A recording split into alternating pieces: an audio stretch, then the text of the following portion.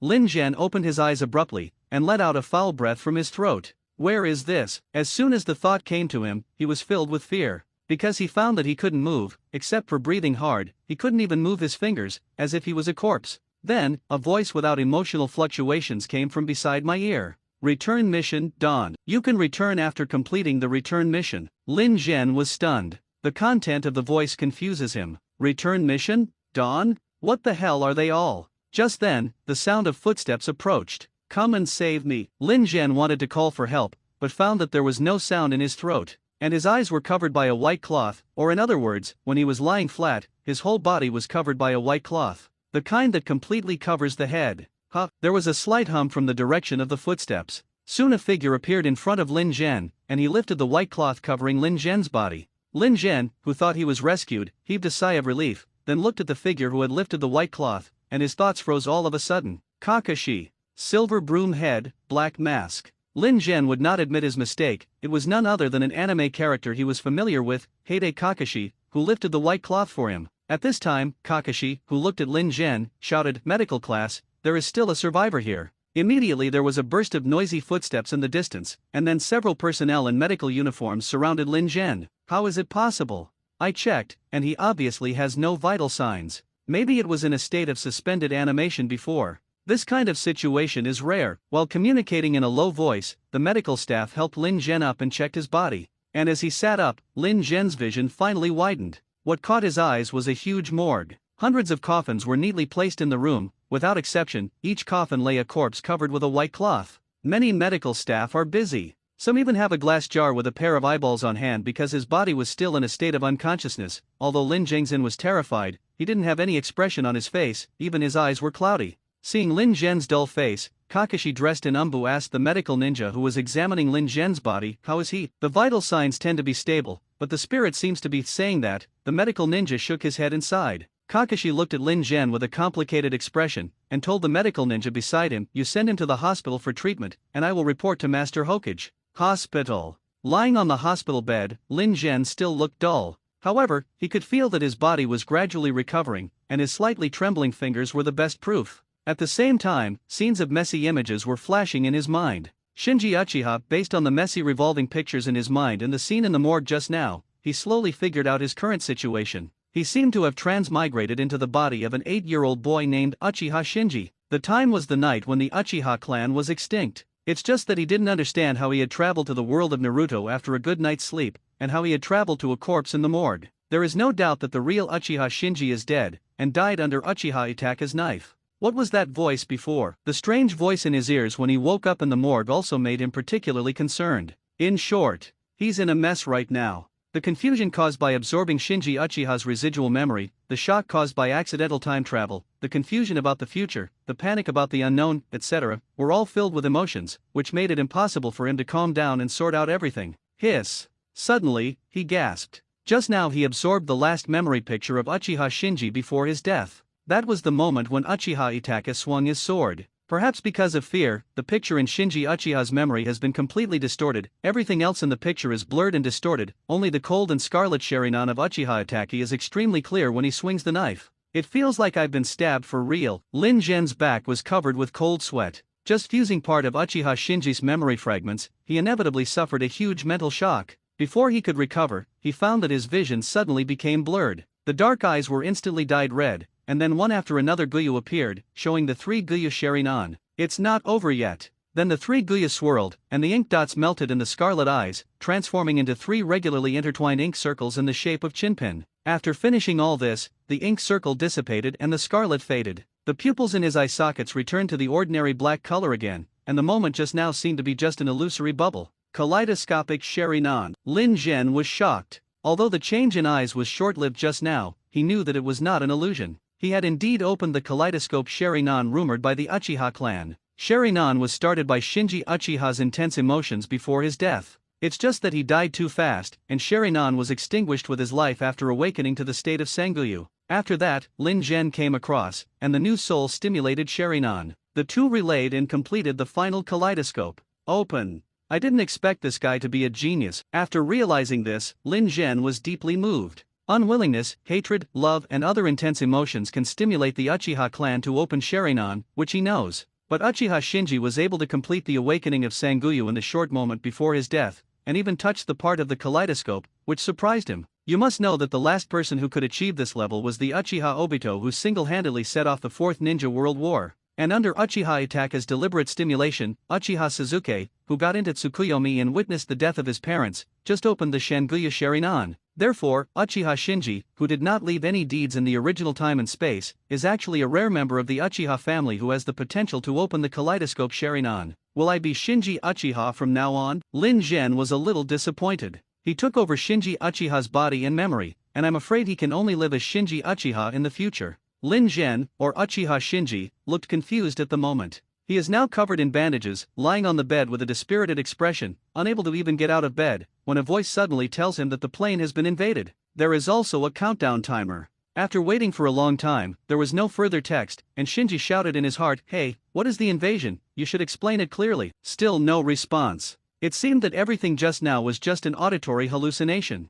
He was very speechless, yet helpless. Right now he was struggling even to move. Shinji spent the next few days in a daze. This is mainly because he was injured too badly. The knife wound left by Uchiha Itachi on his chest was deep enough to see the bone, and severely injured his lungs. Even with medical ninjutsu treatment, it will take time to recover slowly. And that mysterious voice would suddenly sound in his ears every day, reminding the countdown to decrease. This made him realize that the mysterious voice is not an auditory hallucination, but a real existence. Undoubtedly. With this result, he was even more depressed. With the fermentation of several days, the influence of the extermination of the Uchiha clan, the #1 wealthy family in Konoha, gradually emerged. Shinji's most personal feeling is that everyone sympathizes with him when they see him. In fact, the vast majority of people in Konoha village have no deep hatred for the Uchiha clan. Everyone is more disgusted with the arrogance and domineering of the Uchiha clan, and is afraid of the dreaded Sharingan of the Uchiha clan. After Uchiha was exterminated, these daily conflicts disappeared. It was replaced by sighs and sympathy.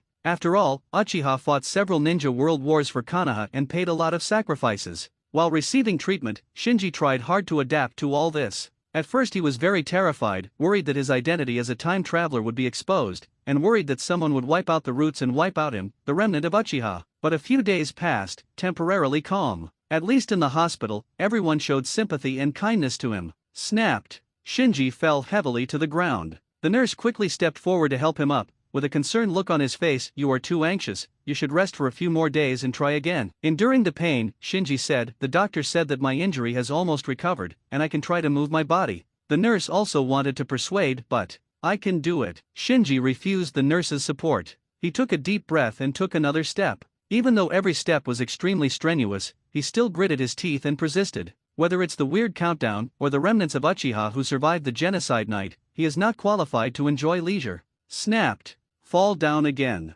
Get up again and again. Even the nurse next to her couldn't help turning her head aside. After an afternoon of exercising, Shinji was finally able to barely walk. The nurse didn't expect him to persevere, and couldn't help feeling, "It's incredible." Shinji said, "I want to go to the bathroom." The nurse smiled, "I'll help you go." "Need not." Shinji declined. He came to the bathroom alone, and after confirming that there was no one there, he walked to a single room in the corner, closed the door, sat on the toilet, then lowered his head and put his hands on his forehead, covering his eyes. Kaleidoscopic Sharingan, open. As he thought about it, the pupils in his eye sockets changed instantly. The scarlet strikes, and the ink circle appears. Instantly, his vision became extremely clear, and the lines on the left hand that covered his eyes were clearly visible. Is this the kaleidoscope Sharingan? He was surprised and delighted at the moment. A few days ago, in order to avoid the exposure of the kaleidoscope Sharingan, he was lying on the hospital bed with limited mobility, and kept suppressing the urge to open the kaleidoscope Sharingan. Now that he finally found a chance to confirm it, he was determined.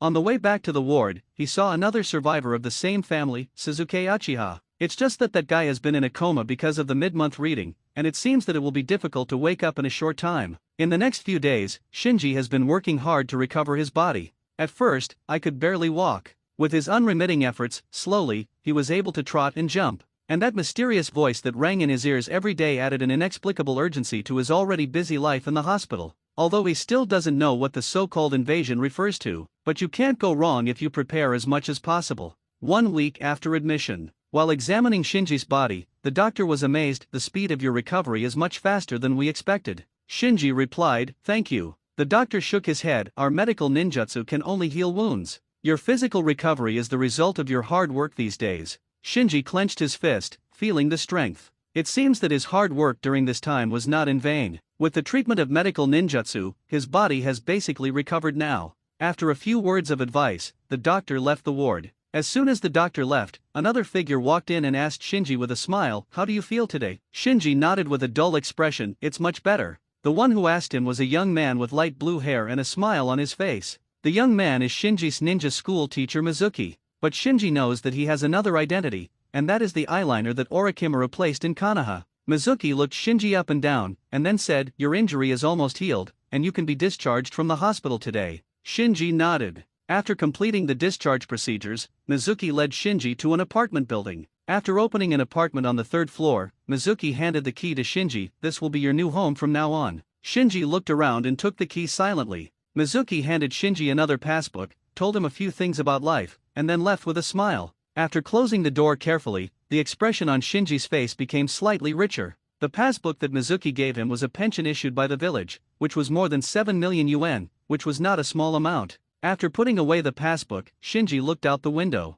Although this apartment is small in size, it is located in the center of the village, only a few streets away from the ninja school, and the surrounding area is very prosperous. Obvious. Uchiha's large family land is not something that Shinji and Suzuki, who is in a coma, can guard, so he was not surprised to be placed here by the village. As for the 7 million pension, I'm afraid it also includes compensation for the clan's land being confiscated by the village. I just think of the scene I saw in the morgue, the accumulation of the Uchiha clan for nearly 1,000 years, and the Sharingan of those dead Uchiha clansmen. I am afraid that they have all fallen into the hands of the village now. In this way, the 7 million pension is not worth mentioning. Night. Rows of lanterns and strips of neon lights lit up the streets of the village. The warm light seems to dispel the coldness of the night. In the apartment, Shinji quietly looked at the night view of Konoha village outside the window, but his mind was on the neighbor. The occasional noises from the next door made him a little suspicious, worried that someone was watching his every move next door. But soon he dispelled his doubts. If someone really was watching him next door, he wouldn't have made these noises for him to hear. I don't know who lives next door. After muttering to himself, he lay down on the bed, thinking about the future. Until now, he has not figured out why he crossed over. The return mission and invasion mentioned by the mysterious voice were even more confused. He tried many ways to call that mysterious voice, trying to communicate, but found nothing, as if it only existed in his imagination. He restrained his thoughts. No matter what, I have to work hard to survive first. Now he already has a pair of kaleidoscope Sharingan, at least until the 4th Ninja World War, it can be regarded as a trump card. With the demise of Uchiha, there are actually not many enemies who still have malicious intentions towards him. In addition to Danzo who led the genocide, Orochimaru who coveted Sharingan, Itachi who killed him once, Obito who participated in the genocide, and other villages and organizations interested in Uchiha's blood boundary, etc., there is nothing. Well, there are still a lot of threats. So I'm staying in Muie village now. It's much safer than running around. This principle is easy to understand. He is now a survivor of the Uchiha genocide incident. As long as the 3rd Hokage still has face, and Konoha still talks about the will of fire, no one will persecute him in the open. But he also knew that he was not protected by Itachi like Suzuki. If he does something too extreme, even if it is not convenient for Sandai to do it, Danzo will definitely not let go of the opportunity to trample him to death, the remnant of Uchiha. Just like these days, he can occasionally feel the hidden sight watching him. Hold on first. He secretly made up his mind. The plane is invaded. Countdown. Too suddenly, the mysterious voice sounded again. His face darkened. The countdown number has changed from 9 a week ago to 2 now, which undoubtedly means that a number is a day. Countdown 2 means that there are only 2 days left after getting up and washing up. Shinji came to the ninja school early in the morning. As a result, as soon as he entered the classroom, he was stunned. There were dozens of people in the room, and he didn't know many people, but among the few familiar faces, there were 2 people who shouldn't be here. Suppressing his doubts, he sat down in his seat relying on the original owner's memory. At this time, there were sympathetic and concerned eyes from all around. Obviously, the students all knew about the tragedy that happened to the Uchiha clan. Uchiha, who is the most powerful family in Konoha, was wiped out overnight by the young patriarch. Only 2 children of the whole clan survived. One can imagine how much commotion this brought to the village. Shinji, who had gradually gotten used to this kind of gaze, remained silent. He glanced at the little red-haired girl sitting in the first row near the podium, and the black-haired boy in the front row without leaving any trace of his eyes. What the hell? He was confused. If he's not mistaken, the thin red-haired girl in the first row should be Karen who has Uzumaki blood, and the black-haired boy in the front row is very similar to Shiro from Kirigakure. How did the two of them end up in Kanaha's ninja school? Shinji searched all the memory fragments left by the original owner, but couldn't find any information related to it. It seems that the original owner never cared about the two classmates, Zionlin and Bai. It can only be said that it is uchiha. Then, he turned his head to look at the boy with white pupils sitting at the other end of the classroom, Niaji Hinata. This was the only person the original owner cared about in his memory,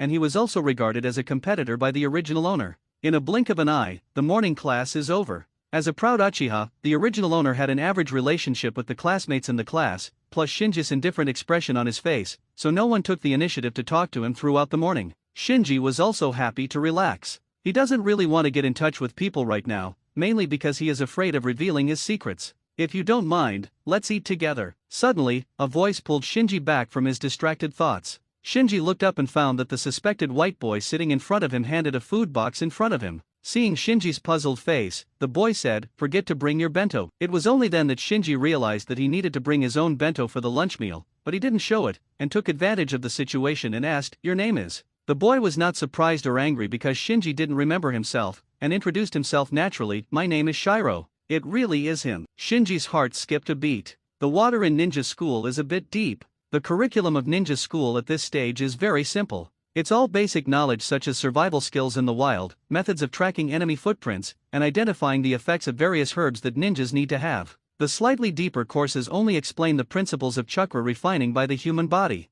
As for the actual use of chakra to perform ninjutsu and illusion, it has not been involved yet. Gymnastics. It is mainly gymnastics sparring among students, as well as ninja throwing practice. Just like at this moment, the students who had finished lunch came to the playground one after another, some chasing and playing, and some practicing with each other. Naruto, Shikamaru, Koji, Kiba. Shinji sees more familiar faces on the playground. However, Naruto is one grade lower than him, and the range of activities between them is also different, and there is no intersection between them. He shifted his gaze to his grade side. He found that Niji, who had a deep face, did not choose to practice with other people, but practiced the soft fist of the Hyaga clan alone in the corner against the wooden stake. After watching for a while, his face gradually became serious. Ning Si is about the same age as him now, only 8 years old, but his physical skills already look very strong. According to the memory of the original owner was not Ning Si's opponent in physical skills, and he failed miserably in several sparring sessions. Not to mention him as a time traveler.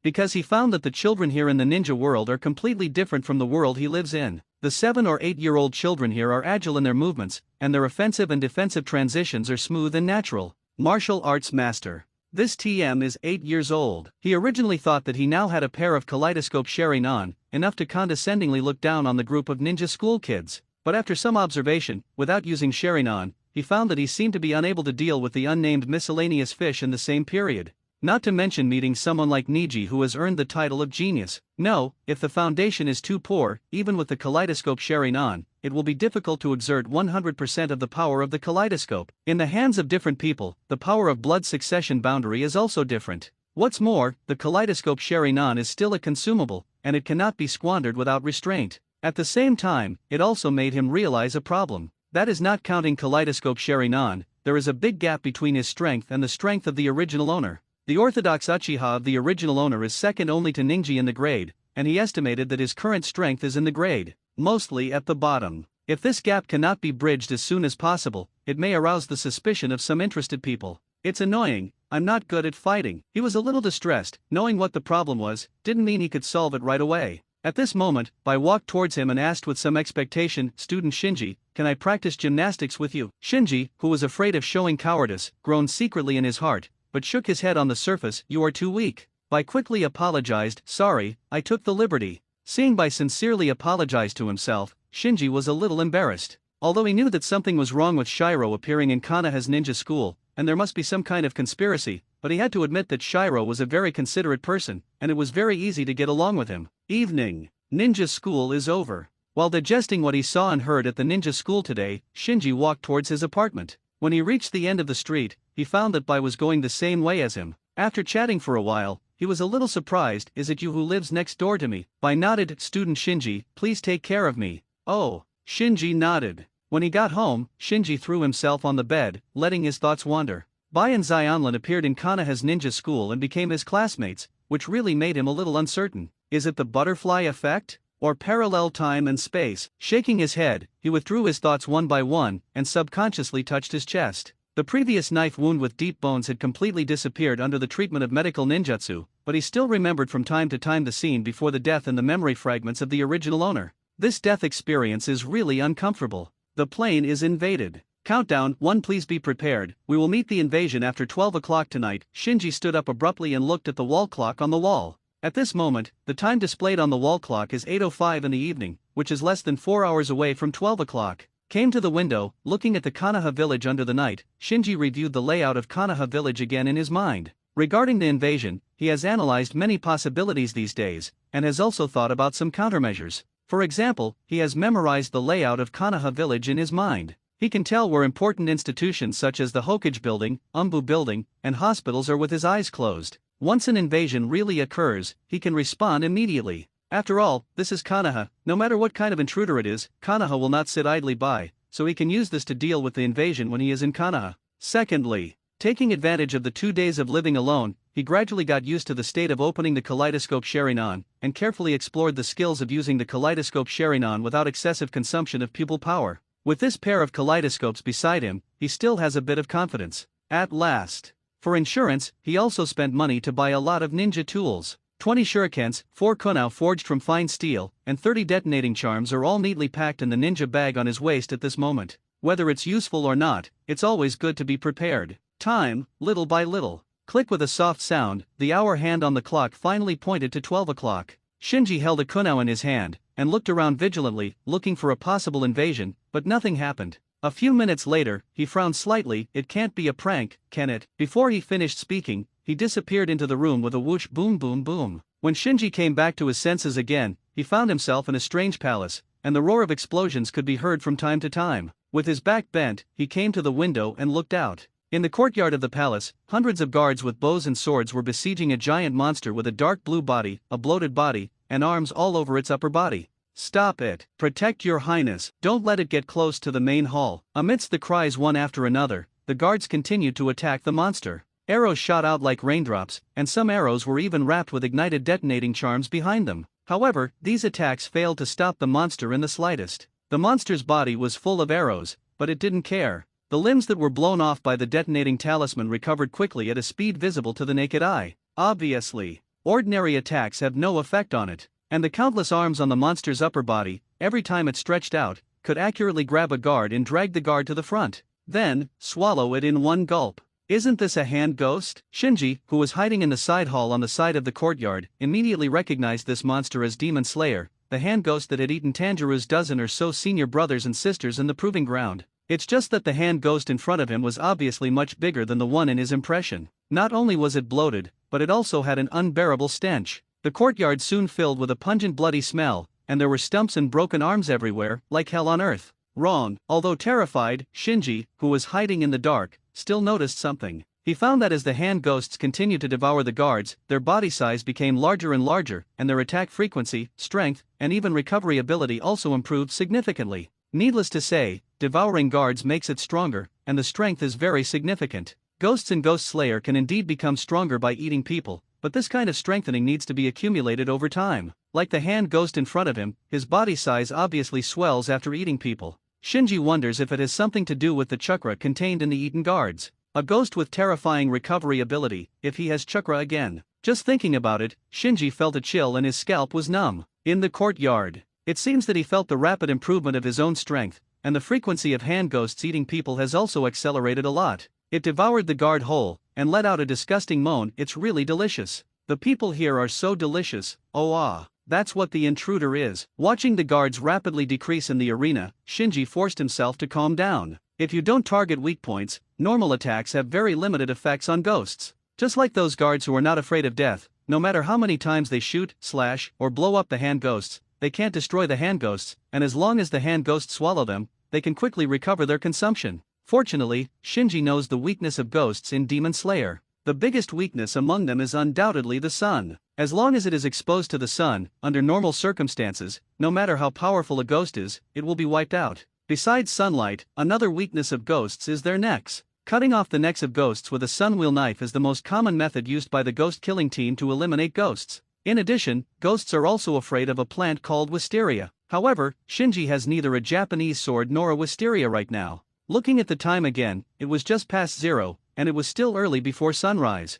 What to do? Shinji had a headache, and turned his gaze to the courtyard again. Judging from the attire of the guards in the courtyard and the detonating symbols used, this place should still be in the ninja world, so he guessed that it was probably a palace of a certain daimyo. This point can also be seen from the fact that the guards are brave enough to fight the hand ghosts without fear of death. And from the analysis of the battle situation, the hand ghost is very strong. It's not that the hand ghost can't fight against it. In fact, the guards have cut off the arm of the hand ghost more than a dozen times, and once even shattered half of the hand ghost's body. But these injuries, which are fatal to normal creatures, have no effect on opponent ghosts. However, the hand ghost can quickly increase its strength by continuously devouring the guards. In just such a short time, its size has swelled again, and it looks like a moving mountain of meat from a distance. Why are the people here so fragrant? Ah, Gulu Gulu is so sweet. While slaughtering, the hand ghost made a chilling chewing sound. Damn it, what kind of monster is this? Reinforcement, why not come? Don't eat me. Amidst the roar and wailing, the resistance of the guards gradually weakened. Hiss. Watching the hand ghost devour the last guard, Shinji looked dignified. Even if it just moves, the hand ghost can make a muffled rumbling sound, making the ground tremble slightly. And the buildings that stand in front of it along the way are like tofu made of tofu that will shatter when touched. At this time, it seemed to be staring at the main hall not far away. Dragging his bloated body, he moved towards the main hall step by step. Shinji in the side hall was a little lucky. It seems that it hasn't found me yet. Swish. The moment Shinji relaxed a little, an arm suddenly shot out from the back of the hand ghost, accompanied by a foul-smelling wind, roaring towards him, smashing through the wall in an instant and grabbing Shinji, who was hiding behind.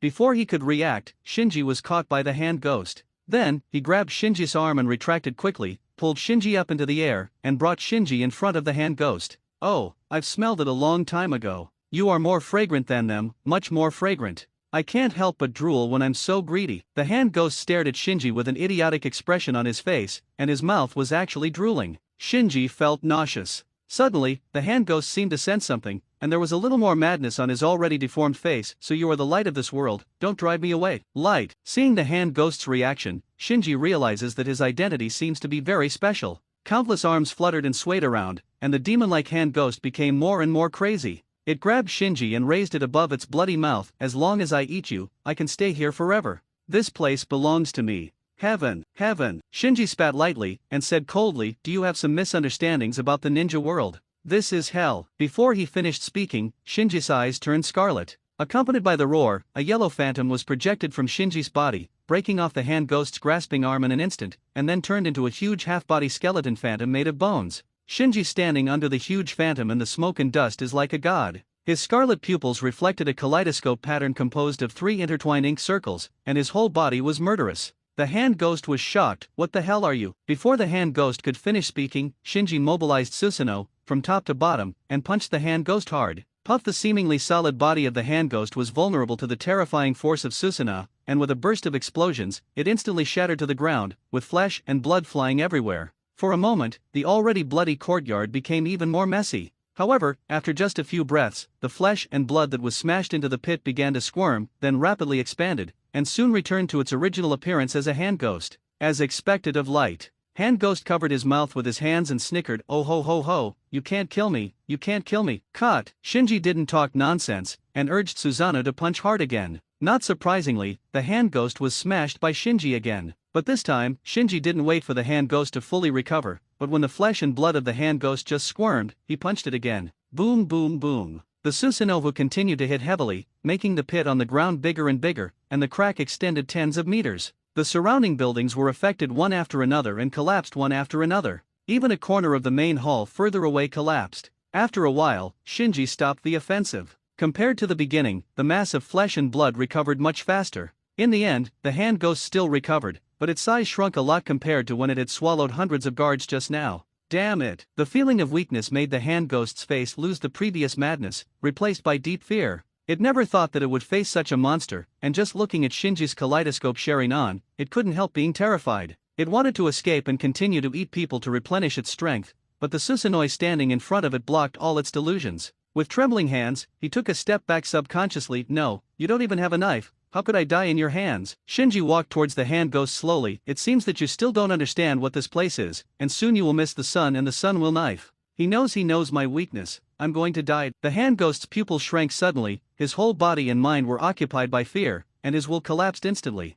Seeing this moment, Shinji did not hesitate, and quickly struck out, urging Susanoo to swing out a punch again, hitting the hand ghost. Boom! The hand ghost's body was smashed to pieces again. But this time, the flesh and blood on the ground did not squirm and gather again, but dissipated into the air like fly ash. Invasion successfully blocked, the rift closes. Hearing the voice next to his ear, Shinji breathed a sigh of relief, fell to the ground, and the huge Susanoo covering him also dissipated in an instant. Why do you want me, the Uchiha remnant, to do things like guarding the ninja world? He already understood a little bit now. The so-called invasion should be the invasion of the ninja world by alien creatures like hand ghosts. As for the light in the hand ghost's mouth, most of his duties are to eliminate these invading creatures from other planes and protect the safety of the ninja plane. Understanding is understanding, but he is very conflicted in his heart. He was thrown here for no reason, and even had a battle with monsters for no reason. If it wasn't for the kaleidoscope Sharingan, he would already be in the belly of the hand ghost. Hey, I admit it this time, don't do it again.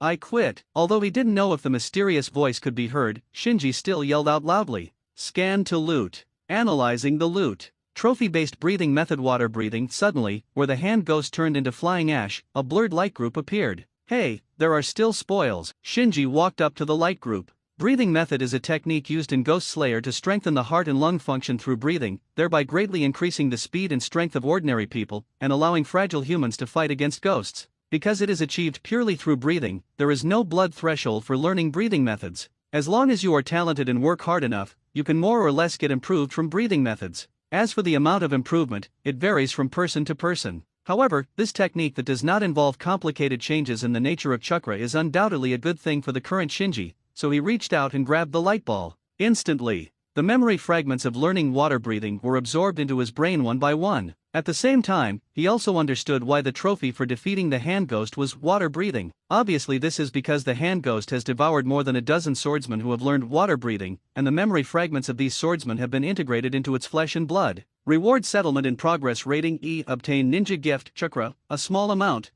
Many light spots appeared around him instantly, and merged into Shinji's body one by one. This feeling was like throwing him into a hot spring, which was so comfortable that he couldn't help crying out. Gift from the ninja world was stunned for a while, and he thought there is still a reward. The amount of chakra that had just poured into his body was almost equal to his own chakra, which meant that his chakra had doubled in just a short moment. But recalling the contents of the mysterious voice just now, he recalled, hey, don't specially emphasize a small amount. Rewarded a small amount of chakra, let him directly double the amount of chakra. Doesn't this mean that his own chakra amount a small amount? And he also noticed that he was given any grade, which is clearly not a good grade. Looking around, he thought, is it because the invading hand ghosts caused too much damage to the ninja world, which affected the rating? Or the invasion took too long, which affected the rating? Click. Suddenly, there was a sound not far away. There are survivors. Shinji turned his head abruptly, looking in the direction of the voice. I saw a small head poking out from the ruins of the main hall, blinking its big eyes, looking at him in the courtyard. Oops. Realizing that his kaleidoscope Sharingan was exposed, Shinji's heart tightened. If this secret is leaked out, neither Danzo in the village nor Orochimaru outside the village will let him go. Even some villages and organizations temporarily unrelated to him will hunt and kill him because they covet the kaleidoscope Sharingan. This is very bad. So in order to make sure, he walked over quickly. When he got to the front, he realized that he had some impression of the little gray figure in the ruins. After carefully identifying it, he said to himself, these purple eyes are Ziwan. Ziwan asked curiously, big brother with red eyes, do you know me? It turns out that this is the palace of the witches in the kingdom of ghosts. From Shin's surprised gaze, Shinji knew that the other party must have witnessed the fierce battle between him and the hand ghost. In other words, his Susanoo has been exposed, and the secret of kaleidoscope Sharingan is hard to hide. Shin didn't notice the entanglement in Shinji's heart at all. She looked Shinji up and down, her eyes were full of admiration. Do you want to kill your mouth? Shinji couldn't make up his mind at all. Wow. As if sensing Shinji's murderous intent, the little bell hanging on Shin's chest suddenly burst into dazzling light. This is. Feeling threatened, Shinji took a step back. Others may not know, but he knows the details of the witches in the kingdom of ghosts. The little bell on Ziwan's chest is a very powerful magic weapon. It seems to be protecting Ziwan, but in fact, its real function is to seal Ziwan's priestess power, so as to prevent the young Ziwan from using her priestess power indiscriminately to hurt people around her. To put it bluntly, that thing is a restraint disguised as a body protector. If you want to kill Shin, you must first destroy the bell, and once you destroy the bell, you will have to face the unsealed ghost country maiden. Shinji dismissed the idea of silence. It's true that Z1 is a rookie shrine maiden now, but why isn't he a rookie ninja? He wasn't sure if his Susanoo could block Shin's sealing technique. You must know that the witches of the country of ghosts have the ability to seal-tailed beast-level monsters, but it's obviously not okay to let it go. So he thought of illusion, fixed his eyes on Z1, activated the kaleidoscope Sharingan, and implanted a psychological hint into Z1's heart through the power of his pupils. You haven't seen me. Instantly, Shin's expression froze and unconsciously followed Shinji and said slowly, I haven't seen it. I haven't seen it. Did it work? Shinji observed it for a while, and then secretly heaved a sigh of relief. Fortunately, Z1 is now sealed with the power of a witch, and the time she spends with herself is extremely short. Otherwise, it would be very difficult to complete this period of implantation of psychological hints with his half-baked kaleidoscope Sharingan illusion. Even so, he didn't feel safe. If he meets Z1 again in the future, there is still a high chance that Z1 will recall this memory. Fortunately, Z1, as a maiden of the ghost country, will not leave the ghost country easily, so the probability of them meeting in the short term is very low. At this time, a fire was reflected in the distant night, and it seemed that a large group of people were holding torches and rushing towards the palace in a hurry. Obviously, these are the guards of the Kingdom of Ghosts who came from other places for reinforcements. And when Shinji was worried about how to return to Konoha village, his figure disappeared out of thin air with a swish. Looking at the familiar room, Shinji realized that he was back. At this time, the wall clock on the wall showed that he had left for about 30 minutes. This time happened to be the time when he witnessed the hand ghost slaughtering the guards and he killed the hand ghost. That is to say, he teleported to the area where the hand ghosts invaded, that is, the palace of the witches in the country of ghosts, and teleported back instantly after the end. It is somewhat similar to the flying thunder god art. There was a sudden stabbing pain in both eyes. Enduring the severe pain, Shinji quickly closed the kaleidoscope Sharingan, and the scarlet eyes quietly returned to black. After a while, the stinging pain in the eyes gradually subsided. Call! He let out a foul breath, and his face was a little ugly. After successfully blocking the invasion, he received a gift from the ninja world, and the amount of chakra in his body has indeed nearly doubled, but chakra is chakra, and the pupil power of kaleidoscope Sharingan is pupil power. Simple to understand. Chakra is extracted from the synthesis of physical strength and mental strength, and can be recovered through rest. Is renewable. The pupil power of the kaleidoscope Sharingan is a very high quality inescape chakra. Its total amount has been fixed when the kaleidoscope Sharingan is awakened, and it can be used as little as possible. Before possessing the ability to convert ordinary chakras into high-quality escaping chakras, the pupil power consumption of kaleidoscope Sharingan cannot be replenished. Opening Susanoo this time consumes too much, and if I do it a few more times like this, my kaleidoscope Sharingan will be useless. At the moment of life and death before, he didn't think too much when he activated the Susanoo,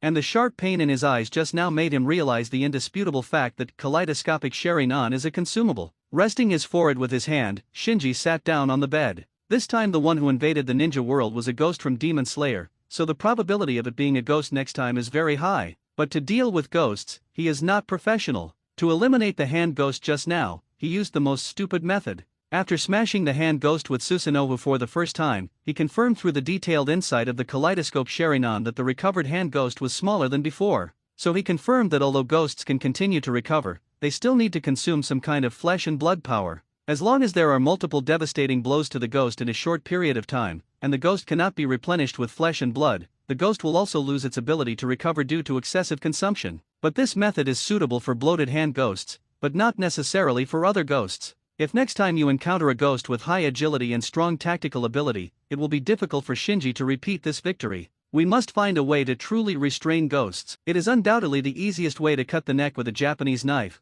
but Shinji is not sure if there is a special or for forging a Japanese knife in the ninja world. He had never seen wisteria flowers in Konoha. As for sunlight, I obviously don't invade the ninja world during the day. If ghosts are afraid of the sun, will the Amaterasu, known as the flame of the sun, work on ghosts? Shinji suddenly thought of Amaterasu, the kaleidoscope Sharingan's pupil technique. The Amaterasu black flame has the characteristic of burning everything and never going out. So even if it can't have a special restraint effect on ghosts like the sunwheel knife, it can still be attached to the ghost's body to make the ghost disappear in endless burning. Pity Shinji's kaleidoscope Sharingan does not have the pupil art of Amaterasu. He scratched his head when he thought of his kaleidoscope writing Sharingan pupil technique. His left and right eyes have the same pupil technique, named Susa Zun lamp. As the name suggests, this is a pupil technique based on the Susanoo. If you want to activate the Susanoo lamp, you must first activate the Susanoo. Unlike the common ninjutsu and illusion pupil techniques such as Amaterasu and Tsukuyomi, Susasen lamp is a relatively rare functional pupil technique. When Susanoo and Susanoo lamp are turned on at the same time, Shinji's Susanoo phantom face will have a second pair of eye sockets, a pair of empty eye sockets that can accommodate another pair of eyes.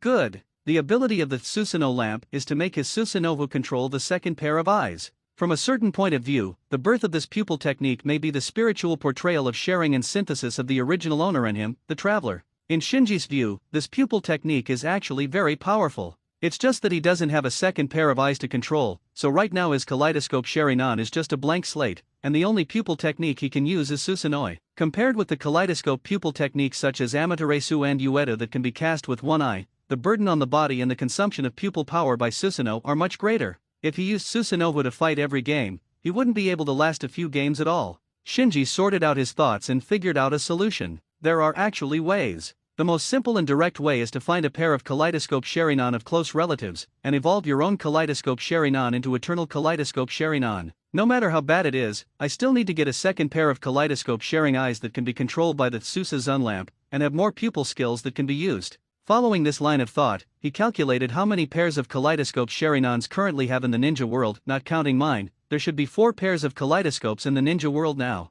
Obito's kaleidoscope, one is on Obito himself, and the other is on Kakashi. Of Zishui's kaleidoscopes, one was taken away by Danzo, and the other was collected by Itaki. Itaka's kaleidoscope is on himself. These 3 pairs of kaleidoscopes are all held by the strong. With Shinji's current strength, don't even think about it. The only thing that can move your mind is the pair of kaleidoscope writing sharing eyes of the late Uchiha patriarch Uchiha Fugaku. The reason why he can move his mind is mainly because Fuyu never revealed the secret of having a kaleidoscope Sharingan until his death. So although the village confiscated Fuyu's Sharingan, it probably didn't know that it was a pair of kaleidoscopes. In this way, the guard level of those eyes will not be too high. After all, in the morgue that night, Shinji saw with his own eyes that the medical team removed the Sharingan from the corpses of the Uchiha tribe and put them into nutrition jars. Having harvested so many Sharingan at one time, the preciousness of Sharingan will inevitably be weakened. Therefore, among the 4 pairs of kaleidoscopes in the ninja world, Fuyu's pair is the least difficult to obtain, and it is also the pair that Shinji is most likely to succeed.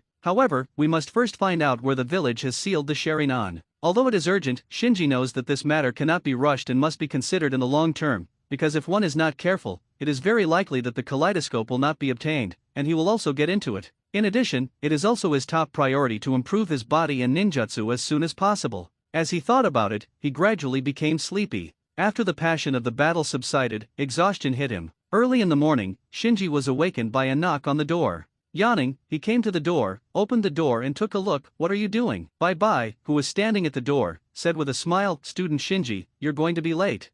Turning his head to look at the wall clock on the wall of the room, he realized that it was almost 8 o'clock. So he had no choice but to wash up briefly and hurried out the door. When he arrived at the ninja school, he realized that he forgot to prepare the lunchbox again. Seeing this, Bai took out a food box from his bag and handed it to Shinji. "Don't worry, I prepared it for you, but I don't know if it suits your taste." Shinji took the food box, opened it and looked at it. There are delicious sushi and meatballs in the food box, as well as fresh fish slices and vegetables. Obviously, Bai prepared it with great care. "Thanks." Bai waved his hand. "We are classmates, you're welcome." Shinji nodded, accepting Shiro's kindness. Although he knew that Bai was kind by nature, he still vaguely felt that Bai was too kind to him, as if he was deliberately getting close to him. The morning theory class ended soon. After eating the bento, Shinji came to the playground like other students. Because it was free time, the playground was very lively with students from all grades. For example, Naruto, who is shorter than him by a first grade, is sitting on a swing in the corner of the playground, unhappy because he can't fit in with other people.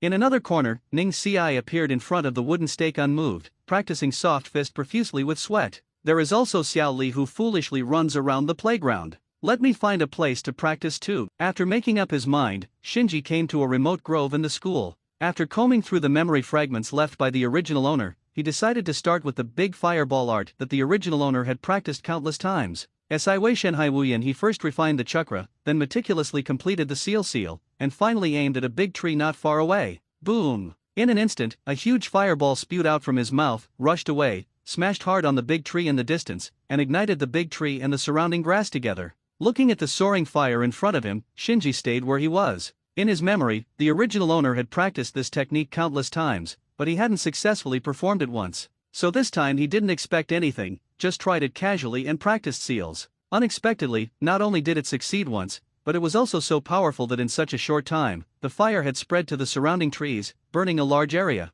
Swish, swish, swish. Soon, one after another figure rushed to the grove. These are the ninja school teachers who came in a hurry after seeing the fire and smoke in the forest. Seeing the fire all over the sky, the faces of the teachers changed drastically. Earth escape, earth formation wall, water escape, water wave technique. Two of the teachers looked at each other, and then tacitly launched ninjutsu. One used the earth escape to block the fire, and the other tried to put out the fire with the water escape. After a lot of tossing, the fire was finally extinguished. In the mist and smoke, the teachers were ashamed one by one. Irika came to Shinji and asked, "Shinji, did you do it?" At this time, it was obvious that he couldn't live with it, so Shinji had no choice but to nod his head. Irika said sternly, "It's too dangerous. How can you perform such advanced fire escape ninjutsu in the woods? I didn't expect it to be successful either." Shinji groaned secretly in his heart. If he had known that there would be such a big commotion, he wouldn't try it in the ninja school if he was killed. And isn't it the sea-level ninjutsu that was said, the difficulty of Zonin?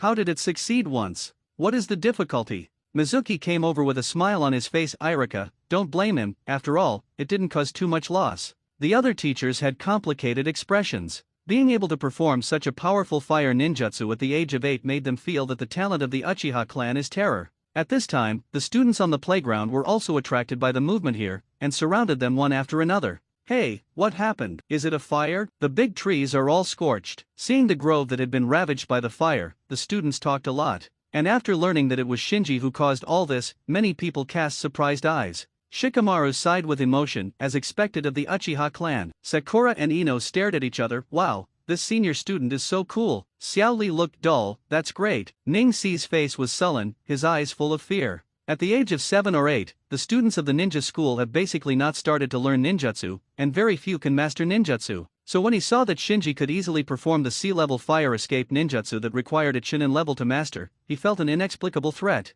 What's the matter? What are you looking at? Behind the crowd, Naruto grumbled and squeezed in, but was squeezed out by the crowd again and again. All this trouble made Shinji sigh helplessly. Back in the classroom, Shiro turned around and said to Shinji, "Student Shinji, I didn't expect you to have mastered such a powerful fire escape ninjutsu." Shinji shook his head. "It's just a sea-level ninjutsu. This is not all to maintain the character design of the Uchiha clan." He said it on purpose. He really didn't have much pride in his heart this time. It must be known that Itachi just read his father's seal without opening his eyes, and he immediately learned the jumping fireball technique. Suzuki is worse, but it only took a day to learn. Not only has he awakened the kaleidoscope Sharingan, but he also just received a gift from the ninja world last night, and his chakra has doubled, surpassing most of his peers. In this case, mastering a sea-level fire escape ninjutsu, after thinking about it, is indeed reasonable. After all, ninjutsu is a kind of use of chakra. There are enough chakras and they are strong enough. Not to mention the rigid two-handed mudra, even one-handed mudra, or even muji, can also perform ninjutsu.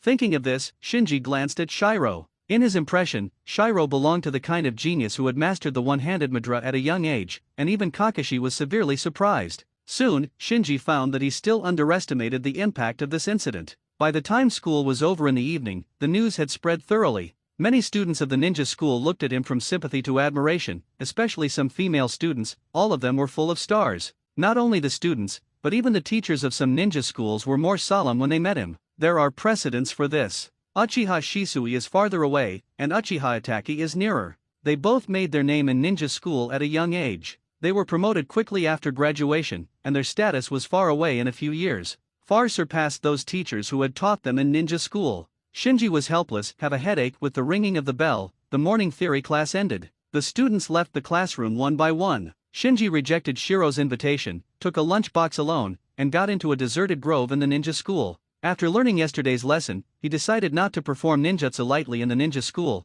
but to practice the breathing method, breathing of water first. Because the practice of breathing method is very hidden. Unless there is been watching all the time, otherwise, it will not be found at all. So while eating his bento, he checked the memory fragments of the swordsman who practiced water breathing in his mind. At this moment, a person suddenly walked in the forest. Who? Shinji looked over. The man stood in the shadow of the trees. Not bad vigilance. Seeing the man's appearance clearly, Shinji's face remained unchanged, but he was secretly startled. Because the other party is none other than Shimura Danzo, who single-handedly promoted the Uchiha extermination. Danzo stared at Shinji, without hiding the aggression in his gaze. "Your talent is good, but you can't take revenge with talent alone. Who are you?" Shinji was appropriately hostile. Danzang took a step forward, revealing his sinister face in the sunlight. The old man is the elder advisor in the village, and becoming the old man's subordinate is your only chance for revenge. Hada wants to use revenge against Itachi to trick me into joining the route. Shinji felt absurd in his heart. This Danzo really doesn't want any face. Obviously he single-handedly promoted the Uchiha extermination, but now he still has the face to coax the victim to work for him. First use Itachi to destroy the Uchiha clan, and then use himself, the Uchiha remnant, to deal with Itachi. It's a beautiful idea. Suppressing his disgust towards Danzo in his heart, Shinji said, I don't need other people's help, I will kill that person myself. Those who reject the old man will not end well. Danzo snorted disdainfully, then turned and left. Looking at the leaving Danzo blankly, Shinji thought to himself, it's really disgusting to be targeted by this kind of guy, but he shouldn't dare to do anything to me in the open now. Shinji knows that the relationship between Danzo and Sandai is delicate. From a certain point of view, Danzo is a part of the power structure of the three generations, and an important help for the three generations to control Konoha village. So don't talk about Shinji, even Uchiha with Shimizu and Itachi's strength, or even Orochimaru with both strength and status, Hideki Sakumo, etc., can't beat Danzo in the village. Looking away, Shinji continued to eat the bento. Danzo may not be able to do anything to him on the surface, but he can't say it in secret, so it is still necessary to improve his strength as soon as possible. After eating the bento, he calmed down his thoughts and began to try to practice water breathing. Pranayama is the development of the potential of the body. Water breathing is one of the 5 basic breathing methods. Although it is not as powerful as sun breathing and moon breathing, it improves the body significantly. In Ghost Slayer, swordsmen who are mortals basically rely on these basic breathing methods to fight ghosts that can recover infinitely. And because there are memory fragments of more than a dozen swordsmen who practiced water breathing, Shinji has a natural affinity for water breathing. After simply trying several breathing rhythms against the memory fragments, he gradually got a feeling. Feeling the rhythm of the airflow exhaled from his mouth, he faintly found that his heart and lungs seemed to be echoing a certain rhythm. But it's not the same as normal breathing. In just a moment, he felt that his lungs began to feel stuffy, his heartbeat and breathing became rapid, and the rhythm of that rhythm was instantly destroyed. Stopping the breathing method, Shinji secretly rejoiced. According to the memories of those swordsmen, it usually takes a month of hard work to barely feel the rhythm of the breathing method. Even Sato, the best among them, took a few days to feel the rhythm, and he got into the rhythm with just one attempt. Of course, this is mainly because he has obtained the training experience of more than a dozen swordsmen. Just like the entry level of water breathing, he has simulated it more than a dozen times in his heart. But mastering the rhythm is only the first step. The key to the breathing method is still the in-depth development of body functions. Skills can only reduce the difficulty of getting started, but cannot save the process of cultivation. If the heart and lungs cannot keep up with the rhythm of the breathing method, just like just now, you will feel chest tightness and unsustainable for just a moment. It seems that in order to master the complete concentration of the elementary level, you still need to practice over time, so that all the organs of the body can keep up with the rhythm of the breathing method. Shinji has a goal. Time flies, and 2 weeks have passed in a blink of an eye. During this period of time, the strange invasion did not happen again, which made Shinji a little relieved, but he did not dare to take it lightly, and still tried his best to improve his strength. After rejecting Danzo's offer last time, he waited up and finally accepted Bai's partner training. Because of things like gymnastics, it's impossible without a good partner. Bai was both his classmate and his neighbor, so he would not arouse anyone's suspicion if he practiced against Bai. Of course, the premise is that the ostentatious incident that almost burned the ninja school last time can't happen again. With Bai's help, his weak physical skills improved rapidly. After only 2 weeks of hard training, he reached the average level of his peers. At least the flaws will not be seen by interested people. And the understanding Bai not only did not explore too much why his physical skills foundation is so poor, but also thoughtfully formulated various plans for him to exercise physical skills. For the improvement of physical skills, the foundation is the most important. The stronger the foundation, the higher the upper limit, so Shinji is very modest in this regard and works very hard to consolidate his weak foundation. The other side. After more than 20 days of coma, Suzuki finally woke up in the hospital. At first, he didn't want to believe the fact that the Uchiha clan was exterminated, so he stumbled into the empty Uchiha clan land alone. Then in the drizzle, he walked out in a daze. Why? He walked like a puppet, his expression dull and aimless. His world collapsed in one night. In that short night, he changed from the son of the patriarch of the most wealthy family in Konoha to the helpless orphan he is now. What made him even more unacceptable was that the culprit of all this was actually his closest brother. Such a fact made him unable to accept it. Ever since, the lively and cheerful personality before the night of the genocide suddenly changed into the gloomy and withdrawn one with a look of lovelessness on his face. Shinji is also secretly watching Suzuki. However, when he found out that the village did not arrange Suzuki in the apartment building where he was, but let Suzuki live in an apartment not far from the Anbi building. His attention to Suzuki became more hidden. Obvious. Suzuki is still under surveillance by the village. This is actually understandable. Before Uchiha Itachi defected, he warned Sandei and Danzo in person that if any accident happened to Suzuki in the village, he would spread Konoha's top-secret information to other ninja villages.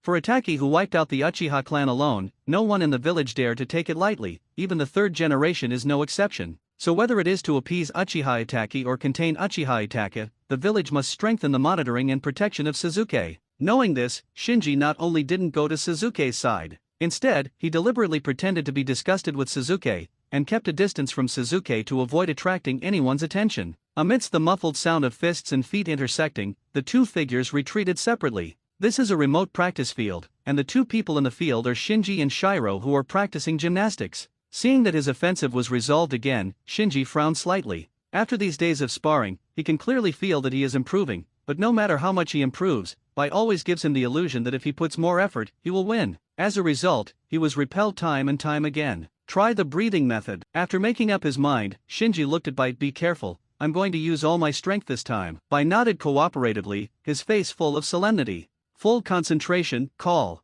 After letting out a breath, Shinji's figure flashed, and he swung a straight fist straight to Shiro's face. A trace of surprise flashed in the white eyes, as if he didn't expect Shinji's speed to suddenly become so fast. Bang bang bang. In an instant, the two exchanged 4 or 5 punches. Every time Shinji swung his fist, he exhaled mist from his mouth. Every move seemed to be stepping on a certain rhythm, and his speed and strength were greatly improved compared to before. This made Bai very uncomfortable, and rarely showed panic. Call. Letting out another breath, Shinji's speed increased again, his figure flickered, he circled behind Bai, and then swept out with a side leg. But at the moment when the side leg swept Shiro, with a shua, Shiro jumped up quickly, not only avoiding Shinji's side leg, but also lightly tapped the side leg that Shinji swept out with his toes. Using his strength to reflexively retaliate, Shinji hit the side leg. Shinji was taken aback, and had no time to change his moves to dodge, so he had to forcefully raise his arms to protect his vitals. Boom! Accompanied by the muffled sound, Shinji was repelled again, and the rhythm of his breathing was disrupted.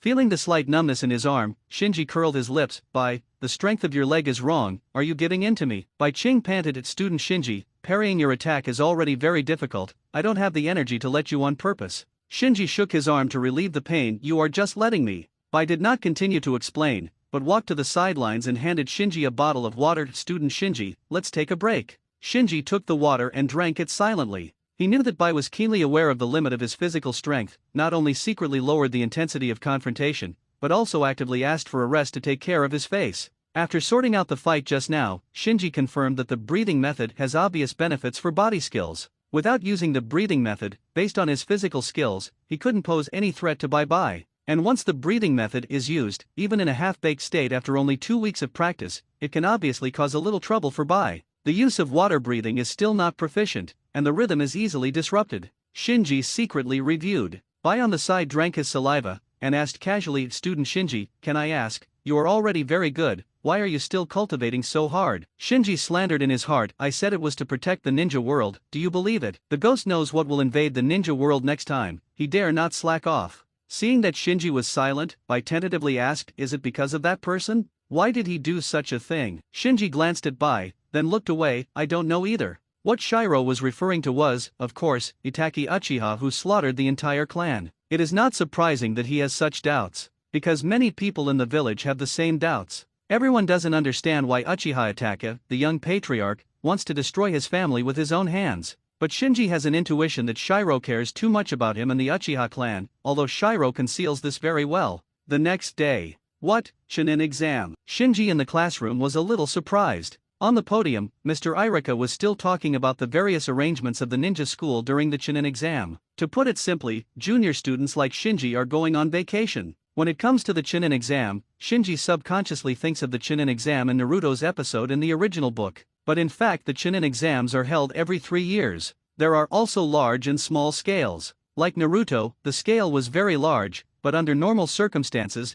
the scale would be smaller. The venue is not necessarily in Konoha village. All villages that have an alliance or cooperative relationship with Konoha are in principle eligible to host the Chunin exam. Great, you can take a vacation. I heard that many villages will send people to participate this time. Isn't there a good show to watch? The students all smiled happily, as if the village was about to hold a festival. In fact, the Chunin exam is no different from the festival. Villagers in the village can still buy tickets to watch the final. After leaving the ninja school, Shinji and Shiro wandered the streets. Suddenly, there was a noise in the distance. Shinji followed the prestige and saw a procession approaching from the end of the street, with a magnificent carriage in the center of the procession. Bai also looked over. It seems to be the symbol of the Kingdom of Ghosts. Will the maidens of the Kingdom of Ghosts also participate in this Zongnin exam? Shinji's face froze. The witch of the ghost country. Bai said, well, the person in the carriage is probably the Maiko from the Kingdom of Ghosts. Why did she run to Konoha? Could it be that my illusion has been dispelled? Shinji, who was secretly startled, looked in the direction of the Demon Kingdom team, and thought, is this going to the Hokage building?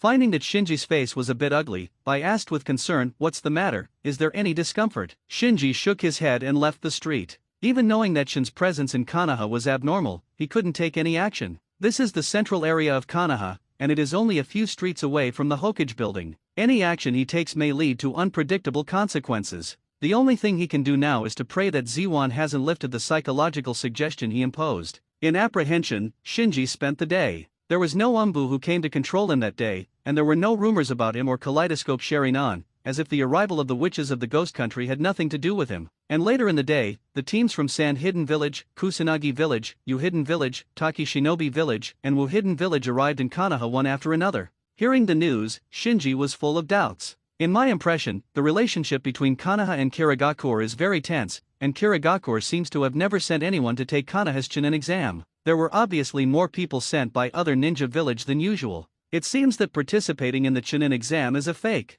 It is the purpose of these villages to verify the rumors that the Uchiha clan was exterminated. After thinking about it for a while, he figured out why these ninja villages were so active in sending people to participate in this Chunin exam. You must know that the Uchiha family is a wealthy family that has been passed down for nearly 1,000 years. It is a ninja family that has already stood at the top of the ninja world before the establishment of the major ninja villages. So the news of Uchiha being exterminated is a blockbuster to the entire ninja world. In the evening, Shinji did not relax, and continued to pull Shiro to practice gymnastics with himself. During the break, while wiping his sweat with a towel, he asked casually, why does the Kingdom of Ghosts send people to take the Zongnin exam? They also have a ninja village. Bai shook his head, I've never heard of a ninja village in the land of ghosts. What is the witch from the ghost country doing in the village? Bai smiled and said, I'm not sure, but I heard that the witch from the ghost kingdom spent a day in the village and visited many shops. Oh, Shinji responded, thoughtfully. Rustle suddenly, there was a sound from the bushes beside the practice field.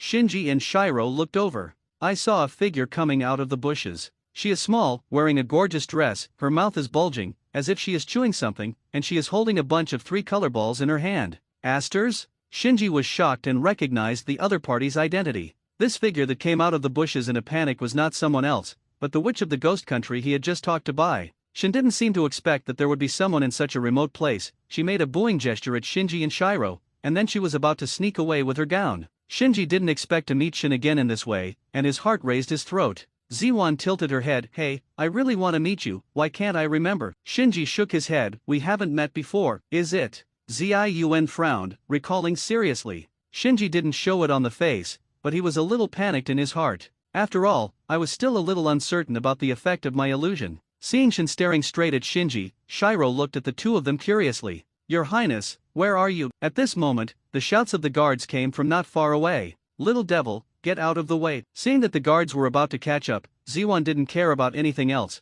and quickly pushed Shinji away in front of him, and ran away in a hurry. Shinji twitched the corners of his mouth, and slandered, you called me big brother before, but now you call me little devil, this guy. Not long. A few guards of the ghost country carrying big bags and small bags chased after him, sweating profusely. After asking Shinji and Shiro where Shin was escaping, they apologized and continued chasing after shouting. Looking at the guards going away, she smiled and said, it turns out that the Maiko from the Kingdom of Ghosts just now is so naughty. Shinji breathed a sigh of relief. Although the episode just now caught him off guard, it also proved that the psychological hint he implanted in Z1 with the kaleidoscope Sharingan is still in effect. Then Z1 came to Konoha, probably just to take refuge. After all, when the Maiko was attacked in the original time and space, the Kingdom of Oni also asked Konoha for support at the first time. This time the hand ghosts invaded and slaughtered hundreds of guards of the Ghost Kingdom in one night. It is reasonable for the Ghost Kingdom to send the young witches to Konoha to avoid danger. The plane is invaded. Countdown 3. Suddenly, a familiar voice sounded in Shinji's ear without warning. He subconsciously looked at Bai beside him, and found that Bai couldn't hear the voice at all.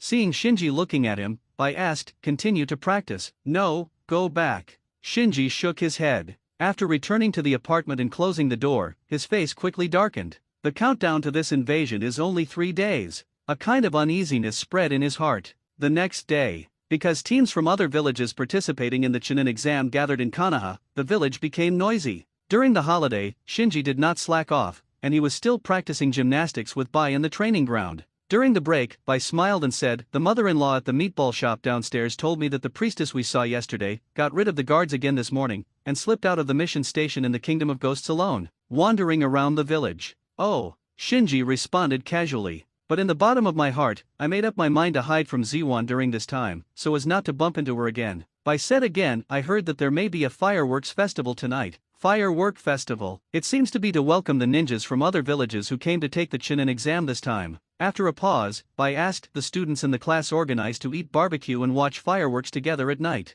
"Shinji, are you going?" Shinji said casually, "I'll forget it." Bai said, "Then I won't go either night." Boom, boom, boom. Shinji, who was leaning against the window, looked at the gorgeous fireworks blooming in the night sky, expressionless on his face. If you zoom in the angle of view, you'll find that his eyes are out of focus. Obviously he is not really admiring the fireworks, but is thinking about something. Next door. Bai also stared at the night sky, but his expression was extraordinarily serious, as if he wasn't admiring the fireworks. Suddenly, his eyes focused on an unremarkable firework in the sky, and his expression suddenly became dignified. Then he sighed helplessly, went to the closet, and changed his clothes. In the village, Suzuki was alone, sitting with his legs crossed by a small lake not far from his apartment, not looking up at the night sky, but staring at the gorgeous fireworks reflected on the lake. The mood is completely opposite to the gorgeous fireworks reflected on the lake at this moment. This excitement bored him. At this time, the fireworks reflected on the lake in his sight suddenly distorted, as if it had turned into the face he hated the most.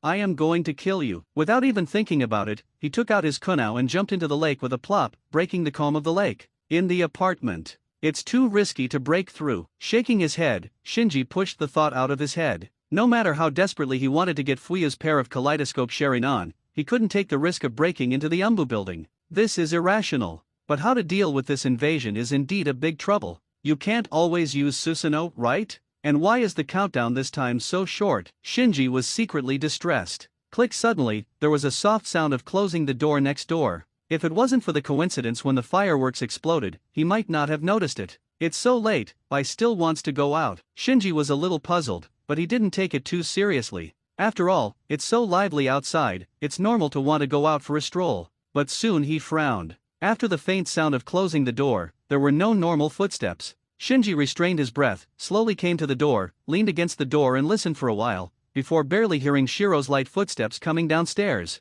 Sneaky, what is he doing? After pondering for a while, Shinji decided to follow and have a look. But he obviously overestimated his tracking skills, and in a short while, he lost Bai's figure, and only saw Bai disappearing into the busy street from a distance. He must be meeting someone, so careful, the identity of the other party may be very sensitive. Shinji was thinking about Shiro while walking the street. Shiro's appearance in Konoha village and his faint curiosity about him and the Uchiha clan already made him feel strange. Coupled with what happened just now, he was almost certain that there must be something wrong with Bai. It's just that he still can't determine who Bai is working for, whether it is a certain important person in the village, or a spy carefully planted in Konoha by other villages. Passing by a small stall, Shinji stopped suddenly. Seeing the dazzling array of masks hanging on the stall, he remembered that when he was dealing with the invasion for the first time, he was accidentally seen by Shin, so he went forward and bought a pair of fox masks similar to Umbu's. Learn from mistakes. The next time he faced an invasion, he would have to disguise his identity. With the mask tied around his waist, he continued to walk around.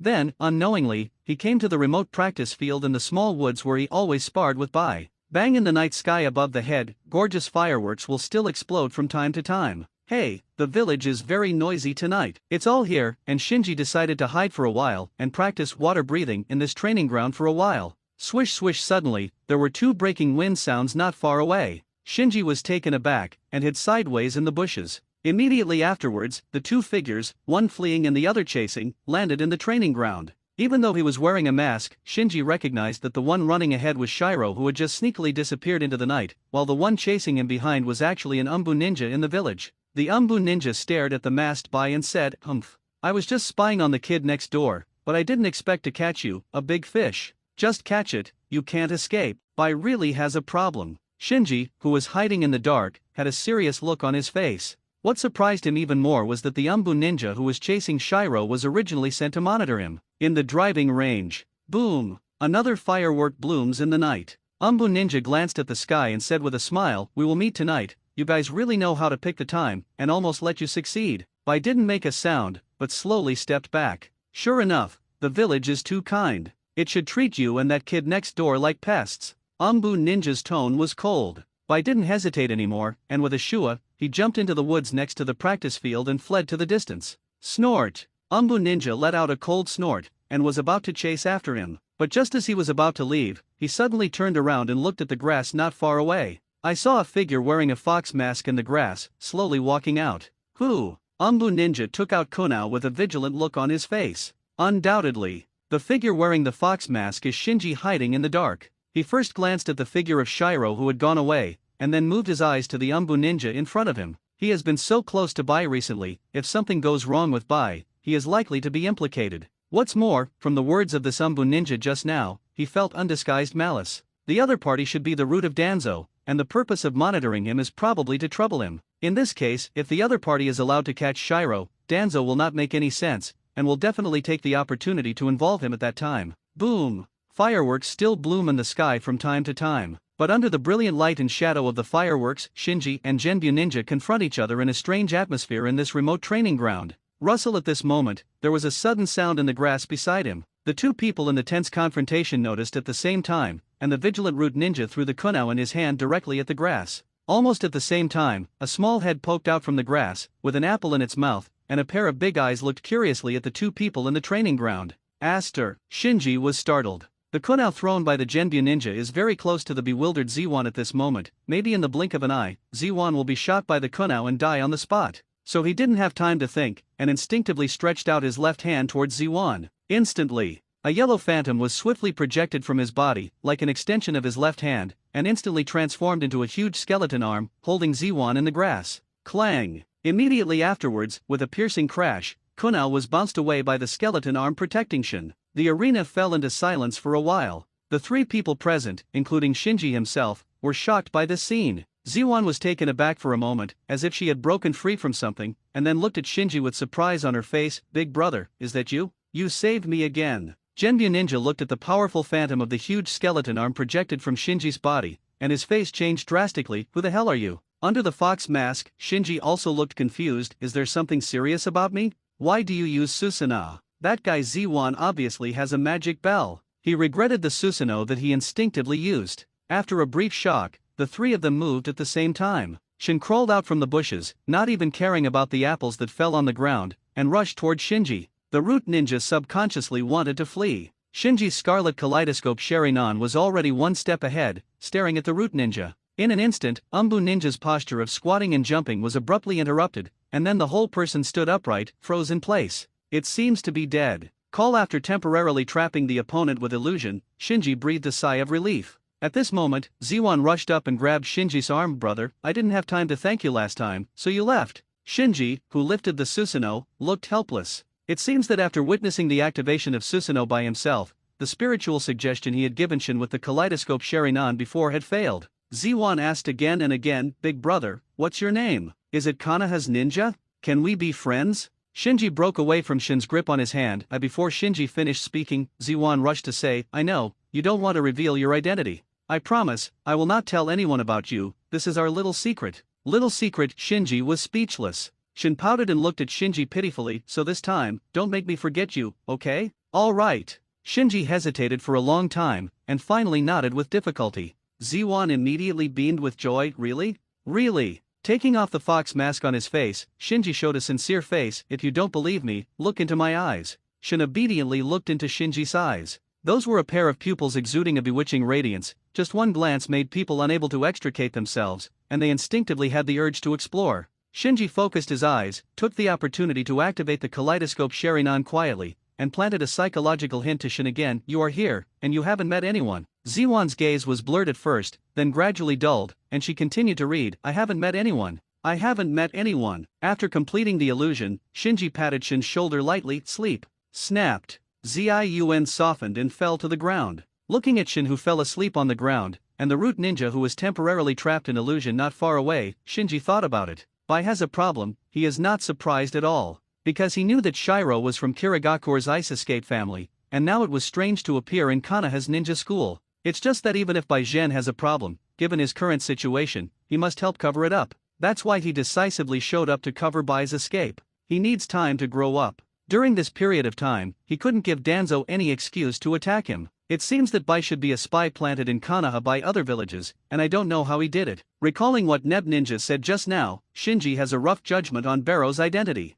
Sudden, there was a flash of inspiration in his mind. Because he recalled that Genbu Ninja mentioned just now, Bai-He and the person who connected, the timing of the connection chosen this time was very clever, and it almost succeeded without anyone noticing it. This made him realize that just tonight, right now, the village is most in short supply of manpower. Suddenly, he turned his head and looked in the direction of the Umbu building. Would you like to take a risk? You must know that the police force of the Uchiha clan was responsible for the security of the village before. Now that the Uchiha clan has been exterminated, a large number of experienced and powerful Hitamitsu blood successor ninjas have died, which has had a great impact on the village in a short period of time. After losing such a large number of elites, there will definitely be a shortage of manpower in the village. And in the past 2 days, the visit of hundreds of ninjas and important officials from Ghost Country, Sand Hidden Village, Wien Village, Rain Ninja Village, Kusanagi Village, and Taki Ninja Village will inevitably further intensify Konoha's troubles. There is a shortage of manpower in the area of law and order. After all, no one can tell what the secret purpose of these villages that pretend to be participating in the Zongnin exam is.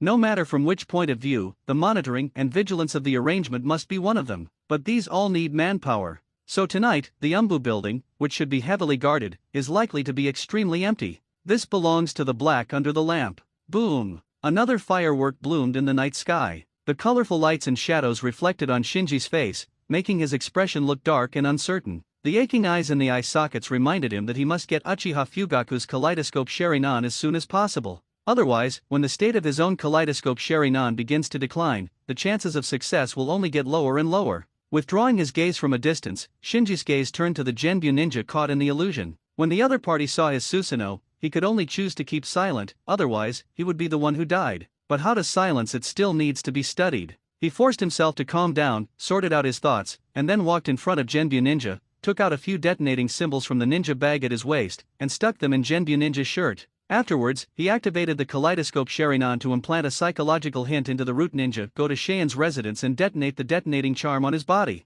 At the end, he added another sentence, detonate where no one is around, and don't hurt innocent people. Horror flashed across the root ninja's eyes. Obviously, his consciousness has not been completely wiped out, and he can still fight. It's just that the lower limit of the pupil power of the kaleidoscope Sharingan is there. Even if Shinji is a rookie, it is enough to suppress his will in a short time. So soon he fell into a complete sluggishness, followed the instructions issued by Shinji, turned around and walked in the direction of Sandian Station. After watching Neb Ninja leave, Shinji glanced at the unconscious Shin on the ground, then turned around and rushed towards the Umbu building without hesitation. After a while, Shinji, who had already memorized the layout of the village by heart, sneaked into the vicinity of the Umbu building. Hiding in the shadows, he put on a fox mask and used the transformation technique to disguise himself as an ordinary Umbu ninja. As the original owner of Uchiha, the most basic three-body art of transformation was mastered before his death. After Shinji tried it a few times in private, he can naturally apply it freely. It's just that the transformation technique is easy to learn but difficult to master. The bigger the trace of transformation, the higher the requirement for chakra control precision. So Shinji's transformation this time, in order to reduce the traces of transformation, he didn't make much changes, he just raised his height and disguised himself as an Umbu costume. Even the mask worn on the face is the real thing, which minimizes the flaws. Boom! 1 or 2 gorgeous fireworks still explode in the night sky from time to time. Shinji had no time to appreciate it, he stared intently at the brightly lit Ambi building not far away, thinking about what to do after entering. Bang! Suddenly, there was a huge explosion sound different from fireworks in the distance. The explosion instantly alarmed the Umbu people in the Umbu building. In a short while, 7 or 8 figures flashed out of the Umbu building and rushed towards the explosion site. After taking a deep breath, Shinji walked towards the Umbu building. As expected, the Umbu building, which was supposed to be Longton and Tiger's Den, was very empty tonight, and he walked in swaggeringly dressed in Umbu's attire. On the first floor, he passed by Umbu who was in a hurry. He was nervous at the time, and was about to activate the kaleidoscope Sharingan, but the other party seemed to ignore him because he was in a hurry. Call! He breathed a sigh of relief, and then quietly looked at the layout of the Umbu building. The first floor seems to have only the reception room, dressing room, and equipment room. The important places like warehouses and archives should be on the second floor or underground. While analyzing, he observed carefully. But after turning around, he didn't find the underground entrance, so he had no choice but to go to the second floor. On the stairs, he met Umbu, who was about to go downstairs, wearing a dog mask. The two sides passed each other. Just when Shinji thought it was safe, the other party suddenly stopped and asked, "Stop, what class are you in?" Shinji's heart trembled, his mind turned quickly, and he blurted out, "Master Danzo asked me to check the seal Sharinan." Sharinan isn't already taken by Master Danzo. Halfway through the speech, Umbu of the dog-face mask suddenly realized something was wrong, and quickly made a seal with both hands, and shouted, "Water escape, waterfall technique." Crash! In an instant, a huge water column hit Shinji. Shinji had been prepared for a long time, but he was still surprised by the surprise attack of the dog-faced mask Umbu. He didn't expect the opponent to be so decisive and was hit by the water column all at once. Umbu of the dog-face mask saw that Shinji had been hit by Shuadun, and made a seal with his hands again, Shuadun, water prison technique. Under the urging of ninjutsu, the water column hitting Shinji began to change. Complete episode, breath of water and land type twisting the whirlpool. Shinji, who was engulfed by the water column, had an idea and activated the breathing method. Through the breathing of water to fit the water, he dexterously rotated, and at the moment the water prison closed, he stepped on the water and rushed out dangerously. Then he didn't dare to stay, and while rushing to the window not far away, he pulled out a large string of detonating charms from the ninja bag at his waist. Seeing that the other party had escaped from his water prison technique, the expression of the Umbu of the dog-face mask changed, and he quickly formed a seal again, water escape, water bomb technique. In an instant, the closed water prison exploded suddenly, and a string of water droplets, like a rain of swords, shot at Shinji who was fleeing. Almost at the same time, behind him, Shinji detonated a large string of detonating charms that had just been pulled out of the ninja bag. Bang! A huge explosion sounded in the corridor of Umbu building. Under the cover of the explosion and smoke, the drenched Shinji successfully broke through the window and escaped from the Umbu building.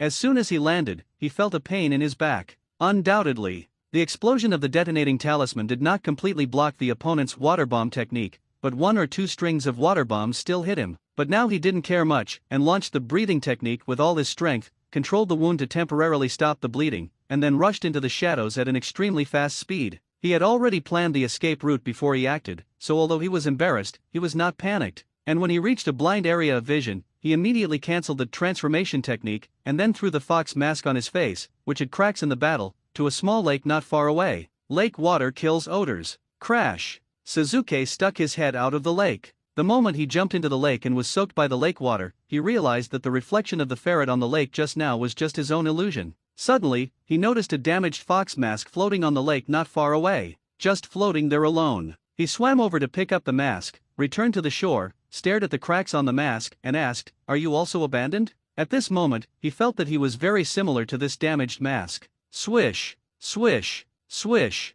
Amidst the sound of breaking wind, several Anbi ninjas fell around Sasuke in an instant. Among them, the Umbu ninja wearing a dog head mask looked at the wet Sasuke and the fox mask that Sasuke was holding, and said in a deep voice, "Sasuke Uchiha, you are under arrest. Did you get rid of it?" Seeing that Umbu did not catch up, Shinji, who was shuttling through the village, was relieved. Hiss! As soon as he relaxed, a pain came from the wound on his back. He frowned, his face a little ugly. The injury on the back was actually not serious, and because of the breathing method used to stop the bleeding along the way, there was hardly any bleeding. But the troublesome part is this injury, it's hard to explain. Once Danzo finds out that the subordinates sent to monitor him somehow blew themselves up outside the Cheyenne garrison, even if there are other doubts, they will definitely not let him go to investigate him. When the time comes, he won't be able to hide the injury on his back at all. After a little contact with the attack on the Umbu building, he, the intruder, can be easily found out. At that time, the crimes of killing Nebu, trespassing on the Umbu building, etc., will all be placed on his forehead, the remnant of Uchiha. Hey, it really is too risky.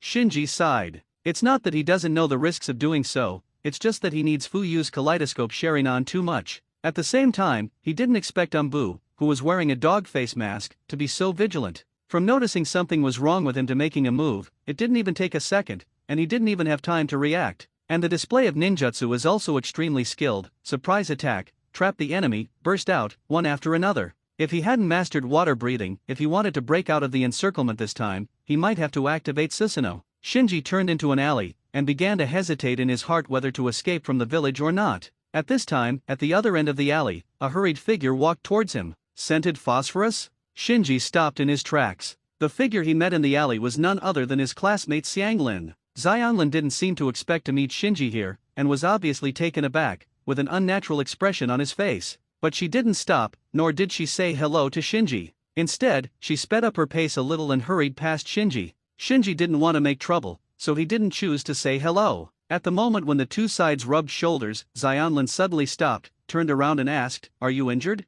Shinji hurriedly explained, "I was not careful when I was practicing before." Before listening to Shinji's explanation, Xianlin rolled up his sleeves and passed his snow-white arm over. "Quick, take a bite." Well, Shinji was surprised. Of course he knew that Xianlin's special constitution could heal any injury, but he didn't expect that Xianlin didn't listen to his explanation carefully, so he handed over his arm. Although a little confused, he quickly realized that this was the best solution to his current predicament. So he didn't hesitate anymore, looked at Xianglin's snow-white arm covered with bite marks, and bit down on it. Instantly, a warm current poured from his mouth and converged on the wound on his back. Soon the pain in his wound disappeared, replaced by a numb, itchy feeling. "Thanks." Shinji sincerely thanked Xianlin. Xianlin just nodded and left in a hurry. "Is everyone so busy tonight?" Looking at Xianlin's hurried back, Shinji couldn't help complaining in his heart. This unexpected encounter with Xianlin solved the problem he was facing at once, but it is not the time to relax yet. After rushing back to the apartment, he immediately changed the clothes on his body, and then completely destroyed them with fire. In the mirror in the bathroom, I confirmed that the two wounds on the back had completely healed, leaving no scars. Then he sat on the bed to rest and pondered. I still need a time witness to testify for me. If he wants to get rid of the suspicion completely, he must have a time witness, someone who speaks weight and is easy to fool. Suddenly, he thought of Shin, who passed out in the training ground. The other party is a shrine maiden from the country of ghosts, who belongs to the head of a country, has a noble status, even Hokage needs to be treated seriously, and has no past with the Uchiha clan, so she is a very good witness. So Shinji immediately set off and came to the training ground. Looking at Ziwan, who was lying on the ground, sleeping soundly and drooling, he stepped forward and patted her. "Hey, wake up." Ziwan sat up in a daze, rubbed her eyes. "Why did I fall asleep? How would I know?" Shinji shrugged, but his eyes stayed on Shin's face, observing the changes in her expression. Although the kaleidoscope Sharingan is a sharp weapon for performing illusions, but it depends on who uses it. Obito can use a kaleidoscope to control Kirigakure's fourth Mizu cage, but it doesn't mean he also has this ability. But judging from Ziwan's current reaction, after the psychological suggestion is successfully implanted, as long as the irritating elements such as kaleidoscope Sharingan or Susanoo are not revealed in front of Shin, it's just an ordinary meeting, and it won't stimulate Shin to think of everything. Taking advantage of the situation to help Shin up, Shinji asked, "You are not from our village, are you?" Ziwan held her head high. "You should call me Your Highness." "Your Highness?" "That's right." Ziwan adjusted the dress on her body, and said, "I am the priestess of the Kingdom of Ghosts, Master Ziwan." As soon as the words fell, there was a grunt sound in her stomach. Shinji thought, "Are you hungry?" Ziun blushed a little bit. "Let's go, I invite you to eat barbecue," Shinji said and walked out of the practice field. Ziwan trotted to follow, and asked curiously, "Why did you invite me to barbecue? Need a reason?" Shinji was perfunctory. Ziwan hurriedly said, "You don't mean you want to make friends with me, do you? But since you are so sincere, I will reluctantly agree to you." Shinji glanced sideways at Shin. He saw surprises in Ziwan's eyes, as if being able to make a friend was something to be very happy about. How lonely it must be. He couldn't help but sighed in his heart. So he also felt a little guilty about asking Ziwan to be his time witness. Subconsciously, he quickened his pace. "Wait for me, you haven't told me my name yet." Shin trotted all the way, following behind Shinji like a little follower. The two soon came to the lively neighborhood. Boom! In the night, fireworks bloomed in the night sky from time to time, causing cheers from the villagers. Apparently, the self-detonation of the Root Ninja and the break-in of the Umbu building did not make the village cancel the fireworks festival tonight. Following his memory, Shinji deliberately led Shin to the barbecue restaurant that Bai had casually mentioned to him before. Tonight, the students in their class will have dinner in this store and watch the fireworks together. Originally, he was also invited, but he declined. Smelling the smell of barbecue wafting from the shop, Ziun pursed her lips. "Wow, it smells so good." "Then this one?" "Aha!" Ziwan nodded again and again, the corners of her mouth were almost drooling. Shinji immediately led Shin into the store.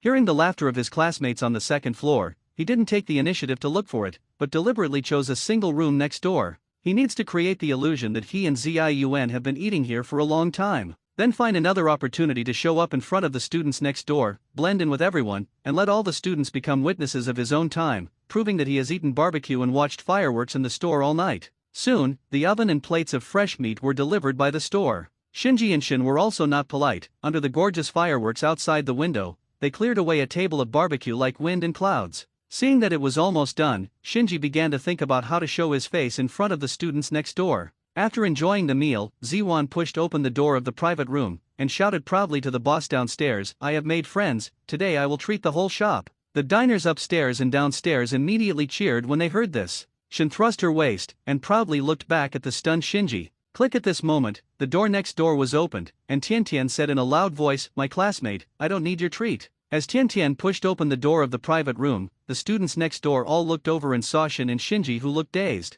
Well, this can be regarded as achieving the goal. Shinji put his hand on his forehead. At this time, someone in the opposite private room suddenly said, "Student Shinji, you are here too." Shinji looked over and saw that Shiro was also in the private room opposite, but he had changed his clothes, and he was no longer the same as before. Then he glanced carefully. He found that Xiang Lin, who had just met in a hurry in the alley, also changed a set of clothes at the moment and squeezed into the crowd opposite, avoiding his gaze. Okay. Shinji was speechless. Obvious. Whether it's Bai or Xianlin, they all have the same idea as him. I want to let the students become their own time witnesses by participating in the class reunion and cover up what they did tonight. Tian also saw Shinji and warmly invited, "Student Shinji, come to our side, today I will treat you." Ziwan was not happy. "Hey, it's my treat." Tian snorted, "I'm sorry, this shop, I invited it tonight." Amid the noise, Shinji and Shin came to the private room of the students. After taking his seat, Shinji took a look. Ningji Hinata, who always looks like a stranger, is actually there, and he is eating barbecue meat with chopsticks.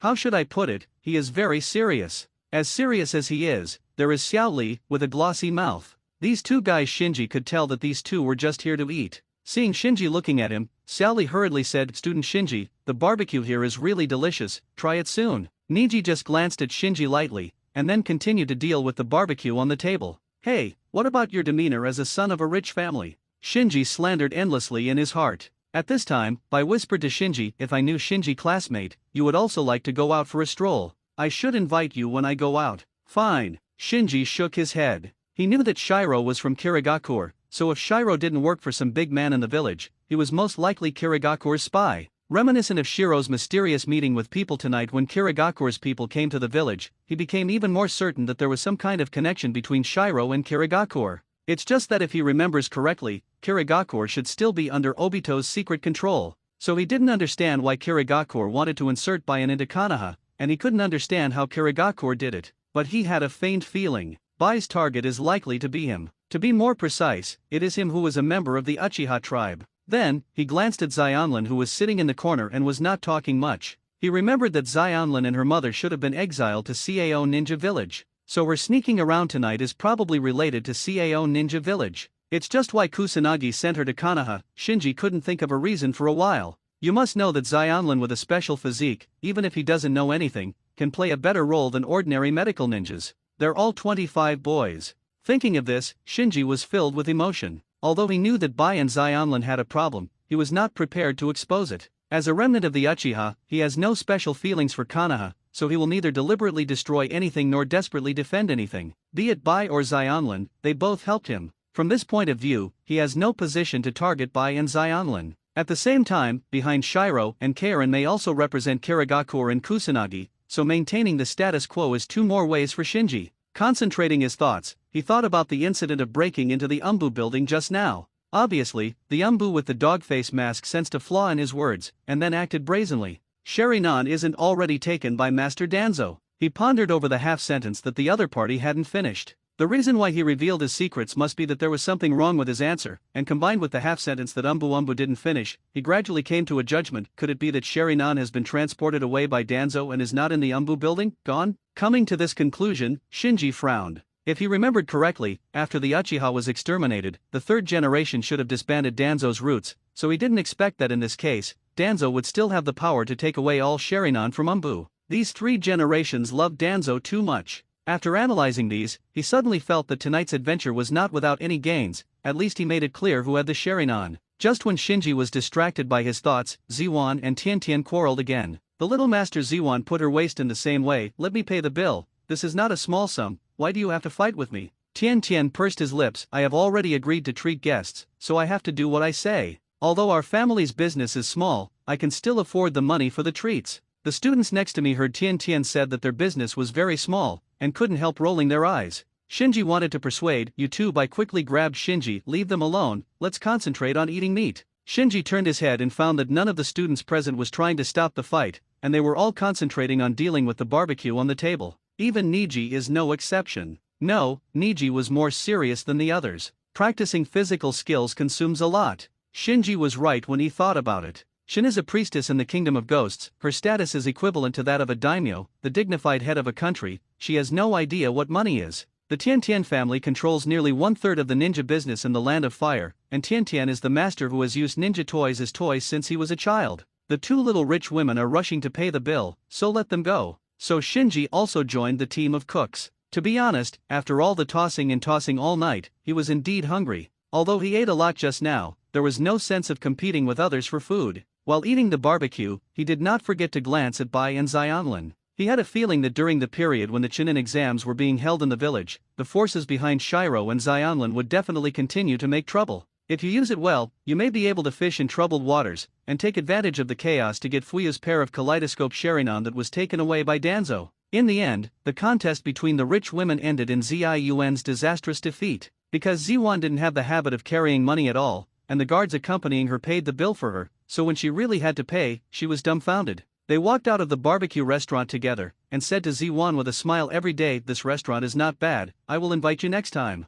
Ziyuan didn't have time to answer. Xiao Li, who was hiccuping beside him, leaned over, what is it? The other students also pricked up their ears. Even Shinji suddenly felt that it was nice to have a rich woman classmate. Uchiha Suzuki dragged his tired body out of the Umbu building. He was inexplicably arrested last night, and was interrogated by the Umbu for a whole night, trespassing the Umbu building. Thinking of Umbu's charges against him, Suzuki felt extremely angry. Before that, he didn't even know where the Umbu building was. These incompetent guys in the village let that bastard Itaki escape, and framed me, it's disgusting. Inside the dark building, the two Umbu stood in front of the window, looking at Suzuki who was gradually leaving. Umbu, who was wearing an eagle face mask, hesitated for a moment and asked, is there really no problem if we let him go now? Umbu of the dog face mask calmly replied, he should have been framed. By investigating whether there are injuries, whether there are time witnesses, etc., Umbu has screened all the suspects last night. When Suzuki was arrested, he was wearing an intruder's mask, but that wasn't enough evidence.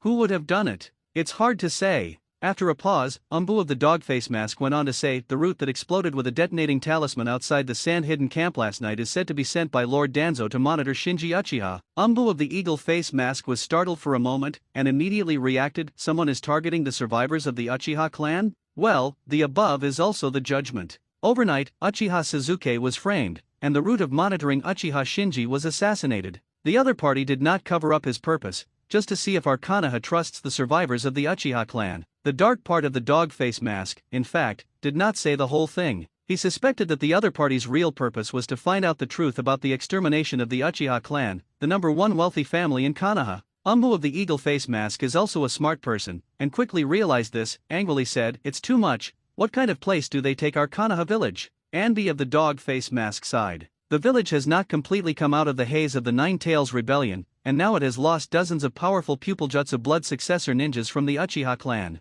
On the surface, Konoha is still the top of the 5 great ninja villages. But in fact, only my family members know that Konoha is very weak now. This is also the reason why there were a series of unexpected incidents last night, but the higher UPS did not order the termination of the fireworks festival, because the more it was like this, the more they had to behave calmly. Ninja school. What, you want to leave the village? Iruka was taken aback by Shinji's request. Shinji nodded, well, I want to take advantage of the ninja school vacation to go to the land of cats and contract a ninja cat. To the land of cats? Iruka thought about it. The hometown of cats is not far from Konoha, and they often issue some tasks to Konoha, belonging to a close force that has a cooperative relationship with Konoha. Thinking of the special relationship between the Uchiha clan and the town of cats, he looked at his schedule, well, I will go with you the day after tomorrow. Shinji knew that this was Iruka's kindness, but he still shook his head and refused, Mr. Iruka, I can do it myself. Under Shinji's repeated insistence, Iruka finally agreed to his request and issued him a temporary pass out of the village. After getting the temporary pass, Shinji immediately returned to his apartment, packed his bags and set off. Last night, although I found a lot of time witnesses, but the root ninja who monitored him died in a daze after all, and no one can say whether Danzo will make use of it. So he went out of the village this time, not only to prepare for the next step to capture Fuyu's pair of kaleidoscope-sharing eyes, but also to test Danzo to see if the other party would attack him with the death of the root ninja. If stay in the village. Once Danzo is in trouble, he will either catch him without a fight and put his life in the opponent's hands, or he can only fight with his back and resign himself to fate. And if outside the village, even if Danzo made an attack, it is unlikely that he would send a Jonin-level ninja to hunt down an 8-year-old ninja school student. So even in the worst case, Shinji still has the option to deal with the killer sent by Danzo first, and then take advantage of the situation to defect. It was because of this consideration that he acted very quickly and arrived at the gate of the village in a short while. Call. Gently exhaling, Shinji calmed down and walked towards the checkpoint at the door. If Danzo wants to attack him, this is the best place. However, when he showed the ninja school's temporary pass, the ninja at the checkpoint just questioned him briefly and let him pass. It came out so easily? He couldn't believe it until he left the gate of the village. Many of the countermeasures he had thought of were useless, and a temporary pass he asked for from Irika solved everything. Could it be that Danzo wants to get rid of me quietly outside the village? Shinji was secretly vigilant. Don't overestimate Danzo's integrity, that guy has no such thing as integrity. Afterwards, he spread out a map and reconfirmed the route to the land of cats. After putting away the map, he took a breath and said to himself, all in one. This trip is quite a distance, just to practice the breathing method. The development of the body by the breathing method allows him to better control every power in the body. In the world of Ghost Slayer, the fragile body structure of ordinary people is doomed to have an upper limit for practicing the breathing method. Even if you practice to the extreme and get the rumored stripes, it's just an extreme squeeze on your body. It is a forced improvement of the body at the cost of overdrawing life. The ninja world is different. Because of the existence of chakra, all kinds of magical ninjutsu, secret techniques, and even blood succession limit, the physical strength of ninjas far exceeds that of ordinary people.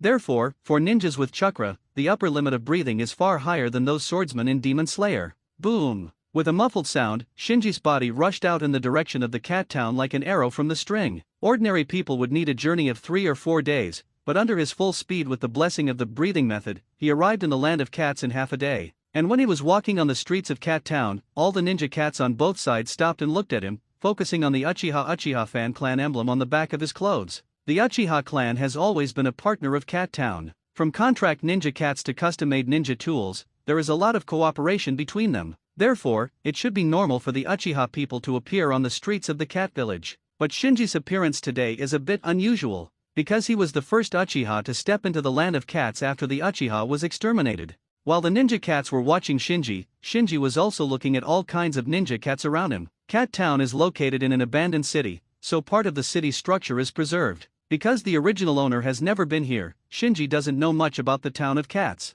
When he got here, he realized that it was completely different from what he had imagined before. There are not only a large number of ninja cats coming and going on the street, but also a variety of shops, various neon signs and shouts. He even saw a hair salon in it. A poster advertisement of an elegant white cat hangs at the door of the store, and there is an eye-catching activity of giving away consumption coupons in the advertisement. Here. For a moment, Shinji didn't know how to describe his current mood. After wandering around the streets, he found a ninja cat who specializes in selling information. Meow the raccoon cat lying on the wooden pier let out a lazy cry, and then stretched out its fat paws toward Shinji. Shinji was stunned. What? Liwamao glanced at Shinji. Even if you are Uchiha, you still need to spend money to inquire about news here. Shinji took out 500 yuan and handed it to the chubby cat's chubby paws. Siwamao took the money, then stretched out its paws. Not enough. Shinji was speechless. You bastard. I just inquired about the news, isn't 500 yuan enough? Siwamao looked righteous and confident. Inquire about news, 1,000 at a time. Even if your patriarch comes.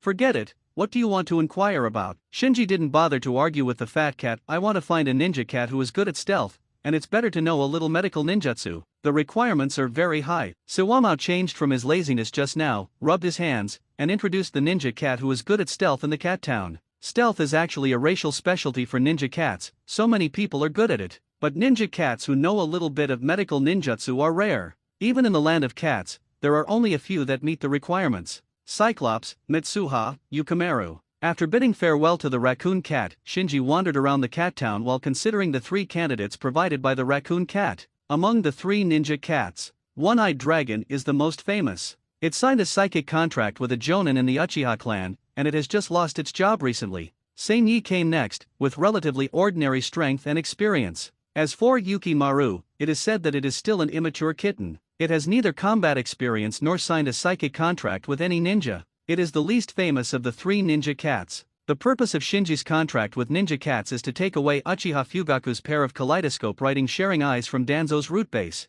This is black work. Fame is not necessarily a good thing, so after much deliberation, he decided to meet the least famous Ghost Maru, who has not signed a psychic contract with any ninja.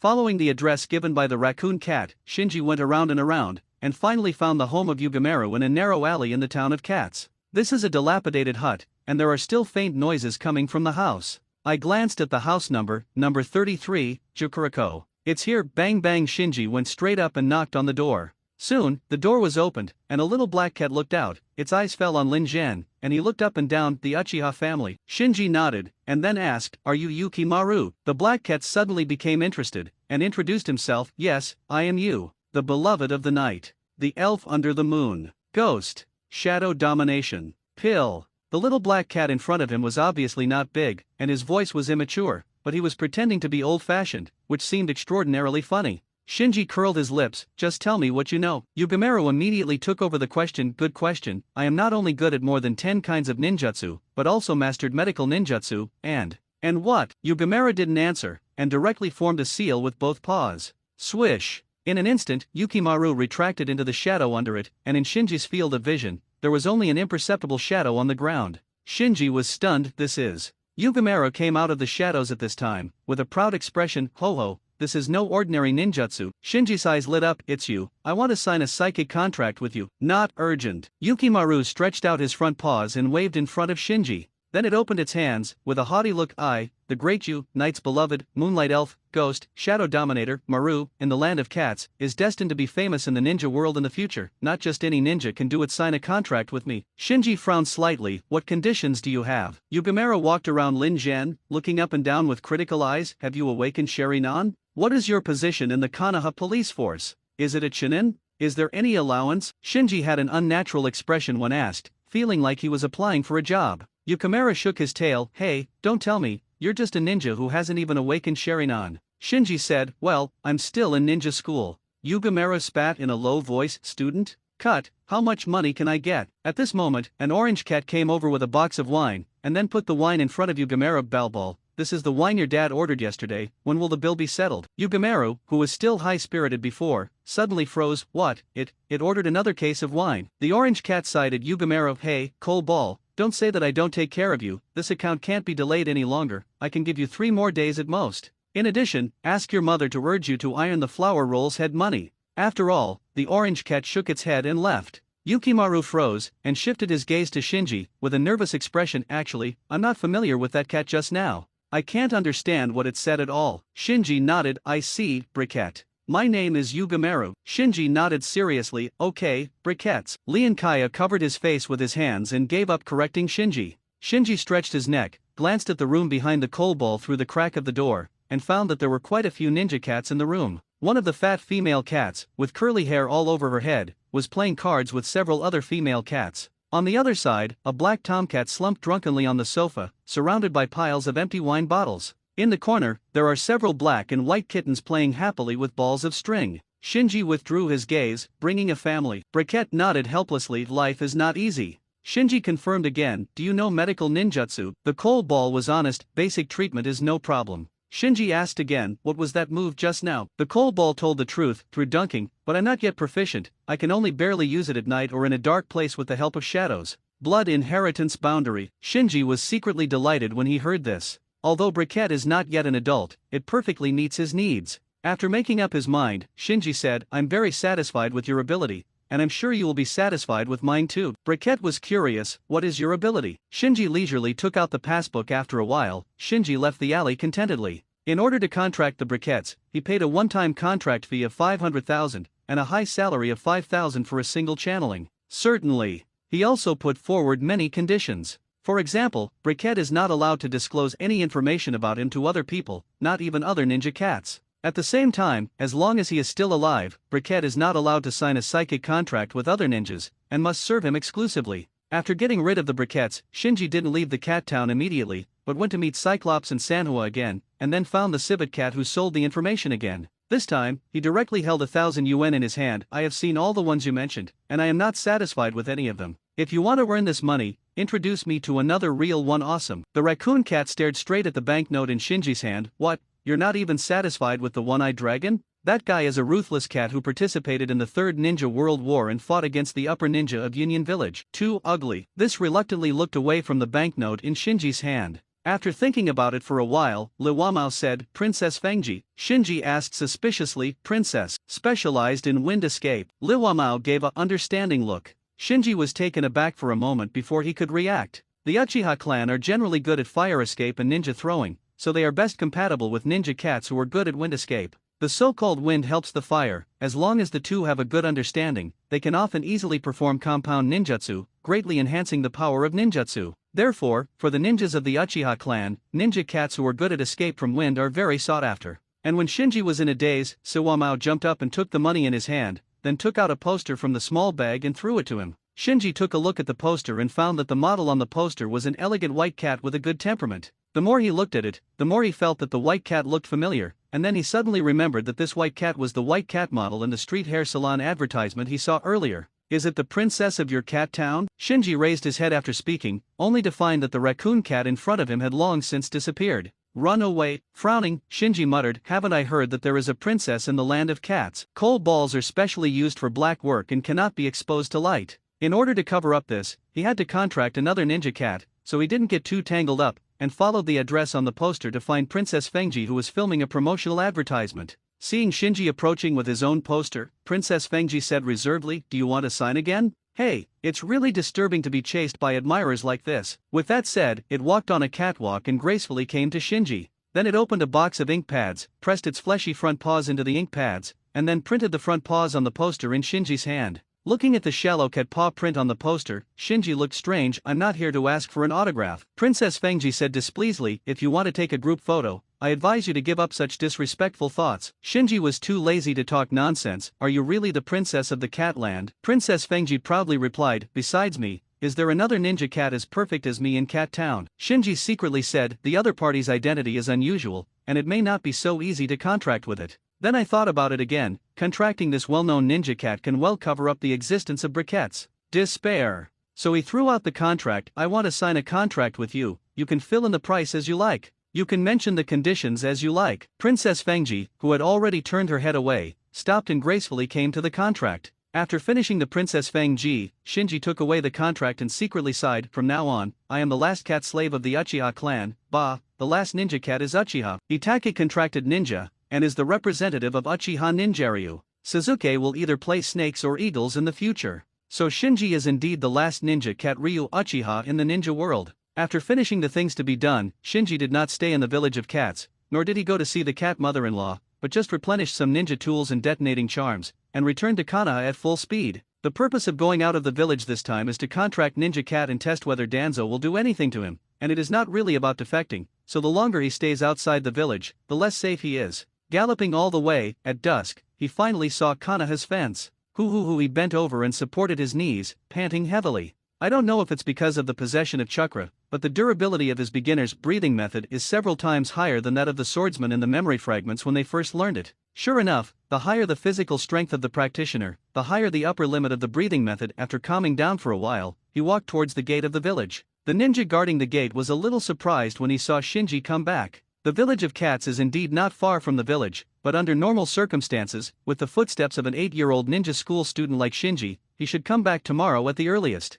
Unexpectedly, Shinji would be able to return before nightfall today. After canceling the temporary pass at the registration office at the village gate, Shinji went straight back to his apartment. On the way, he thought to himself, the person sent to monitor me died just like that, and Danzo didn't move at all. It's not like his style. Could it be that something happened last night that distracted the attention of the village's senior management? They can't take care of me for a while. Thinking of the chaotic night last night gave him a headache. Because there were so many series of accidents, even if he sorted them out a few times today, he still couldn't tell whether he had left any flaws unintentionally. As soon as he returned to the apartment, he bumped into Irika and Tuumbu, leading Shiro downstairs. Bai was arrested. His expression was serious, and his whole body was ready to go. At this time, Irika also saw Shinji, who came back, and his face was full of surprise. Shinji, haven't you left the village? Shinji watched Irika and the others, seeing that they didn't seem hostile to him, so he said, Mr. Irika, I just came back. By the way, who are you? Irika didn't answer Shinji immediately, but nodded to Umbu, and then patted Shiro on the shoulder. Don't worry, it's fine. Bai calmly replied, I know.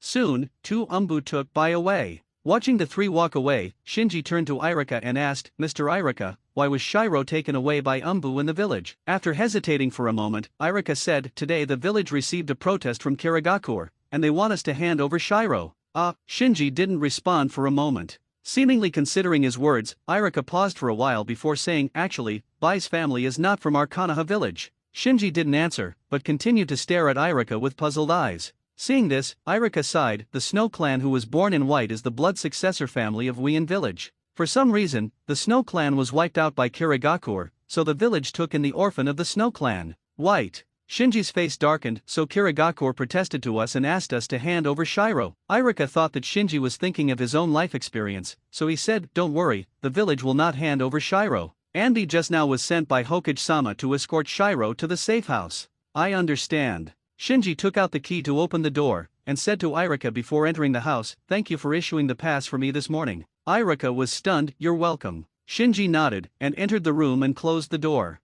Lying on the bed, he breathed a sigh of relief. Bai was not arrested, which means that what happened last night has not been exposed. Kirigakure puts pressure on dignitaries in the village, he smiled. Originally, he was still a little uncertain about who was behind Shiro, but now that Kirigakure came out like this, he was immediately sure that Shiro was the spy that Kirigakure put in Konoha. Kirigakure's behavior today. On the bright side, he was using Konoha, but secretly he was protecting Shiro. The logic here is easy to understand. And Konoha will turn white, which is actually very normal. First, the Snow clan who was born in Bai was exterminated by Wien village. As the remnants of the Shui clan, everyone would think that Bai and Wien village had a deep blood feud. Secondly, Kirigakure once planned to trigger Sanwei's rampage in Konoha village. In this battle, Kakashi personally killed Nohara Rin, who was forced to become the three-tailed Jinchuriki. For this feud, Konoha and Kirigakure have grown stronger, so Konoha's senior management will obviously not let go of any opportunity to counter Kirigakure. At last, Bai is likely to be the last ninja in the current ninja world who has the limit of the Ice Escape blood successor. If Bai is taken in, Bingdun may become Konoha's blood successor limit in a few decades. There are motives and interests, and the possibility that Bai is a spy of Kirigakure can be ruled out, so it is completely reasonable for the village to take Bai. After all, it is impossible for Kirigakure to deliberately destroy one of his blood successor limited family in order to plant a spy. Thinking of this, Shinji shook his head. The village may have miscalculated this time. Although Bai has the limit of the Ice Escape blood inheritance, he was already exiled before the Suezi clan was wiped out by Wien. It can be seen that he is not a direct member of the Suezi clan. And with Bai's personality, it's hard to say how much he cares about hating such things. In the original time and space, the reason why he followed and never killed, even willing to cover with his life, was not to avenge Kirigakure. Shinji slandered in his heart, if the village really handed over Shiro, it would be ridiculous. This kind of thing is really bad. If Kirigakure is more determined and threatens with war, the village that is strong in the outside world may really hand over Shiro. This kind of thing has not happened before.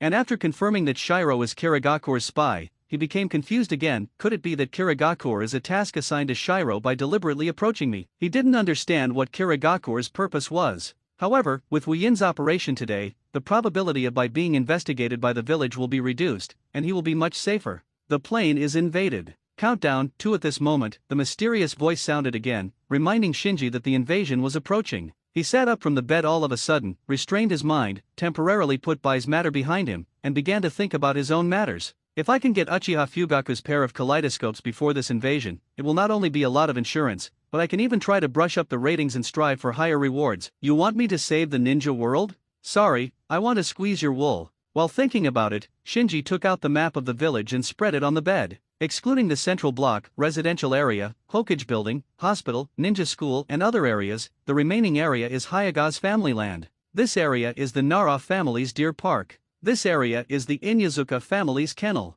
This area is the worm room of the oil girl's house. He used a pen to exclude one by one on the map. He didn't know where Danzo's lair was, so he could only find it on the map. Konoha says it's not small, but it's actually not that big. After excluding some core areas, commercial areas, residential areas, and the clan lands and clan properties of various ethnic groups, there are not many remaining areas. After excluding some scraps, Shinji's eyes quickly locked on an area. The base of the route. Is it here? He couldn't believe it. Because this area is too close to the Uchiha clan, if Danzo puts his lair in this area, it means that he will solve the Uchiha clan no matter whether the Uchiha clan has objections or not. He recalled the memory fragments left by the original owner. It seems that the original owner seldom approached that area, as if that area was some kind of restricted area. Then, he circled several other suspicious areas on the map, which also have the probability of being Danzo's lair. After finishing these, he put away the map and came to the window. It was getting dark and the street lights were on. In the distance, the lights in the ninja school are also bright.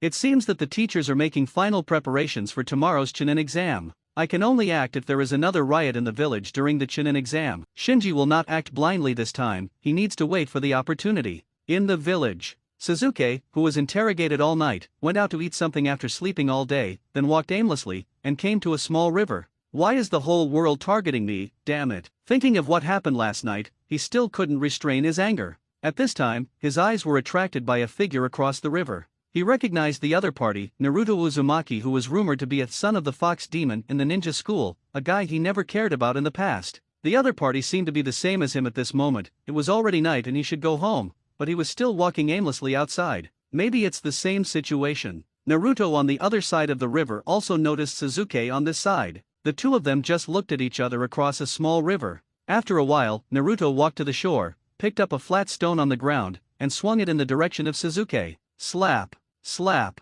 slap. The stone hit the surface of the water, and with a crisp sound, it flew towards Suzuki through arcs. On this end, Suzuki stretched out his right hand, and firmly grasped the stone floating over the water. On the other side, Naruto smiled and waved at him. Suzuki muttered in his heart, that guy is obviously hated by everyone, why can he still laugh so happily? Although he was puzzled, he found that he seemed to be infected by the other party's smile, and his gloomy mood suddenly improved a lot. Boom. And just when Suzuki was about to throw the stone in his hand back to the opposite bank, there was an explosion in the woods not far behind him. Suzuki looked back. Is it fireworks? At this moment, he didn't realize that when he looked back, the two Umbu ninjas who were secretly protecting him and Naruto had rushed to the grove where the explosion happened. Swish swish, accompanied by the sound of two breaking winds, the two Umbu, who were responsible for protecting Naruto and Suzuki, quickly rushed to the explosion site in the woods. At the center of the explosion point, the disheveled Xiang Lin was sitting on the ground blankly, his eyes lost. And beside her was a Konoha ninja who was covered in blood and seemed to have been seriously injured.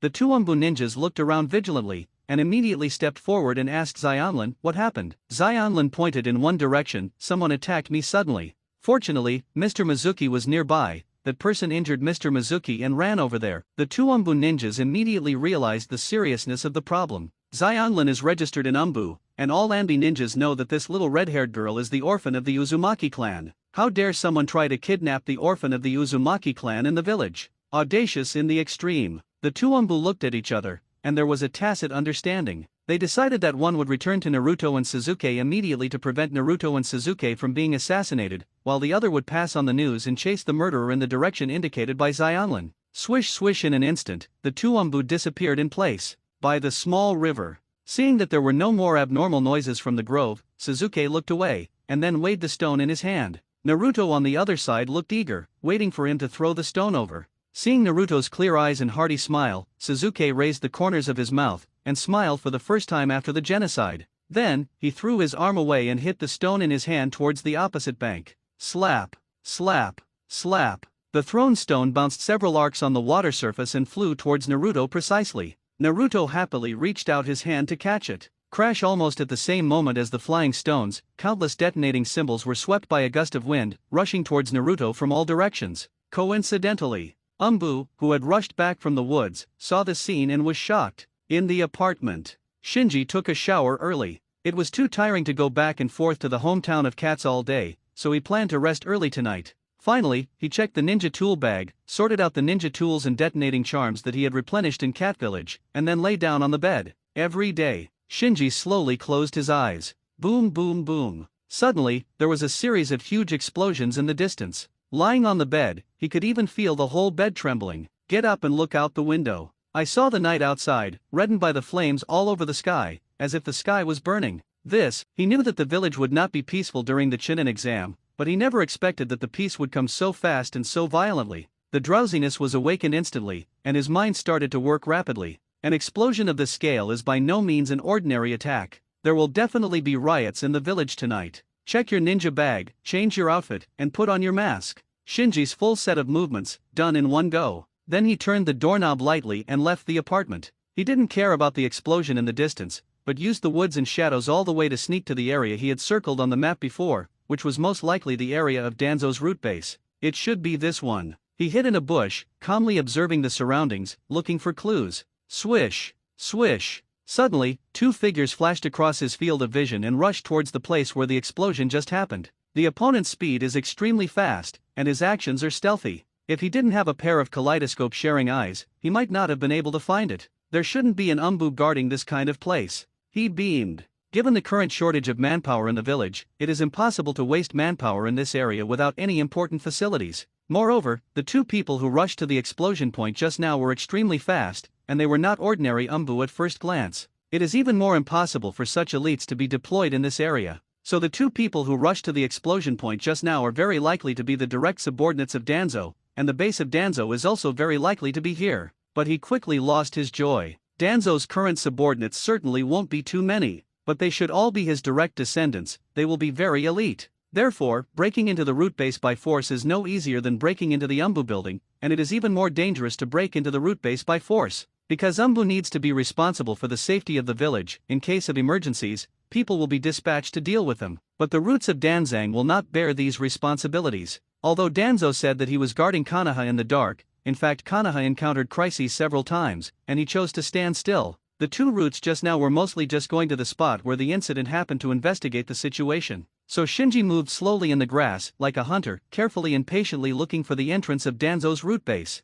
Sudden, his pupils shrank, because he saw Danzo in the distance walking out of a very old-looking building with 4 subordinates, and rushed towards the explosion point. It's there, obviously, that's the entrance to Danzo's lair. It's just that seeing that even Danzang rushed to the place where the incident happened, he suddenly became a little puzzled. What happened to him? And even Danzang couldn't sit still. But he quickly pulled back his thoughts. Your own business matters. With such a big Konoha, he can't solve any troubles, and there is no need for him, the remnant of Uchiha, to worry about it. So he immediately bit his finger and made seals with both hands. Spiritualism. Boom! In a puff of white smoke, the briquettes came out poking around. While looking around, it asked in a low voice, Shinji, why are you psychic me here this late at night? Shinji whispered his plan to the briquettes. The cold ball stared wide-eyed. Is this too risky? It didn't expect its contractor to be so courageous. He is obviously just a ninja school student, not even a ninja, but he has the guts to sneak into Danzo's root base to steal things. Shinji shook his head slowly. This is the best opportunity right now. Once you miss it, you may never find the same opportunity again in the future. Seeing the briquettes hesitate, Shinji asked, are you scared? Coldball sneered, hey, I'm the great ghost of the cat town, the darling of the night, the elf under the moon, the ghost, the shadow dominates. Maru, I will be afraid of such a small scene. Shinji asked, then why are your legs shaking? The briquette quibbles, I'm excited. Shinji looked at the entrance of the root base in the distance, and comforted him, don't worry, I will try to avoid fighting as much as possible. If there is a battle, I will find a way to distract the enemy and create opportunities for you. All right, the briquette nodded, and then Ji and Cass turned through and hid in the shadow under Shinji's feet. After waiting for a while, he was sure that Danzo was far away, so he used the transformation technique to elevate his figure, changed into an umbu costume, and rushed towards the root base. The root base is in the ground, so there aren't any other doors or windows, just this underground entrance under the cover of a dilapidated building. Therefore, this only entrance and exit is guarded by root ninjas around the clock. Shinji naturally took this into consideration, so he activated his kaleidoscope Sharingan early in the raid. When the root ninja stationed at the entrance found him and called him to verify his identity, he directly activated illusion and controlled the other party. Take me to Danzo's secret vault. He gave the order. The root ninja who was hit by the illusion did not move, his expression struggling.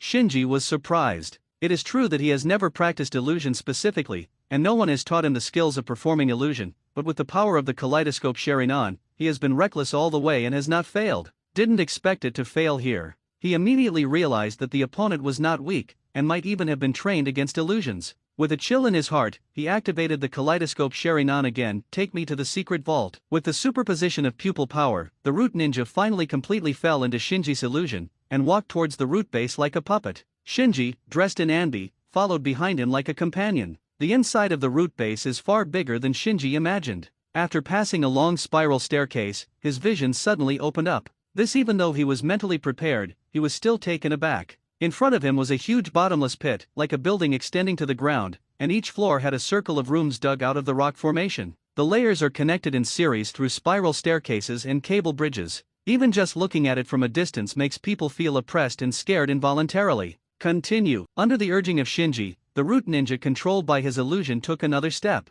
While following behind the opponent, Shinji quietly arranged detonating symbols on key nodes along the way. As we went deeper step by step, the surrounding light sources became less and less. Looking at the dark cableway under our feet, it seemed that we were really stepping into hell. Shinji suppressed his uneasiness and looked around vigilantly. Finally, after going through the complicated spiral staircase and ropeway, the root ninja controlled by the illusion brought Shinji to a gate. Shinji asked, "Is this the Danzo's secret vault?" The root ninja nodded. After retreating to a safe distance, Shinji ordered, "Open it." The root ninja stepped forward and opened the door. Through the weak light source in the vault, Shinji saw the rows of display racks inside. It's just that at this distance and under this light source environment, even if he has a pair of kaleidoscope Sharingan, he cannot recognize the items on the display shelf. After pondering for a while, Shinji asked, "Is there a trap inside?" "Have no idea." The root ninja shook his head. Shinji ordered, "You go in first." The root ninja stepped into the secret vault without any hesitation. Chi in an instant, a dazzling lightning flashed on the floor of the secret vault, covering the root ninja who stepped into the secret vault.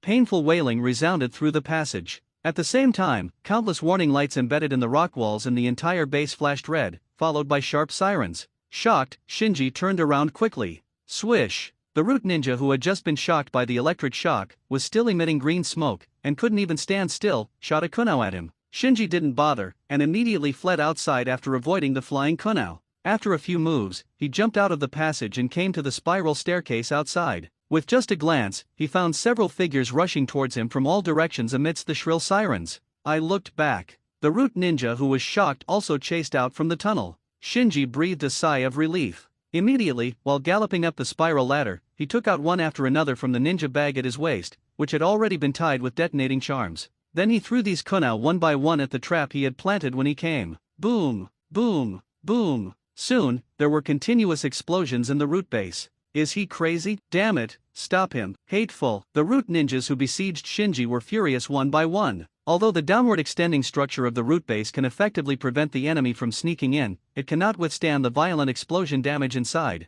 One mistake may cause the entire base to collapse inward, and everyone will be buried at the bottom of the cave. So when they saw Shinji attacking the rock wall of the base with the detonating talisman, several root ninjas didn't even care about chasing Shinji, and immediately stopped to seal and perform earth escape ninjutsu, which strengthened the rock wall. Shinji is actually frightened at the moment, but he has Susanoo by his side. Even if the root base is really blown down by him, he can still rush out. So he became even more unscrupulous, and pulled out the detonating talisman from the ninja bag. Stop! Seeing this, the root ninja's liver and gallbladder were torn apart. If so many detonators were detonated at once, the base might really collapse. When the time comes, not to mention that the base cannot be kept, none of the people present will be able to escape alive. Therefore, several root ninjas who were still chasing and killing Shinji also stopped in their tracks, for fear of further stimulating Shinji and causing everyone to die. Shinji also stopped the action of detonating the detonating talisman. Instead of stimulating the root ninjas, he launched the breathing method with all his strength, galloped all the way along the spiral ladder, and fled outwards under the glaring gaze of the root ninjas. When he came to the ground entrance, the moment he rushed out, he conveniently pasted detonating symbols on the walls on both sides of the entrance. Boom! The flames of the explosion engulfed the entrance of the root base in an instant, and completely collapsed the surface buildings of the root base. Shinji, who was running, looked back. Although he confirmed that there were no pursuers behind him, he still didn't dare to be careless, and immediately dodged and sneaked into the grass. After escaping to a relatively safe area, he lifted the transformation technique and took off the mask on his face. We can only rely on briquettes. Shinji looked in the direction of the root base with a solemn expression. When he turned around to run away and lured the root ninja away, the coal ball that had been hiding in his shadow quietly escaped and hid in the shadow outside the secret vault. This is also the reason why Danzang's secret storehouse was close at hand, but he turned around and fled without hesitation. We must succeed, he prayed secretly in his heart. Like tonight, Danzo went out, the root base was empty, and the opportunity was neglected. It would be difficult to have a second time in a short time. If you don't succeed this time, it will be even more difficult to infiltrate with a defensive root base.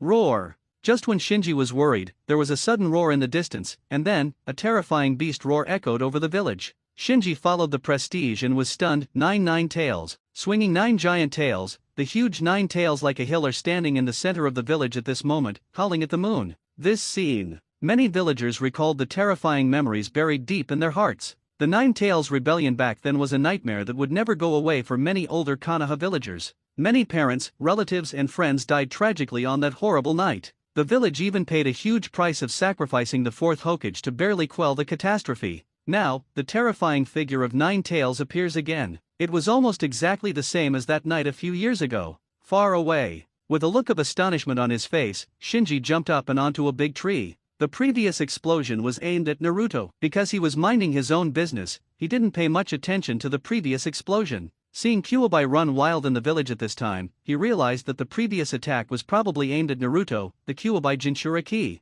Only. Soon his heart was filled with doubts again. In the original time and space, it is not that Naruto has never been violent, but he has never shown the original appearance of Nine Tails like before. A normal rampage usually starts with the leakage of Chakra's tail. The more chakra tails that are leaked, the greater the degree of rampage. In the fight with Tiandeo Pain, Naruto once leaked 8 chakra tails, and almost completely liberated Kyuubi. In the current situation, it is likely that Naruto, who is Jinchuriki, has not lost his mind, but has completely lost consciousness. Who did it? The more Shinji thought about it, the more frightened he became. To make Naruto, who possesses the body of the Uzumaki clan sage, and is a Jinchuriki, completely lose consciousness, it must have suffered multiple injuries. The other party wants to destroy Konoha? Boom boom boom. The Nine Tails that ended their roar began to wreak havoc. It faced Konoha, venting the anger in its heart. The damage that originally required countless detonating charms or large-scale ninjutsu could be easily done with a wave of its claws. Ever since,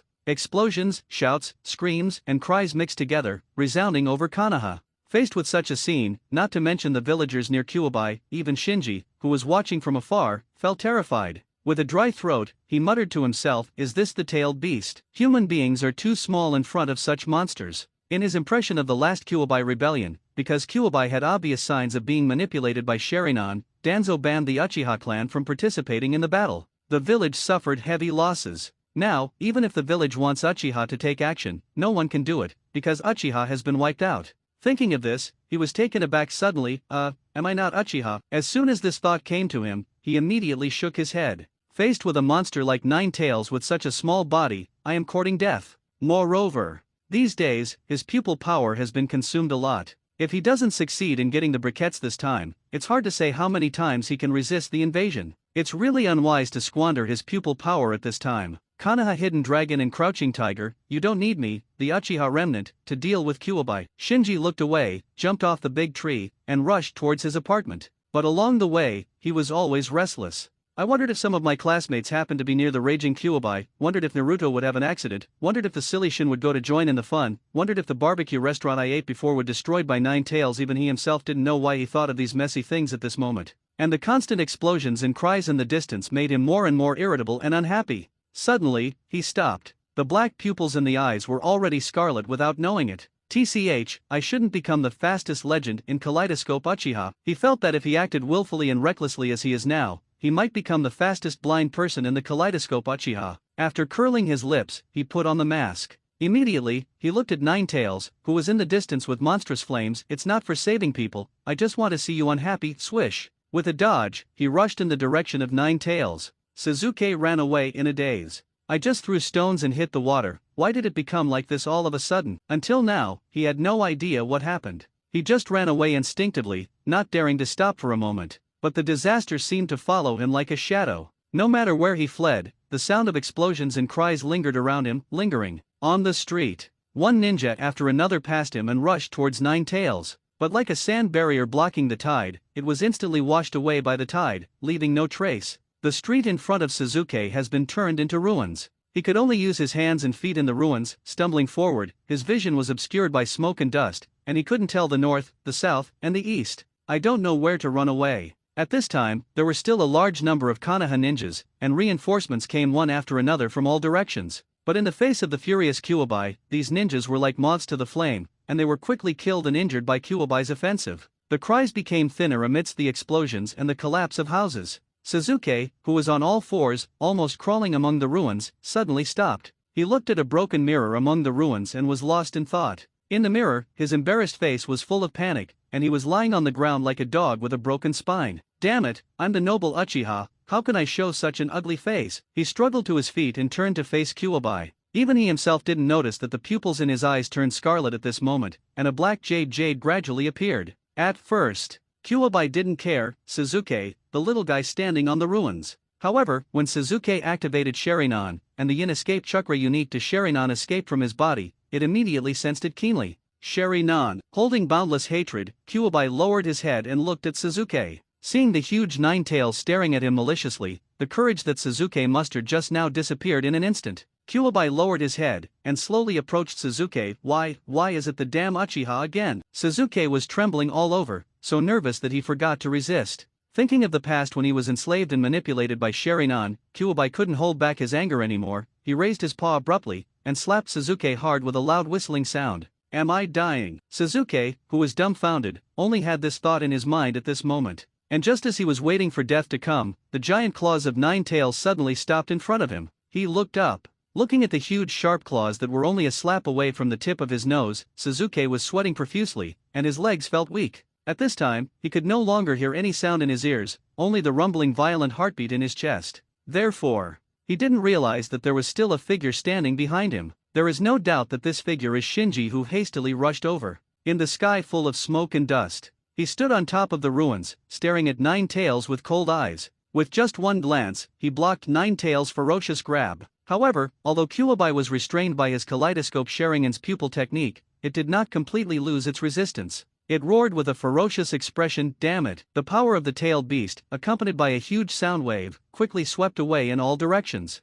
Sasuke, who bears the brunt, was stunned. Snort! Shinji snorted back. The kaleidoscope Sharinans and the eye sockets once again burst into a bewitching light. Now that you have made a move, you must not hesitate. Even if you lose your pupil power, you must quickly crush the opponent and control the situation. Soon, under the heavy pressure of Shinji's kaleidoscope riding Sharing eyes, Kyuubi's resistance gradually weakened, and his ferocious expression became more sluggish. It's not enough, you have to wake up Naruto. Shinji's eyes froze. He took advantage of the victory to pursue, and sneaked into Kyuubi's consciousness through his pupil power. If it's just to subdue Kyuubi, this step is actually enough, but if you want to save Naruto, you must awaken Naruto's consciousness as soon as possible, so that Naruto, the human being, can regain control of the spiritual world. In the blink of an eye, Shinji's consciousness came to a dark underground palace. How did Naruto's spiritual world become like this? Through the surrounding environment, he can barely recognize that this is Naruto's spiritual world. It's just very different from the impression. There is no pool, no cage, and all the eyes are orange-red tailed chakras in the form of foam. Could it be that the seal has been lifted? Shinji looked around, frowning slightly.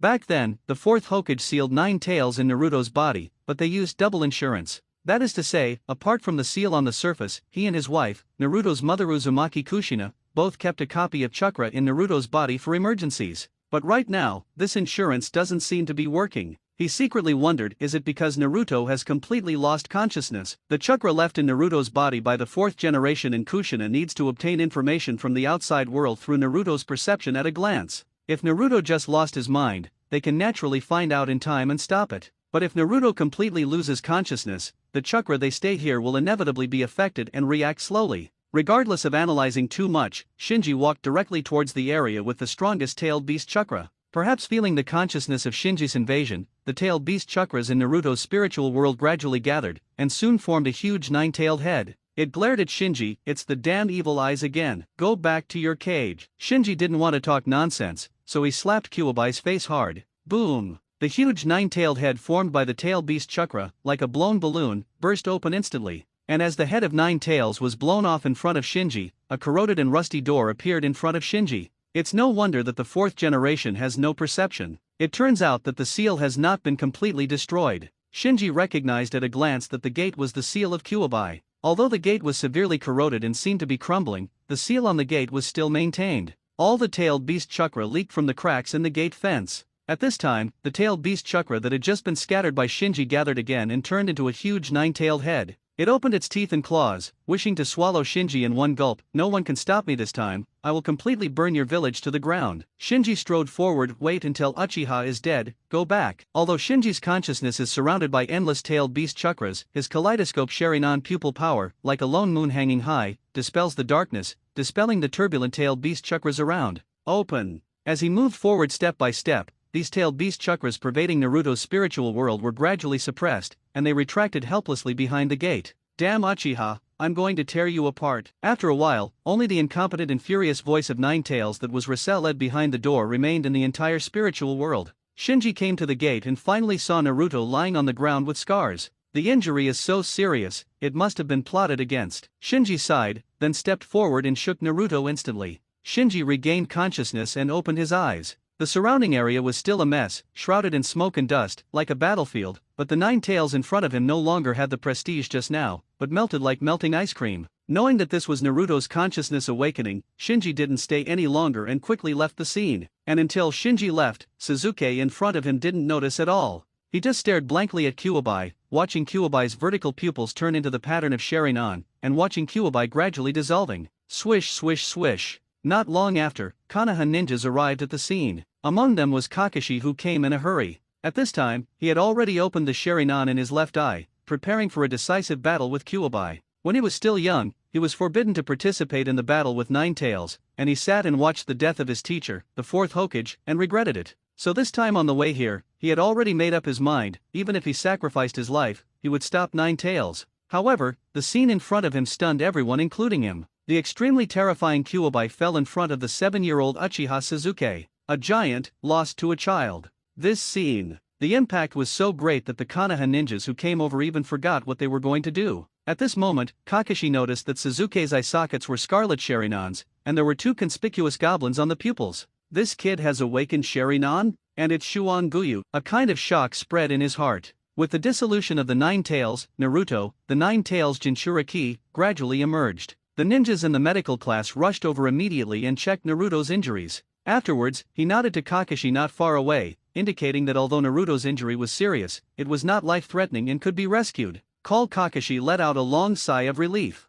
Did this Uchiha boy subdue Kyuubi? Look at his eyes. Hey, did you awaken Sharingan at the age of 7? And it's Shuan Guyu. The people around relieved the shock in their hearts through communication. The tailed beast, which could easily destroy a country, was defeated by a 7-year-old child, which made them feel very complicated. Sasuke, who was watched by everyone, still hadn't recovered. He was still staring blankly at the direction where Kyuubi was before, his legs trembling uncontrollably. Seeing this, Kakashi glanced at Sasuke's crotch, and then quickly shouted to the people around him, "Quick, change him a pair of pants." One after another, "Don't squeeze." Outside the shelter, a Chunin of Konoha was directing the crowd of refugees. Shinji, who had changed his clothes, also mixed in, obeyed the command, and walked towards the refuge together with the team. Obviously, after stopping the runaway Kyuubi and awakening Naruto, he mixed into the crowd of refugees like an ordinary villager. Konoha's refuge is located in the mountain behind Hokage Rock. Following the team to the entrance of the refuge, he stopped and glanced back at the village just before entering the mountain. The din over there gradually subsided, and it seemed that the situation had been brought under control. Hope Naruto is okay. With a secret thought, he withdrew his gaze and followed the crowd into the refuge. Shinji, this way. This way. Shinji, who came to the inside of the shelter, had not had time to see the surrounding environment clearly, and a cry came to his ears. He followed the prestige and found that it was Ziwan bouncing up and down in the distance to greet him. Are you crazy? Shinji turned his face away. At this time, he was afraid of attracting attention, so how dare he show too much acquaintance with Shin, who is the witch of the ghost country, with so many people watching in the refuge, isn't he uncomfortable? So, he ignored Ziwan over there, but glanced inside the refuge, and then went straight to the students on the other side. Greeted him, "Student Shinji, it's great that you're fine." Xiaoli also stepped forward and said, "I didn't see you just now, everyone is worried." Shinji nodded, neither distant nor warm. Later, he found that most of his classmates, including Bai and Xianlin, were here, so he sat down with peace of mind. But as soon as he rested, he felt a sharp pain in his eyes. This time the tingling sensation was far stronger than before, as if something was really piercing his eyeballs. At the same time, his vision suddenly blurred. After getting used to the high insight of the kaleidoscope Sharingan, this sudden blur made him very uncomfortable, and he even felt dizzy instinctively. Bai, who was on the side, noticed Shinji's abnormality, and hurriedly supported him. "Student Shinji, is there something wrong with you? Or is there an injury?" The students also looked at Shinji with concerned eyes. Xianlin was still withdrawn, curled up in a corner alone, but when she heard that Shinji might be injured, she looked over quickly, hesitating whether to roll up her sleeves. "I'm fine." Shinji waved his hand, put his hand on his forehead, and fell asleep. In fact, he was not too surprised by the abnormality of kaleidoscope Sharingan. In just a few short weeks, the intensity of his kaleidoscope Sharingan is simply too high. When dealing with the first invasion, he relied on his pupil power to forcibly kill the hand ghost with Susanoo,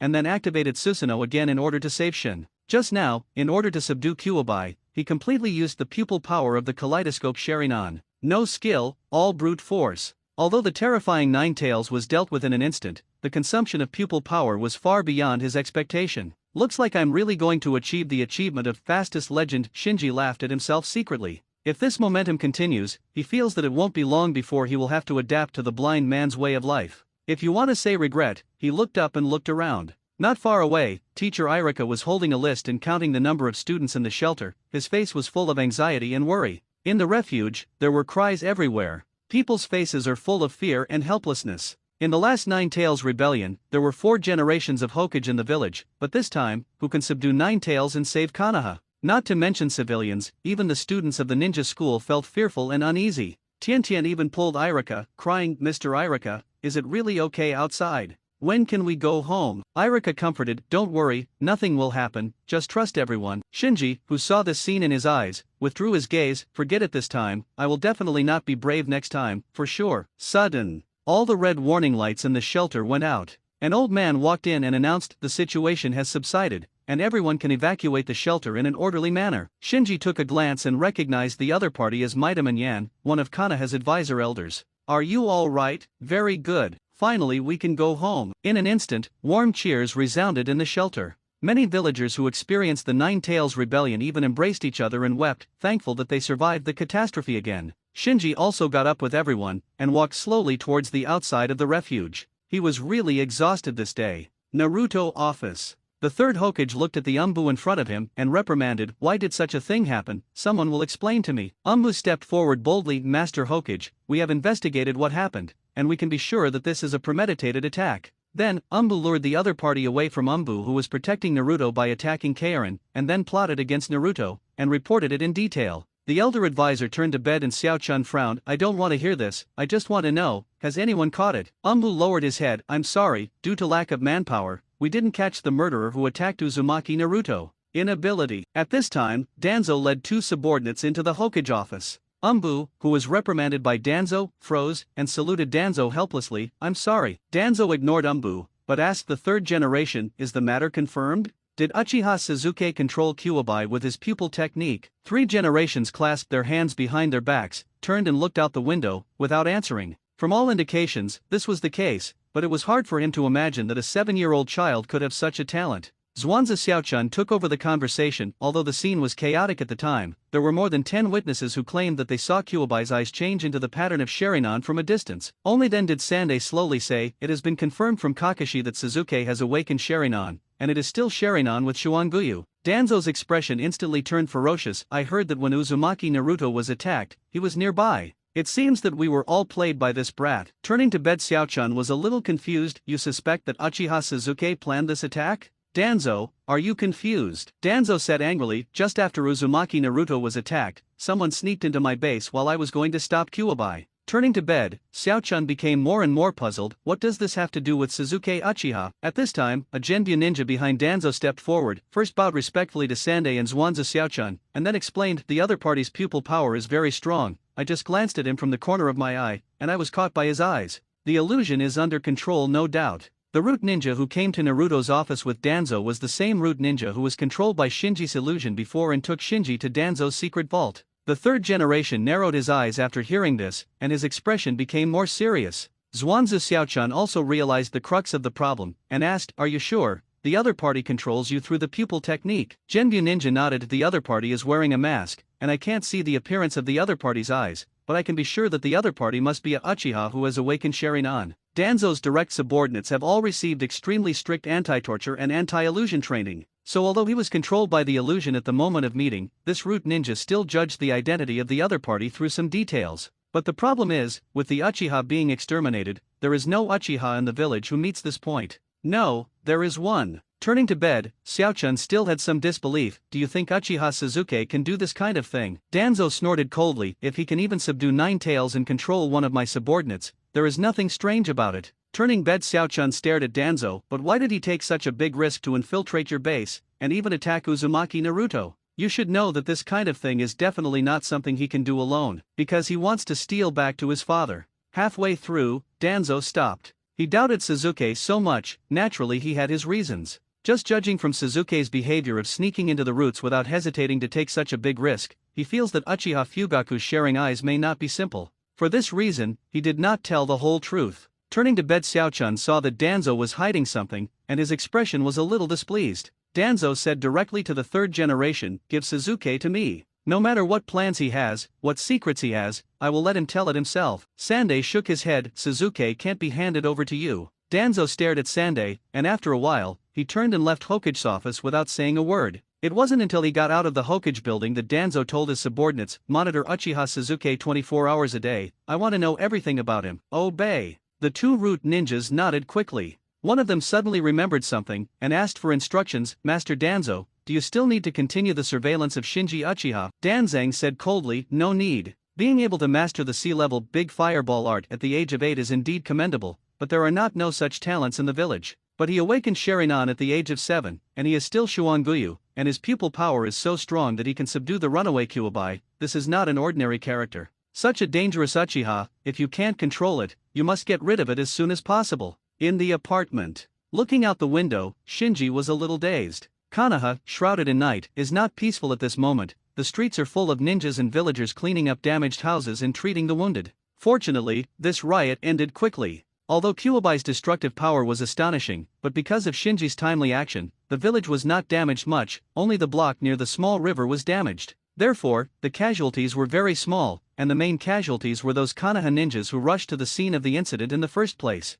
Who exactly attacked Naruto? This question has been lingering in Shinji's mind. This kind of thing had never happened in the original time and space, so he felt that the current situation in the ninja world was a bit turbulent, making it difficult to see clearly. But start with motivation. Those who have the strength and will are only at the ninja village level. So the first thing he suspected was that Kirigakure, who planned to trigger the three-tailed rampage in Konoha and tried to destroy Konoha through the tailed beast rampage, had a criminal record after all. But it is precisely because Kirigakure is the most suspicious. I have to consider whether there will be other ninja villages who use a little bit to blame Kirigakure and provoke Konoha to go to war with Kirigakure. Headache. Due to the lack of information at hand, he couldn't figure out why for a while. So he restrained his thoughts, closed the window and drew the curtain. While observing the rescue situation outside, he had repeatedly confirmed that no one was watching him nearby. Thinking that such a big event happened in the village tonight, after a while, no one would remember such a small person like him. When I came to the bathroom, just in case, Shinji turned on the water pipe to make some noise.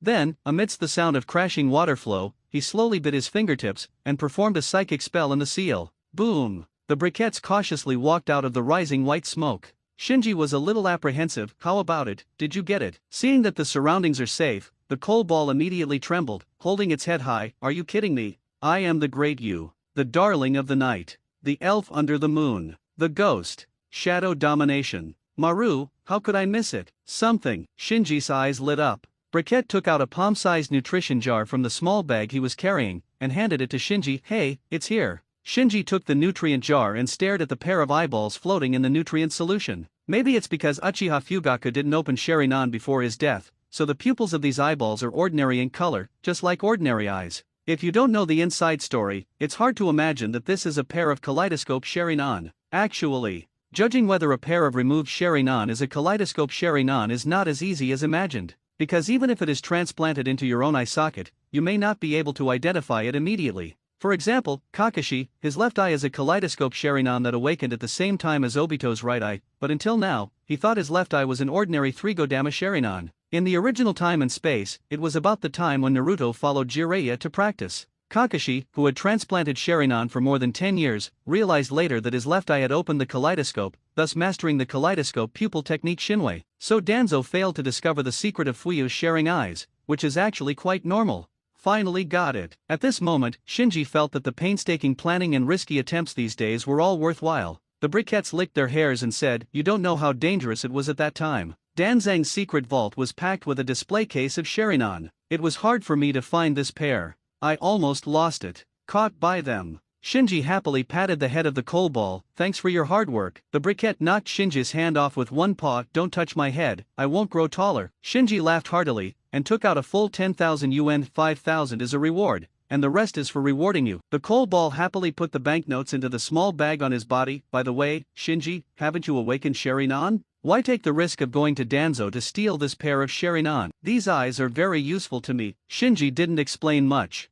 In the previous actions, the coal ball already knew that he had awakened Sharingan, but at that time he was wearing a mask, and the coal ball hiding in his shadow did not realize that his Sharingan was a pair of kaleidoscope Sharingan. He didn't explain, nor did he mistrust the briquettes. "Purely because I don't want to cause trouble. After all, at his age, the awakening of the kaleidoscope Sharingan is too shocking. Once it is leaked out, it will definitely cause an uproar in the village. The village was turned into a small construction site again, a large number of ruins were cleared, garbage was transported out by trucks, and building materials were brought in by trucks. On the street, there were also rumors about last night, which aroused a lot of discussion. As usual, Shinji went downstairs to eat breakfast. Have you heard? The one who stopped Kyuubi yesterday was the young master from the Uchiha family. Hey, isn't he only 7 years old? What's wrong with being 7 years old? With a pair of sharing eyes, I can subdue Kyuubi. Many people have seen this with their own eyes. Tisk tisk, the Uchiha clan is really full of geniuses. Listening to these discussions beside his ears, Shinji had a strange expression on his face.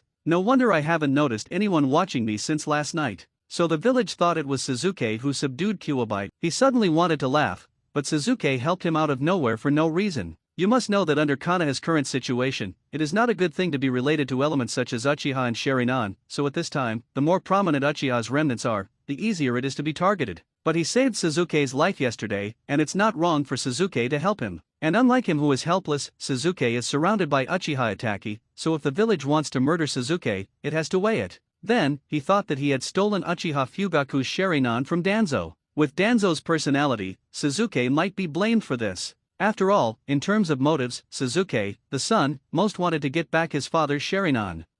Take care. Shinji silently congratulated Suzuki. Although it was a misunderstanding, let Suzuki help him resist the thunder. But he also knew that at the moment when Uchiha was exterminated, only Suzuki, who was also the remnant of Uchiha, could help him attract this firepower. After filling his stomach, he began to trot around the village by exercising. Running, he came to the death forest in the corner of the village. Because of the sudden incident last night, today's Chunin exam was postponed, so the death forest, one of the exam rooms, was empty at this time. Seeing the right time, he climbed over the barbed wire and sneaked into the dead forest. Although I got Fuyu's kaleidoscope Sharingan last night, but if you want to control these eyes, you must first open the Susanoo. It is obviously not safe to carry out in the small apartment arranged by the village. So he thought of the forest of death. The death forest is a primeval forest with a radius of 10 kilometers. Except for the tall tower in the central area, there is not much artificial modification inside. The purpose is to create an actual combat environment close to a real forest. Therefore, this is also the most hidden place that Shinji can think of. Walking in the death forest that covered the sky and the sun, looking at the huge reptiles and the towering giant trees that several people couldn't hug, he marveled at the magic of creation while looking for a suitable venue. After a long time, he found a hidden cave. After inspecting it inch by inch and confirming that there is no surveillance equipment in the cave, he took out the nutrition jar containing the Uchiha Fugaku kaleidoscope Sharingan from the ninja bag on his waist. Taking a deep breath, he opened his kaleidoscope Sharingan, endured the stinging pain, and activated Susanoo. After last night, his eyes began to feel stinging from time to time, and his eyesight also decreased significantly. Instantly, a yellow phantom, projected from his body, transformed into a half-body skeleton, covering his body. Not enough. He covered his eyes, endured the pain and continued to use his pupil power. Under the infusion of pupil power, the yellow skeleton phantom solidified little by little. Muscles appeared on the bones, then skin, and finally a layer of armor. The outline of the skeleton's face also became clearer. There was a shining light in the two eye sockets, like a god, calmly and indifferently watching the cave in front of him. Worrying Shinji gasped heavily. This is his current pupil power, the strongest form of Susanoo that can be maintained, which is the half-body armor Susanoo. It is almost the limit that all kaleidoscope Uchiha can do. Further up, it is the true full body of Susanoo, a form that can only be opened by possessing pupil power beyond the ordinary kaleidoscope Sharingan. After heaving a sigh of relief, Shinji didn't dare to waste time, and quickly activated his own kaleidoscope pupil technique, Susuzun lamp. Roar! In an instant, his Susanoo let out a roar. Immediately afterwards, there was a gap in the forehead above the eye sockets of Susanengu, and a pair of empty eye sockets suddenly appeared. Maintaining two kaleidoscope pupil skills at the same time, Shinji felt that his kaleidoscope Sharingan was about to burst, and he couldn't help crying out in pain. It's just that at this point, you have to grit your teeth and stick to it. So he opened the nutrition jar in his hand in a panic, and took out Fuyu's kaleidoscope Sharingan inside. Holding these eyes in the palm of his hand, he activated the Susasen lamp. Instant! His godlike Susanoo moved, and the newly appeared pair of empty eye sockets projected two rays of light, absorbing the pair of eyes held in his palm. Then, the two eyes were put into two empty eye sockets respectively, turning into two balls of light. Roar! Susanoo roared again. Accompanied by this roar that seemed to be able to shock the soul, the appearance of Susanoo became more solid, and even the body size became significantly larger. What is even more striking is that there are two pairs of opened eyes on the head of Susanoo. Just for a moment, the sharp pain in Shinji's eyes disappeared, so fast that he didn't even realize it, and the expression on his face even became dull for a short time. It doesn't hurt anymore. He shook his head slightly. At this moment, he felt that his condition was better than ever. Not only did his eyes no longer hurt, but even the dizziness that had occurred frequently before also disappeared. You must know that at this moment, he is maintaining the two kaleidoscope pupil skills of Susanoo and Susasion lamp at the same time. Just now, he was so painful that he almost passed out, but now he can easily maintain it, just like using ordinary pupil power. My condition has recovered? No, it's the pupil power that is recovering. He immediately analyzed his state, and subconsciously looked around. Sure enough, the vision that had been significantly reduced before has also recovered at this moment, and even slightly improved in terms of insight than before. Is this the ability of the Susasun lamp? Although there had been various speculations before, he still couldn't help being pleasantly surprised when the speculations became reality. At this moment, he, who was still maintaining the Susan lamp, gained more abilities of the Susazon lamp in his mind, and one of them was placed in front of him. New eyes. Is it driving? Or fusion? Shinji was stunned for a moment, and then immediately realized that the Susazun lamp seemed to be able to skip the operation process and use pupil surgery to complete the fusion of the pupil power of two pairs of eyes.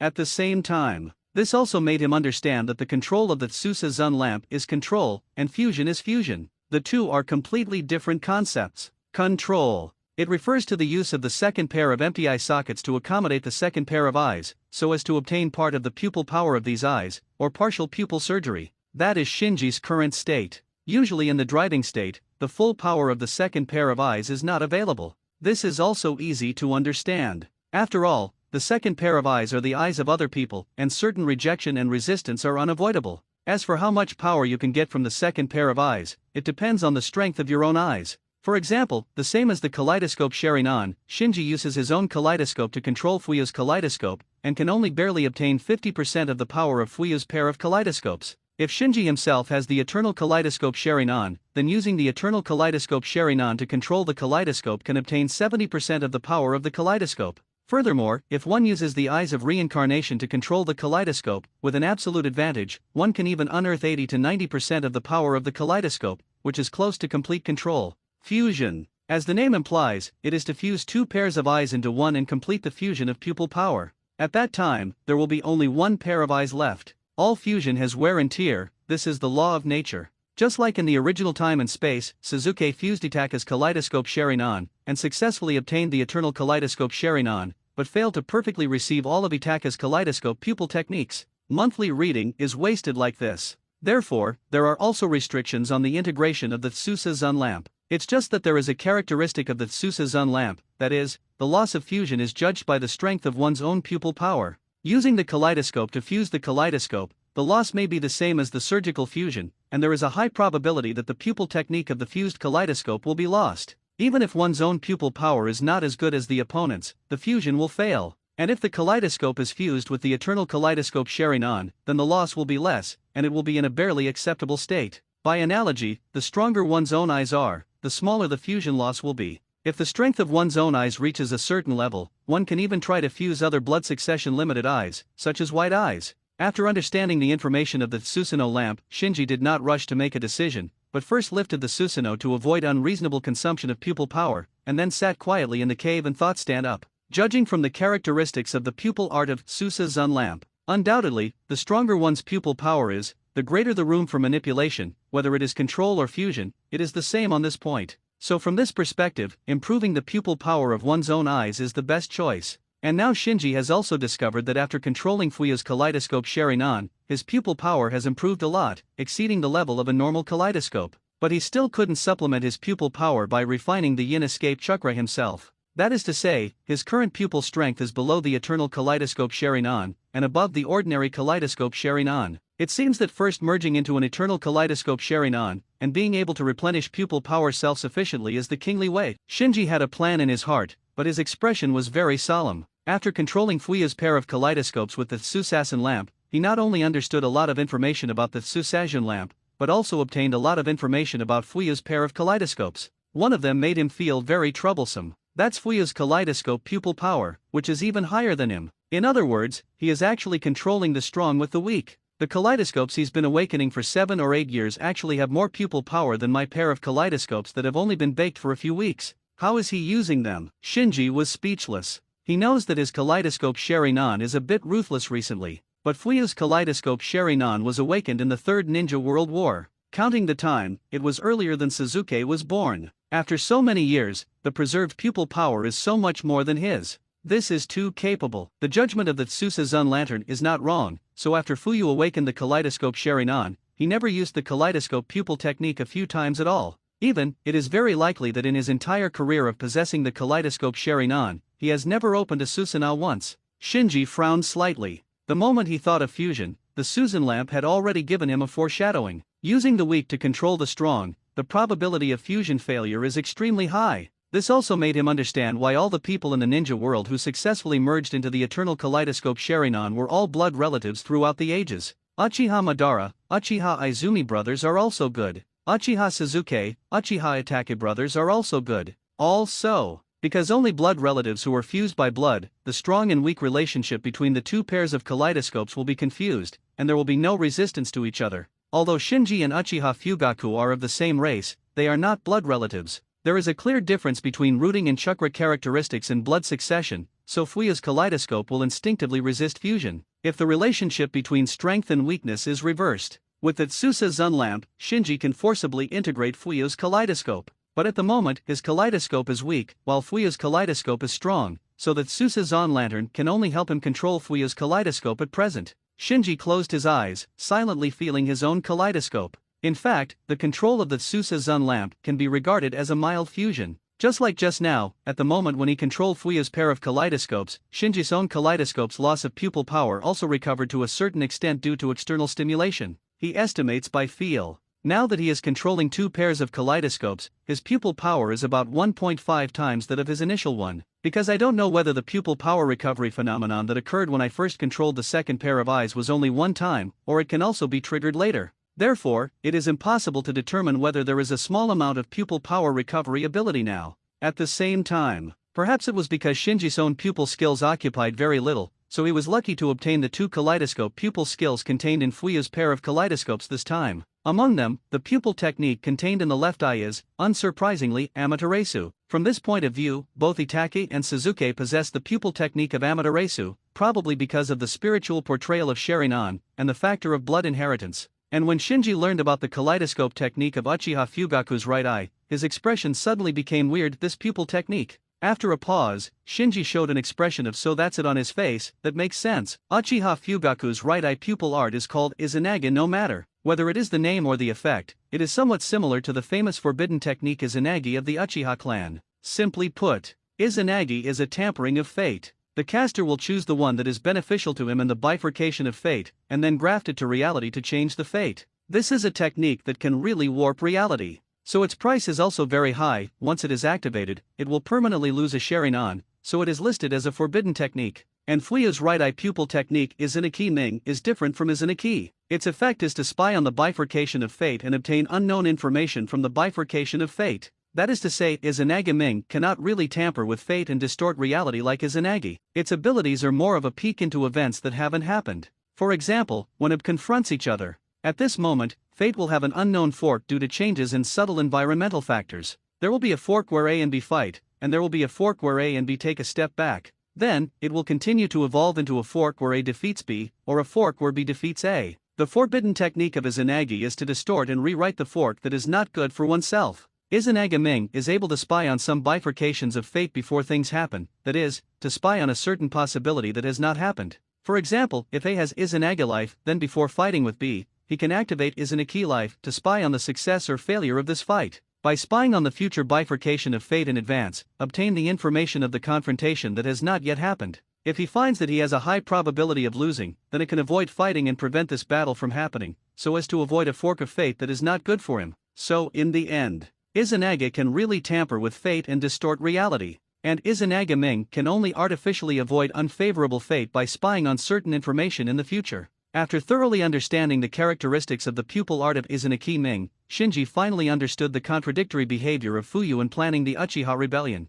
Obviously, in the Third Ninja World War, Fuyu, who awakened the kaleidoscope Sharingan, was ambitious. and felt that the Uchiha clan could finally be proud. As a result, the fourth generation turned out to be the brightest new star in the Third Ninja World War. He must have used Izanagi against the fourth generation at that time, and found that he was not the fourth generation's opponent at all, so he could only lie dormant honestly. Even Kakashi, a disciple of the fourth generation, transplanted a Sharingan without the permission of the Uchiha clan, and he dared not come forward to forcefully ask for it back. After the Nine Tails Rebellion, for generations of couples died in battle. Fuya must have thought that Uchiha's opportunity had come, and then secretly cast Izanagi on Sandai, or Danzo, and other high-level Konoha officials. From his subsequent contradictory behavior, it is not difficult to speculate that the bifurcation of fate he spied this time may have a winner or loser, or even if he can win, he will have to pay a very heavy price. Ever since, the ambition of possessing a kaleidoscope Sharingan makes him ready to move, and the fate spied on by Izanagi makes him dreadful. Later contradictions appeared in his behavior. While actively convening a clan meeting and planning a rebellion, at the same time he was unable to make up his mind and was indecisive. As for the last genocide night, he may have also used Izanagi on Itachi, and he was embarrassed to find that this old man couldn't even beat his son. Perhaps out of the consideration of maintaining the final dignity, or out of consideration of avoiding father and son killing each other and consuming Itachi's power for nothing, he finally chose to admit defeat and gave up resistance.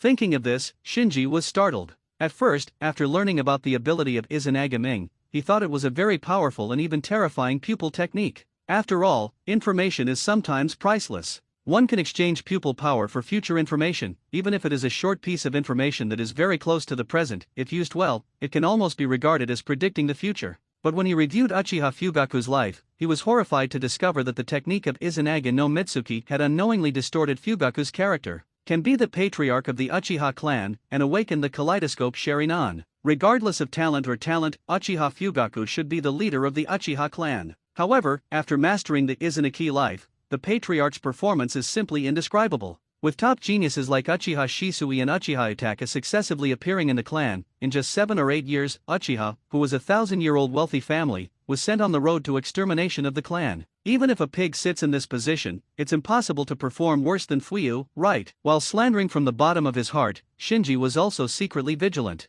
Uchiha Fugaku, who awakened the kaleidoscope and wrote Sharingan, uses a more polite word to describe it, that is, looking forward and backward. If you are not polite, then you can only say that he is timid. This shows that Izanagi has subtly influenced and even distorted his character. It seems that he has obtained the ability to spy on fate and control fate, but in fact, he is more like being entangled in the spider web of fate, and finally turned into a poor man who can't move forward or retreat. If I rely too much on this technique, I'm afraid I will become like Uchiha Fugaku in the future, unable to make any decisions, and become a coward who dares to take a step only when there is an option that must win. Just imagine. If Shinji had mastered this technique before he forcibly broke into the Umbu building, he would definitely use it on the Umbu on duty, and then come to a prediction that either he cannot win, or the price of winning is extremely high, and the gain outweighs the loss. Faced with such a situation, would he dare to take that step and break into the Umbu building? The same question, with this surgery, does he still have the guts to break into Danzo's root base? Ask yourself. If he had spied a fork of fate that was not good for him through Izanagi,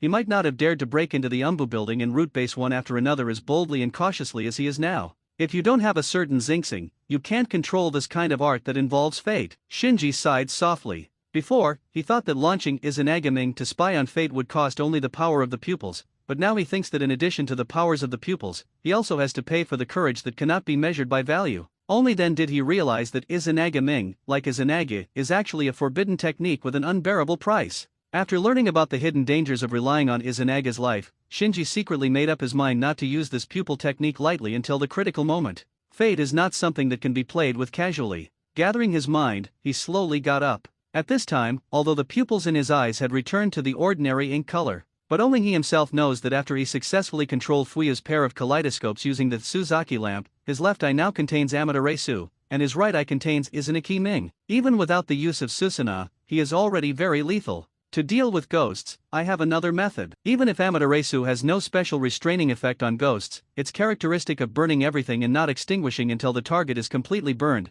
also determines that it is a sharp weapon against ghosts with terrifying self-healing ability. After cleaning up all traces left by himself in the cave, he quietly left the death forest and returned to his apartment. According to the previous experience, when the countdown reached 1, after 12 o'clock in the morning, he might have to face the invasion. And today is the last day of the countdown. All kinds of kunao, shurikens, detonating charms, masks, cloaks and other items to conceal their identities were neatly placed on the bed by categories. While counting these ninja tools, he thought about the night's battle. Not only has his pupil power greatly increased now, but he has also mastered the two kaleidoscope pupil techniques of Amaterasu and Izanagi. His strength and experience are far superior to himself when he faced the invasion for the first time. In this case, he naturally came up with the idea of quickly dealing with the intruder and getting a high rating. Last time my grade was an E. Recalling the last invasion, he analyzed it. The hand ghosts who invaded last time killed almost all the guards in Ziwan Palace and destroyed most of the Palace of the Witches in the Kingdom of Ghosts. The impact is so great, and it can be seen from the fact that Ziwan was immediately sent to Konoha for refuge in the follow-up Ghost Kingdom.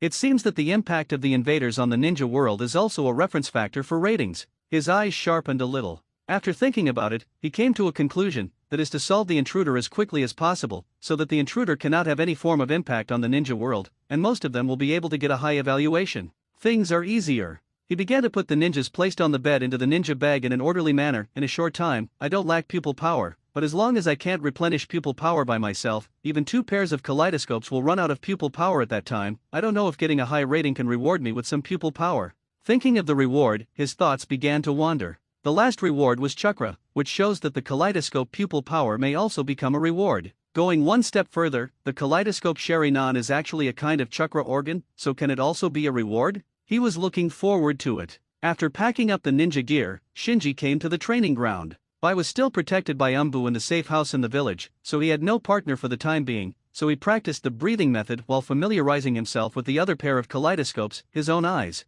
The improvement of pupil power is not only reflected in the power of various pupil techniques, the insight into subtleties, the ability to capture high-speed dynamics, and even the peak at the flow of chakra will all increase with the increase in pupil power. The current Shinji is not blind, nor is he inaccurate. It's that everything in the field of vision is too clear and accurate, and the amount of information acquired in a short period of time makes it difficult for him to grasp the key points for a while, so that he can't catch the pupil force at all in response. To put it simply, there is a flaw in the enemy's body, which was captured by the kaleidoscope, but the various information captured by the kaleidoscope at the same time is too rich, the processing speed of the brain is not fast enough, and the key information is not immediately screened out, thus missing the defeat enemy's chance. To put it bluntly, it is inexperienced. Because observation skills, screening key information, etc., are also a kind of ability. Eyes are just hardware. Just like the best graphics card, it also needs an adapted driver software to fully release its performance. In the evening, Shinji did not continue to practice, but filled his stomach on the street, and then returned to the apartment to recharge his batteries.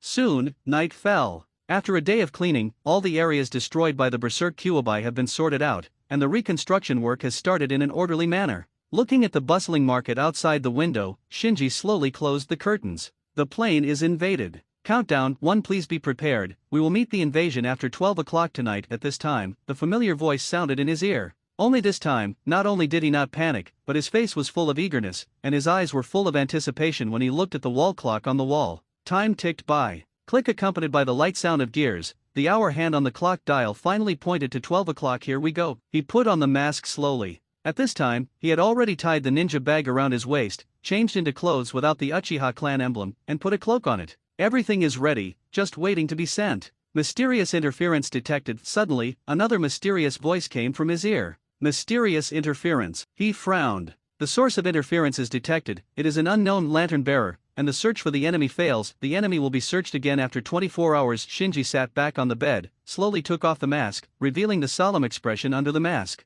This accident made him unexpected. Unknowingly, the mysterious voice that transported him from Mie village to the ghost country thousands of miles away was actually disturbed. What is the lantern carrier? What is the purpose of his interference? What is this invasion? Doubts flooded his mind. From the countdown of only 3 days this time, he had already sensed that something was wrong, but he never expected such a thing to happen. This mysterious lantern bearer made him feel uneasy instinctively, and from the prompt of the mysterious voice, he realized that lamp carrier seemed to be a title, not a specific person. The opponent seems to have some kind of ability to interfere with plane detection. The countdown of only 3 days, and the failure to find the enemy this time, should be the work of this lantern bearer. The opponent's ability is beyond Shinji's imagination. Thinking of this, he couldn't help muttering to himself, what the hell is the lamp carrier? Why do you want to interfere with the ninja world? Those who are preparing to carry the lantern, your question exceeds the authority. The morning sun shone through the window and shone on Suzuki's depressed face. Ever since the night when Kyuubi went berserk, he has been staying in this lounge in the Umbu building, not even taking a step through the door. At this time, Kakashi walked in with a plate of breakfast. Suzuki, come and have breakfast. Suzuki looked at Kakashi indifferently. How long are you going to keep me here? We're protecting you, Kakashi patiently explained. Protection. After a pause, Suzuki snorted softly, I don't need your protection. Kakashi handed the breakfast to Suzuki, and said earnestly, Suzuki, your talent is very high, but precisely because of this, it will bring you a lot of unexpected troubles. Suzuki closed his eyes, and when he opened them again, the dark eyes were already scarlet, and the two jades slowly rotated. Do you think I will be afraid of trouble? Kakashi was a little helpless. But he also understands, because Suzuki does have arrogant capital. Anyone who awakened Shuanguya Sharinan at the age of 7 and could easily subdue the rampaging Kyuubi is qualified to be arrogant. Seeing that Kakashi couldn't make up his mind, Suzuki ate breakfast on his own. Halfway through eating, he pretended to be casual and asked, by the way, how is that guy? It's out of danger. Kakashi raised his mouth. He knew that Suzuki was asking Naruto, and he could feel Suzuki's concern for Naruto, even though Suzuki tried his best to hide it.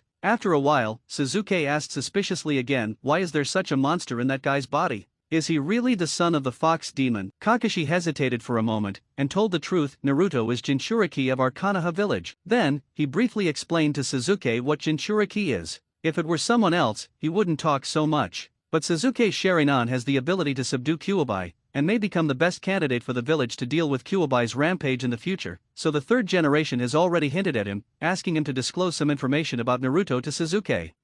Can such a guy become the village's secret weapon? I think it's better for you to change. Suzuki looked disdainful. Kakashi shook his head. If you transfer the 9 tails in Naruto now, Naruto will die, because for Jinchuriki, losing the tailed beast is equal to death. Suzuki was silent for a while, before uttering a sentence, sad guy. Kakashi smiled and said, Suzuki, I remember you are classmates, I hope you can take care of him in the future. Suzuki wanted to nod instinctively, but suddenly remembered something, I don't have that kind of idle time. You guys let me out. I'm going to kill that person. Is it a ferret? As soon as he heard the name, Suzuki's expression became ferocious, and he panted heavily, I will kill him with my own hands. Kakashi persuaded, you can't kill him yet. Suzuki glared at Kakashi, I have awakened Sharinan. Kakashi was unmoved, shook his head and said, it's not enough, Itaki is the most powerful uchiha I've ever seen, your talent must be higher than his, but now you are not his opponent. When Suzuki was about to argue, swish! An Umbu suddenly appeared at the door of the room. Master Hokage is calling. Kakashi looked solemn. What happened? The Jujinshin stronghold was attacked last night, and all 5 teams stationed there were killed. In the driving range.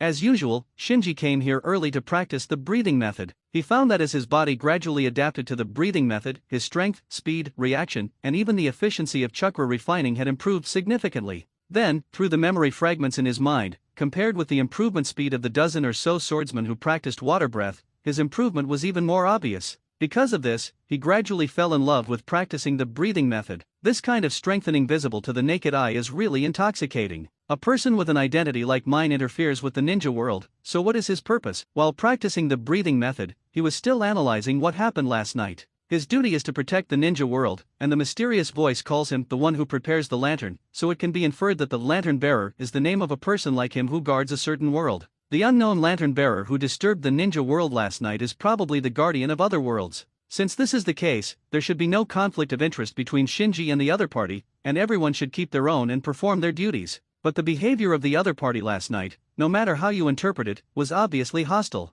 We will search for the enemy again at night, and hope to find the intruder this time. Shinji looked serious. After understanding this invasion, there may be a mysterious lantern bearer who is responsible for guarding a world, just like himself. He realized that the situation was very serious, and the more the other party wanted to avoid him, the less he wanted to let the other party succeed. Because the other party intervened, it had actually sent a message that the other party needed time, perhaps to make some preparations, or to collect intelligence. In short, the opponent didn't want to confront him head-on as soon as he invaded. I was disturbed by him this time, but I was helpless. It should be because I lack authority. Shinji only discovered yesterday that the mysterious voice was not incapable of communication. The reason why the other party ignored him before was probably because of the word preparation in the person who prepared the lantern. In other words, he is not considered a real lantern bearer in the ninja world. Naruto office. The third Hokage looked at the 4 Umbu, headed by Kakashi, lined up in front of them, and said, the outpost on Mount Kikyo was attacked, and all the guards were killed. Kakashi asked, Master Hokage, who is the attacker? 3 generations shook their heads. Mitamonian said. The last messenger eagle released by the outpost only mentioned being attacked by a mysterious person, but did not mention the identity of the other party. Kakashi's heart sank. Will it be a war? Attacking the Konoha outpost is not something that ordinary forces dare to do, so once this kind of thing happens, people can't help but think of war. The third generation said in a deep voice, so the village needs to know what happened there. Understood. Kakashi answered together with the other three Umbu. Mitamonian continued to add, the support team has already set off. Remember, the task of your squad is to confirm the identity and purpose of the enemy, assess the severity of the situation, and the task has the highest priority. Kakashi grimaced. He read the elder's subtext. That is, in case of an emergency, you can abandon the support team that started earlier, and even your companions in the same class must ensure that key information is sent back to the village late at night. In the apartment, Shinji, who was fully armed, was waiting quietly. Different from last night, tonight he is no longer excited and eager, but calm and restrained. Prepare to meet the invasion. The mysterious voice rang in his ears as expected. Call exhaling, he put on the mask. The next moment, with a swish sound, his figure disappeared into the apartment. When he regained his senses, Shinji found himself at the foot of a big mountain. Where is this? He looked around. What came into view was a mountain that stretched for dozens of miles, but it looked very strange to him, and it was definitely not near Muye village. But the vegetation here is dense, and the temperature and humidity are no different from those of Konoha, so it is very likely that it is still in the Kingdom of Fire. Privilege is still too low, he secretly sighed. If he is now the official lantern-bearer of the ninja world, he will not be caught blind like now, without any information. Putting away this thought, he looked at the mountain in front of him again. This mountain gave him the feeling of one word, quiet. It towered under the night, like a huge monster holding its breath, waiting for its prey to come to its door. Or, come back another day. Shinji made a joke to himself, relieved his tense mood, and then jumped up and ran towards the mountain. Entering the mountain, Shinji, who was shuttling through the forest, felt more and more that something was wrong. Even in the middle of the night, in a mountain with such dense vegetation, there should be at least some chirping of insects and birds, but it is really too quiet here now. Swish! Suddenly, a black shadow rushed out from the darkness. Shinji, who had already opened the kaleidoscope Sharingan, immediately spotted the other party, took out a kunai with his right hand from the ninja tool pouch around his waist, and went up to meet him. Clang! A piercing sound of metal clashing echoed in the dark and quiet mountain forest. Shinji, who blocked the opponent's attack and leaped back, realized that the one who attacked him was actually a ninja wearing a Konoha forward guard. Konoha ninja. Not right. In just a moment, he discovered the problem. The Konoha ninja who sneaked up on him had a terrified expression. He didn't look like a sneak attacker at all, and his body was connected with flowing chakra silk threads, and the other end of the silk threads extended into the depths of the mountain forest. Ordinary people may feel horrified when encountering such a scene and thus become confused. But for Hitomi Sweji Ninja, the thread hidden in the dark is clearly visible, and the chakra flowing on it even directly pointed out the true location of the enemy to Hitomi Sweji Ninja. Humph, pretending to be a ghost. Shinji snorted softly, ignored the controlled Konoha ninja, stared directly at the flowing chakra thread, and rushed into the forest. The opponent's method is a bit like Shayin's puppet master, but he quickly ruled out this possibility, because the puppet master should not be so far away from the puppet being manipulated. In addition, this time he was fighting an invasion, so he vaguely guessed who the other end of the silk thread was. With the blessing of the breathing method, his speed is very fast, and the dark jungle can't cause any obstacles in front of his kaleidoscope Sharingan. Moment. He ran out of the woods and came to an open field, and the scene in front of him changed his expression. The owner of the silk thread was not beyond his expectations. It was indeed the ghost mother of the white-haired and white-robed nation Spider Mountain ghost family that he had guessed earlier. It's just that he didn't expect that there were 7 Konoha ninjas controlled by the opponent, like puppets, guarding the opponent's surroundings. Counting the one just now, there are a total of 8 Konoha ninjas, a full 2 teams. Shinji was a little surprised that so many Konoha ninjas fell into the opponent's hands. But after thinking about it, it is not surprising that ordinary ninjas are killed by ghosts without knowing the characteristics of ghosts. What's more, the strength of ordinary ninjas may not be as strong as the top swordsmen who have mastered the breathing method in Ghost Slayer.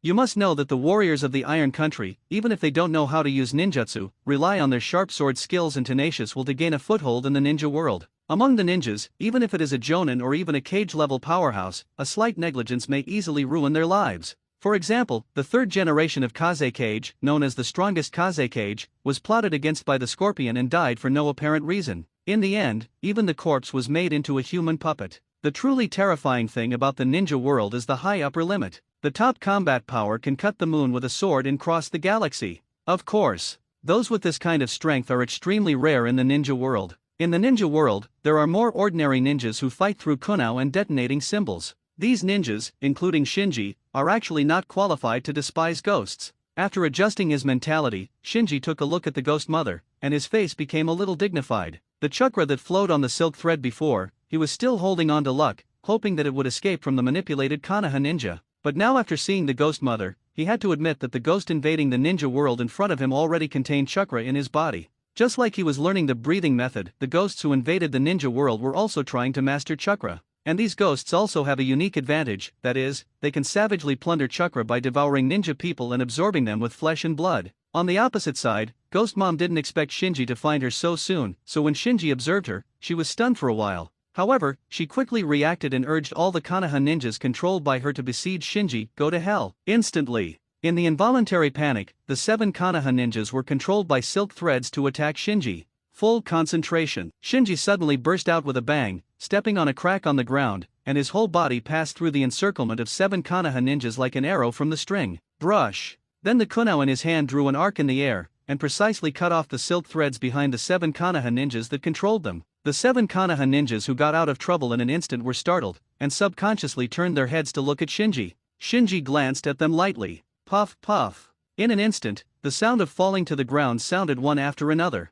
The 7 exhausted Konoha ninjas who had been tortured by the ghost mother were hypnotized by Shinji's illusion the moment their eyes met, and they fell to the ground and lost consciousness. What's going on with these people? The ghost mother froze for a moment, her face full of disbelief. She couldn't understand why Shinji just glanced casually, and the 7 swordsmen who seemed to her to be quite strong passed out. At this time, Shinji's gaze, which was shining with a strange light, slowly moved to the ghost mother. Hey, it's your turn. Even though Shinji was wearing a mask, the ghost mother was still frightened by his sharp eyes, and kept her legs back. Shinji was not in a hurry to destroy the opponent, but walked over while activating the kaleidoscope Sharingan. How did you invade here? Instantly. The ghost mother who was controlled by the kaleidoscope's pupil power fell into a daze, and murmured however, in the blink of an eye, she regained her sanity and looked at Shinji with a horrified expression. What the hell are you? Why can you control me? Shinji stopped his approaching steps and frowned slightly. The other party actually got rid of his illusion in an instant, and this kind of escape didn't seem like he broke free, it was more like being awakened by someone. Swish!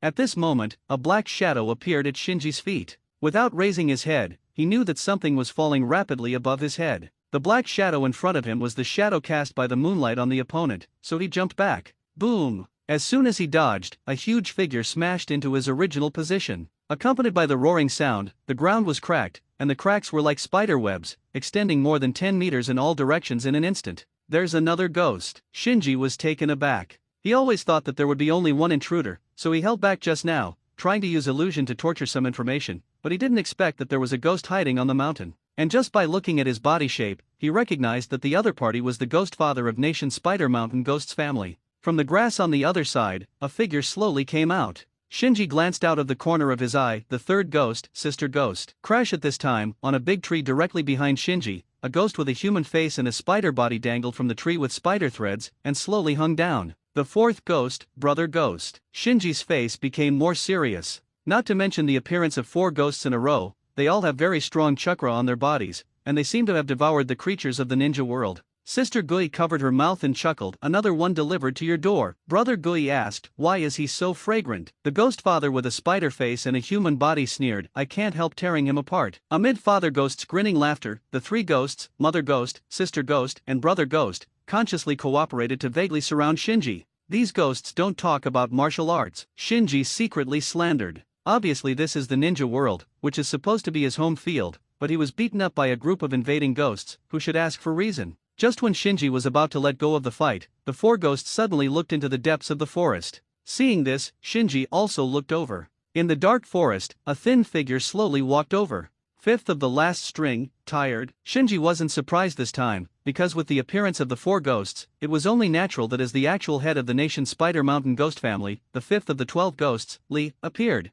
However, unexpectedly, the strongest Oni who has invaded the ninja world now trembled when he saw Shinji. He completely lost the calmness he had just walking slowly, and almost roared to order the 4 ghosts, quick, block him. Father Ghost hurriedly said, I can kill him. Tired retreated towards the forest, and shouted, idiot, he is like an adult, he is infinitely close to the gods, even if you were wiped out, you must try to hold him back. The 4 ghosts were taken aback, and when they looked at Shinji again, their eyes all changed. This Shinji was also a little taken aback. The bottom 5, who appeared on the stage calmly like the boss at the end of the game, ran away yelling the moment he saw him. but soon he realized that the other party should have recognized him as the lantern bearer. In other words, the other party was not intimidated by his kaleidoscope sharing on, but by his identity as a lantern bearer. Realizing this, he immediately understood that the bottom 5 was the key to the information, so he vigorously activated the breathing method and chased after him at the fastest speed. The 4 ghosts were caught off guard, and Shinji penetrated and surrounded them all at once, and rushed into the forest. Towards the top of the mountain, Tired fled in front while Shinji chased after him. The 4 ghosts followed Shinji closely, trying to hold Shinji back.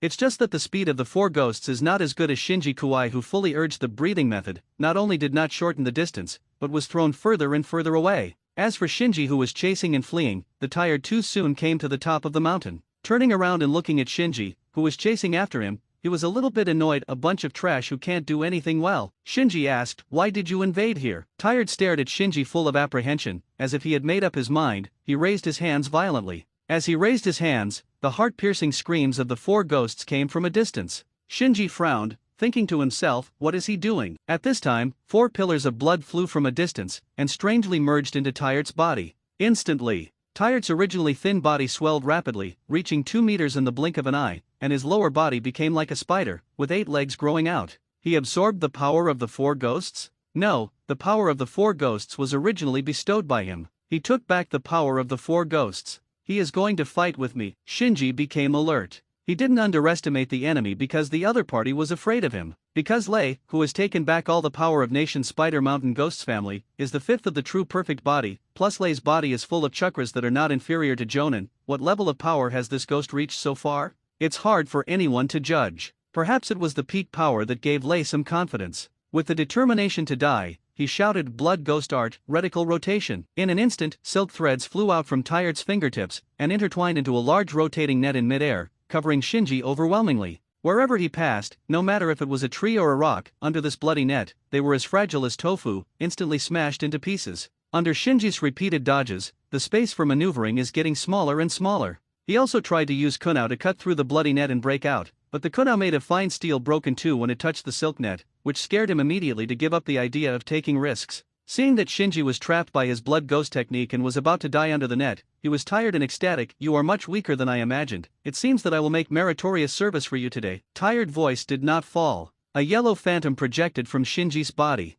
In the blink of an eye, Phantom transformed into a half-length giant in armor like a god, and instantly burst through the sharp blood net that could easily cut off kunao. Afterwards, the half-length giant reached out, grabbed Lei in shock, and brought him in front of Shinji. Shinji stared at Lei coldly. "I didn't hear what you just said." "The third one is here." Tired of being caught by Shinji's Susanoo, he looked horrified. Damn!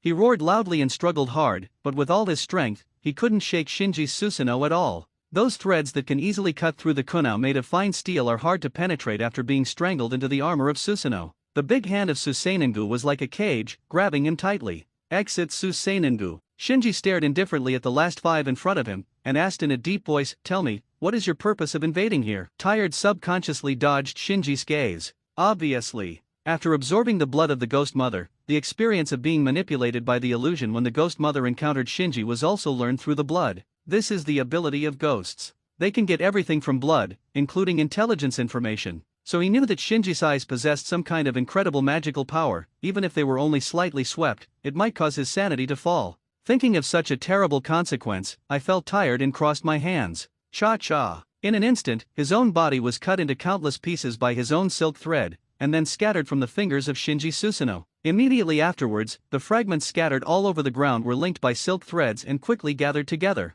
It can still be like this. Shinji was speechless. He didn't expect that the other party would use the strange method of dismembering himself to escape his control. Tired of getting out of trouble, he completely lost the courage to fight against Shinji. His lower body was like a spider with 8 legs, and he ran wildly and fled to the distance. Shinji's face darkened, he released the Susanoo, and then chased after him. He showed mercy a few times, just to get some useful information from the other party's mouth, so as to avoid being passive all the time. But the other side seems to be very afraid of leaking information. Under the night, crazy and tired, he ran in a panic in the mountains and forests, bumping into trees along the way, causing smoke and dust to rise all over the sky. Swish! Swish! At this time, accompanied by 2 piercing sounds, 2 kanahas fell in front of Lei's face, blocking his way. "Stop! Go away!" Seeing someone blocking him, Lei roared angrily and launched the blood ghost technique. Suddenly, a giant net glowing with blood covered the two Konoha Anbu. The two Konoha Anbi glanced at each other, and then formed seals in tacit agreement at the same time.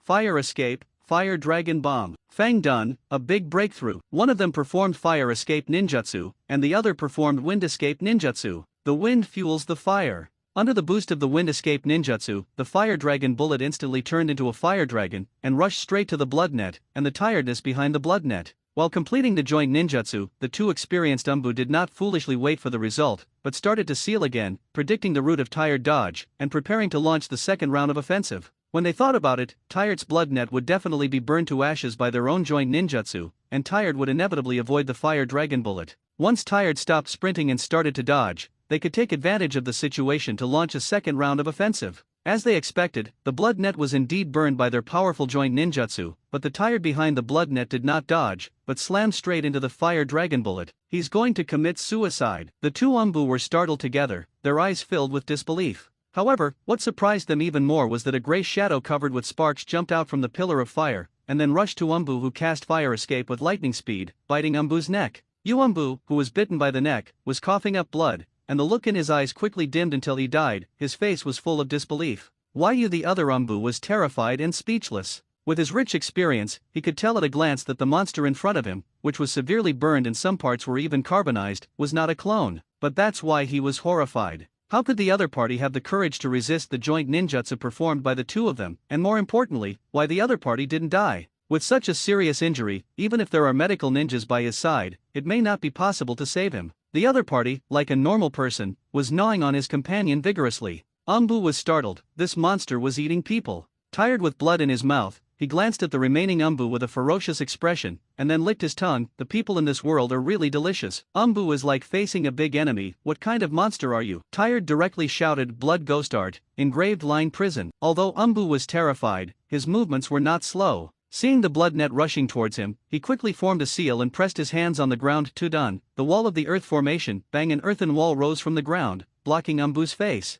Just as Anbu wanted to breathe a sigh of relief, he heard a click, and the earth wall protecting him fell apart in the blood web. Then the next moment, the blood net covered his head. The blood net that even the earth wall can't resist, let alone the flesh and blood. Only a moment, this Anbu was brutally dismembered by the blood net. Looking at the flesh and blood everywhere, a flash of obsession flashed in his tired eyes. However, he quickly regained his senses, looked back at Shinji, who had already caught up, only glanced at the flesh and blood on the ground reluctantly, and continued to flee to the distance. And in such a short period of time, the burns on his body had completely recovered, leaving no scars. As soon as Tired escaped, Shinji arrived here. Looking at the messy battlefield, his face under the mask is not very good looking. Two Konoha's Anbu were slaughtered by the fifth of the lower strings in a short time. Of course, he knew that this was taking advantage of the ghost's immortality, and he caught two Anbu by surprise. But even so, it was shocking enough. Then he squatted down and touched the clods that had been shredded by the blood net. The earth wall created by Anbu's earth escape just now is as thick as the length of an adult's forearm,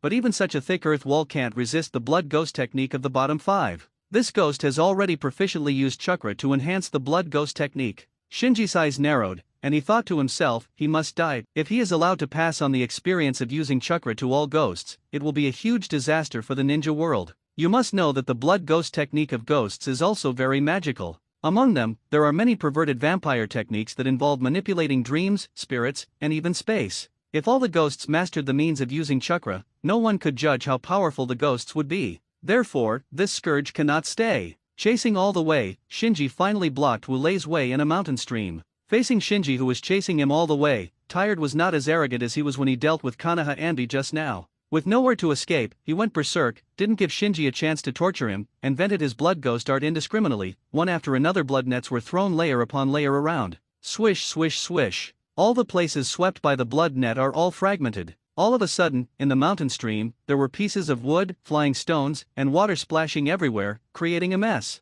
At this time, Shinji did not choose to fight against the Tired, wasting his pupil power in vain, but retreated far away, and came to a high place overlooking the mountain stream. He knew I wanted to torture information. Tired suddenly went crazy, and Shinji felt that it was related to his attempt to torture information. That is to say, being tortured for information is a very serious matter, so that he becomes mad and instinctively resists the occurrence of this matter. After realizing this, Shinji shook his head secretly. It seems that it is difficult to obtain any useful information from him. The Black Hand who secretly manipulated this invasion obviously expected that Lei, a ghost who explored the way in the early stage, might leak his own information, so he must have arranged something accordingly for Lei. Therefore, his idea of obtaining the other party's information from Lei is probably difficult to realize. Then don't waste time. Shinji quickly made up his mind. Wow. But just when Shinji was about to make a move, a blood-colored light stripped the space, as if shining into the ninja world from the gap in time and space. Seeing this, Shinji's pupils shrank, and he felt an inexplicable uneasiness in his heart. Tired, who was in a frenzy, saw the bloody light, but was overjoyed. He didn't care about anything, and rushed towards the bloody light with all his strength.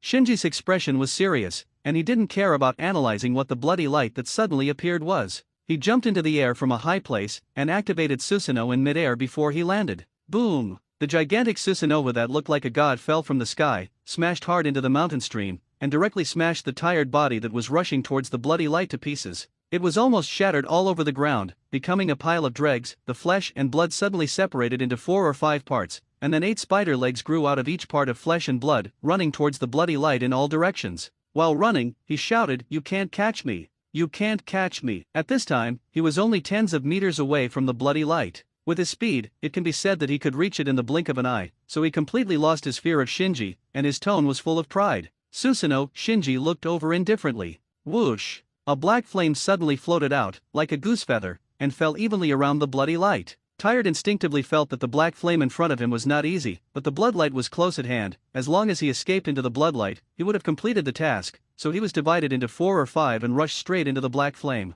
At the moment of contact with the black flame, all the tired screamed. They rolled back and forth in the black flames, trying to get rid of the black flames attached to their bodies, and then all their struggles were in vain. No matter what they did, the black flames followed them everywhere. After a while, the tired 5 avatars were all turned into fly ash in the black flames, as if they were just 5 lumps of ordinary flesh and blood, without any sign of quick recovery. At this time, the bloody light that stripped the space just now, just like when it came, disappeared abruptly, leaving only a trace on the ground. Shinji lifted the Susanoo and walked over calmly. The black flame of Amaterasu on the ground has already been extinguished by him, and the tired who rushed into Amaterasu before. At this moment, there is not a single trace left. It was completely burned by Amaterasu. Amaterasu can really restrain ghosts. He saw the performance of Amaterasu. When Tiri resisted Umbu's fire dragon bullet before, he didn't scream at all, but just after being burned by the black flame of Amaterasu, he immediately let out a scream that sounded frightening. Moreover, it was wiped out in Amaterasu in just a moment, and the ghost's super recovery ability seemed to not exist at all.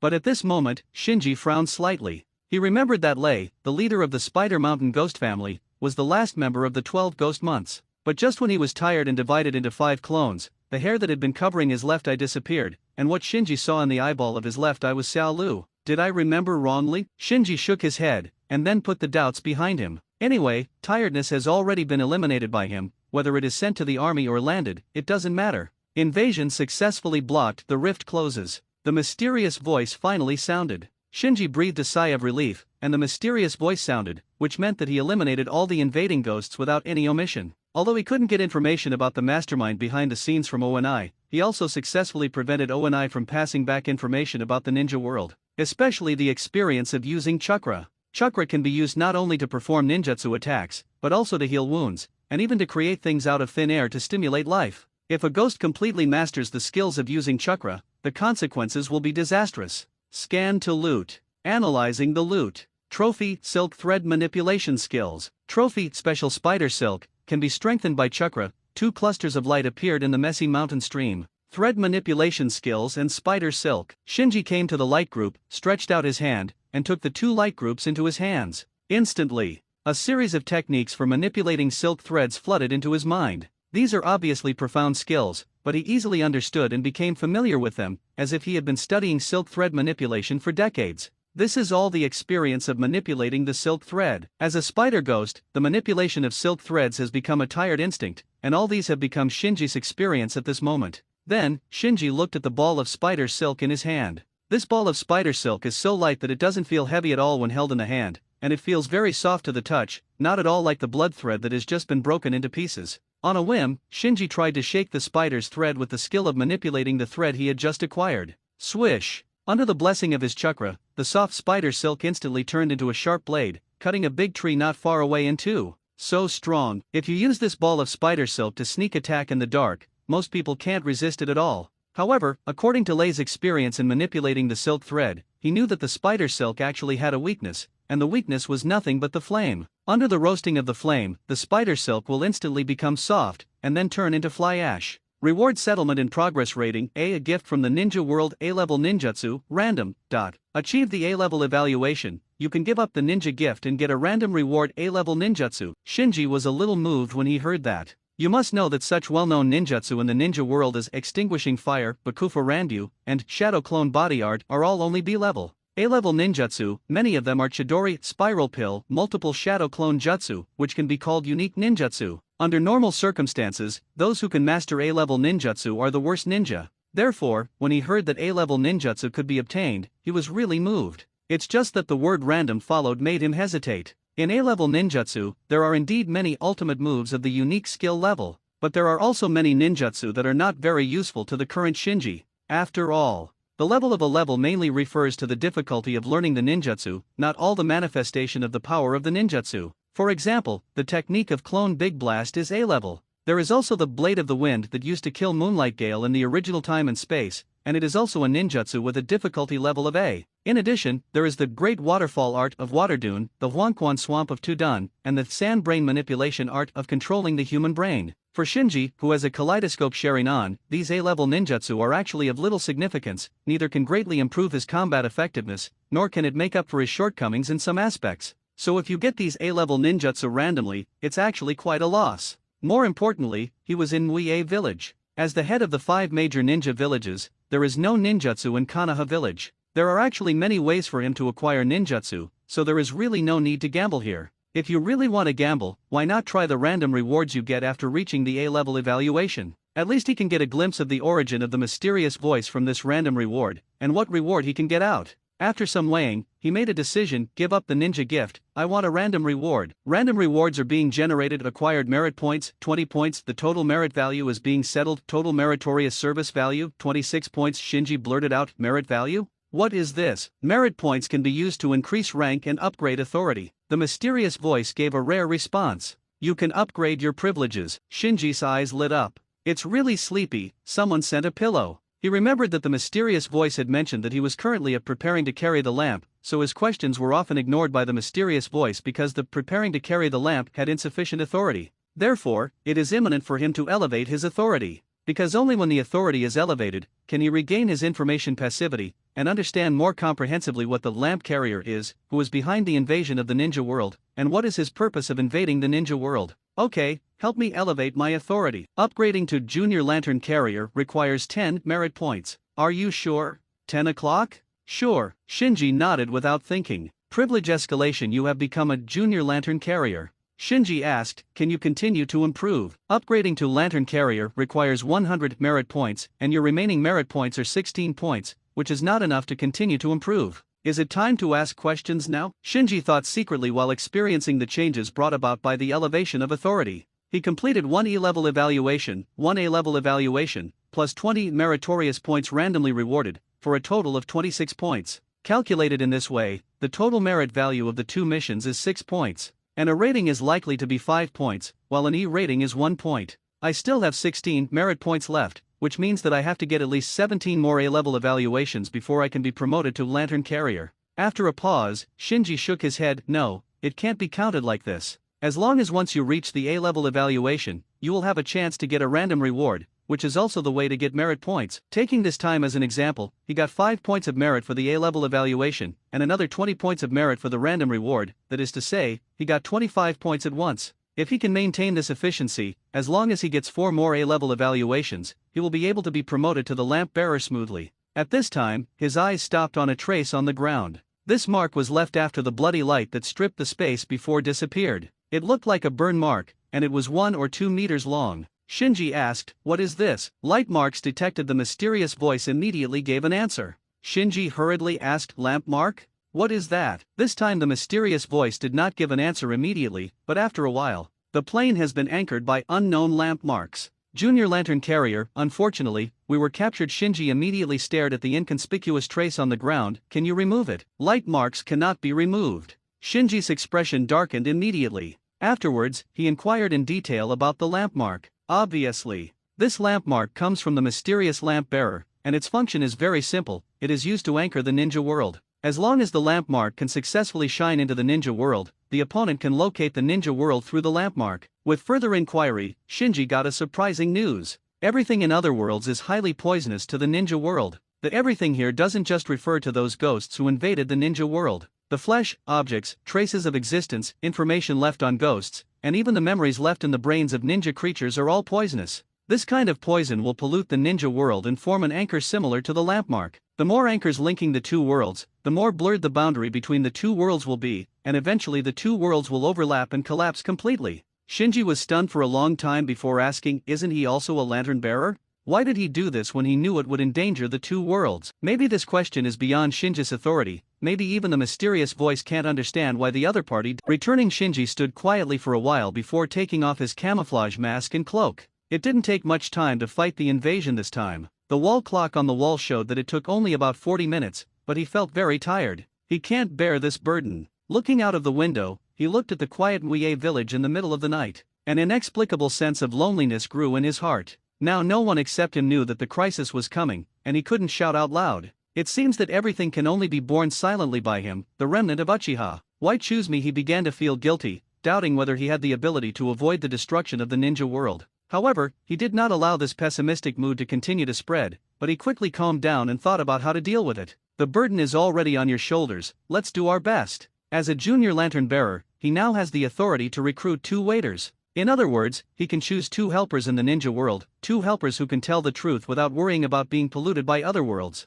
Who should I find? The first thing he thought of was none other than Uchiha Itaki, who had killed him once. Because Itaki is the only ninja besides him in the ninja world who has the pupil art of Amaterasu. He has a natural restraint against ghosts, coupled with his own shadow-level strength, he can deal with almost all invading ghosts. But his recruitment of waiters can only block pollution, not lock loyalty. Not to mention that he has no contact with Uchiha Itaki at all now. Even if he can meet, as a survivor of the night of genocide, it is difficult to reach mutual trust with Itaki, the genocide murderer. If Itaki regarded him as a lunatic or a conspirator plotting to overthrow Konoha, and gave him a 10-fist sword when he came up, then the loss outweighed the gain. With my current strength, I still don't want to provoke such a dangerous person. He shook his head. I feel that at least after I have the ability to talk to Itaki on an equal footing, I can consider recruiting a ninja of Itaki's level to be my waiter. Then he thought of Suzuki again, but quickly dismissed the idea. It will take 6 or 7 years to wait for Suzuki to awaken the kaleidoscope and obtain the Amaterasu. He can afford it, but the ninja world may not be able to. Then he thought about the others.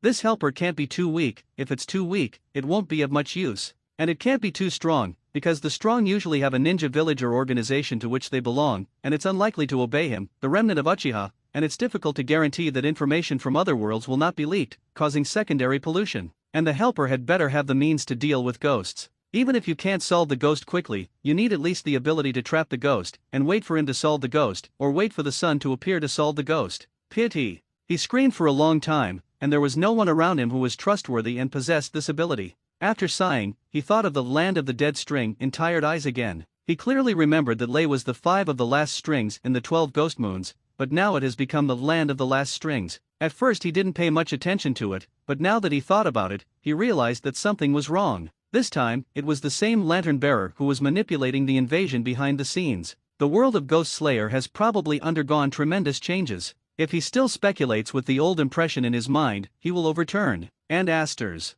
In the first hand ghost invasion, she has seen hand ghosts. Although the memory is now sealed by Shinji's illusion and the pollution is temporarily contained, it is not safe. Give Z1 a spot and help her block pollution? Maiko's sealing technique may have a miraculous effect on ghosts. After thinking for a while, he hesitated again, but she is still a child. Ghosts really prey on humans as food. Z1 is only 7 years old now and only knows how to go shopping. At this time, he felt a sense of discomfort in his eye sockets, reminding him that his pupil power consumption was a bit excessive today. Along with it came a strong sense of exhaustion, so he fell into a deep sleep. Early the next morning, bang bang, the knock on the door awakened Shinji from his sleep, and he was stunned for a moment before he could react. Opening the door, he found that Bai was standing outside the door, with a box of bento in his hand. Bai, are you not? Bai smiled. The misunderstanding between the village and Wuyan has been resolved. Shinji's eyes fell on the bento in Shiro's hand. Bai immediately handed the bento to Shinji. I saw that you haven't woken up so late, so I went downstairs to buy some breakfast for you.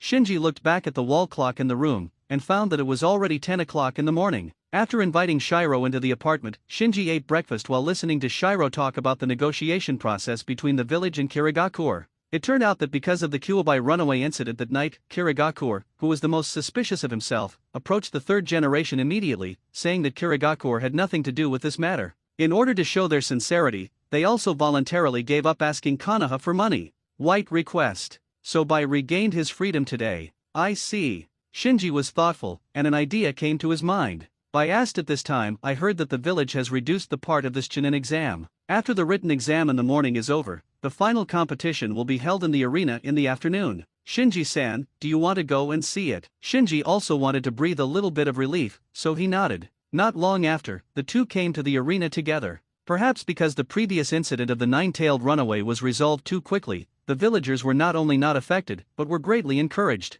After all, in the eyes of ordinary villagers, being able to subdue the runaway Kyuubi quickly shows that the village is stronger than before. So when Shinji bought a ticket to enter the venue, he found that it was already crowded with people. Finding their seats, Shinji and Shiro chatted while waiting for the game to start. At this moment, the people around suddenly looked in one direction and started whispering. Shinji also looked over, and found that at the opposite entrance, Suzuki walked into the arena with his hands in his pockets with a cool face, under the gaze of everyone. Shiro on the side took a deep look at Suzuki on the opposite side at student Shinji. Is that your fellow Uchiha Suzuki? I couldn't help admiring. I heard that he was the one who subdued the berserk Kyuubi alone that night and saved the village. He's even younger than us, it's unbelievable. Shinji found that other people around had similar admiration. He subconsciously glanced at the rest areas of several other villages, and found that the ninjas from other villages who had come to take the Chunin exam were also observing Suzuki with nothing at this moment.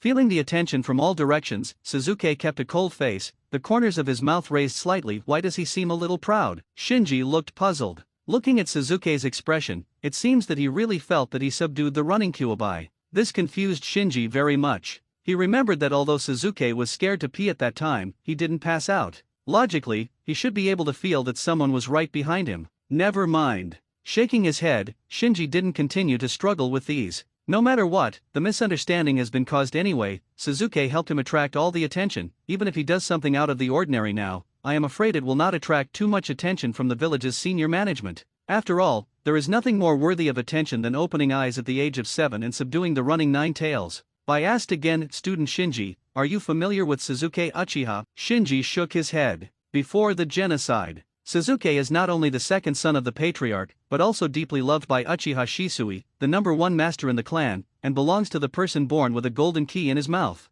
The original owner was just an ordinary Uchiha tribe. His father died in the Third Ninja World War, and his mother died of illness when he was 2 or 3 years old. So although the two belong to the Uchiha clan, they don't have much intersection with each other. Seeing that Shinji was distracted, Bai mistakenly thought that Shinji envied Suzuki for awakening Sharingan at a young age, so he quickly comforted him, student Shinji, I believe that with your hard work, you will definitely be able to awaken Sharingan. Shinji was stunned for a moment. I hope. Shinji.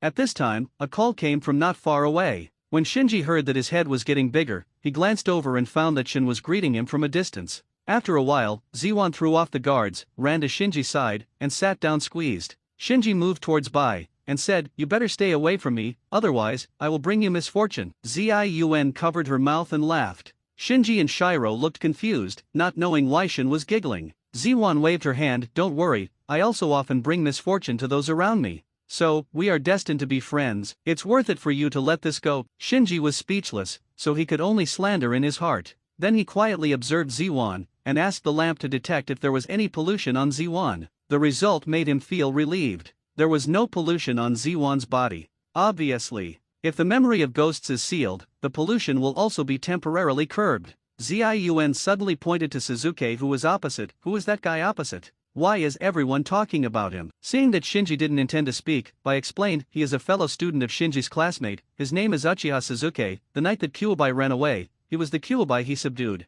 Ziun asked, is it very powerful? Bai glanced at Shinji worriedly, seeing that Shinji looked normal, so he thought about his words, very powerful, there should be no one in ninja school who is his opponent. Shin tilted his head and looked at Shinji, why, I think you are much better than him. Shinji was startled, Ziwan's spiritual power is too strong, if I get too close to her, I'm afraid my illusion won't last long, so I have to stay away from her in the future. Shiro at the side, seeing Ziwan's words move Shinji's face, secretly said, sure enough, girls know how to comfort people. There is nothing worthy of Shinji's attention in this Chunin exam. The villagers didn't really come here for the Chunin exam, so although the afternoon game was exciting in the eyes of ordinary audiences, it seemed a bit boring to Shinji. The only bright spot is probably Yaeshido's performance. He participated in various Chunin exams round after round, probably to help Orochimaru find excellent containers. Shinji secretly sighed, but his mind was no longer on the game. After this day's adjustment, his pressure has been relieved a lot, and his mood is no longer depressed. He gradually figured it out.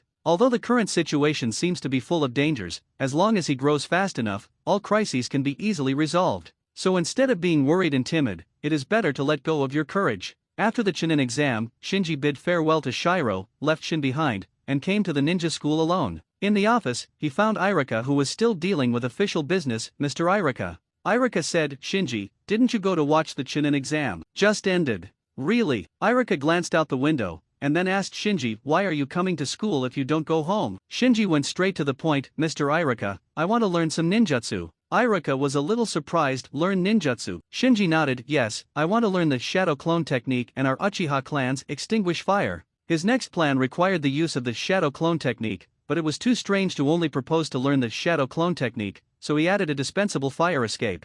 Irika sighed softly. When Shinji saw this, he had to speak out the words he had prepared in advance. But before Shinji could speak, Irika patted him on the shoulder. I know everything." Irika looked at Shinji, and said earnestly, "Although Uchiha Sasuke is younger than you, his situation is different from ordinary people. He is the most talented ninja I have ever seen. Shinji, you are yourself, don't always compare yourself to him." Shinji opened his mouth, ready to say something. Irika stopped Shinji from explaining. "You don't need to explain to me. Since the last time I went to the cat town to contract ninja cats, I know you are a strong kid, and I know I can't persuade you." Shinji completely gave up. Irika pondered for a while, and said, "Shadow Clone Jutsu and Great Fire Extinction are both very advanced ninjutsu, and I can't guide you, but I can apply for you to master Hokage." Shinji saluted sincerely. "Thank you, Mr. Irika." Irika shook his head indifferently. "Go back quickly." Shinji turned around to leave, but from the corner of his eye, he saw Mizuki's table opposite Irika full of fruit baskets, so he asked, "Mr. Irika, what are these?" Irika casually explained, "Oh, that night when Kyuubi went berserk, someone tried to attack Xionlin, but was hit by Mizuki. He was injured by the attacker in order to protect Xionlin,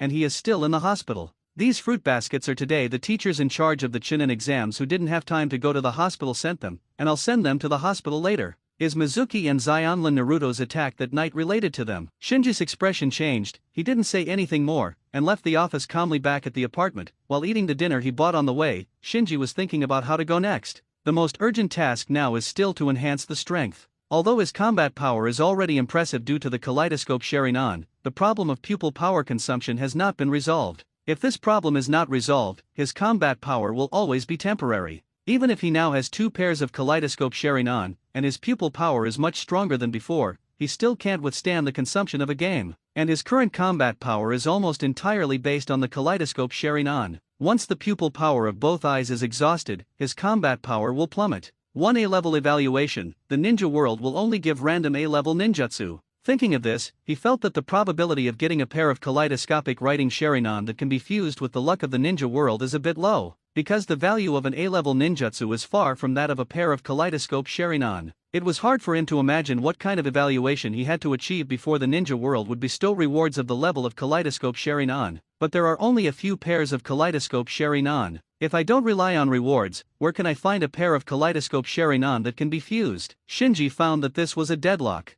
To meet the condition of fusion, this pair of kaleidoscope sharing eyes must either be awakened by Shinji's blood relatives, or the pupil power is inferior to Shinji's, and can be forcibly fused by the Tsusa Zun lamp. The original owner was an orphan, his parents died early, and he had no siblings. Blood relatives can be skipped directly. For the rest, he can only look for the kaleidoscope Sharingan whose pupil power is weaker than his. But in today's ninja world, there are only a few people with kaleidoscope Sharingan, one is more difficult to provoke than the other, and Shinji really can't judge which pair is weaker than his own pupils. Could it be that you want to try that method? Shinji hesitated. He actually thought of an alternative plan, but that method was time-consuming and labor-intensive, and it hadn't necessarily worked. This method is to find a lot of 3-pointed jade Sharingan, and then use the Tsusa Zun lamp to forcibly fuse these 3-pointed jade Sharingan to enhance the pupil power of the kaleidoscope Sharingan. As long as the pupil power of his own kaleidoscope Sharingan exceeds that of Fuyu's, he can use the Tsusak Zun lamp to forcibly fuse Fuyu's pair of kaleidoscopes, thus obtaining a pair of eternal kaleidoscope Sharingan. But there is a problem here.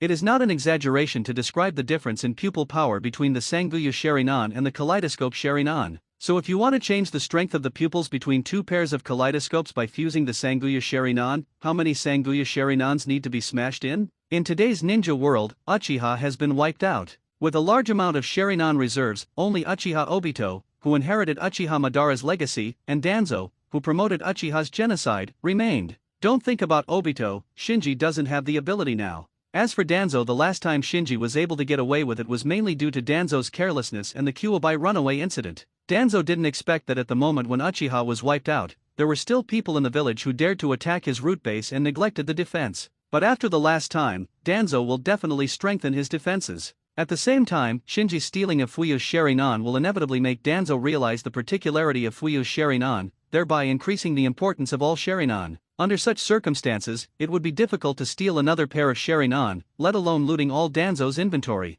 Shinji even suspects that Danzo has already set up a trap at the root base, waiting for his visit again. Wait for another chance. Shinji shook his head. His current pupil power can still support, there is no need to crash into Danzo's trap. In addition to the most fundamental improvement of pupil power, Shinji also needs to improve his basic strength as soon as possible to make up for his various shortcomings. My current abilities are not comprehensive enough. I don't know how to seal, perceive, and heal. I don't have mastered the shadow avatar. Every time I am forced by the deity, it is easy to be killed by the first sight. These problems cannot be solved in a short time, or even by one person, but you have to start thinking about it. He now understands that he needs a team. In this invasion, what he had to face was an invading force headed by the mysterious lamp carrier, and he was alone, so he couldn't handle it at all. As for the candidates for the team, he already had a prototype in his mind. The next day, Irika led Shinji to the archives. He has asked for instructions for 3 generations yesterday. After Sande learned that Shinji had mastered the C-level Great Fireball technique, he wanted to practice the B-level Shadow Clone technique and Great Fire Extinguishment and agreed after weighing it.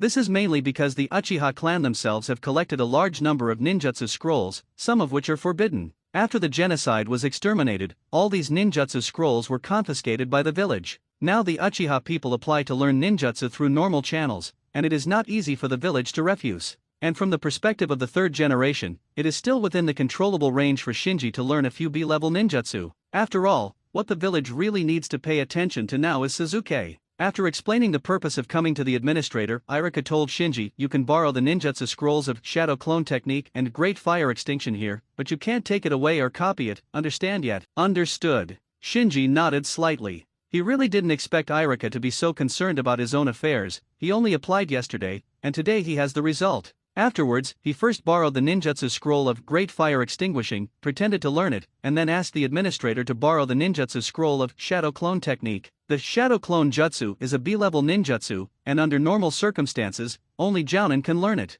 According to the instructions on the ninjutsu scroll, Shinji memorized the order of seals and the skills of running chakra. He tried it secretly and found that although the operation of chakra was unfamiliar, there was no obstacle. Surgery shouldn't be a problem. At this moment, out of the corner of his eye, he caught sight of the administrator not far away, and found that the other party seemed to be secretly paying attention to him. "I can't learn so quickly, otherwise, with the experience of 3 generations, it is easy to judge the strength of my chakra, and it will be inconvenient to attract attention at that time." Shinji woke up immediately. If you can easily learn the B-level ninjutsu that can only be mastered by Jounin, the impact will probably not be small. The 3rd generation agreed to his request so easily, probably because they wanted to test his potential. So he shook his head pretending to be distressed, and looked at the ninjutsu scroll in deep thought. The administrator watched Shinji calmly for a while, and saw that he was frowning, so he smiled and shook his head.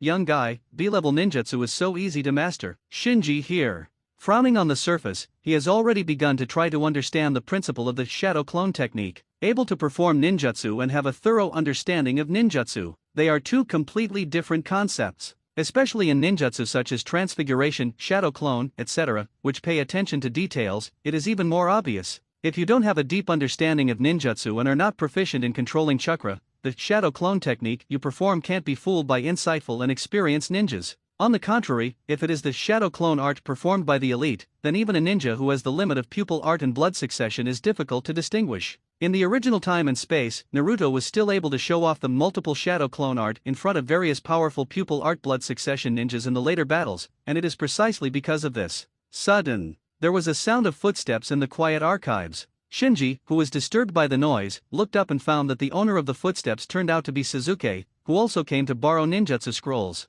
Suzuki soon noticed Shinji too. The two looked at each other, seeing the surprise in each other's eyes. After glancing at the ninjutsu scroll of Shadow Clone Jutsu on Shinji's desk from a distance, Suzuki turned his head and said to the administrator, "I want to borrow the Shadow Clone Jutsu." The administrator looked at Suzuki, then at Shinji, and immediately handed another ninjutsu scroll of Shadow Clone Technique to Suzuki with a strange expression. Suzuki took the scroll, sat on a table not far from Shinji, and flipped through it. This guy Shinji was a little speechless. Then he found that Suzuki's brows were more lively, and he seemed to have come out of the despair of the night of genocide. Obviously, misunderstood Suzuki, who subdued Kuwabai by himself, driven by revenge. He was no longer as muddle-headed as before. Shinji suddenly felt that this is also very good. But just as he was about to continue his research on the Shadow Clone Technique, there was another sound of footsteps in the archives. This time, Shinji and Suzuki looked up together and found that it was Niji who came. Seeing Shinji and Suzuki, Niji was obviously stunned for a moment, and then he came to the administrator, pondered for a moment, and said, "I want to borrow the ninjutsu scroll of Shadow Clone Technique."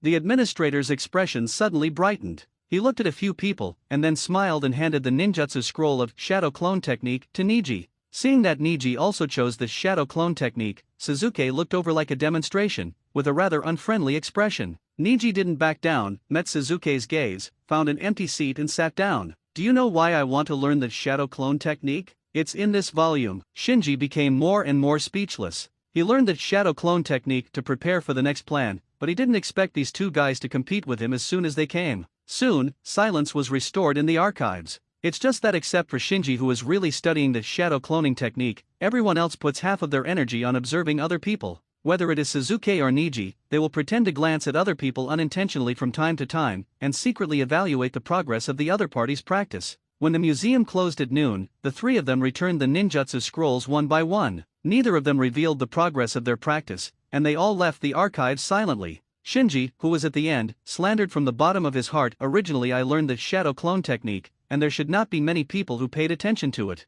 Now that these two guys are involved, I don't know how much attention it will attract. It seems that my study this time you have to fail." And just when he was thinking about something happened in front of him. A root ninja suddenly appeared and blocked Suzuki's way. Immediately afterwards, an umbu appeared and helped Suzuki block the root ninja. When the two sides were in a stalemate, Danzo came out from one side and walked to Suzuki. "This old man has everything you want. Come under the old man's command." Umbu hurried forward. "Danzo-sama, Hokage-sama has ordered that Suzuki cannot leave the ninja school for the time being." Danzo looked cold, then turned and left, and said, "Remember, only this old man can help you get what you want." It's the same thing again. Don't Danzo have any new words? After complaining in his heart, Shinji glanced at Suzuki. If Suzuki joins the route, it is not good news for him, because if Danzo gets Suzuki, the attention may be shifted to him. However, just when he was a little worried, Suzuki curled his lips. "With my pair of riding wheels, there is nothing I can't get." Shinji's face darkened. "Well, my worries are a little unnecessary." Ning Ci was also a little tired, and turned his face away. Not far away,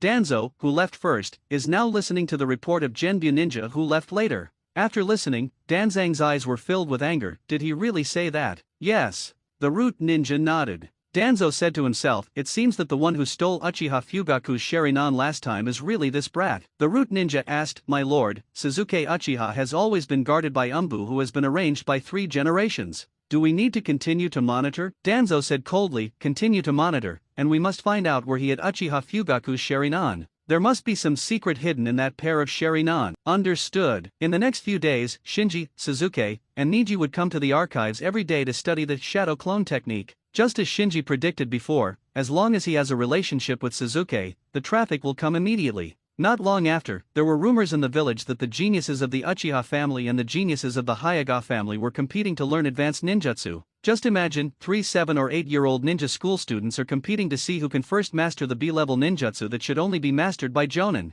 What a gimmick! What's more, it also involves Uchiha and Hinata, 2 giants with pupil skills, as well as Uchiha Suzuki, the first genius of Konoha who has been in the limelight recently. So there were some good people who started to bet on who among the 3 could master the B-level Shadow Clone Technique first. And when everyone was inquiring about the progress of the 3 of them, Shinji, who had already learned the Shadow Clone Technique in secret and secretly practiced it for a long time, decided to start a new round of action. He bit his finger in his apartment, channeled the briquettes over, then handed over a piece of paper, and ordered, "Do as it says on it." In the remote practice field, clang clang accompanied by the sound of sharp metal clashes, the two fighting each other backed away. While panting, Bai said, "Student Hugenzi, you're improving so fast." In just a few weeks, he witnessed Shinji grow from a taijutsu rookie to the point where even he has to deal with it seriously. In addition, Suzuki, who has become more popular recently, he deeply felt that the Uchiha clan is worthy of being a 1,000-year-old giant in the ninja world, and the talent of the clan is simply breathtaking. "Bai, is it true that your martial arts ranking is only in the 20s in the class?" Shinji was out of breath too. Bai is like a spring, the more pressure he puts on, the stronger Bai's strength is, and the less pressure he puts on, the more ordinary Bai's performance will be. This time he had tried his best, but in terms of physical skills, he still didn't take advantage of it. "I didn't perform well in the last exam." Bai smiled awkwardly, and then said, "Let's take a break." Shinji nodded, went to the bench next to the practice field, picked up a towel and wiped his sweat. Bai came over. "Shinji-san, recently you are competing with Niji-san and Suzuki-san to practice the shadow clone technique." Shinji pretended to be casual. "I didn't expect even you to hear about it." Bai smiled and said, "This matter has been spread in the class for a long time, and everyone is guessing which of you can master the shadow clone technique first." Shinji asked, "Oh, so who do they think will win?" Shiro looked at Shinji and said, "Tiantian, they think that Niji-san will win, Zion and I think that Shinji-san will win, and many people think that Suzuki-san will win. After all, the three of you are rare geniuses. Who can win?" Winning, no one dares to assert. Shinji was silent for a while, and then said, "I might lose. I've been practicing this shadow clone technique for several days, but I still don't have a clue." Bai hurriedly said, "Student Shinji, the B-level ninjutsu of shadow clone technique is not something we ninja school students should master.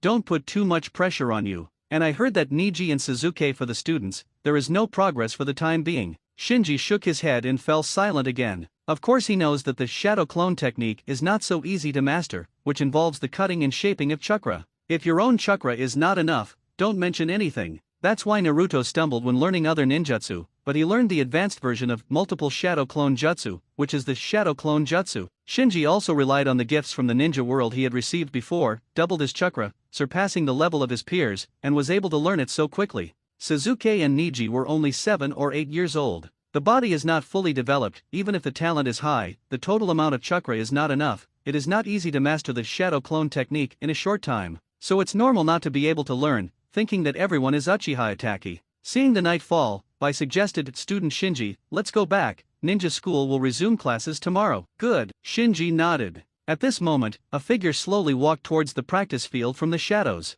"Who?" Shinji and Shiro looked over together. But the moment Shinji's eyes came into contact with the other party, Shinji's body went limp, fell to the ground, and passed out. Bai was shocked, and quickly squeezed Kunao. "Stop, who the hell are you?" The mysterious figure stepped out of the shadows at this time. The silver-white moonlight shone on him, reflecting his red-clouded cloak with a black background. He was wearing a mask, and a pair of sharp eyes appeared in the hole. Yashiro was shocked by the opponent's appearance, but he did not choose to run away, but resolutely stood in front of the fainted Shinji. The mysterious man stared at Bai indifferently. "Don't be nervous, you won't forget what happened here on the night of the fireworks festival, right?" Bai was shocked. "You helped me that night." "Good, what do you want? Why are you helping me?" Bai really panicked at this moment. His biggest secret was grasped by the other party, and he felt a little out of breath for a while. The mysterious man didn't answer immediately, but shifted his gaze to Shinji, who was fainted on the ground. Bai hurriedly dodged to block the mysterious man's sight. "My business has nothing to do with him." The mysterious man joked, "Oh, you seem to care about him." "As I said, my business has nothing to do with other people, I just don't want to hurt others." After a pause, Bai showed a relieved expression. "If you want to report me to the village, then please do so." "The village?" The mysterious man chuckled and said, "As Kirigakure's spy in Konoha,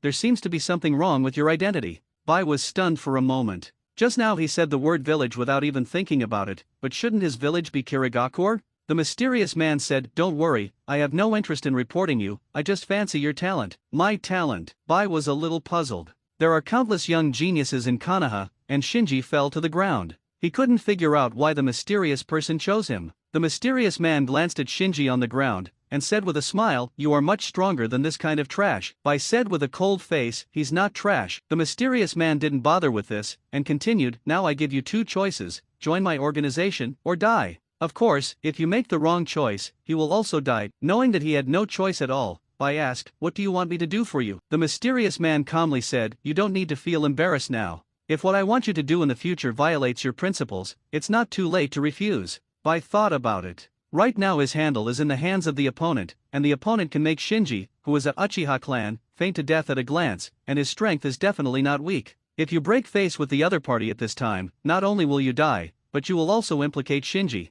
After weighing it, he nodded, okay. The mysterious man said, when the organization has a task, I will notify you. Yes, Bai reluctantly responded. The mysterious man then emphasized his tone, you are not allowed to disclose everything about the organization to anyone. Remember, it is anyone, including your contact person at Kirigakure. If you leak it, the organization will take the most severe measures punish you, and everyone you care about. Bai replied, as long as you don't make excessive demands, I am willing to keep it a secret. The mysterious man's tone softened, in the future, you will find that accepting my invitation is not a bad thing for you. Bai sighed, what organization are we? Dawn. Bai gently pushed Shinji on the ground, student Shinji, wake up. Shinji woke up in a daze, what's wrong with me? Bai dodged Shinji's eyes, maybe it's because you're too tired, you just fainted, is that so? Shinji held his stomach and said to himself, maybe I'm hungry. Seeing that Shinji didn't pursue it, Shiro secretly heaved a sigh of relief. Afterwards, the two of them came to Yul Noodle restaurant and had a full meal. Go back to the apartment. Shinji closed the door, then listened to the movement next door, and after confirming that there was nothing unusual, he took off his disguise and let out a sigh of relief. No doubt. The mysterious person who appeared on the training ground before was his shadow clone. He had no choice but to invite Bai in this way. Uchiha's identity as a remnant is destined to become the target of many people in the ninja world who covet the secrets of Sharingan, and the identity of the lantern bearer will make him a thorn in the side of the force that invaded the ninja world. Therefore, he must hide his identity. Even if you are recruiting a waiter, you cannot easily reveal your true identity. Otherwise, once the secret of possessing the kaleidoscope Sharingan is revealed, or the identity of the lantern bearer is revealed, unimaginable disasters will occur. Therefore, the recruiting targets he can choose are actually very limited. To have a certain strength and growth potential, and to have a handle in his hands, otherwise, with his mysterious appearance, who would want to join his team? So his first waiter chose to be Kirigakure's spy lurking in Konoha, Shiro. For one thing, Bai's talent is very high, he is a rare genius ninja who can form seals with one hand at a young age, and coupled with his body of ice escape blood following the limit, he has great potential. Secondly, Bai Weiyan's identity as a spy is his only bargaining chip in inviting Bai to join. Now is really not the time for him to pick and choose. Without some reason, he can't recruit any potential talents at all. Of course, he actually hesitated to coerce Bai in this way. It's just that if he, the lantern bearer, fails, the ninja world will be over. In this case, all the people recruited by him are not so much used by him as they are saving themselves. Hey, I don't know if Shiro can keep it a secret. He was very guilty at the moment, and he didn't know whether the threat of being harsh and soft-hearted just now would work or not. However, Bai was so concerned about his life and death just now, which surprised him a bit. Does he really regard me as a friend? He shook his head. Because he felt that Bai was deliberately approaching, his attitude towards Bai was actually quite cold, at least in his opinion. So he didn't believe that Bai would really treat him as a friend. Maybe it was true as Bai said, but he just didn't want to hurt the innocent. And this is why Shinji deliberately pulled out the cover of the Akatsuki organization. Because once the matter was exposed, the people he recruited would expose him instead, and the disguise of the Xiao organization would mislead others in the direction of the investigation. In addition, as the ninja world was captured by the lamp trace of the mysterious lantern bearer, in the future, there will only be more and more ghosts invading, stronger and stronger, and even the mysterious lantern bearer may come in person in the end. And if he and his team exterminate ghosts in the name of the Akatsuki organization, even if the identity is accidentally leaked and the mysterious lantern carrier finds out, the other party will only follow the lead of the Xiao organization to hunt down and kill him. Anyway, Pain also wants to bring peace to the ninja world. It should be understandable. At this moment, there was a sudden noise from the next door. Shinji listened intently for a while, and found that Shiro seemed to be going out. He frowned, going out so late, does he want to report to his upline? Thinking of this, he quickly bit his finger, and channeled the briquettes out of the seal. In the white smoke, the briquettes poked out their small heads. What's the matter? What's the matter? Is the cloak I ordered for you not good enough? Shinji sighed, it's not about the robe, hey, I seem to have overturned. The coal ball licked its hair, then it has nothing to do with me. What do you mean has nothing to do with you? Do you want a salary for this dead cat? Saying that, Shinji pointed to Bai who was hurrying outside the window, follow him quickly and see who he meets, and he has said something. What? The coal ball jumped onto the windowsill. If the other party finds out, will I be beaten? Will not. Oh, then I'll go. The briquettes finished and pushed open the window. When the briquette's claws were almost sticking out of the window, Shinji said leisurely, you will definitely not be beaten, you will be silenced directly. The briquettes staggered and fell out of the window. In a forest, Bai came to a tree and tapped the trunk lightly. Soon, a black figure appeared from the other end of the tree, and then a deep voice came out, "You are late." Bai also lowered his tone, "I couldn't get away just now." Heiying said, "Is Konoha suspicious of you?" Bai shook his head, "No." "Very good." After a pause, Ying then asked, "How is the mission going?" After hesitating for a moment, Bai replied, "I feel that Shinji Uchiha has already recognized me, and he may have regarded me as a friend." "Why do you think so?" Bai replied seriously, "He talks to me every day." Ying was silent for a while, and then he took it seriously, "He is Uchiha, he can do this to this extent, it seems that he really regards you as a friend." Bai nodded. Kuroying said again, "But now the village cares more about Uchiha Suzuki, and the family hopes that you can get close to Uchiha Suzuki." Bai said, "Uchiha Suzuki and I are not classmates, and there is no reason to approach him." Kuroying's tone was a bit cold. "Shinji Uchiha is just an ordinary Uchiha, the real secret of the Uchiha clan can be hidden in Uchiha Suzuki, he is the key, you must get close to him." "This is not discuss, this is an order." "I see." Bai felt a little helpless. Kurikage saw Bai's emotions, "You should know what Uchiha did to us Kirigakure." Shiro argued, "But Uchiha has been exterminated, Shinji and Suzuki are both victims, they are innocent."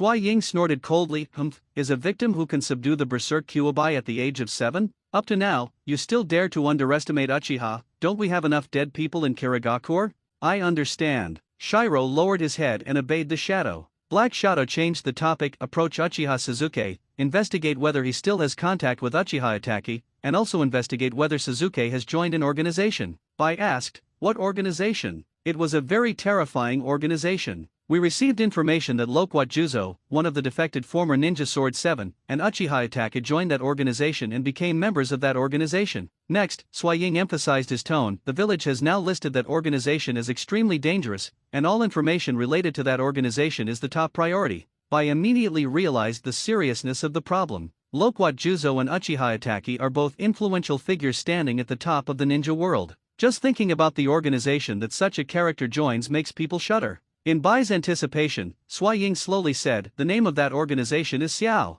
White stunned, "The second one is here, please recommend a ticket, a monthly ticket." "Xiao organization." Bai looked shocked. "Just today, just now, he has become a member of this extremely dangerous organization." Heiying urged again, "All information about this organization that you inquire about must be reported to me immediately. Remember, it's everything." "Should I report on myself?" Bai opened his mouth, wanting to confess to Heiying that he had joined the Akatsuki organization, but the words came to his lips and swallowed back. The terror of the Akatsuki organization really frightened him a little. Whether it is Loquat Juzo, one of the 7 ninja swordsmen, or Uchiha Itaki who personally destroyed the Uchiha clan, in his opinion, they are all great figures who were very far away from him. He never thought that he would become colleagues with these big shots and join an organization. At the same time, the Akatsuki organization is so powerful, he was worried that if he revealed the secrets of the Akatsuki organization, not only would he and all the intelligence agents on his line be in danger, but the innocent Shinji would also be implicated. In addition, he has another unspeakable place.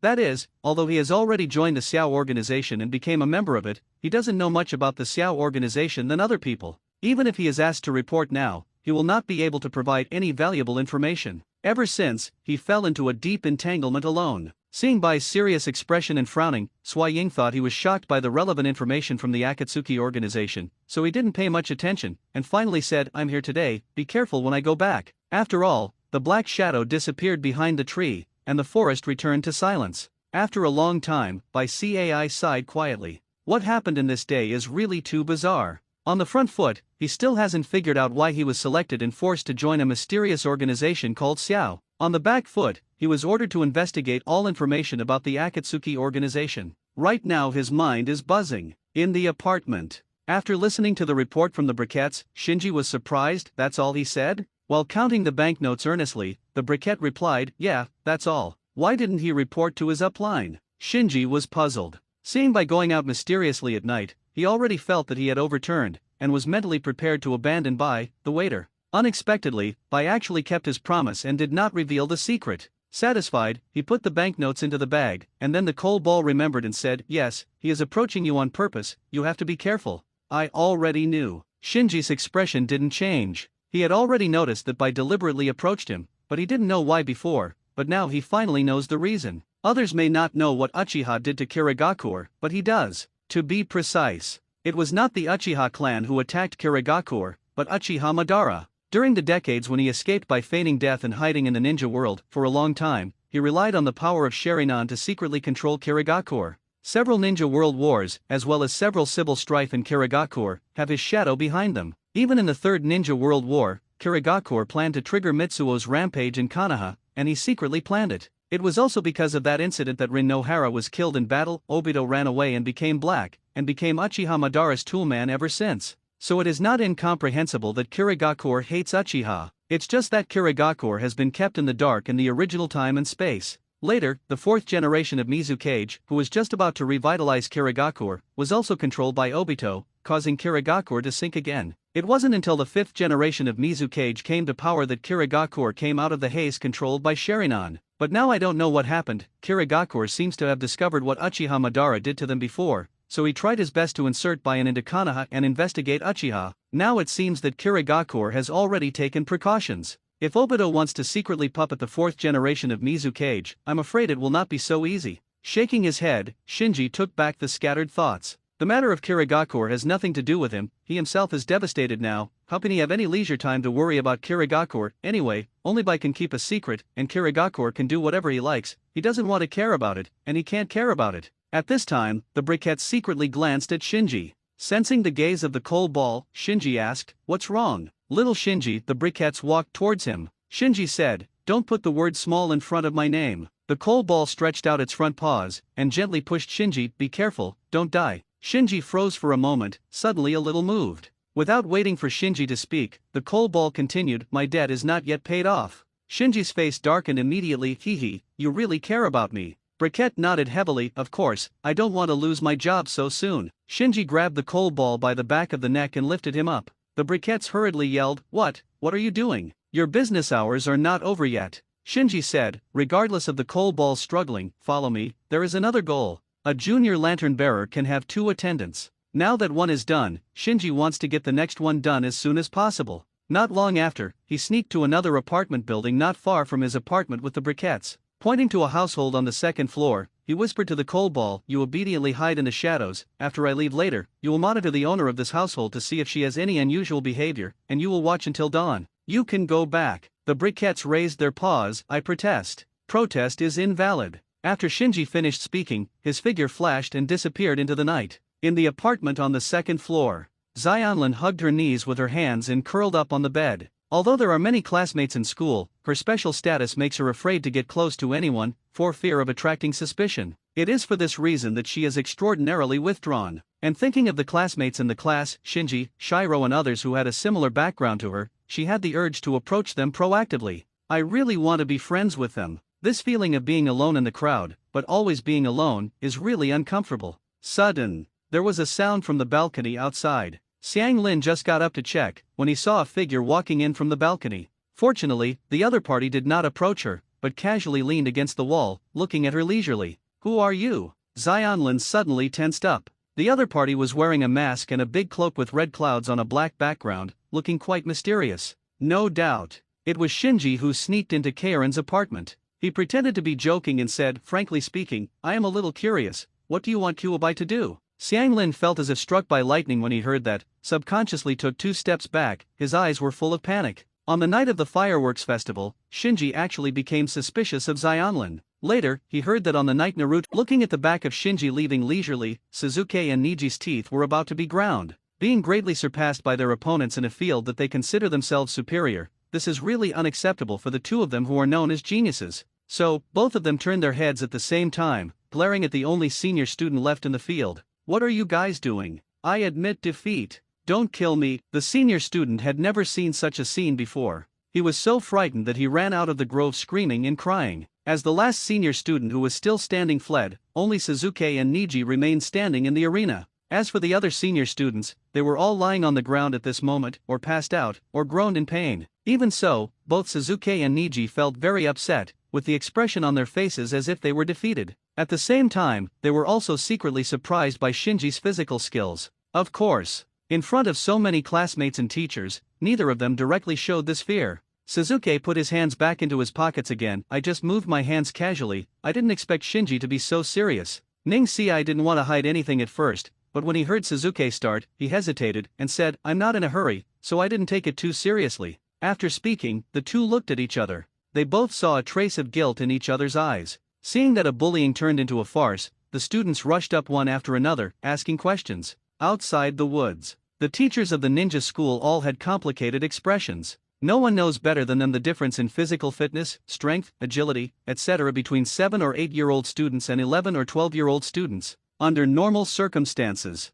even if it is a genius, a 7 or 8-year-old student needs to meet many conditions if he wants to beat an 11 or 12-year-old student. It's not like they haven't seen someone who was almost swept away like Shinji just now. But the last student who could do this was named Itaki Uchiha. Mizuki said with a smile that was not a smile, "The Uchiha clan is full of geniuses." The Umbu who was protecting Suzuki nodded, and echoed, "I never thought that Uchiha Shinji hadn't even awakened Sharingan, yet his physical skills were so good." His speed. Halfway through the talk, even Andy fell silent. Obviously, under the blessing of water breathing, Shinji's speed has exceeded the level of an ordinary 8-year-old boy. Shinji returned to the classroom, ignoring the disturbance from the outside world. Sitting back in his seat, he rested his chin on one hand, thinking secretly. He had come to realize that in terms of physical skills alone, he probably already had the strength to crush ordinary ninja school students. This also shows that Bai, who can still suppress him in physical skills, actually also has the strength to sweep away the students of ninja school. It's just that Bai didn't show it. In detail, physical jutsu is not actually what Bai is best at. His real specialty is his superb ability to control ninjutsu. It is not something that just anyone can do with one hand. This means that Bai has an extremely delicate ability to control his own chakra. In other words, he has the potential to develop changes in the nature of chakra. I'm afraid this is also the reason why he unintentionally used the ice escape at a young age without any guidance. Bai, forget it. I don't have to worry about my physical skills being exposed in the future. Shinji sighed. Instead, what he needs to worry about now is that his physical skills are too dazzling, causing unnecessary troubles. Because he gradually realized that after awakening the kaleidoscope Sharingan, his own chakra strength was increasing day by day. He has been practicing water breathing again, and not long ago used the Susa Zun lamp to control the second pair of kaleidoscopes. Not mentioning technology, just talking about his current physical data on paper, in fact, has far exceeded his peers. So if he is not paying attention now, he may show talents far beyond his peers, which will attract other people's attention to him. At this time, the students returned to the classroom one after another.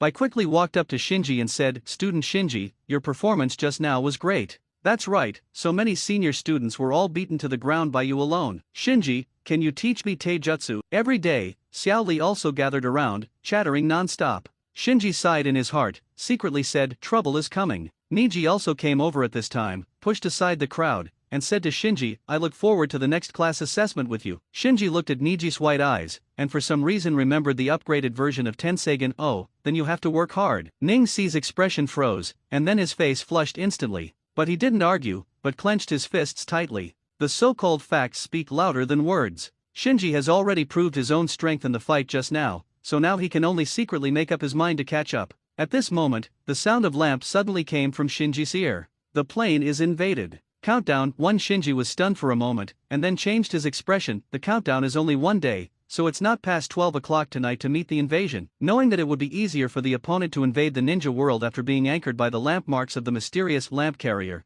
but he still felt tricky with only half a day of preparation time. What's more, he only recruited Bai and Xianlin, 2 waiters, yesterday, and he hasn't had time to observe whether they are reliable. If he wants to act at night, it seems too hasty in all aspects. Evening. Shinji, who came back from school, gently closed the door of the apartment and fell down on the bed. He stared at the ceiling and thought, isn't it just to deal with the invasion of ghosts that I took the risk to recruit Bai and Xianlin? If that's the case, why hesitate? Whether it is 1 day earlier or 1 day later, we have to face it. Whether this newly formed small team is reliable or not cannot be concluded by just relying on secret observations. The answer can only be known if we really deal with a ghost invasion. Having figured this out, Shinji immediately sat up from the bed. Now find a way to notify the 2 of them and get them ready at 12 o'clock. As waiters selected by the lamp carrier, Shiro and Karen can also be sent directly by the lamp after the lamp locks the ONI's invasion area just like Shinji. So Shinji should immediately notify the 2 of them and make them prepare, lest they be suddenly teleported to the battlefield thousands of miles away by the lamp without knowing it,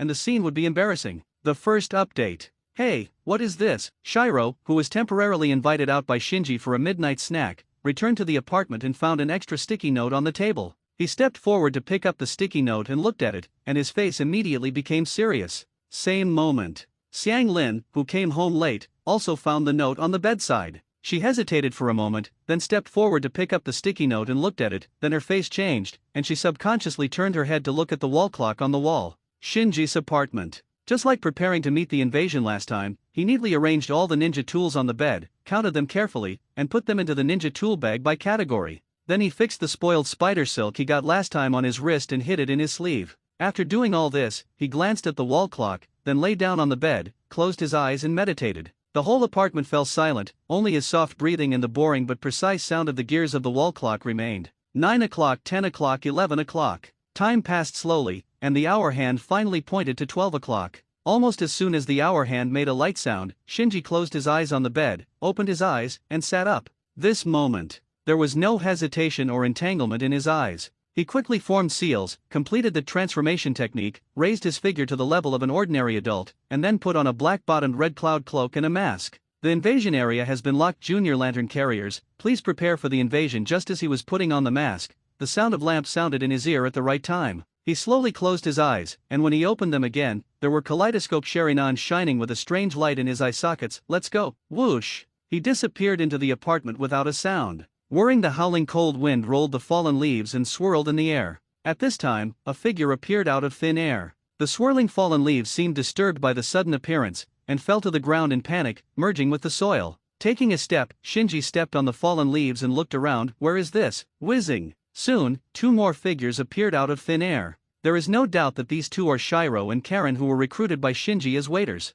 Unlike Shinji, who already had experience, Shiro and Karen fell directly to the ground, eyes full of horror and shock. Time and space ninjutsu, they were both in shock. In just a moment, the 2 of them came to this suburb from their own room in Uie village, so the only explanation that can be thought of is time-space ninjutsu. In the ninja world, time-space ninjutsu is very rare. It belongs to the kind that counts with fingers, and there are still several fingers left. They were only in class and heard the teacher mention it. Unexpectedly, the first time they went on a mission, they actually experienced it firsthand, and what made them even more puzzled was that they didn't even realize when they were being cast. Scented phosphorus, white. Soon, the 2 who recovered from the shock recognized each other. How could you? After a pause, Bai tentatively asked, could it be that you also joined the organization? Xionlin nodded timidly. At this time, Shinji threw the 2 red cloud cloaks and 2 masks to Bai and Xionlin, and said lightly, I want to reminisce about the past. There will be plenty of time in the future. Feeling the pressure from the leader, Bai and Xionlin didn't dare to say anything, and quickly took the mask and hung in suit. It's just that as soon as they put it on, they found that the clothes were too big and didn't fit at all. Use the transformation technique, Shinji confessed, and then looked at the small town hidden in the night in the distance. The town is pitch black. Ghosts should have already invaded. Although they didn't understand why the leader made such an unnecessary move, Bai and Xionlin followed his instructions and used the transformation technique to change their height and shape, then put on a red cloud cloak and a mask, and obediently stood behind the leader. The terrifying strength shown by the organization now makes them tremble with fear and dare not have any thoughts of disobedience. Seeing Shiro and Karen having recovered from the initial panic, Shinji briefly talked about the ONI's invasion of the ninja world while observing the small town in the distance. Bai became nervous. You mean there are ghosts in the town ahead? Shinji glanced at Karen. Xionlin immediately understood, closed his eyes and activated the Kagura Heart Eye, and then said with some hesitation, there are indeed a lot of chakra reactions in the town, but they are all strange. This is the first time I perceive this kind of chakra. Shinji said slowly, ghosts don't have chakra. There is only one way for them to obtain chakra, and that is to devour the creatures of the ninja world and forcibly plunder the chakra from these creatures. Hearing the words, Bai and Xionlin imagined that scene in their minds, and immediately felt shuddering. Shinji emphasized, and what we have to do is to eliminate these invading ghosts and completely eradicate them from the ninja world. Bai was a little surprised, and hurriedly asked, excuse me, is it the mission of our Xiao organization to eliminate these ghosts? Shinji said in a deep voice, yes, we are the dawn that dispels the darkness. Bai and Xionlin looked at each other. Perhaps it was because the mission of the organization was to protect the ninja world. At this moment, the resistance and panic of being coerced into joining the organization in their eyes was less, and there was an extra part of something unclear. On the way to the town, Shinji continued to exhort, I have told you before that at night, you can hardly kill ghosts, so I will be responsible for the battle. Your task is to cover and assist me, understand yet? Understood. Bai and Xionlin nodded repeatedly. As if thinking of something again, Shinji talked to Bai and Xionlin about the 12 ghost moons just before stepping into the town. Finally, he emphasized, so looking at the eyes of ghosts is the easiest way to judge their strength. If Hashira ghosts don't get chakra, their strength is probably at the level of Chunin, or a little higher, but if they get chakra, then we must treat them as enemies at the Jainin level, and we must not be careless. After Bai listened carefully, he quickly asked, "My lord, what about the winding ghost?" Shinji shook his head. "So far, I haven't encountered a winding ghost." While speaking, the three of them entered the town. The quietness in the small town is disconcerting, and there are no lights in all the houses, only the silver moonlight above the head, providing light for Shinji and the others. Shinji tilted his head and gave Kaorin a look. Although Xianlin was a little nervous, he quickly understood and activated the Kagura Mind Eye, then pointed to a corner not far ahead, and whispered, "The strongest chakra is not far ahead." While looking at the corner ahead, Shinji said, "Shiro, you are responsible for protecting Xianlin." Yes, Bai took out the kunao and stood by Xianlin's side. However, just as the three of them were about to move forward, a figure suddenly walked out of the corner ahead. The figure saw the three of Shinji,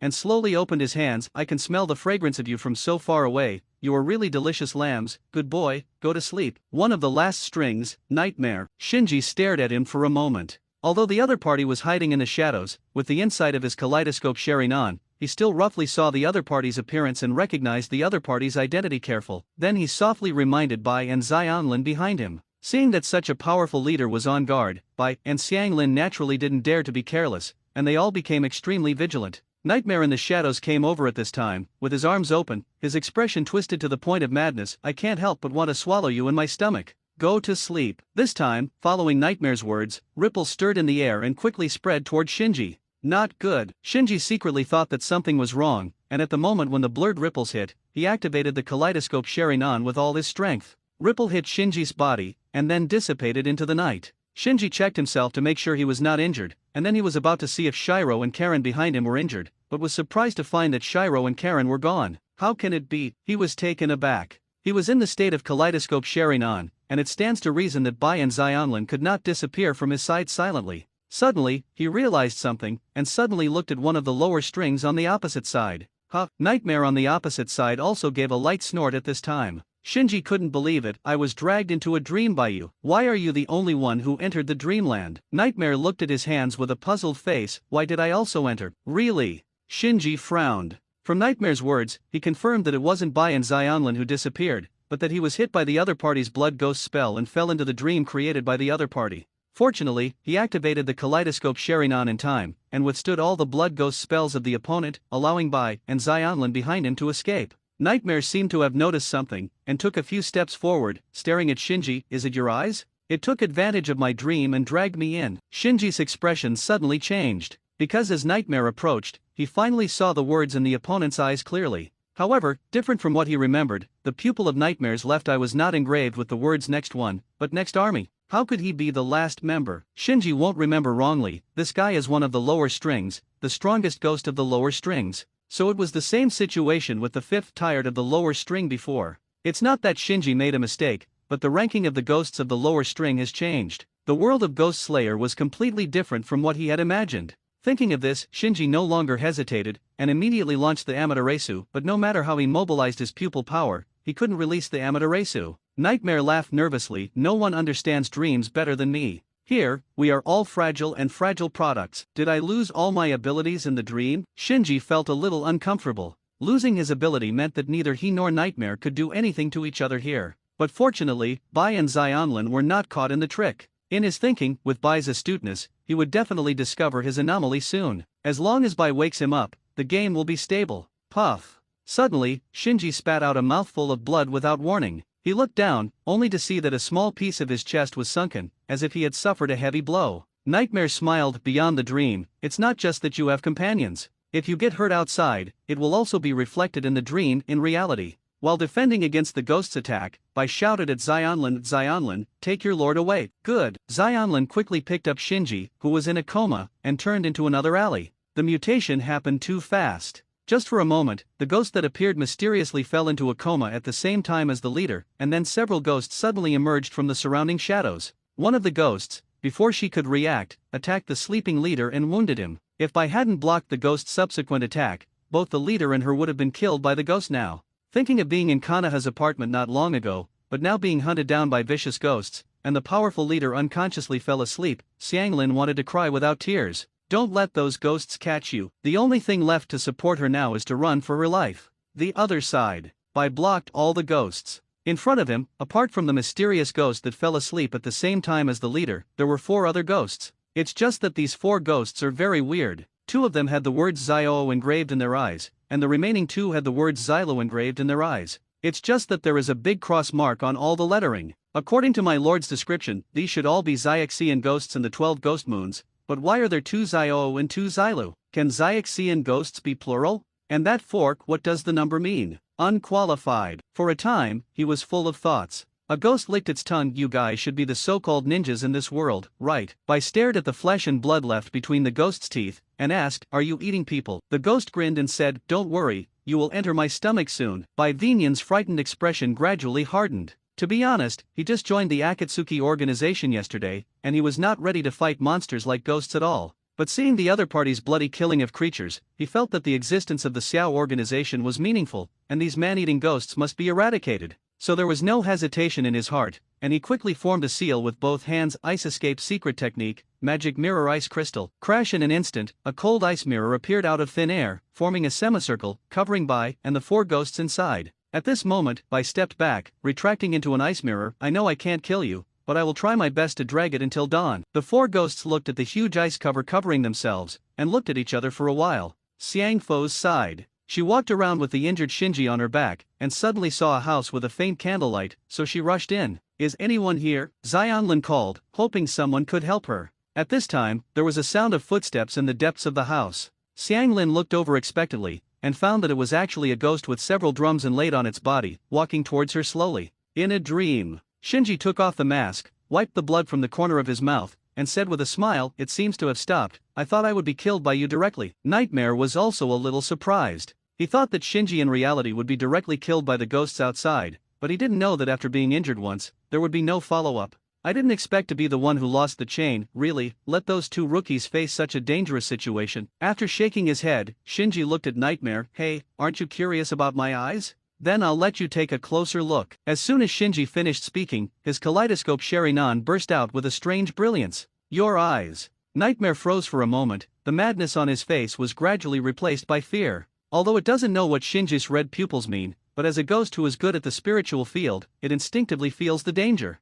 Shinji raised the corner of his mouth. In the dream, he is indeed unable to perform ninjutsu, but the dream involving the spiritual world also belongs to the domain of kaleidoscope Sherinan. In fact, he suffered from not being good at illusion. If you change to a kaleidoscope uchiha who is good at illusion construction, such as Uchiha Ataki and Uchiha Shisui, you should have found a way to crack the blood ghost art of Nightmare. But even so, he slowly found a way. He looked around at the street scene that was almost exactly the same as the real one, and smiled. Very good, but the atmosphere is a little less. Immediately, he snapped his fingers lightly. In an instant, the silver moon hanging high in the night sky changed into the appearance of a kaleidoscope Sherinan, and the silvery white moonlight also turned into a scarlet bloody light. How can this be? Nightmare was stunned. He had never met anyone who could change his dreams, never. Shinji withdrew his eyes from the night sky, and looked at Nightmare coldly. How can the pupil technique be such an inconvenience? Following his words, a strange black flame suddenly ignited on Nightmare's body. What is this? Ah, ah. In an instant, the painful wailing of Nightmare resounded throughout the dreamland.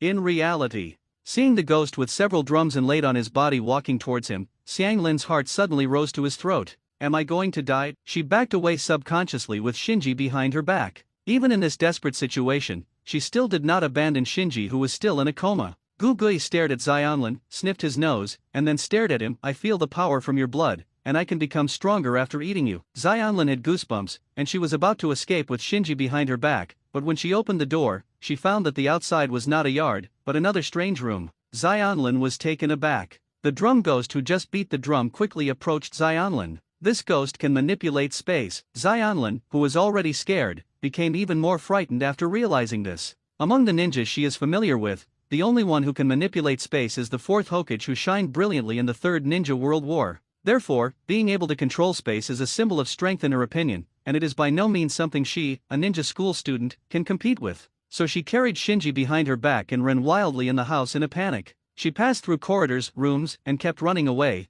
but she couldn't escape the house no matter what, as if she had fallen into a maze. After running away for a long time, she, who had been carrying Shinji on her back, really had no strength, and fell to the ground. The drum ghost at the back was not in a hurry. He stared at Xianglin jokingly. Run away? Why didn't you run away? Xianlin dragged Shinji with great difficulty, retreating into the corner of the room. Gugui licked his tongue and let out a weird laugh.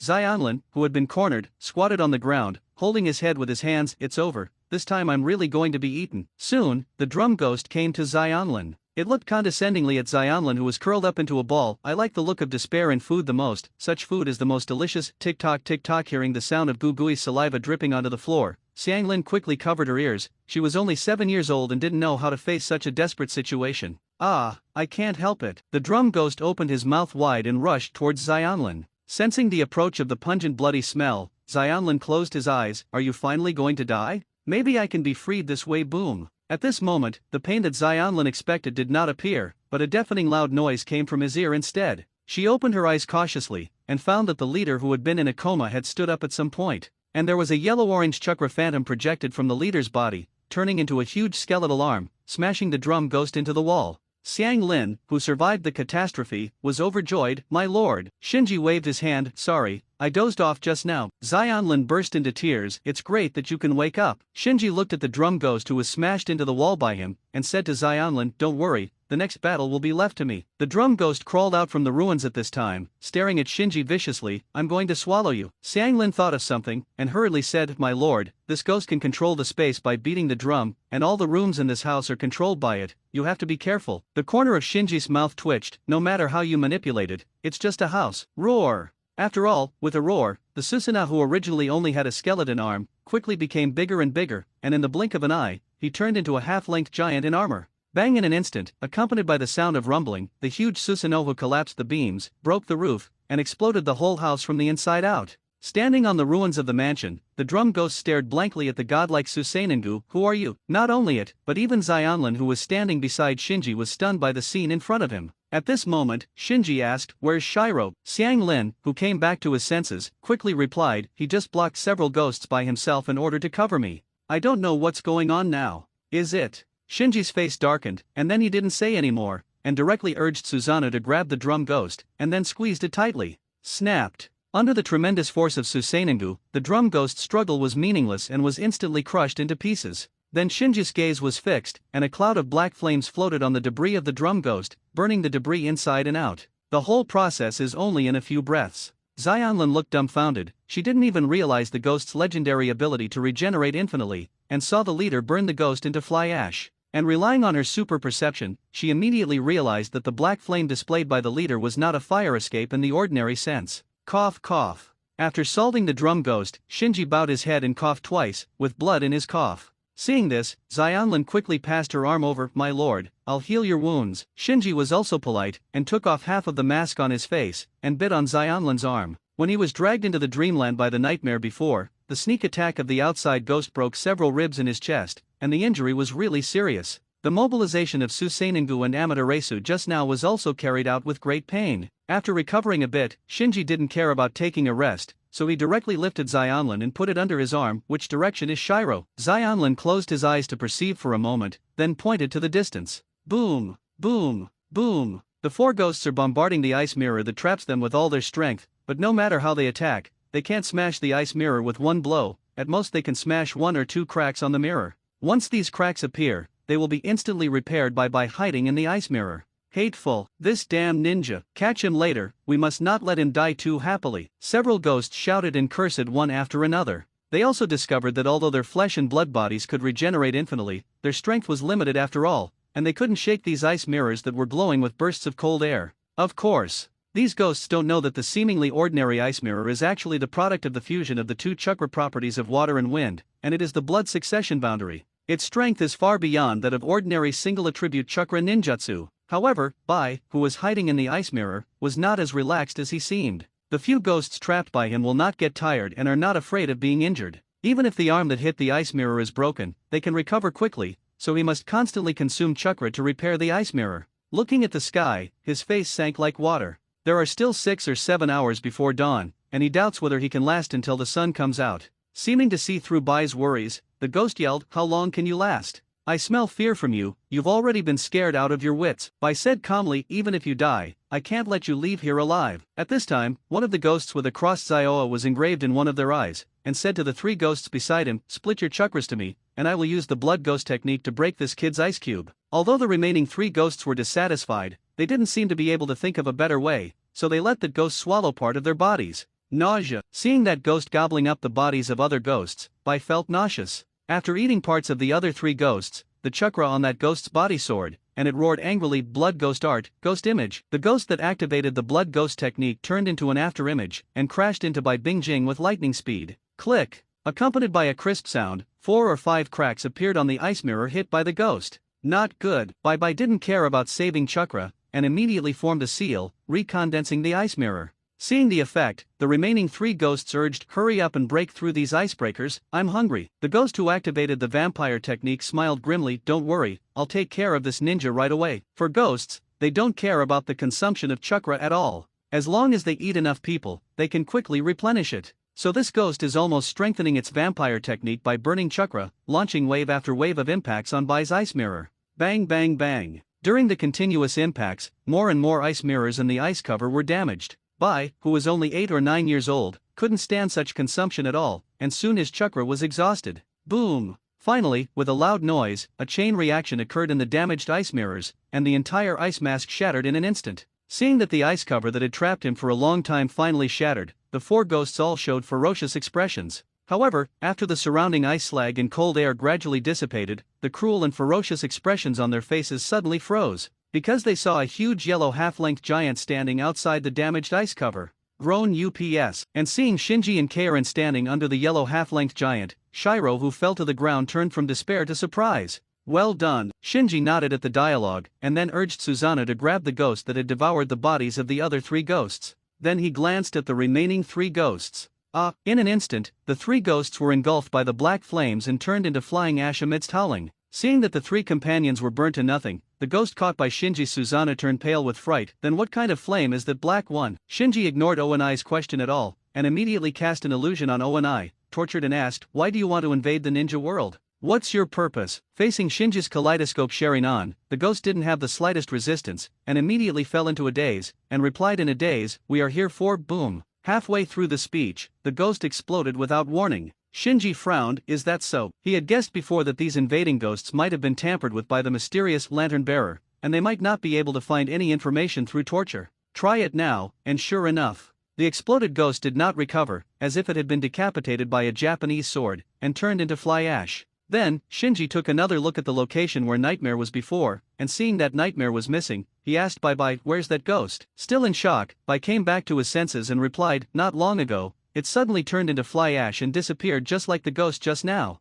Shinji nodded thoughtfully. In the dream just now, he didn't actually activate Amaterasu against Nightmare, and it is true that ninjutsu cannot be activated in the dream. He just used the kaleidoscope Sharingan to create the illusion of launching Amaterasu, but he didn't expect Nightmare, the ghost who manipulated the dream, to be burned to death by his illusion in the dream he created. Physical injuries in reality will be reflected in dreams, and if the mental body is injured in the dream, it will also be fed back to reality. So Nightmare's attack was purely because he scared himself to death, which is very ironic. Counting the drum ghosts, are there 6 ghosts that invaded the ninja world this time? After thinking to himself, Shinji asked Xionlin, "Sensei, are there any ghosts that slipped through the net in this town?" After going through the desperate situation just now, Xionlin has become much more capable. She immediately activated the Kagura Mind Eye when she heard the words, felt it around, and said, "It seems to be gone." Invasion successfully blocked. The rift closes. The sound of lamps sounded in Shinji's ear at the right time.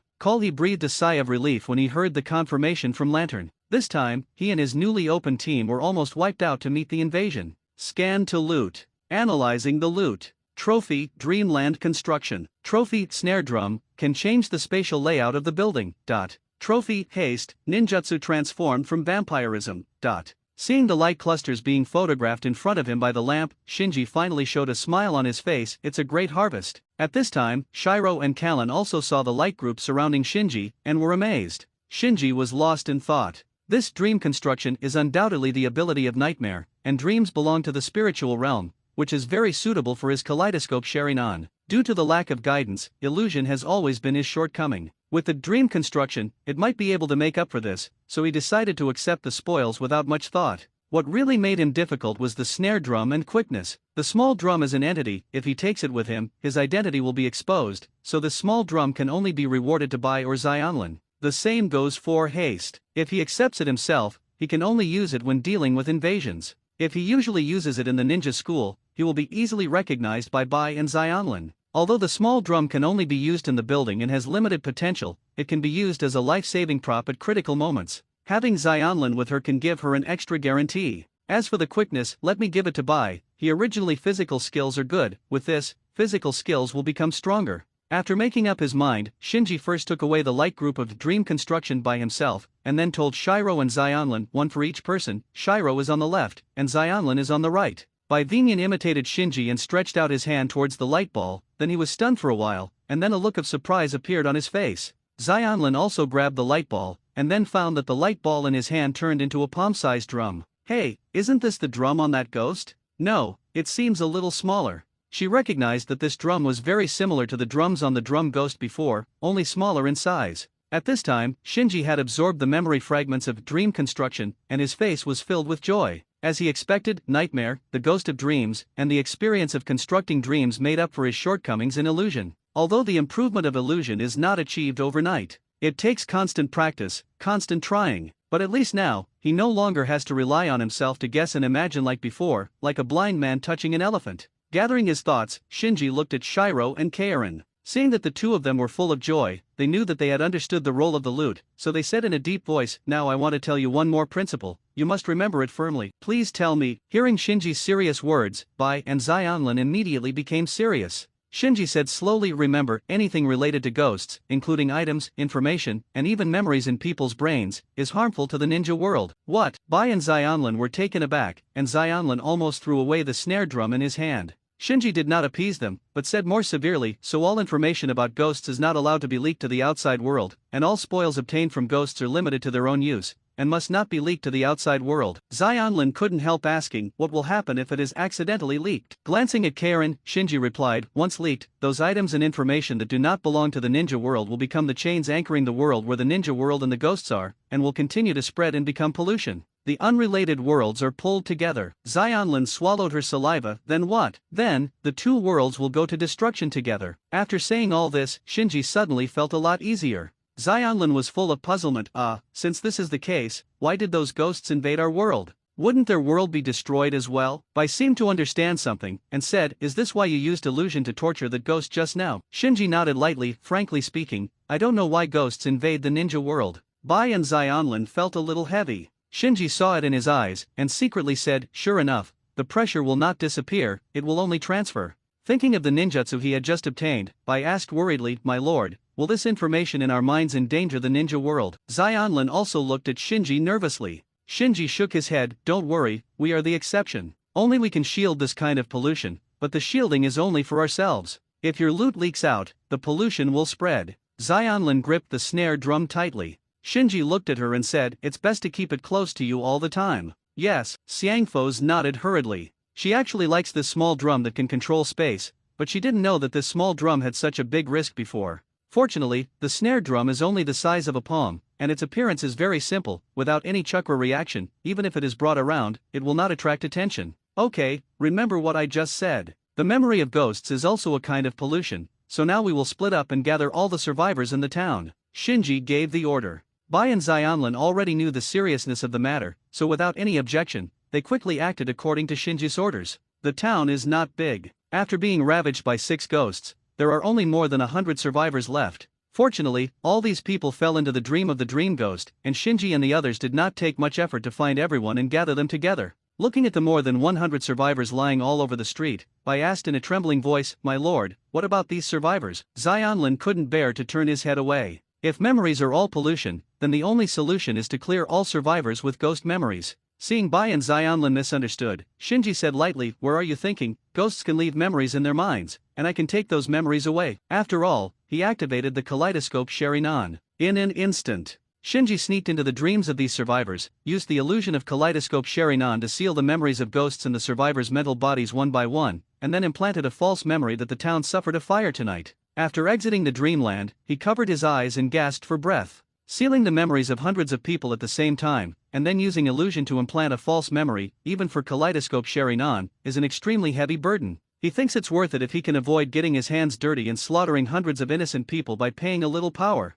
Bai and Xianlin sensed Shinji's anomaly, and asked with concern, "My lord, are you all right?" If before, they were afraid or even disgusted by the leader who threatened them to join the mysterious organization, then at this moment, their feelings for the leader have become dependence and trust. Shinji waved his hand, get ready to finish. Speaking of which, Shinji pointed to several areas and ordered Shiro and Keirin to set fire, creating the same fire as the false memory he had implanted in the survivor's dream. So many people died in the belly of the ghost, there must be a plausible explanation, so that the illusion implanted by Shinji can be maintained. Fire is a good explanation. Bai and Xionlin immediately took action. After a while, the town shrouded in darkness burst into flames. Reward settlement in progress. Rating A. The sound of lamp rang in Shinji's ear again. Rating A. Privilege upgrade, ninja gift options increased to 3. Acquire gifts from the ninja world. Chakra, a small amount. Natural energy affinity, a small amount. A-level ninjutsu, random, please choose one. Achieve the A-level evaluation, you can give up the ninja gift and get a random reward. The voice of Lamp slowly whispered in Shinji's ear. After listening to it, he thought, is this also an A-level evaluation? The speed with which he exterminated the ghosts this time was actually very fast. Most of the casualties in the town occurred before he arrived, so he suspects that under normal circumstances, the highest rating that can be obtained is probably A-level. Further up the evaluation, he felt that unless the invading ghosts could be intercepted in advance and wiped out the moment the ghosts invaded the ninja world, or the stronger and bigger intruders were eliminated, it would be possible to get out. Afterwards, he considered 3 options for gifts from the ninja world. Don't think about chakra for the time being, he doesn't lack ordinary chakra now, what he lacks is high-quality in-escape chakra that he can't refine. Random A-level ninjutsu is not needed for the time being. His current kaleidoscope pupil skills are enough to deal with various situations, but what he lacks is the in-depth development of his own pupil skills. So among the 3 candidates, the only one that caught his attention was the natural energy affinity. This natural affinity should be able to counteract the erosion of natural energy on my body and increase my success rate in practicing fairy arts.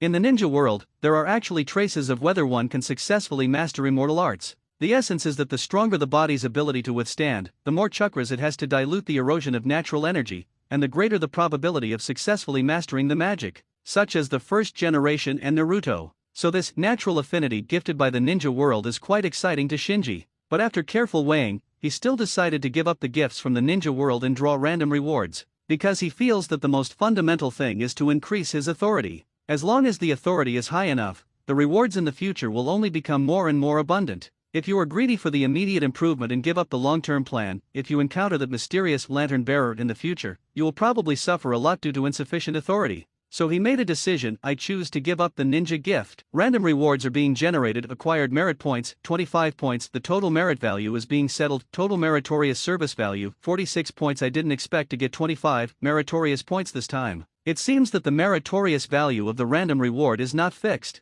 He secretly calculated. The random reward he got this time was 25 points of merit. If he added 5 points from the A-level evaluation, it was equivalent to getting 30 points of merit at one time. According to this momentum, after 2 visits, he can raise his authority again. At this time, Bai and Xionlin had already extinguished the fires that were intentionally released just now, and the town was caught in a fire. The townspeople worked together to put out the fire, and then the scene of being stunned by smoke was disguised. Shinji looked around, made sure there was nothing missing, and prepared to return. But at this moment, Xianglin suddenly said, "My lord, I." Seeing Xionlin hesitating, Shinji asked, "What's wrong?" Xionlin pointed to a forest in the distance. In that direction, there seems to be a very hidden chakra. I don't know if it is a ghost. What? Shinji frowned and looked over. I saw that the direction Xionlin was pointing it was a dense forest. Even if he had a kaleidoscope Sharinan, he could only see layers of tree shadows. Bai also became vigilant and asked, Xianglin, are you sure? Xionlin shook his head. I'm not sure. The chakra appears and disappears from time to time, which makes me feel a bit like a ghost, but also a little bit different. Let's go and see. Shinji jumped up and rushed directly in the direction Xionlin was pointing at. He didn't affirm that all the ghosts were wiped out just because the reward of the lamp was settled. Because other lantern bearers are involved, and because his authority is too low, his lamp may be interfered by the other party. It was also because of this that when he was choosing a waiter, he chose Xionlin who had the Kagura mind. In his heart, the perception of Lantern and Xionlin need to be confirmed by each other, and there is no such thing as saying that one is necessarily more reliable than the other. Not long after, the 3 of them went deep into the dense forest. According to Xionlin's continuous perception, they adjusted their direction several times, followed all the way, and finally came to a somewhat dilapidated temple. While looking at the temple in front of him, Shinji asked, inside? Xionlin frowned, seemingly unable to make a judgment for a while. Bai walked around to the other side of the temple and returned quickly. My lord, there are candle lights inside. Follow me. Shinji gave an order, and then walked into the temple first. But as soon as he entered the main hall of the temple, he stopped suddenly, and the expression on his face changed. Bai and Xianlin, who were following behind him, didn't know why. They all subconsciously stopped, and then looked at the yellow-haired boy sitting cross-legged in the center of the hall. In the main hall, the yellow-haired boy with a ponytail tied up to the sky also found the three Shinji who entered the main hall at this time, and looked up and down. "Hey, you three guys who were dressed like wandering ninjas, who are you?" Shinji was a little confused. He recognized the yellow-haired boy in front of him as the rebellious genius Daidara, the proud disciple of the third generation of Tukage in Yinyan village. It's just that he didn't expect to meet Daidara in this kind of place and at this kind of time. He hasn't joined the Akatsuki organization yet. Looking at the somewhat familiar temple hall and Daidara, who was alone in the hall, Shinji suddenly realized. Obviously, Daidara hasn't been recruited by the Akatsuki organization yet, but calculating the time, it should be soon. Because after Uchiha Itaka joined the Akatsuki organization, several things he did were to assassinate the fourth Mizukage, force the Orochimaru who shot at him out of the Akatsuki organization, and recruit Daidara for the Akatsuki organization. Reminiscent of the original time and space, Itaki is Daidara recruited in the temple.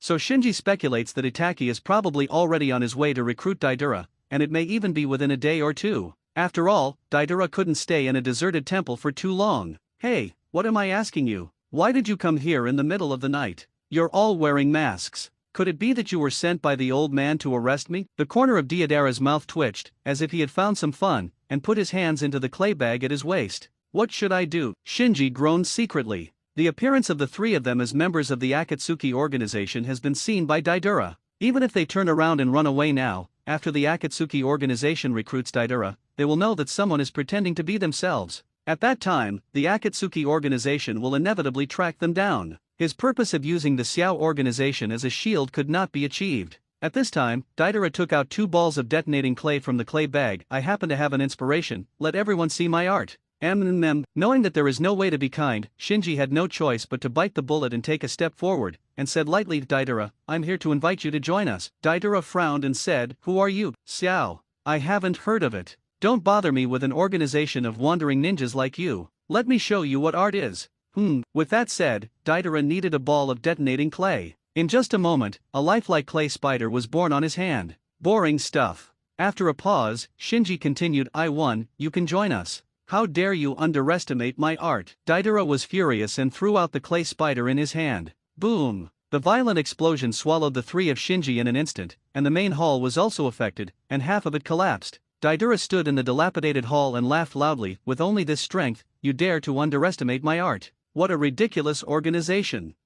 Suddenly an ethereal voice came, "Is this your art? It's really boring." Daidara felt as if struck by lightning when he heard the words, and looked around with sharp eyes. Although he is only 12 years old this year and has just graduated from a ninja school, his physical strength has actually reached the level of a jounin. In terms of destructive power and mobility alone, even many elite jounin are inferior to him. So he immediately noticed that something was wrong, and he couldn't help showing a surprised expression on his face. "I have been hit by an illusion." At this time, Shinji's figure appeared out of thin air in front of him. Immediately afterwards, the hall that had just been blown up by him was restored brick by brick in front of him. In the blink of an eye, everything was back to normal, as if the explosion just now had never happened. This time Deidara was convinced that he had been under the illusion, but his face was still full of surprise. "When did I get the illusion?" Shinji said lightly, "When you see my eyes, you have already lost." Deidara looked at Shinji, staring at the red pupils under his mask that were glowing with strange light, and suddenly said, "Sherinan? Are you from the Uchiha family?"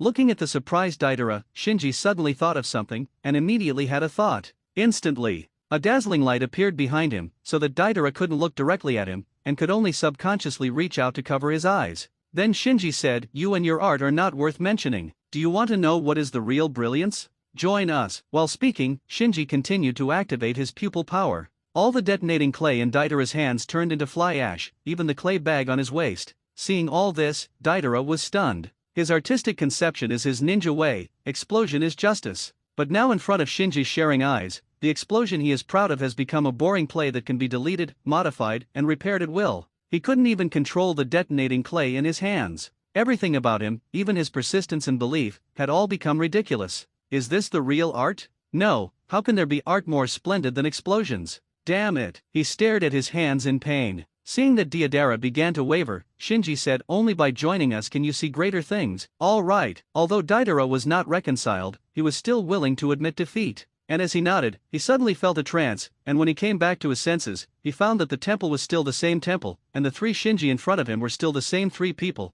and they hadn't even changed their standing positions. Looking down again, I saw that the clay spider that should have been thrown out and blew up the temple was still in his hand. Everything was the same as before, as if the scene just now was just a nap. Looking at the three of Shinji again, Daedalus' feeling at this time is completely different from before. Even the red cloud cloak that he didn't care much about at first, now looks like a mysterious art style. Shinji said, "From now on, you are a member of our Akatsuki organization." Inner formation. Daidara froze for a moment. Not to mention Daidara, even Shiro and Karen standing behind Shinji were a little surprised. Shinji went on to say, "Afterwards, there will be members of the outside team to recruit you, you join them, and then monitor their every move." Daidara was a little displeased. "Hey, I don't want to stay with some trash fish." Shinji's tone was still flat. "Those people outside the formation, although their strength is not very good, they are not considered trash. You will understand after getting along for a while." Snort. Daidara pouted, a little aggrieved. Shinji ignored Daidara's small emotions. "Some people in the outer team have been acting abnormal recently.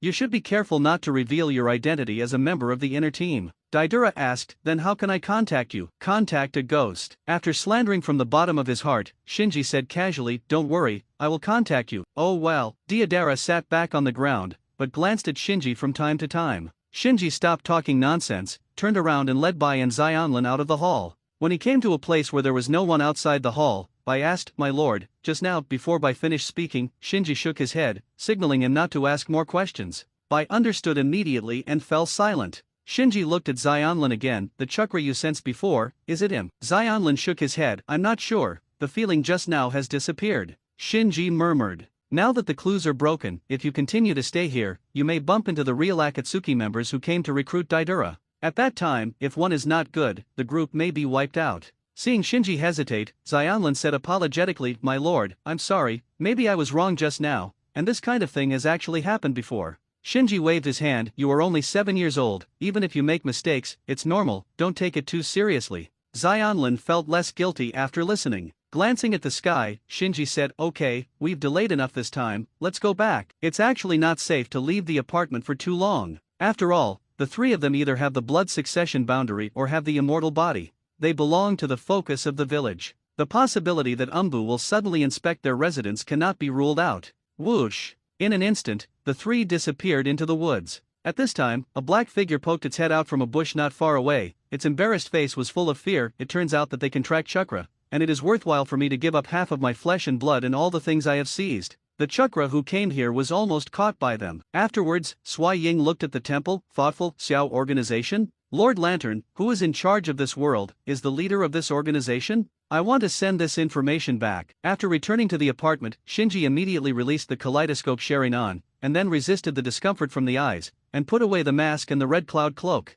Then, he took a shower, cleaned off all the smells on his body, and then lay down on the bed. It started again this time. The discomfort in the eyes lasted for a long time. Although it wasn't as piercing as before, the increased discomfort still reminded him that his pupil power was consumed too much. "Why?" he sighed. "Obviously he has worked very hard. During the time traveling, he was either studying or cultivating, and he never idled for a moment. But with an 8-year-old body here, there is only so much basic strength. In the face of ghosts with all kinds of weird vampire skills, he can only rely on the power of the kaleidoscope Sharingan, which he has no choice. And every time to meet the invasion, he needs to release the kaleidoscope pupil technique many times. This time he even used Susanoo and Amaterasu repeatedly. Although the effect was excellent and the battle was resolved cleanly, the price was a huge consumption of pupil power. And this time he also consumed pupil power and sealed the memories of hundreds of survivors. Just now, relying on the pupil power of the kaleidoscope Sharingan, Daidara was forced to fall into a dream. You must know that Daidala is not an ordinary town resident, and if you want to drag him into a dream forcibly, the consumption of pupil power is very huge. After all, Shinji is still not proficient in the construction of dreams, and the use of illusion is still at the stage of great strength. We must find a way to obtain the eternal kaleidoscope Sharingan as soon as possible. He secretly made up his mind. Even if he controls 2 pairs of kaleidoscope Sharinans now, his pupil power can last for a while, but if he doesn't take long-term considerations, his pupil power will be exhausted one day. The next day, Shinji came to the ninja school as usual. Although they experienced life and death together, he found that Bai and Xianlin were very cautious. Even if they were in the same classroom, they didn't talk to each other all morning. It's just the covert communication between the two of them's eyes, but it can't be hidden from the observant Shinji. After the cultural class in the morning, Shinji asked Irika for a leave of absence, and then came to Kanaha's archives alone. Seeing Shinji coming, the administrator thought he was going to borrow the scroll of shadow clone technique, but Shinji asked about the genealogy of the Uchiha clan. After the Uchiha clan was destroyed, everything in the clan was confiscated by the village, including the genealogy that recorded the Uchiha clan's thousand-year heritage. Shinji really has no clue about the eternal kaleidoscope Sharingan,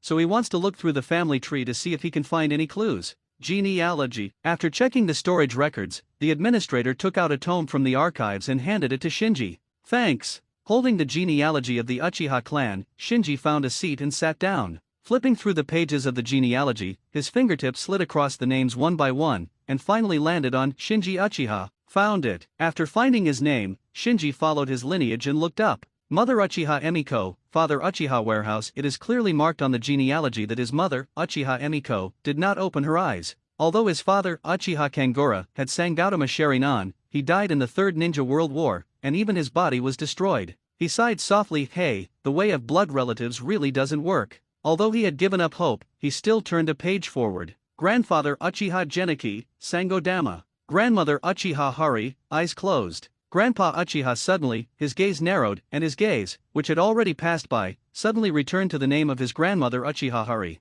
Uchiha Hari. When I first saw the name, I didn't think much of it, but after thinking about it carefully, he found that this name was exactly the same as the female kaleidoscope Uchiha in his memory who created the forbidden technique Izanami. No way. He took a closer look at the genealogy and found that there were very few descriptions about Uchiha Hari on the genealogy, only a brief introduction about his joining the police force. But there is no eye-opening detail marked in Uchiha Hari. Generally, there is no additional description of the details of eye-opening, which means that the tribe has not awakened Sharingan by default. After all, even within the Uchiha clan, not everyone can awaken Sharingan, so only those who have awakened Sharingan will have additional marks. But this fell into the eyes of Shinji, and it became a suspicious point instead. If you are not a ninja, you are generally not qualified to join the police force, but you have joined the police force, but you have not opened your eyes to the details, and then combined with the name Uchiha Yuri. These kinds of doubts, compared with the memory in his brain, Shinji suddenly had a guess. Could it be that my grandma is the developer of Izanami? Following this line of thought, Shinji carefully recalled the kaleidoscope pattern in Uchihajiri. Although his memory is a little fuzzy, he still roughly recalls that this is probably the only woman in the history of the Uchiha clan who has awakened the kaleidoscope Sharingan. The kaleidoscope pattern seems to be three petal patterns arranged in the shape of a character, reminiscent of my own kaleidoscope pattern, which is three intertwined ink circles arranged in a zigzag shape. No mistake. In this world, there is still a pair of kaleidoscopes connected with my blood, a pair of powerful kaleidoscopes that have developed as Izanami. Shinji stood up abruptly, overturning the chair with him. The administrator in the distance looked over and asked, "What's wrong?" Shinji quickly suppressed the excitement on his face, and shook his head. "I'm sorry, I was a little excited when I saw so many victims on the genealogy." The administrator stared at Shinji seriously for a while, and said, "Be gentle, this is the archives." Shinji nodded and lifted the chair up. Feeling that the administrator's gaze left him, he secretly breathed a sigh of relief, then carefully closed the genealogy of the Uchiha clan, handed the genealogy back to the administrator, and left the archive silently. Suppressing his excitement and confirming that no one was following him, he returned to the apartment, and then activated a spirit spell in the bathroom. Boom! A burst of white smoke rose, and the cold ball came out with its head poking around. Before the briquettes could speak, Shinji asked eagerly, "Did you see the Sharingan of Uchiha Hari in the secret library of the root base last time?" The briquette was a little confused by Shinji's question. After recalling it, he shook his head and said, "It seems not." "No." Briquette thought about it again, and became a bit more determined. "Well, no." "No? How could there be no?" Shinji frowned fiercely, then changed his mind and clapped his hands. "Nothing is right." Those marked with names were obviously marked by the medical class for the convenience of identification after taking off the Sharingan of the victims of the night of genocide. Uchiha Yuri was a contemporaneous person with the first and second generations, and he has long since passed away. Even if her kaleidoscope Sharingan was preserved by the family, she would not put her name on it. Having figured this out, Shinji turned his head to the coal ball and asked, "Are there any Sharinans with no names in the secret library in Danzo?" If the family really kept the kaleidoscope in Uchihajiri, then this batch of precious family property is likely to be confiscated by the village and then fell into the hands of Danzo. This time, the briquettes didn't think about it, and replied directly, "Well, there are some jars that don't have names on them." Shinji held up the briquettes excitedly. "What kind of jar? What are you doing? What's the matter with you?" Briquette was a little curious, but he still answered Shinji's question seriously. "Those jars look a little old, and the eyes in them may not work. Obsolete." This information once again confirmed Shinji's conjecture. The Uchiha clan has the habit of recycling Sharingan, which can be seen from Uchiha Madara, and someone in the Uchiha clan once advised Fuya to recycle Kakashi's Sharingan. So compared to those old jars, the ones inside may be the Sharingan recycled by the Uchiha clan themselves. But at the same time Shinji was also worried. As the briquette said, after soaking for so long, it is hard to say whether it can still be used. After all, the eyes are also organs. It is hard to say how long they can maintain their activity after losing the nourishment of the chakra of the body. Moreover, the Uchiha clan is all obsessed with the development of pupil technique, and no one would put their minds on biotechnology. Therefore, their preservation methods must not be compared with Uchiha Madara, who has been secretly researching the first generation of cells, or Orochimaru, who has developed various forbidden techniques. We must get it as soon as possible. After a pause, Shinji emphasized his tone again, get everything. Undoubtedly, his goal is not just grandmother's pair of kaleidoscopes. Because of his grandmother, he thought of a secret of the Uchiha clan. After Uchiha Madara ran away in anger, the Uchiha clan had a brief period of civil strife. At that time, several Uchiha elites who survived the Warring States period awakened the kaleidoscope Sharingan one after another, and because of Madara's anger, the position of patriarch was vacant, so they dissatisfied with each other launched a bloody competition. The forbidden technique Izanagi was abused at that time. In order to eliminate this civil strife, Uchiha governance painstakingly developed Izanami, which can restrain Izanaki, and finally put down the civil strife. In other words, in the Uchiha clan, apart from Uchiha Madara and Uchiha Kwana, the brothers, there have also been several elites with kaleidoscope Sharingan. It's just that the first generation at that time was too dazzling, overwhelming the whole life. Even Uchiha, who has a kaleidoscope Sharingan, is dwarfed by the first generation, so these Uchiha elites don't dare to be too ostentatious, so as not to arouse the fear of the first and second generations.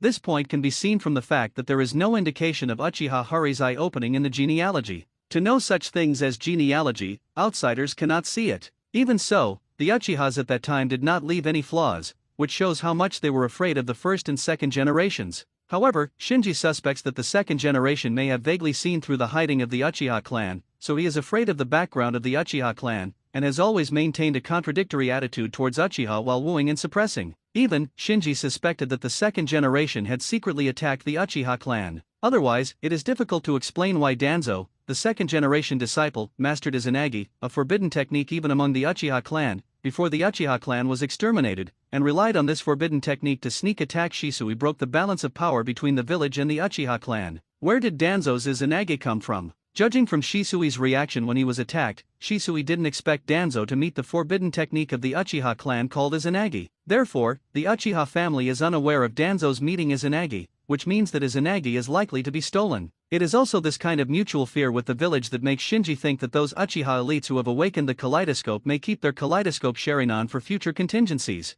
Therefore, those relatively old jars in Danzo's hands may contain kaleidoscope Sharingan, or even more than one pair. Oops, last time I stole Uchiha Fugaku's kaleidoscope from Danzo, will he become suspicious and check all Sharinans? Thinking of this, Shinji suddenly felt a sense of crisis. He felt that he had to take the Sharingan from Danzo's hand as soon as possible. If it took a long time, Danzo might discover the secret in it. Temple. Uchiha Itachi, Loquat Juzang, and Red Sand Scorpion walked into the hall slowly. Looking at Daidara in the main hall, Sia said in a hoarse and low tone, "Is this the guy with yellow hair the partner I arranged for? Why does he look short-lived?" Clang! Inserting the beheading knife into the floor, Pipa Shizang leaned on the knife and said with a smile, "Don't underestimate this guy. He is a frequent visitor on the wanted list of several nearby countries." Itachi looked at Daidara and took a step forward. "We are here." Before Itachi could finish speaking, Daidara plucked his ears. With an impatient expression on his face, "What are you doing? Why are you here?" Ra was the Itachi who showed no signs of emotion or anger, and was a little taken aback when he heard the words. Daidala took a look at the three of them, and said in disbelief, "These three are crooked at first glance. No wonder they are from the outside team. They are far worse than our inside team." Loquat Shizang saw this and asked, "Do you know us, Xiao?" As he said, Daida stretched out his hand, "Where's my cloak and mask?" Xia said in a deep voice, "Do you know that we are here to recruit you?" Daidara asked back, "Otherwise, why are you looking for me?" The choked scorpion was a little annoyed. "Little devil, pay attention to your tone of voice, if you don't want to die too early." Loquat Shizang smiled and said, "This kid is interesting, and saved us a lot of trouble." Itachi, what do you think? Uchiha Itachi didn't say a word of unnecessary nonsense, and directly threw the prepared red cloud suit to Daidala. After taking the red cloud suit, Daidara was a little puzzled. No mask. As the class bell rang, Irika walked into the classroom and announced directly to everyone, "Today, the ninja school will organize a field survival training. Survival in the wild." Shinji, who was distracted, frowned upon hearing this. On the podium, Irika continued, "This field survival training will be carried out in the dead forest next to the village. There will be a teacher accompanying the whole process, so you don't have to worry too much." Soon someone raised his hand and asked, "Mr. Irika, can I bring something to eat?" Irika nodded. "What about the grill? Are pets allowed? I'm going to wear new clothes." There was a commotion all of a sudden. With the company of teachers, there is no need to worry about safety issues at all, so everyone quickly regarded this field survival training as a field camping. Irika put his hand on his forehead and knocked on the table. "There will be other classes participating this time, and there will be some competitive events at that time, and those who lose will be punished." Tian Tian smiled and said, "Mr. Irika, do you think our class will lose?" As she said that, she looked at Shinji and Niji with a smug expression. Irika shook his head. "The wild environment is completely different from what you imagined. If you participate in survival training with this mentality, you will definitely suffer." "Well, we are disbanded now. Let's go back to prepare and gather at school at noon." Everyone rushed out of the classroom in a swarm. Shinji also returned to his apartment and counted the ninja tools. Although it sounded like nothing, he always felt that this so-called wilderness survival training was a bit strange, so adhering to the principle of being prepared, he meticulously prepared all kinds of ninja tools. At the same time, he was still planning in his mind how to take all the Sharingan from Danzo's hand. As his understanding of the Tsusuzun lamp deepened, he had a vague premonition that if his kaleidoscope Sharingan could successfully evolve into an eternal kaleidoscope Sharingan, the power of the Tsusuzun lamp may also be further improved. How can Danzo divert his attention from Sharingan and distract himself from other things? What does Danzo want most now? The answer to this question is actually quite simple. What Danzo wants most now is Suzuki, so he went back to Sharingan. Shinji stroked his chin. From Danzang's secret study of the forbidden art of the Uchiha clan, to his body transformation, and the transplantation of a large number of Sharingan, it can be seen that his obsession with Sharingan far exceeds that of others. At this time, it is very difficult to divert Danzo's attention from Sharingan. "Are you going to force your way in again?" He shook his head quickly. Judging from the battle in the original time and space where Danzo singled out Suzuki, who had awakened Kaleidoscope Sharingan under the threat of Obito, Danzo's strength should not be underestimated. In that battle, Suzuki might not have won if Obito wasn't there to threaten him. After all, in order to deal with the more mysterious Obito, Danzo has always kept the pupil power of Shisui's Kaleidoscope Sharingan. If he directly used the Byakugan Shin on Suzuki, Suzuki would probably suffer a big fall. Shinji asked himself, he is no match for Suzuki in that period at all now. And Danzo in the root base is not alone. Apart from his own subordinates, once things get serious, other forces in the village will also support them. This goes up and down. If Shinji insists on breaking into the trap set by Danzo, the end will definitely not be good. Suppressing the restlessness in his heart, Shinji forced himself to calm down. If possible, he will try his best to fight for it, but when it is obvious that things cannot be done, he will not be stupid and force it. Noon. After gathering at the ninja school, 2 classes participating in field survival training set off for the Death Forest. Shinji glanced at the team, and found that besides his own class, the other one participating in the field survival training was actually Suzuki Naruto's class, and Naruto, who was discharged from the hospital, was also among them, so he was shocked. "What are you doing? Why are only our 2 classes participating in the training?" There was something really wrong with him. And maybe because of the school fight yesterday, many people in the 2 classes knew each other, so everyone talked and laughed along the way, and didn't take the survival training seriously at all. Many people even shared snacks with each other, like a group outing. Not long after, under the leadership of the 2 teachers, Irika and Mizuki, everyone entered the Death Forest. "Wow, look, what a big tree. There seems to be a snake over there." Many students entered the Death Forest for the first time, so they were instantly attracted by the scene in the Death Forest, and gave out various praises. Since Shinji came here once secretly, he didn't feel much. Suzuki was also surprised at first, but after seeing Shinji's indifferent expression, he quickly suppressed the expression on his face. Niji opened his eyes and looked around. After walking about a kilometer or 2, Irika said, "Okay, let's camp here." Everyone immediately got busy. Some set up tents, some set up barbecue grills, and some collected firewood everywhere. While directing everyone, Irika exhorted loudly, "Everyone is active nearby, don't go deep into the forest alone." "No it." Everyone responded in unison. Shinji walked up to Niji at this moment. "Did you find anything?" As if he didn't expect Shinji to take the initiative to talk to him, Niji was taken aback for a moment, then shook his head. "It should be because there are so many of us, and the beasts took the initiative to avoid them." Shinji said, "Be careful." Ning Si was a little puzzled. He didn't understand why Shinji was so cautious when there was a teacher leading the team, but he still nodded and said, "I know." Seeing Shinji and Niji whispering, Suzuki pretended not to care, but leaned towards them inadvertently, as if trying to hear what they were talking about. Bai and Xionlin took the opportunity to get together and set up a tent together. Naruto, yeah, and Xiaoli were noisily picking up firewood. Shikamaru and Koji set up the grill. Sakura, Hinata, and Ino are surrounding a hare. Looking at the scene in front of him, Irika smiled. Then he leaped to the side of Mizuki, who was guarding on the tree, and said helplessly, "It seems that this field survival training will probably turn into field camping." Mizuki smiled and said, "It's not bad to let the children relax." Irika was still a little worried, "But this is a forest of death after all. I'm worried that accidents will happen." "Don't worry, there are still us." After a pause, Mizuki continued, "And the Umbu who was responsible for protecting Suzuki has also followed." Boom! Just as Irika was about to answer, there was a muffled sound in his ear. Everyone looked around, and saw an Umbu fell from the sky and fell to the ground hard. His life and death were unknown. Umbu, who fell from the sky and whose life and death were unknown, immediately caused a burst of exclamation from the students. Swish swish. Irika and Mizuki immediately came to Umbu's side. One was in charge of vigilance, and the other squatted down to check. At this moment, a figure walked slowly from the forest. Mizuki asked loudly, "Who?" Before the words fell, Mizuki was stunned, because the figure who was tens of meters away just now had already come in front of him at this moment. "You!" The man instantly kicked Mizuki. Boom! As a Chunin, Mizuki didn't even have a chance to resist, so he was kicked flying, smashed hard on a big tree, and passed out with his head tilted. Irika, who was squatting on the ground to check the situation of Umbu, was shocked when he saw this, and quickly shouted to the students behind him, "Everyone, run away." Then he took out the kunao and shielded it in front of the students. The opponent's instant body technique is by no means something that he, a Chunin, can resist, so he only hopes to delay it a little bit, so that the students have more time to escape.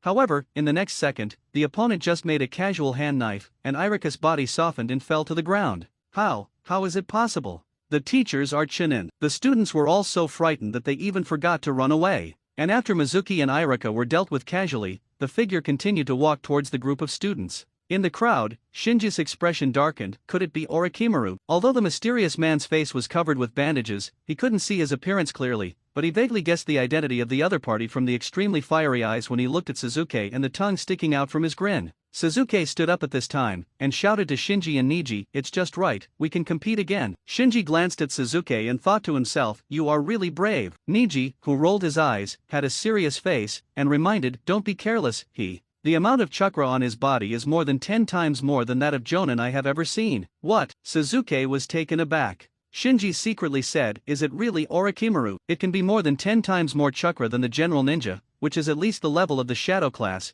and the identity of the Komer can basically be confirmed." The mysterious man licked his tongue, and said to Suzuki in a hoarse voice, "Is that the brat who subdued Kyuubi?" Suzuki opened Sharingan at this time, staring at the mysterious man. "If you want to find trouble, you may be looking for the wrong person." Ha ha ha. The mysterious man slowly opened his arms and laughed loudly. In an instant, an extremely violent chakra, accompanied by a murderous aura that seemed to be able to condense into an entity, spread rapidly around the mysterious person as the center. Under the impact of this violent chakra and murderous aura, many students were so frightened that they sat down on the ground and became dumbfounded. Suzuki and Niji also felt a tremor from the depths of their hearts, as if they had been given a body-holding technique, and their bodies couldn't control themselves. Among the crowd, only Shinji could resist the murderous intent of the mysterious man, but he was also shocked. The opponent's combination of chakra, killing intent, and momentum made him obviously feel that the opponent was a level higher than other ninjas he had seen. The mysterious man continued to move forward, admiring Suzuki's double eye-catching writing sharing eyes while walking. His eyes were full of obsession.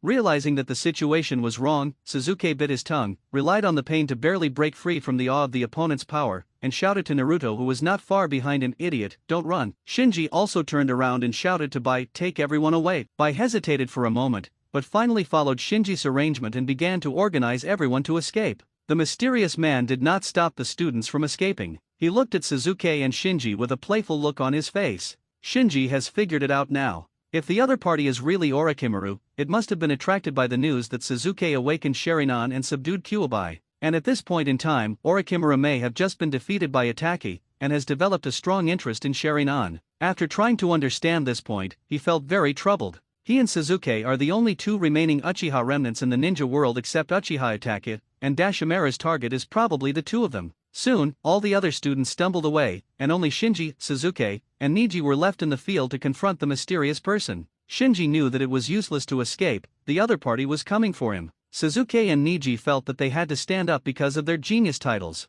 The mysterious man nodded. How dare you stand in front of me, you three brats are very good. Shinji didn't talk nonsense with the mysterious man, and directly said to Suzuki and Niji next to him, you two cover me, as long as you make a big noise, the village will soon find out what's abnormal here. Suzuki and Niji's eyes lit up when they heard this. Swish swish swish. Shinji shot immediately, threw several kunao at the mysterious man, and then started to seal with both hands. The mysterious man didn't care at first. With a smile on his lips, he just tilted his head, and easily and accurately dodged the kunao thrown by Shinji. However, before the corners of his mouth were fully raised, the expression on his face froze suddenly, because he suddenly discovered that there were imperceptible steel wires tied behind those kunao that he avoided, and at the end of each steel wire, there were ignited detonating symbols that were sizzling. Boom boom boom. In an instant, continuous explosions sounded around the mysterious man. The mysterious man jumped up, and the smoke and dust of the explosion rushed out from above. Art fire escape ho fireball. Shinji, who just finished the seal, aimed directly at the top of the explosion,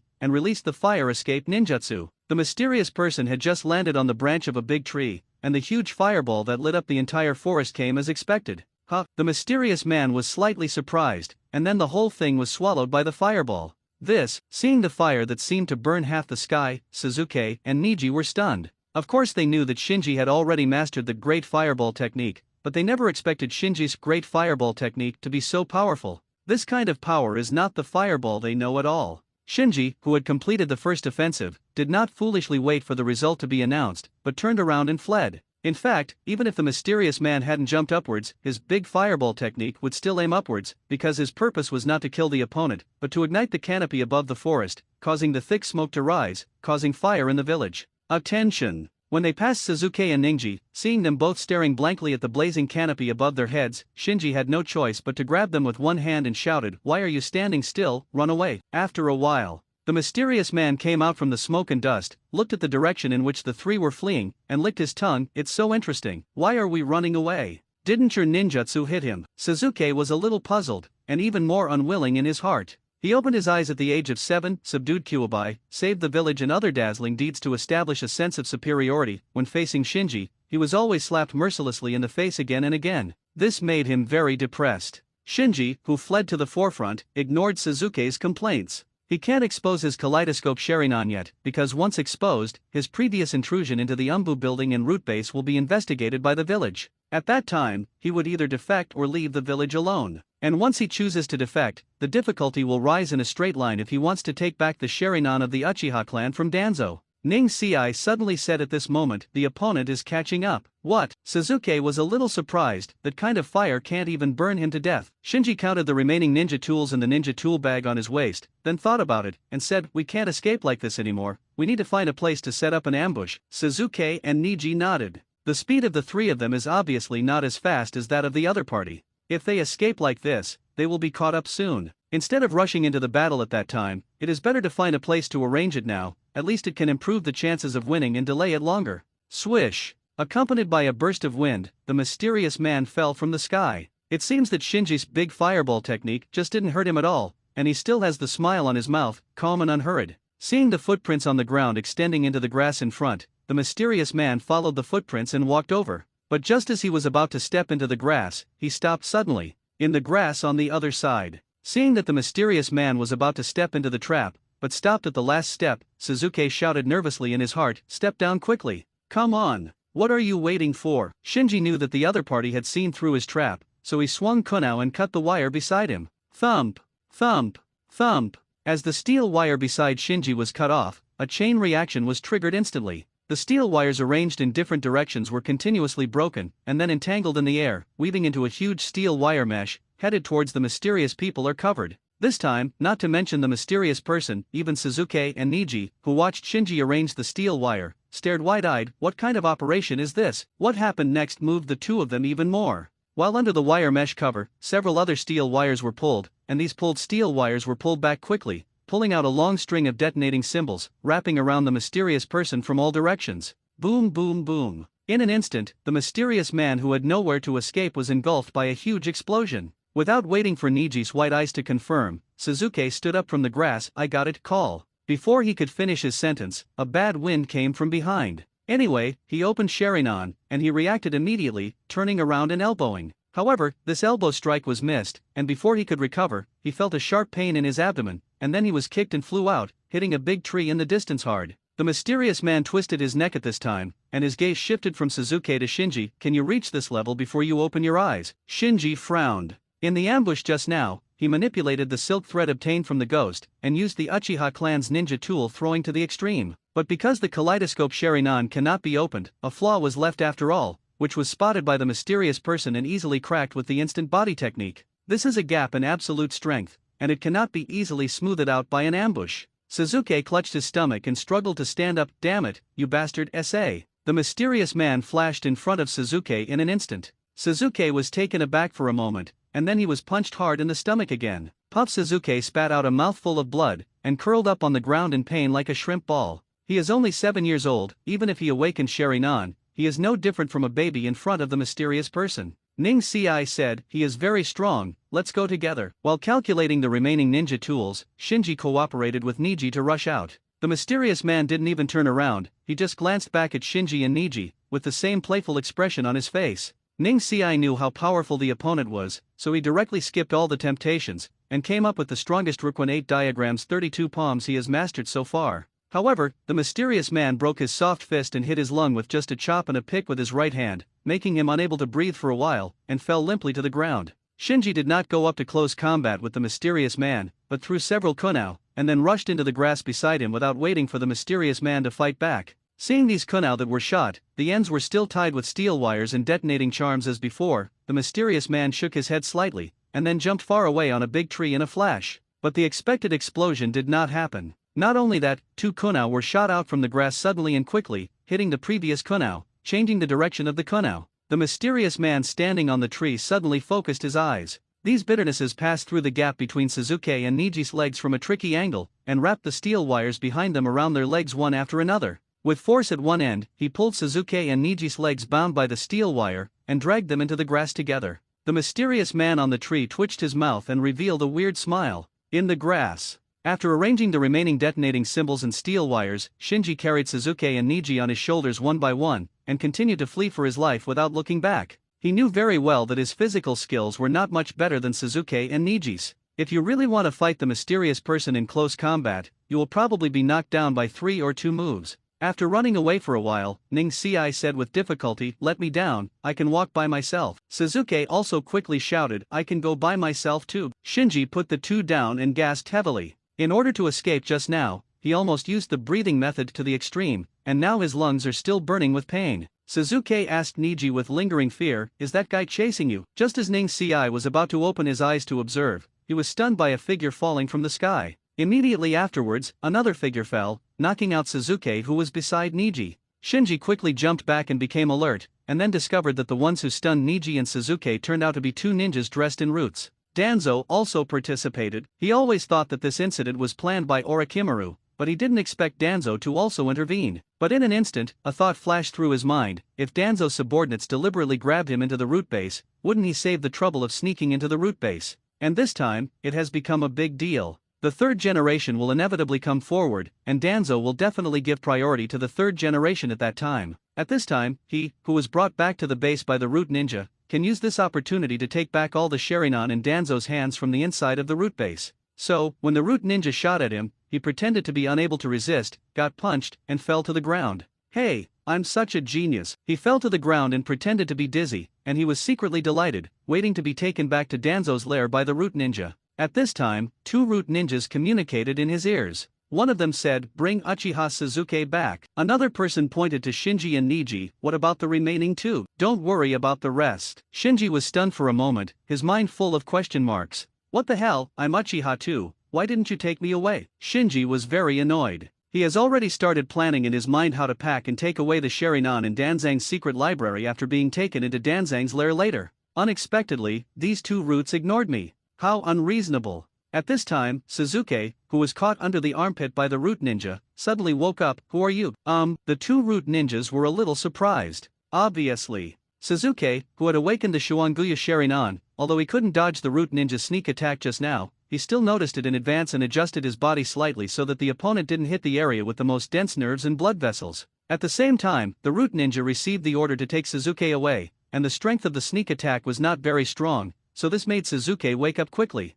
Seeing this, Shinji quickly pretended to wake up, stood up and shouted, "Stop, I won't let you take Sasuke away." The two root ninjas frowned, then looked at each other. One of them understood, and in a flash, he jumped in front of Shinji, and a hand knife fell. Boom! Shinji fell down. Solved, let's go. The root ninja turned around and was about to leave. But as soon as he took a step, he found that his ankle was caught by Shinji. Looking back, Shinji got up from the ground again, "Put down Sasuke, you brat." The root ninja's expression sank. Sasuke, who was caught under the armpit by another root ninja, also shouted, "Shinji." Boom! It was another hand knife, and Shinji fell down again in response. The root ninja did not turn around immediately this time, but fixedly looked at Shinji on the ground, and then turned around and said to his companion, "Uchiha's kid is really hard to deal with." Sasuke struggled desperately. "Damn it, what did you guys do to Shinji? Let me go." The root who was holding Sasuke was not used to it, and directly punched Sasuke twice. Sasuke, who received 2 more heavy punches, felt that his stomach juice was about to be spit out, and he was powerless to continue struggling. But just when the two roots were about to leave, the voice that gave them a headache sounded again, "Put down Sasuke, otherwise, I won't let it go." The two looked back at Shinji, who got up from the ground again, and frowned, "This brat." Sasuke was moved with snot and tears. "Shinji, leave me alone." Shinji, who had been hit a few times, was also quite helpless, secretly said, "You two bastards, if you don't take me away, it will be impolite. Aren't you going to let it go?" After a pause, Genbu Ninja grinned and said, "Then let's take you away with me." With that said, Neb Ninja brought up Shinji and left together.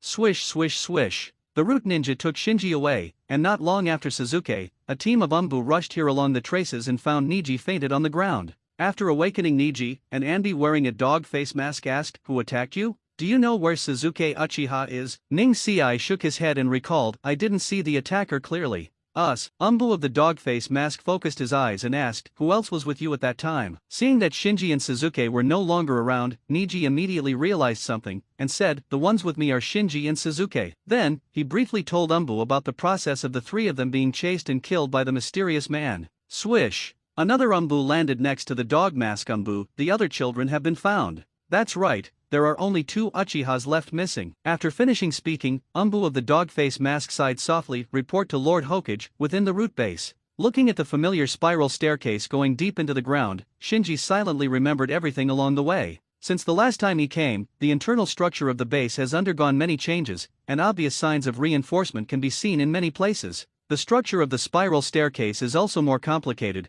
and several corridors that he has not seen before have been added. It has been remodeled, Shinji secretly noticed. Soon, he and Sasuke were thrown into 2 adjacent prisons at the bottom of the base. The 2 roots searched for all the ninja tools on their bodies, and then locked their hands and feet with chains forged from fine steel. "Don't think about running away, stay here obediently." Finally, with a warning, the 2 roots left. After the 2 roots left, Sasuke said to Shinji through the cell wall, "Shinji, I'm sorry, I got you in trouble." At this moment, Shinji was thinking about how to act, so he said casually, "We are the last Uchiha, don't say such things." Sasuke fell silent. Shinji's words reminded him of the night of genocide and the person he had to kill with his own hands. Carefully inspecting his own cell, Shinji found that there was no surveillance equipment here, and it should be just a temporary prison area, not the kind of cell where felons are held for a long time. Then he struggled for the chain in his hand, and found that no matter how hard he tried, the chain would not budge. It seems that the root ninjas who imprisoned them have thought about it. With their 7 or 8-year-old physiques, it is impossible to break free from these chains without any ninja equipment. Sitting back on the ground, Shinji estimated the time. It has been more than an hour since they were attacked. The Death Forest is right next to the village. No matter how slow the village's response is, they should have discovered the abnormality in the Death Forest by now and started to investigate. Sasuke is also the focus of the village's attention, and his disappearance will inevitably lead to the direct intervention of the 3rd generation. If the 3rd generation is not caught up in other matters, then they should have started negotiations with Danzo now. We will see the outcome in half an hour at most, and I don't have much time left. After making up my mind, Shinji immediately formed a seal, activated the shadow clone technique, and created a shadow clone. Then, he bit his finger and channeled the briquettes over. "What's the situation?" Seeing that Shinji was chained up, he was startled by the coal ball that had just been channeled, and subconsciously wanted to run away. Shinji's shadow clone twisted him up. Shinji curled his lips angrily, "The darling of the night? The elves under the moon? Shadow domination? Fame in the ninja world? That's it." The coal ball shrank its head. "Don't I want to go back and send reinforcements?" Shinji, who was in a hurry, didn't talk nonsense. He told the plan directly to the coal ball, and then said, "Remember, take all the Sharingan away this time." The briquettes were a bit difficult, there are so many.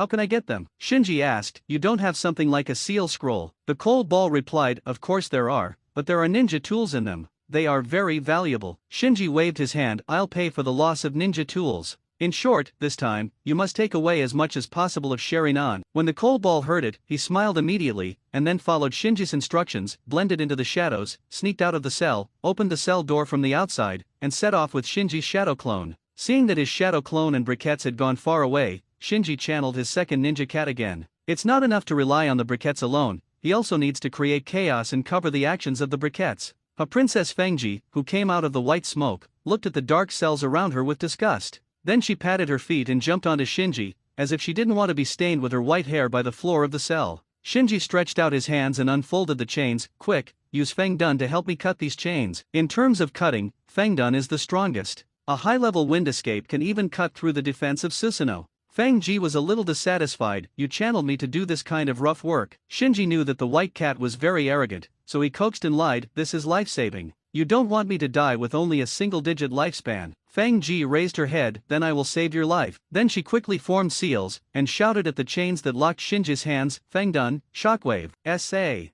In an instant, a wind blade spat out from Feng Ji's mouth and shot at the chain. Immediately afterwards, the wind blade collided with the chain, making a sharp clang, and then the wind blade disappeared, but the chain remained. Shinji didn't speak, just handed Feng Ji a "Can you do it?" look. Feng Ji immediately blew up. She made a seal again, then gathered chakra on her paws, and slammed at the chain. Wind escape, the cut of the cat. Clang! There was a piercing scream, and the chain snapped. So strong, Shinji murmured secretly. After cutting the chains that locked his legs, Shinji asked Fuim to cast a wind escape on his cell door, pretending to break through from the inside, and then rushed to Suzuki's cell next door, and opened the cell door. Suzuki looked puzzled. Shinji, you. Shinji didn't rush to explain to Suzuki, but said to Feng Ji, quick, cut his chains too. So troublesome. Feng Ji complained, but her claws were very sharp, and she cut the chains that locked Suzuki in 2 or 3 strokes. Seeing the white cat a few times, he cut off the chain that he couldn't get rid of with all his strength. Suzuki stared straight, and then hurriedly asked Shinji, is this cat your psychic beast?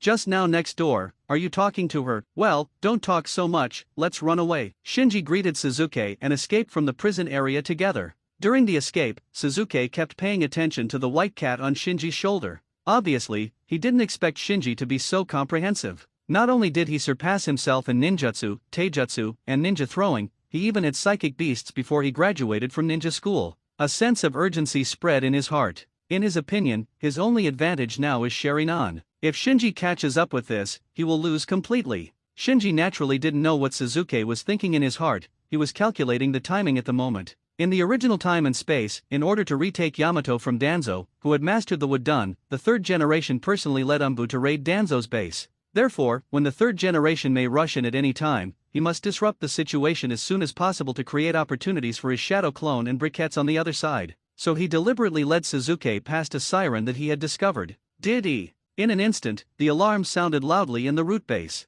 Hearing the sharp siren in his ears, Suzuki was a little flustered. Oops. Shinji's expression remained unchanged. If you encounter enemies later, I'll block them, you find a way to escape, and then ask Hokage-sama to save me. Suzuki didn't argue, but nodded reluctantly. Because he knew that Shinji's plan was correct, if he were to block the enemy, neither of them would be able to escape. Soon, several root ninjas blocked their way. Little devil, how did you escape? Is that the ninja cat? Careless, he should be given a sealing technique. After seeing Feng Ji on Shinji's shoulder, several Genbu ninjas immediately guessed how Shinji escaped from the predicament, and each of them looked embarrassed. Danzo is extremely strict, and if such a mistake occurs, they will all be punished. Seeing several root ninjas approaching, Shinji stood up and said to Suzuki, you go first, I will block them. Suzuki's eyes were full of emotion. Don't worry, I will definitely come back to save you. Shinji was a little guilty and didn't dare to look back at Suzuki. Because the direction he turned sideways happened to be the direction leading to Danzang's secret vault. And Suzuki, who fled towards Danzo's secret vault, looked back from time to time. Seeing Shinji's resolute back, the corners of his eyes gradually became moist. Damn, why?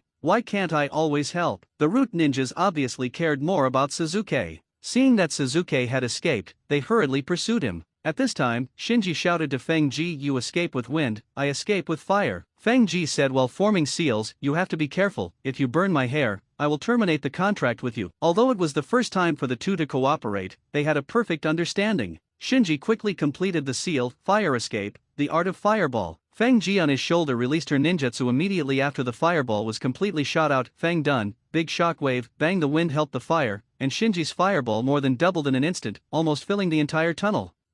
How can it be? The root ninjas all changed color. It's not that they haven't seen such a powerful fire escape ninjutsu, but they never imagined that this level of fire escape came from the hands of an 8-year-old ninja school student. Knowing that they couldn't resist, the root ninjas had no choice but to give up chasing Sasuke and dodge each other. However, the root base of Danzo is a downward circular pit, and its structure is like a huge chimney. Therefore, under the blessing of the chimney effect, Shinji's fireball became more intense, and gradually turned into a huge fireball. Boom boom boom. In an instant, a huge explosion echoed inside the base. Even the harsh sirens seemed so insignificant in this series of explosions. No one expected that a ninjutsu could cause such momentum. Several root ninjas present, even Shinji, who was performing the technique, looked at each other in surprise. Swish swish swish. At this moment, amidst the sound of breaking wind, one after another silhouettes landed on the spiral staircase. Shinji looked over and saw the leader, the third Hokage, wearing a Hokage robe. Behind him was a large group of heavily armed Umbu, and appeared with the 3 generations, and Danzo with a livid face.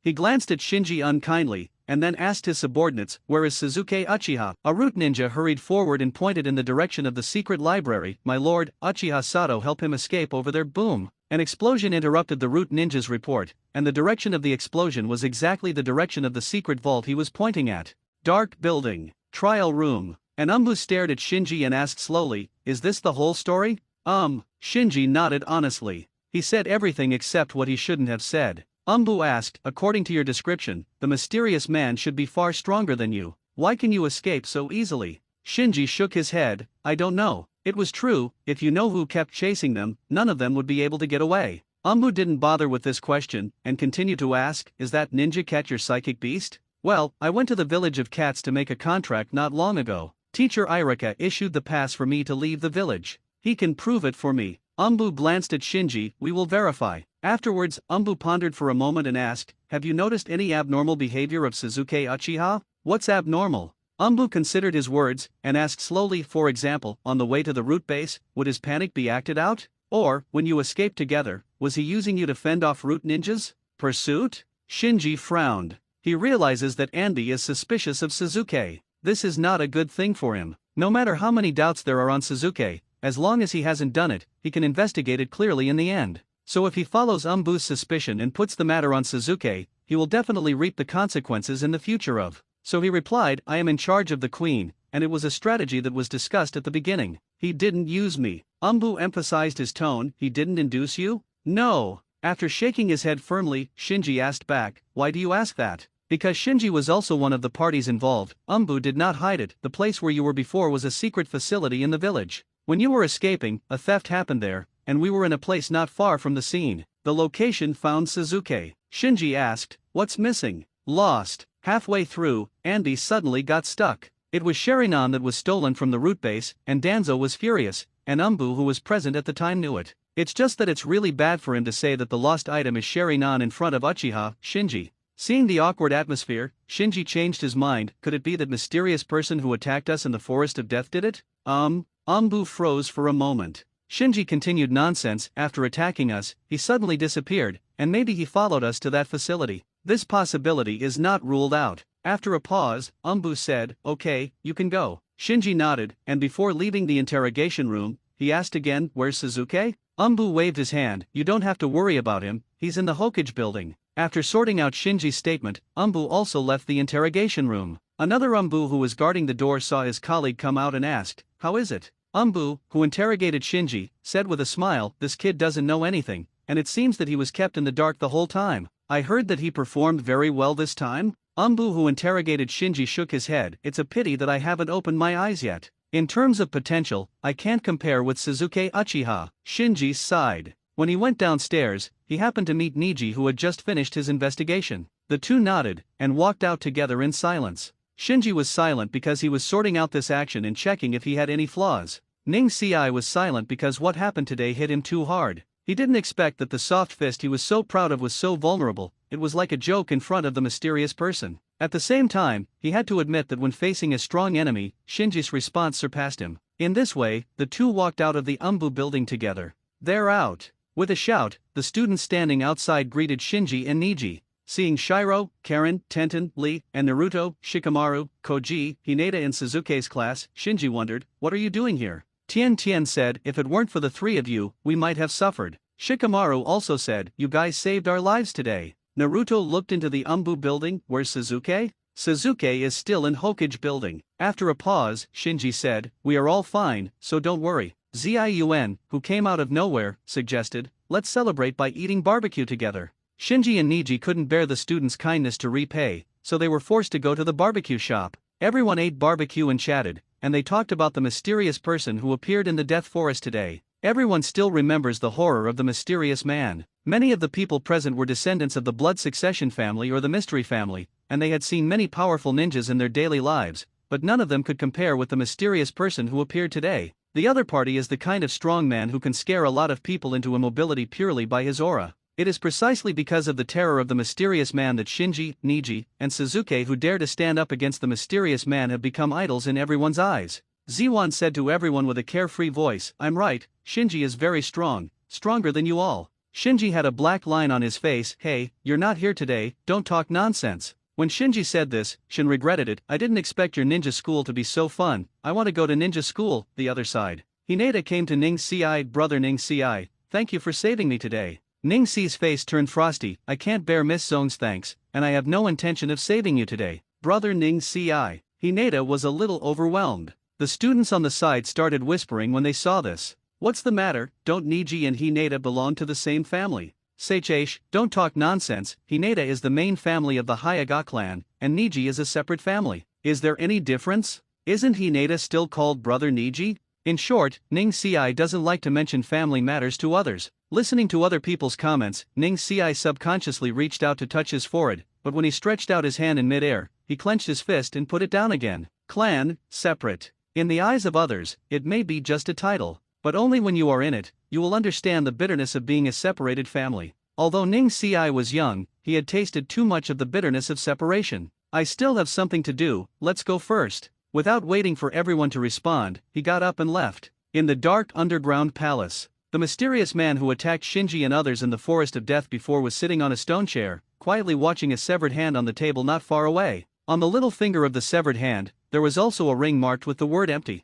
At this time, Yao Shidu came out from the shadows, pushed his glasses. "Master Ashimaru, did you gain anything from going to Konoha this time?" Undoubtedly, Shinji's guess is correct. The mysterious person who attacked them in the Forest of Death was none other than Orochimaru, one of Konoha's Sunin. As if thinking of something happy, Orochimaru smiled. "Uchiha can always bring me unexpected surprises." Do asked, "Oh, is it the Uchiha Suzuki who opened his eyes at the age of 7 and subdued the nine-tailed Uchiha?" Orochimaru nodded. Although Suzuki didn't have any decent resistance throughout the whole process, he dared to stand up and was able to maintain his will under his killing intent. This alone was enough to surprise Orochimaru. After all, the other party is only 7 years old. What fascinated him even more was Suzuki's Scarlet Sharingan. Since he was defeated by Uchiha Itaka's Sharingan not long ago, Orochimaru's interest in Sharingan has been increasing day by day. Before the fight, he never thought that he would be defeated by a look from Itaki. That battle made him experience the charm of Sharingan firsthand. It is a kind of charm that makes people fearful but obsessed with it, and he cannot extricate himself. Seeing that Dashawan's eyes were shining brightly, he asked suspiciously, "Then why didn't you bring him back?" Orochimaru shook his head. "He is still too immature now. In comparison, the other Uchiha is more alert than him." "Shinji Uchiha? Well, a very shrewd kid." Smiling, Orochimaru said indifferently, "But this level of shrewdness is useless. Uchiha who can't open Sharingan is worthless. I remember that he is only 8 years old. Maybe there will be a chance to open his eyes in the future. I will help you to keep an eye on him." Pocket pushed his glasses again. He knows Orochimaru, and if he really doesn't care at all, he won't give an evaluation. It can make Orochimaru make such an evaluation, which shows that apart from being unable to open his eyes, Uchiha Shinji's other performances are very satisfactory to Orochimaru. Turning his gaze to the severed hand on the table again, Orochimaru pondered for a moment and said, "We can't let Uchiha Suzuki play ninja games leisurely in the ninja school anymore, that would waste his talent." "What do you mean?" Orochimaru smiled and said, "Go and arrange it, give him a little stimulation." Naruto office. The third generation said in an unquestionable tone, "Don't provoke him anymore." Danzo's gloomy face was about to drip water. "You were all deceived by that brat, his existence is a threat to the village." Turning to bed, Xiaochun said, "He is only 7 years old." Danzo glanced at him viciously. "That's why we have to get rid of him as soon as possible." Otherwise, if he has that kind of eyes one day, it will be a disaster for us. On the other side, Mitamonian coughed, I must remind you that not long ago, he was the one who subdued the runaway Kuobai. Turning to bed, Xiao-chan echoed, that's right, this time he also protected Nine-Tails Jinchuriki. Danzo glanced at all the people present with his sinister eyes. You are trying to use that kid in vain, but I have already seen through him. He is not the kind of uchiha who will be used honestly by you, so you will do it for yourself. I regret today's decision. After that, he left the Hokage building angrily. After returning to his base, the gloom on his face gradually dissipated. The anger in Hokage's office before was actually expressed on purpose by him, because even he now began to wonder if someone else stole Sharingan. In other words, if Sasuke Uchiha really stole Sharingan, then what he cares more about is why Sasuke Uchiha did this. He eagerly wants to know what secrets are hidden in those Sharingan who can't find anything through various instruments. So he didn't want to really execute Sasuke. The strength in Hokage's office just now was just to cover up his hidden thoughts. At this time, he beckoned. Swish swish, two root ninjas flashed and landed in front of him, half kneeling and saluting, my lord. Danzo gave the order coldly, increase the surveillance level of Uchiha Sasuke. This old man needs to know who he has met, what he has done, and what he has said every day. Don't let go of any details. The two root ninjas responded quickly, yes. Danzo asked again, have you accounted for all the losses? One of the root ninjas swallowed secretly, except for the batch of Sharingan that is being scanned by the instrument in the research room, all other Sharingan are lost. Waste. Danzo pierced the root ninja's throat instantly with the crutch in his hand. Snapped. The root ninja whose throat was pierced fell to the ground, and with the loss of blood, his eyes gradually became lax. The root ninja next to him didn't dare to move, and he didn't even dare to wipe the fine sweat from his forehead. Danzo said, if you neglect your duty, you will be punished.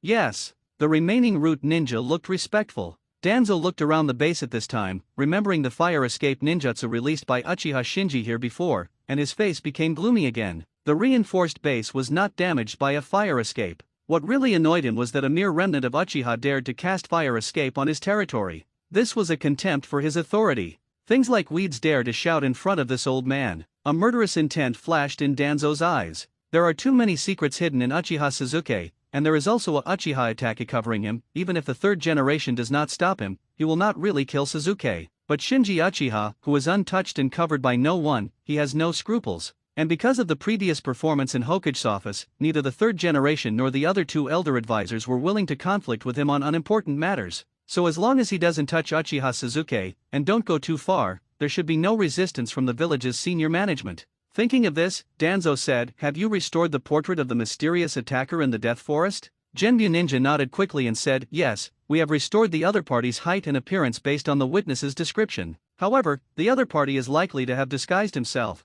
and we haven't found any useful information yet. Danzo said coldly, it's okay, let someone pretend to be the mysterious attacker and bring back Shinji Uchiha's head. Taking advantage of the opportunity when Tiantian and Shin officially broke out for the second checkout war, Shinji quietly slipped out of the barbecue restaurant. Walking on the bustling streets of Konoha, he looked dignified. The last message sent back by the shadow clone was to cover the briquettes and destroy Danzo's trap hidden in the secret vault at his own expense. So even if he is behind the scenes, it is not clear whether the briquettes really succeeded. But no matter how curious he was, he couldn't immediately confirm the situation through psychic briquettes. This time the operation seemed to be smooth, but it was actually very risky. Because the number of suspects is too small, apart from Sasuke, there are only him who entered the root base with Sasuke, and the mysterious person who can barely get involved. The mere 3 suspects did not prevent the village from investigating at the same time. It seems that Sasuke is currently the most suspected suspect, but he is afraid that he has already entered the field of vision of the village's senior management and has attracted attention.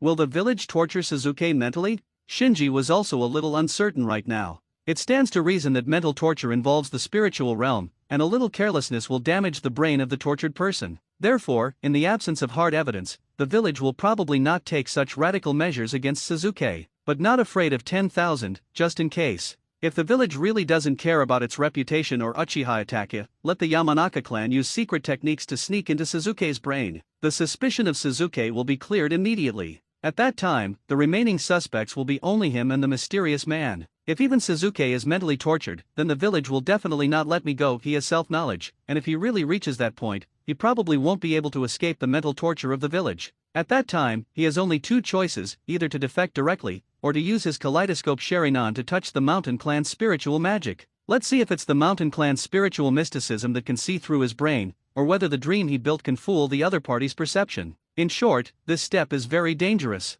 Of course. As long as the briquettes are in hand, it's worth the risk. What this step between Kaleidoscope Sharingan and Eternal Kaleidoscope Sharingan means, others don't know, but Shinji knows. Only after obtaining the Eternal Kaleidoscope Sharingan, his power is his own. Otherwise, it's just a temporary experience card. At this moment, he saw Sasuke with a cold face in the crowd. Sasuke also saw him, his expression changed, and he quickly walked up to him. Shinji, are you alright? I'm fine. Shaking his head, Shinji looked Sasuke up and down. Are you okay? He was surprised, he didn't expect the village to release Sasuke so soon. Sasuke raised the corner of his mouth. What can I do? The village still relies on me to deal with Kyuubi. Shinji was dumbfounded. He had calculated everything and missed this point. However, if you think about it carefully, it makes sense. Today's Konoha has lost the ability to suppress Nine Tails. Although Yamato has mastered what done, compared with the first generation, it is really a world of difference. Naruto, the Nine Tails Jinchuriki, is young and in danger of going berserk at any time. Even for the sake of suppressing the tailed beast, the village must treat Sasuke kindly.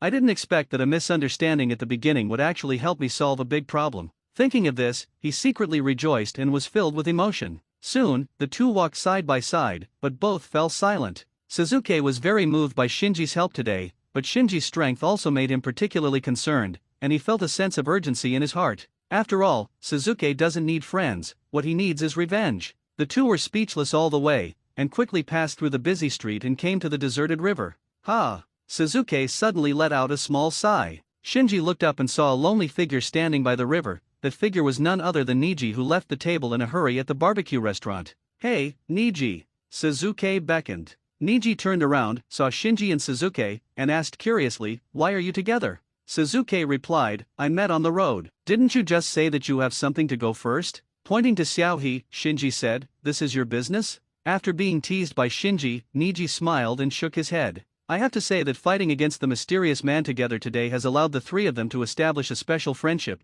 and they have a feeling that they are both opponents and teammates. The three of them sat by the river together, quietly watching the gurgling river. After a long time, Sasuke suddenly said, who is that guy today? Ning Xiai shook his head. I asked Umbu in the village, and they didn't have a clue, but I can be sure, the other party is very strong. Yeah, even Irika-sensei and the others were easily defeated. Sasuke's mood suddenly dropped a little. Ning Xiai also sighed. Hey, the pride of both of them as geniuses was shattered by that mysterious man today, and even now when they recalled that mysterious man, they would feel terrified. Shinji did not participate in their emotion. Because he vaguely guessed the identity of the mysterious person, he was not surprised by today's embarrassment. His current thoughts are all on the briquettes harvested today. If all goes well, he can look forward to the Eternal Kaleidoscope Sharingan. At that time, his pupil technique Susuzun lamp may be able to go a step further. He might be able to control more, stronger eyes. Looking at Sasuke and Niji beside him, he gradually lost his thoughts. He has Fuya's pair of kaleidoscopes in his hand. If Sasuke can open his own kaleidoscope in the future, he can help Sasuke fuse the Eternal Kaleidoscope writing sharing eyes. If the cold ball can get an extra pair of kaleidoscopes this time, then he can also exchange kaleidoscopes for kaleidoscopes, exchange Sasuke's pair of kaleidoscopes, and integrate the Eternal Kaleidoscope writing Sharingan by himself. In this way, he has two pairs of Eternal Kaleidoscope Sharingan. As for Sasuke, in the future, he can use the ability of the Susuzun lamp to help Sasuke's pair of kaleidoscopes replenish pupil power regularly. Isn't the effect the same as the Eternal Kaleidoscope Sharingan? Thinking about it this way, it's a win-win. As his thoughts diverged, he glanced at Niji again. Controlling a pair of white eyes is of little significance to the current Shinji, but if he can control a pair of reincarnation eyes, it will be completely different. In terms of attack and kill alone, Tensegan is the most powerful. Once the Tensegan Chakra mode is turned on, it is possible to condense the Jade of Seeking Deo, a powerful killer that restrains below the 6th Deo level, when it is obviously not at the 6th Deo level. It can be said that God blocks and kills God. However, the opening of Tenseian is much harsher than the Kaleidoscope Sharingan. In Shinji's mind, I am afraid that he will have to go to the moon to have a clue to open Tenseian. The Hyuga clan should have a way to contact the Otsutsuki clan on the moon. Maybe they can start with Niji. Just when Shinji's thoughts were getting more and more free, he suddenly felt a killing intent coming from behind him. Who? He turned his head abruptly, and saw the mysterious man standing on a big tree not far away, staring at him with cold eyes. In the dim light of the evening, the mysterious man standing on the tree looks even more terrifying than during the day. However, both Sasuke and Niji were trembling. Only this time, their trembling was not fear, but excitement. They know that if they dare not look directly at each other and become timid, then this shadow will haunt them for the rest of their lives like tarsal maggots. I won't let you win so easily this time. Sasuke gritted his teeth, his dark eyes turned scarlet instantly. Ning Si opened his eyes, and suddenly frowned. "Sa." Just when Niji was trying to say something, the mysterious man suddenly moved, and with a piercing scream, he rushed straight to Shinji, who had quietly retreated behind Sasuke and Niji. Full concentration. Seeing the opponent rushing towards him directly, Shinji used the breathing technique to the extreme, and greeted him with the only kunai left in his ninja bag. Clang clang clang. In an instant, a series of piercing metal clashes, accompanied by the flames of kunai's collision, shone by the dim river. No, he's not Orochimaru. How come? In the instant fierce battle, both Shinji and the mysterious person were secretly taken aback. Shinji thought that it was Orochimaru who came, and he was ready to use the kaleidoscope Sharingan as a last resort, but when he got started, he found that although the opponent was very strong, he was far from the strength of the mysterious person in the daytime, and he was obviously a fake. The root ninja pretending to be a mysterious person was also very surprised at the moment. During the day, he easily knocked down Shinji several times, so after receiving the mission, he didn't think much about it at all, thinking it was just a walk unexpectedly. After fighting against each other, the little devil who was clearly dealt with a knife in the daytime would be so difficult to deal with. He's from Danzo. He hid his strength during the day and was deliberately brought back to the base by me? In a blink of an eye, the two who fought each other realized a lot. Don't be afraid, he is not the mysterious man in the daytime. Ning Si dropped a sentence, and then, regardless of whether Sasuke dared to go up or not, he rushed forward and forcibly joined the battle group. Through the huge difference in the amount of chakra, he has already judged that the other party is a fake. I don't care if he's fake or real. Not to be outdone, Sasuke also joined the battle group. In an instant, the fierce battle between two people turned into a melee of 4 people. Shinji, who was running the breathing method with all his strength, became the main force among the three, bearing the greatest pressure from the enemy, while Sasuke and Niji each used their pupil skills to cooperate. With the cooperation of the three, the situation fell into a stalemate for a while. And this is undoubtedly a great incentive for the three of them. Originally, they were all prepared for the worst, but they didn't know that they could barely maintain the situation after they really took action. Although the price is the wounds on Shinji's body, more and more. The blood loss made Shinji's breathing gradually disordered, and the maintenance of the breathing method also fluctuated. The opponent's target is only me. Danzo wants to kill me. But why? Did I expose it, or simply kill me to vent my anger? Although the situation is getting more and more critical, Shinji is not in chaos because he has a whole card, and is still analyzing the current situation. When he thought about it, the reason why Danzang did it to himself was probably just to vent his anger, because if he was really exposed, Danzang would definitely capture him alive and torture his secrets instead of directly sending someone to assassinate him. After fighting for so long, Sasuke and Niji naturally realized that the target of the mysterious man was Shinji. They thought it was because Shinji was the strongest that they were targeted by the mysterious person, and a nameless anger spewed out of their chests. Ninkai was a little better, knowing that a strong enemy was in front of him, he could hold back. Sasuke, who was full of evil fire, couldn't control so much, and shouted directly, "You bastard, don't underestimate me." Damn it. The Genbu ninja disguised as a mysterious person was crying secretly at this moment. He really didn't expect that apart from Shinji, who obviously hid his strength, the progress of Sasuke and Niji was also so obvious. During the day in the Forest of Death, the two people would also deform their movements and overreact due to emotions such as tension and fear. But at this moment, all these mistakes are gone. Ning Si's soft fist became more neat, and every move was seamless. And Sasuke's physical skills have also improved, visible to the naked eye, and even faintly resemble Shinji. He knew that he couldn't continue to consume anymore, so he became ruthless and took a soft punch from Niji with all his strength, knocking Sasuke, who had been covered by Niji, flying away, and then repelled Niji again. Temporarily solving the two obstacles, he pounced on Shinji, ready to make a quick decision. From Shinji's shortness of breath, he knew that Shinji was almost reaching his limit. After all, that's the physical limit of an 8-year-old child. Shinji didn't expect the opponent to be so ruthless, and at the cost of losing an arm, he dealt with Sasuke and Niji so quickly, so he flashed his figure and fled towards the grove by the river. Want to escape? Where can you escape? The root ninja snorted coldly in his heart, and immediately chased after him. Shinji can't stop him alone, I'm going to help. Ning Si, who got up from the ground, greeted them, and then followed the two into the woods. Sasuke was hit in the ribs by a root ninja just now because of his aggressive moves, fierce offensive and many flaws, and he couldn't recover for a while. But looking at Shinji, Niji was still fighting fiercely. His pride did not allow him to lie on the ground alone, so he gritted his teeth, endured the great pain, got up from the ground, and staggered into the woods. Inside the grove, Shinji, who was running, was thinking about countermeasures in his mind. Although the place where he is now is remote, he is still in the village after all. As long as he can make enough noise, he will soon attract the ninjas in the village. Looking back again, he saw that the root ninja was getting closer and was about to catch up with him. He secretly said, "Don't panic, I will use fire escape when I rush out of the forest, and I will definitely attract other ninjas." Suddenly, his gaze froze, and a stunned expression appeared on his face. Just now, there were two umbus standing on a big tree he passed. They watched him indifferently, watching him being chased and killed by root ninjas, but remained indifferent. At this moment, Shinji realized that Danzo's actions might have been tacitly approved by the village to some extent. He didn't know the reason. It might be that the village's senior officials didn't pursue Sasuke in exchange for Danzo, or it might be that the village's senior officials wanted to appease Danzo, who had stolen the secret storehouse. In short, the village senior officials did not strongly intervene in Danzang's venting of his anger, but chose to pretend not to know. The two Umbu in the forest were most likely responsible for protecting Sasuke's safety, so they had to appear nearby. After understanding this, Shinji quickly gave up the previous strategy, no longer hoped for the support of the village, turned around and shot the only kunai left in his hand at the root ninja behind him. Clang! The root ninja used the kunai in his hand to block. The appearance of the briquettes at the moment looks a bit miserable. The hair on the head was burned in a large area, both ears were drooping, and the hair on the originally thick tail was gone, and it looked like a bald one. Shinji opened his mouth. "You are work injury." The coal ball looked serious. Shinji was a little puzzled. "I mean, it's been so long since you went back, why didn't you deal with it?" The briquette was confident. "It's dealt with, so you won't be able to see it." Shinji was speechless. "Okay, it's a work-related injury. Tell me about today's situation." The coal ball squatted down, took out the seal scroll, and told Shinji about the previous actions. As Shinji expected, Danzo really set a trap in the secret vault, and there were 3 traps.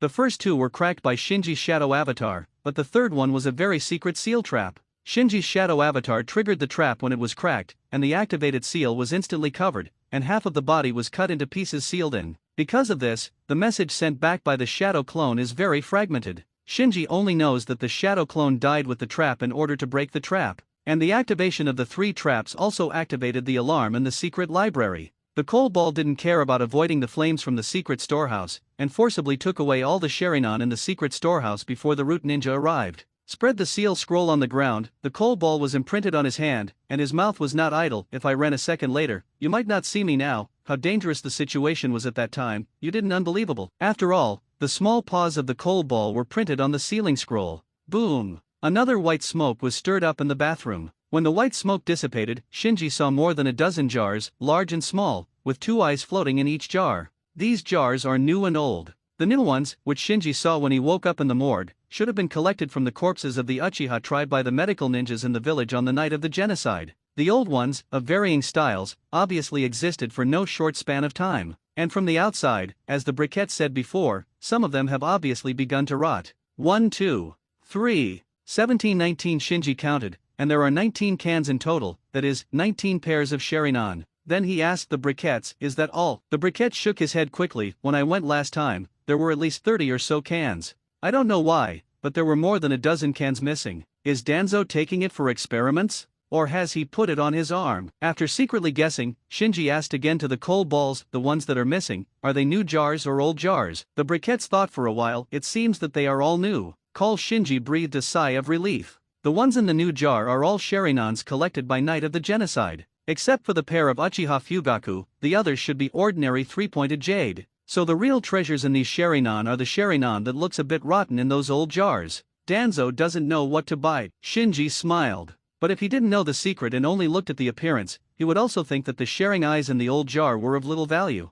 Then, he picked up the cans and observed them carefully. Among the 19 cans, there are 10 old ones, so not every pair of the old ones is definitely a kaleidoscope Sharingan, and there are ordinary 3-god jade in it. Seeing that Shinji was watching carefully, Coal Ball asked curiously, "Did you see anything?" Shinji shook his head. Just from the appearance, even if he has a kaleidoscope Sharingan, he still can't tell which pair of these writing Sharingan is a kaleidoscope and which pair is a 3-god jade. It seems that only the Susa Zun lamp can be used to identify the details of these Sharingan. Thinking of this, Shinji felt a little troubled. To activate the Susanoo lamp, you must first activate the Susanoo, and in the apartment, he really couldn't use the Susa Zon lamp to identify these Sharingan one by one. After pondering for a while, Shinji smiled and said to the briquettes, "It seems that I have to work hard for you." Briquette became vigilant. "What are you doing?" Shinji asked. "You should be reverse psychic, right?" Yes, but reverse psychic is very troublesome, and you need a contract scroll or..." Speaking of this, the cold ball looked at Shinji. "What do you want?" Shinji cut his finger, took a small bottle of his own blood, and said, "I know that reverse psychic needs to be contract scroll or blood of the psychic. You take this blood, now sneak into the death forest, look for a hidden place, channel me." Death forest?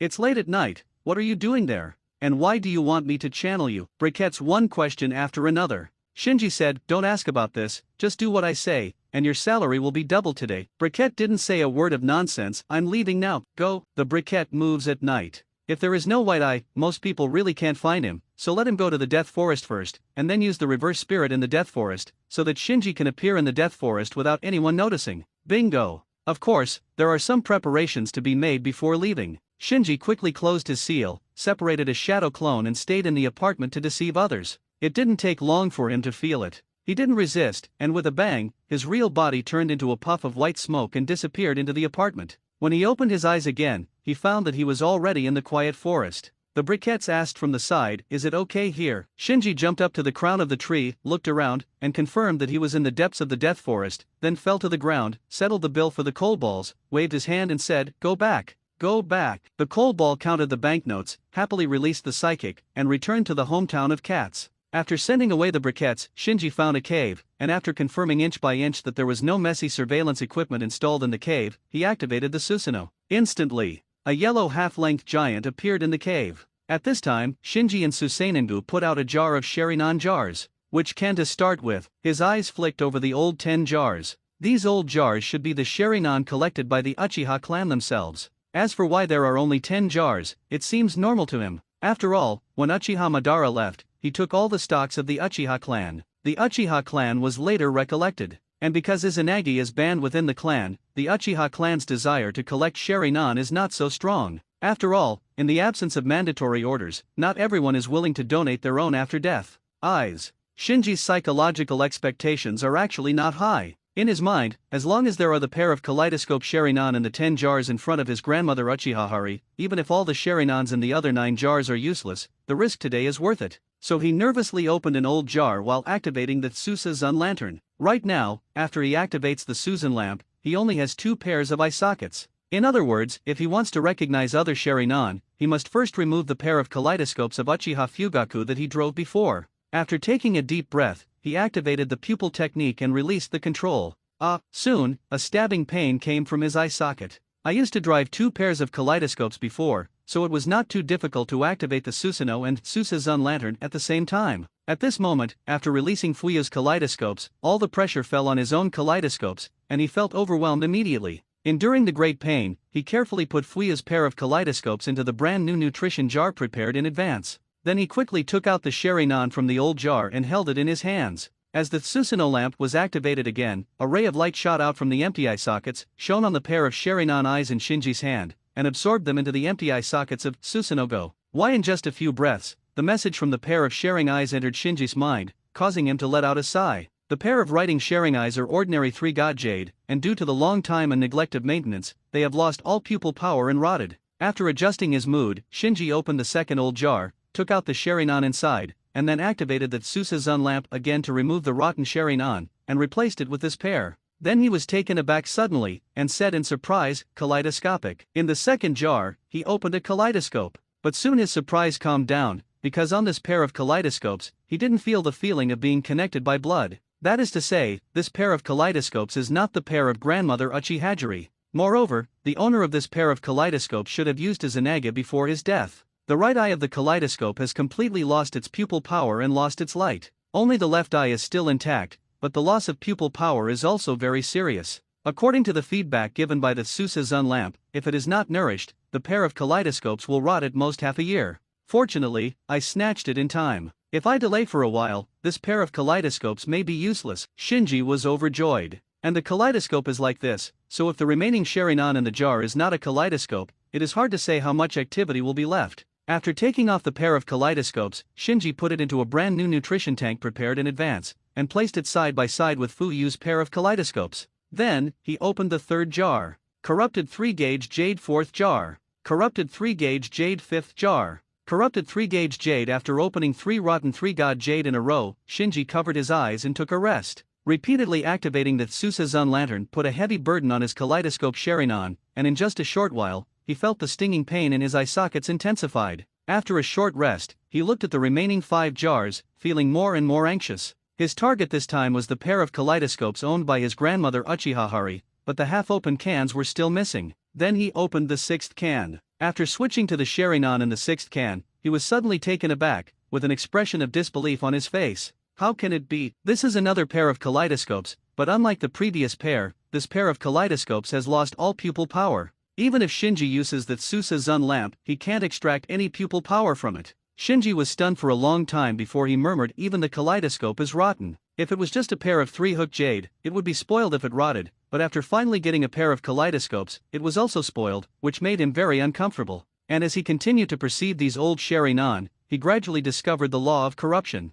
Insufficient preservation technology and lack of reasonable maintenance are naturally the main reasons for the corruption of these Sharingan. But in addition to this, the strength of the pupils of Sharingan itself is also one of the important factors for whether it is corrupt or not. The Sanguya Sharingan with weaker pupil power is the most rotten under the condition of lack of maintenance, and many of them have been completely corrupted. And the pupil power of the kaleidoscope is much stronger than that of the 3-hook jade, so it lasts longer. But the kaleidoscopes in the jar cannot be regarded as normal kaleidoscopes strictly speaking, because including the rotten pair, their owners have used Izanaga before their lives, which completely consumed the pupil power of a kaleidoscope, so before they were collected, they were already in poor condition. This naturally made Shinji worry about the pair of kaleidoscopes in his grandmother Uchiha, because Uchiha Yuri also used Izanami, a forbidden technique that would also completely deplete the pupil power of a kaleidoscope, before his death. After removing the rotten pair of kaleidoscopes, Shinji also put it into a brand new nutrition jar. After hesitating for a while, I put it side by side with the previous 2 pairs of kaleidoscopes.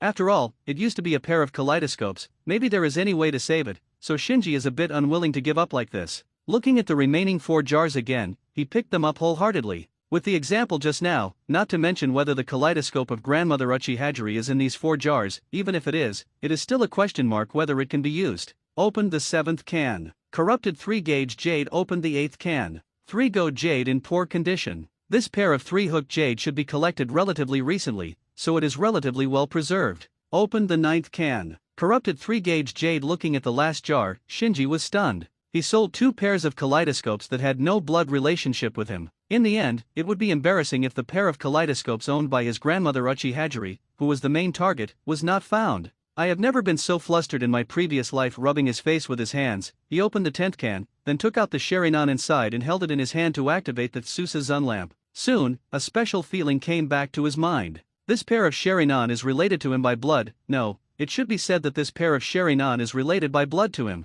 And this pair of kaleidoscopes is in better condition than the previous 2 pairs. In other words, the owner of this pair of kaleidoscopes, except for the blind left eye, hardly used the kaleidoscope pupil power during his lifetime. There is no doubt that this pair of kaleidoscopes is the Sharingan of grandmother Uchiha. This feeling of blood connection is very recognizable. When Shinji activated the Tsusa Zun lantern to drive this pair of kaleidoscopes, he hardly encountered any rejection, which was much easier than the pair of kaleidoscopes that he controlled Fuya before. Found it. Shinji is excited. Not only did he find his grandmother Uchiha's kaleidoscope, but he also discovered that this pair of kaleidoscopes was in much better condition than the previous 2 pairs. This confirmed his idea again. The state of the kaleidoscope itself will also affect the degree of corruption. The owner of the previous 2 pairs of kaleidoscopes obviously consumed a lot of the pupil power of his kaleidoscopes during his lifetime, but this pair of Uchiha has much less pupil power loss, so the state is better preserved. After calming down the joy in his heart, Shinji thought about it. 3 pairs of kaleidoscopes were produced out of 10 jars.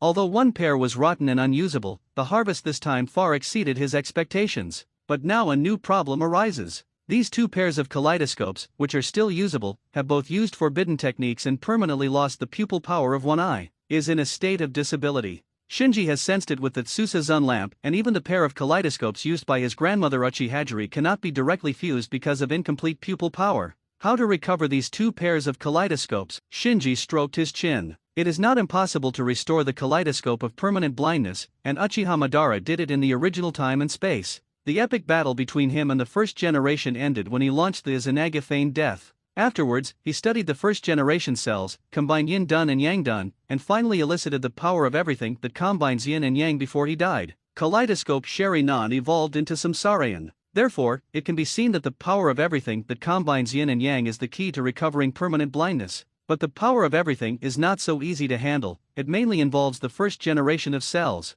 After the death of the first generation, the second generation once recruited volunteers in Konoha to conduct a large-scale cell transplantation experiment in order to make the Mu-Dun reappear, but it ended in a tragic failure. You must know that there were many volunteers with the blood of the Thousand Hands family at that time, but they still couldn't bear the dominance of the first-generation cells. Many years later, Danzo and Orochimaru secretly restarted the plan, using dozens of children to conduct cell transplantation experiments again, and in the end only one Yamato survived by luck. So let Shinji touch the first-generation cells, he really dare not. In addition to Yamato, the miracle of probability, the Danzo transplanted with the first-generation cells has the hidden danger of Mudun going berserk. Even Uchiha Madara, who has the eternal kaleidoscope Sharingan and is the reincarnation of Otsutsuki Indra, cannot completely counteract the erosion of the first-generation cells after transplanting the first-generation cells, causing a face of the first generation to appear on his chest. Thinking about it makes me panic. In comparison, Uchiha Madara cultivated the special leukocytes through the sacred tree and the first-generation cells, the risk is much smaller, and after transplanting to Obito,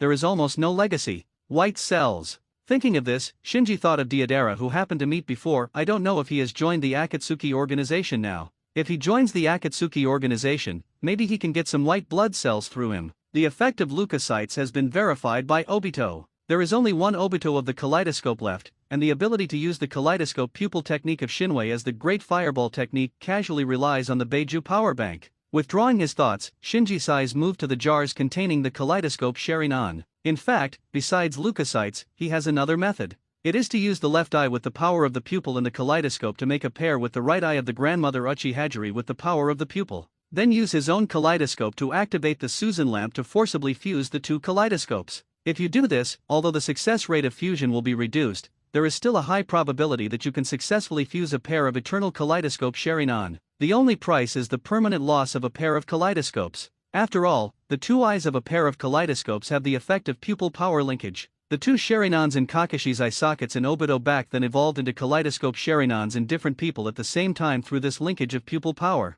So if the two kaleidoscopes that still have pupil power are fused together, the remaining two kaleidoscopes that have lost their light will be completely useless. On the contrary, as long as the kaleidoscope containing the pupil power is still there, the other one has the possibility of recovering its light. After weighing it for a while, Shinji finally gave up this extravagant method. At the moment when the Uchiha family is extinct, the kaleidoscope Sharingan is almost a non-renewable precious resource. Under certain circumstances, he does not want to waste every pair. In addition to his own kaleidoscope, he now has 4 pairs of kaleidoscopes in different states. If he can find a way to restore the pupil power of the permanently blind kaleidoscope, then maybe the decayed kaleidoscope can also restore the pupil power. At that time, he can fuse 2 pairs of eternal kaleidoscope writing sharing eyes, and there will be another pair left kaleidoscope. If he gave up looking for a way to restore the permanent blind kaleidoscope and directly merged it now, it would be equivalent to losing a pair of eternal kaleidoscope writing sharing eyes inside and out. I am now driving Uchiha Fugaku's pair of kaleidoscopes, and my pupil power can last for a while, so there is no need to rush to make a decision. Now that he controls 2 pairs of kaleidoscopes, his pupil power can still be supported.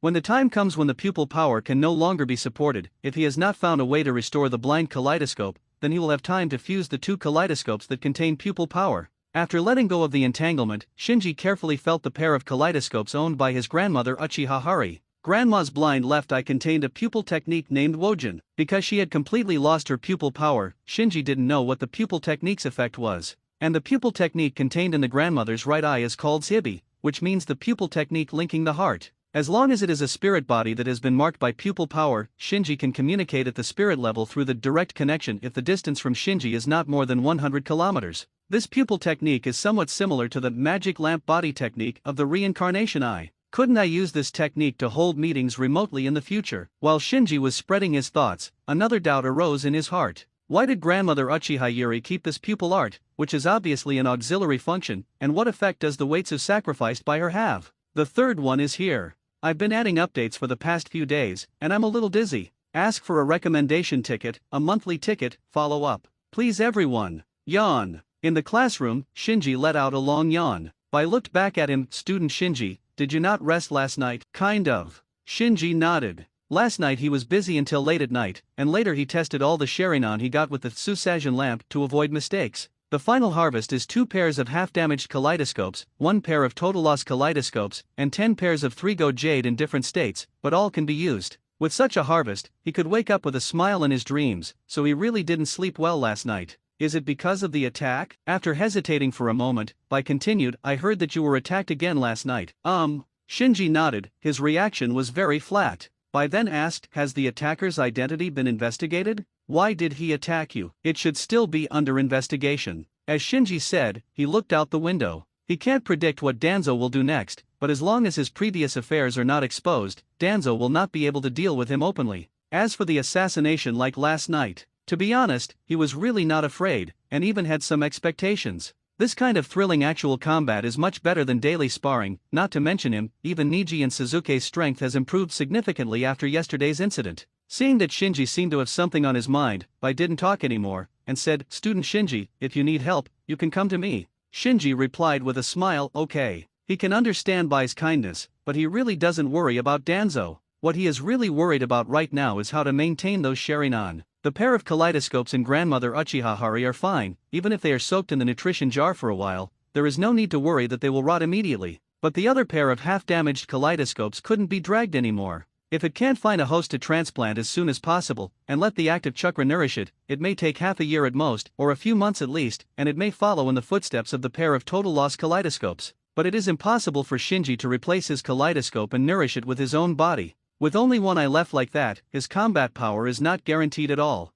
If he encounters any accident, he will easily overturn. As his thoughts diverged, his eyes wandered aimlessly around the class. Suddenly, his eyes fell on the red-haired Xionlin sitting in the front row. Scented phosphorus. If you have to find a person whose physique is close to that of the first generation in the current ninja world, it must be Xionlin. As the Uzumaki clan with the body of a fairy like the Qianshao clan, Xionlin's physique is already far superior to that of ordinary people. Coupled with her unique healing yang chakra, she is undoubtedly the best host to nourish the kaleidoscope. This is not Shinji's imagination. You must know that before Uchiha Madara died, he also fostered his own reincarnation eyes on Nagato, who was also a member of the Uzumaki clan. It can be seen that only people with immortal bodies like the Whirlpool clan can bear and nourish the eyes with powerful pupil power. Shinji's thoughts suddenly opened up. If you get leukocytes in the future, you can actually try the water with phosphofos first. With the strong vitality of the Xionlin Uzumaki family, it might be risky to bear the domineering cells of the first generation, but if the white blood cells that can withstand even a half-dead Obito are transplanted, there should be no problem.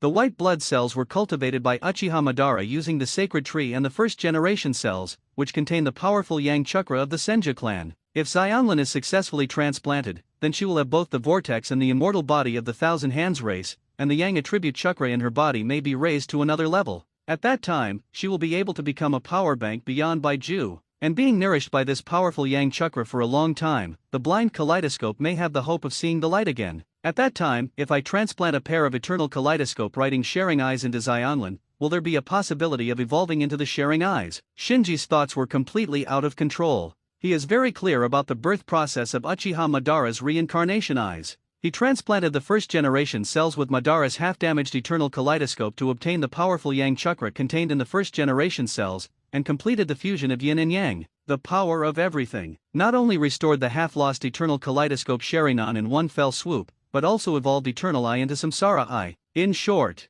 it is the powerful yin escape chakra of the eternal kaleidoscope Sharingan, together with the powerful yang escape chakra in the first generation cells, to complete the nature fusion of yin and yang. Then do the opposite. Using a powerful fairy body as the host, transplanting the eternal kaleidoscope Sharingan, from yin plus yang to yang plus yin, theoretically can also complete the fusion of yin and yang, and give birth to the power of everything. As for the reincarnation of Indra and the reincarnation of Azura, Shinji scoffed. He who knows the ninja world knows very well that the two sons of the Sage of the Six Paths actually have no irreplaceable particularity. Everyone is the bloodline successor of Itsutsuki Kagaya, and the bloodline can be traced back to the ancestor Cha Kiliang. It's just that the chakra level of Itsuki Indra and Itsutsuki Azura is much higher than that of ordinary ninjas. Having their chakra reincarnation bodies is relatively easier to complete the fusion of yin and yang. Because no one knows how to evolve the eyes of reincarnation, only these two reincarnations in the ninja world have the slightest chance of evolving the eyes of reincarnation. This is why Indra and Azura's reincarnated bodies have been entangled for so many generations, and it was not until Uchiha Madara that he successfully opened the reincarnation eye. But if one understands the evolution principle of reincarnation eyes, then other people are not completely without opportunities. After all, everything is just the use of chakra. Student Shinji, what's the matter with you? Why have you been staring at Kairin? At this moment, Shiro's voice woke up Shinji, who let go of his thoughts. Shinji hastily looked away, and while making a perfunctory sentence, he secretly reflected on himself. Hey, why did I treat Xionlin as a guinea pig? Even if these things were to be done, he felt that Xionlin's consent should be obtained first. At the very least, it must be mutually beneficial. Not long after, the get-out-of-class bell rang. Shinji hurriedly left the classroom and caught up with Irika, who had finished teaching. When he came to the teacher's office, Irika said to Shinji, "You came to me to ask about yesterday. Don't worry, although we haven't found out the identity of the mysterious person, the ninja school is absolutely safe." Shinji shook his head. "I'm not asking about this, I want to apply to the teacher to learn medical ninjutsu." "What?" After a while, Irika smiled and shook his head. "Shinji, medical ninjutsu is not something you can master now. Medical ninjutsu requires extremely high chakra control. Let alone a ninja school student, he can't even master many chinin and even jonin. Otherwise, medical ninjas would not be so rare and precious. But I want to try." Shinji looked serious. Seeing that Shinji didn't look like he was joking, Irika also became serious. He knows that Shinji's talent far exceeds that of children of the same age, and he really has the talent to master medical ninjutsu. After pondering for a moment, he nodded. "Okay, I will apply to Hokage-sama for you." "Thank you, teacher." Shinji bowed and exited the teacher's office. When he came to the playground, he found a corner and ate a bento while planning the way ahead. Considering that Sharingan may be frequently transplanted and replaced in the future, the mastery of medical ninjutsu must be put on the agenda, which is why he asked Ilika to apply for learning medical ninjutsu just now. Although briquettes can also do a little medical ninjutsu, but when it comes to secrets such as kaleidoscope Sharingan, he doesn't want to pretend to be someone else. When he recovered, he glanced at the playground. In a far corner, Ning Ci was sweating profusely and unleashed his soft fist against a wooden post. His palms fell on the wooden post like raindrops. His offensive was so fierce that Shinji felt bursts of shock from such a long distance. Startled. "Is it so hard?" He looked away and glanced at Suzuki in another corner. Suzuki seemed to be practicing ninja throwing, and saw that he opened the Sharingan, continuously shooting kunao, and then used the wire to control the flying kunao in various directions. "Why does this guy seem to be imitating me?" Shinji was speechless. He discovered yesterday that Suzuki's body skills seemed to imitate him. However, Sharingan does have nicknames such as Copy-Eye and Copy-Eye. General Taijutsu and Ninjutsu, as long as they are seen by Sharingan, they also have the corresponding chakra properties, and they can all be copied. However, his Taijutsu is based on the breathing method, which is from the inside out, so Suzuki can imitate his moves and the use of chakra, but it is difficult to imitate his breathing skills. One of them has hatred, the other has hatred. If there is a chance in the future, maybe I can recruit them to be my waiters. Suzuki's vengeance and Niji's hatred of the caged bird are all cards that Shinji can use when recruiting. Especially Suzuki, the potential of the reincarnated body of Itsutsuki Indra,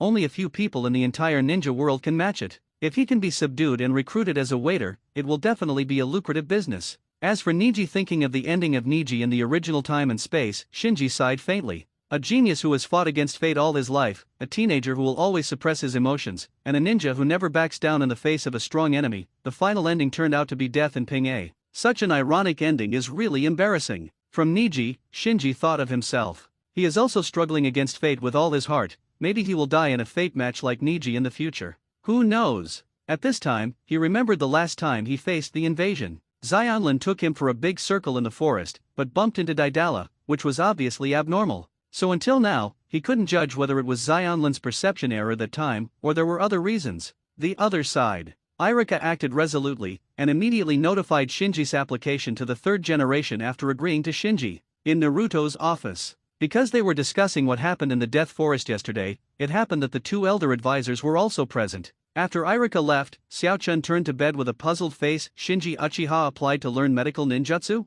He is not even a ninjutsu. What kind of medical ninjutsu is he learning? Isn't this nonsense? Mito Minion said. Could it be related to what happened last night? Turning to bed, Xiaochun asked, "You mean the thing Danzo did?" The third generation also looked at Mitamon Yan. After pondering for a while, Mitamonian said, "According to the reports from the Umbu who protect Suzuki, Shinji Uchiha may have guessed something about what happened last night, so he applied to learn medical ninjutsu today. Maybe he wanted to convey some kind of knowledge to us." Information. Medical ninjutsu. Zhuangzi Xiaochun smiled and said, "He wants to tell us through this that he is not a threat to the village? Does an 8-year-old child have such a scheming plan?" The third generation was thoughtful. Irika mentioned to me several times that this Uchiha Shinji is very assertive and not an ordinary child. Mito Minion nodded and said, "I have paid attention to him, he is a seedling with great potential." Sande picked up his pipe and took a puff. He was weighing whether it was worth personally intervening for the sake of a Uchiha remnant. Before, because of Suzuki's matter, Danzo had already had a very unpleasant quarrel. If he continued to put pressure on Danzo because of Uchiha Shinji's matter, the relationship between the two parties would definitely deteriorate further. Mitamonian seemed to see the misgivings of the third generation and said Danzo went too far this time, and moved the method of cleaning up his own subordinates directly to the village and used it on other people. This kind of behavior, it must be contained. That's right, we're also doing it for his own good. After a pause, Xiaochun turned to bed and said, besides, he's already been given a chance. It's his own subordinates who failed in their mission. Under the persuasion of the two advisors, Sandai nodded. Obviously. Without the direct threat of the Uchiha clan, all three of them feel that there is no need to continue to indulge the increasingly domineering Danzo. So the three generations beckoned. Swish. Soon, an Umbu appeared in front of Sandai, Master Hokage. The third generation ordered, go and inform Irika to allow Shinji Uchiha to go to Konoha Hospital for an internship. Yes, Umbu saluted, turned, and left Hokage's office. Later, Sandai said to the two consultants, it seems that we have to have a good talk with Danzo.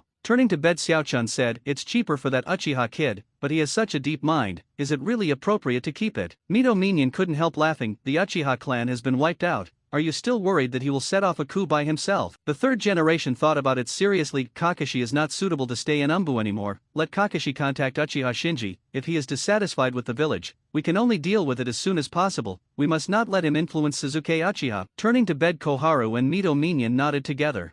Shinji, who received the news from Irika, rushed to Konoha Hospital after lunch at noon after finishing the morning classes at the ninja school. Shinji Uchiha reports to you. After finding the medical ninja who was in charge of guiding him, Shinji stepped forward and bowed. The other party was a female ninja in her 20s with long hair and looked very capable. She looked at Shinji and frowned slightly. You are Shinji Uchiha, how old are you? 8 years old. 8 years old. She shook her head, her expression a little dumbfounded. The village is too chaotic. Why did you send an 8-year-old child to me? Shinji smiled, because I'm a genius. Genius? She was a little surprised, and immediately restrained the emotions on her face, and said flatly, my name is Kaoru Cao, and I am your instructor. Shinji saluted with a smile, Mr. Cao. Kaoru picked up a book and threw it to Shinji. Read this book first, and then come to me. Shinji took the book and glanced at it. On the cover page of the book was written Atlas of Human Body Structure. After a second thought, he took the book and left silently. I didn't expect Shinji to leave so simply.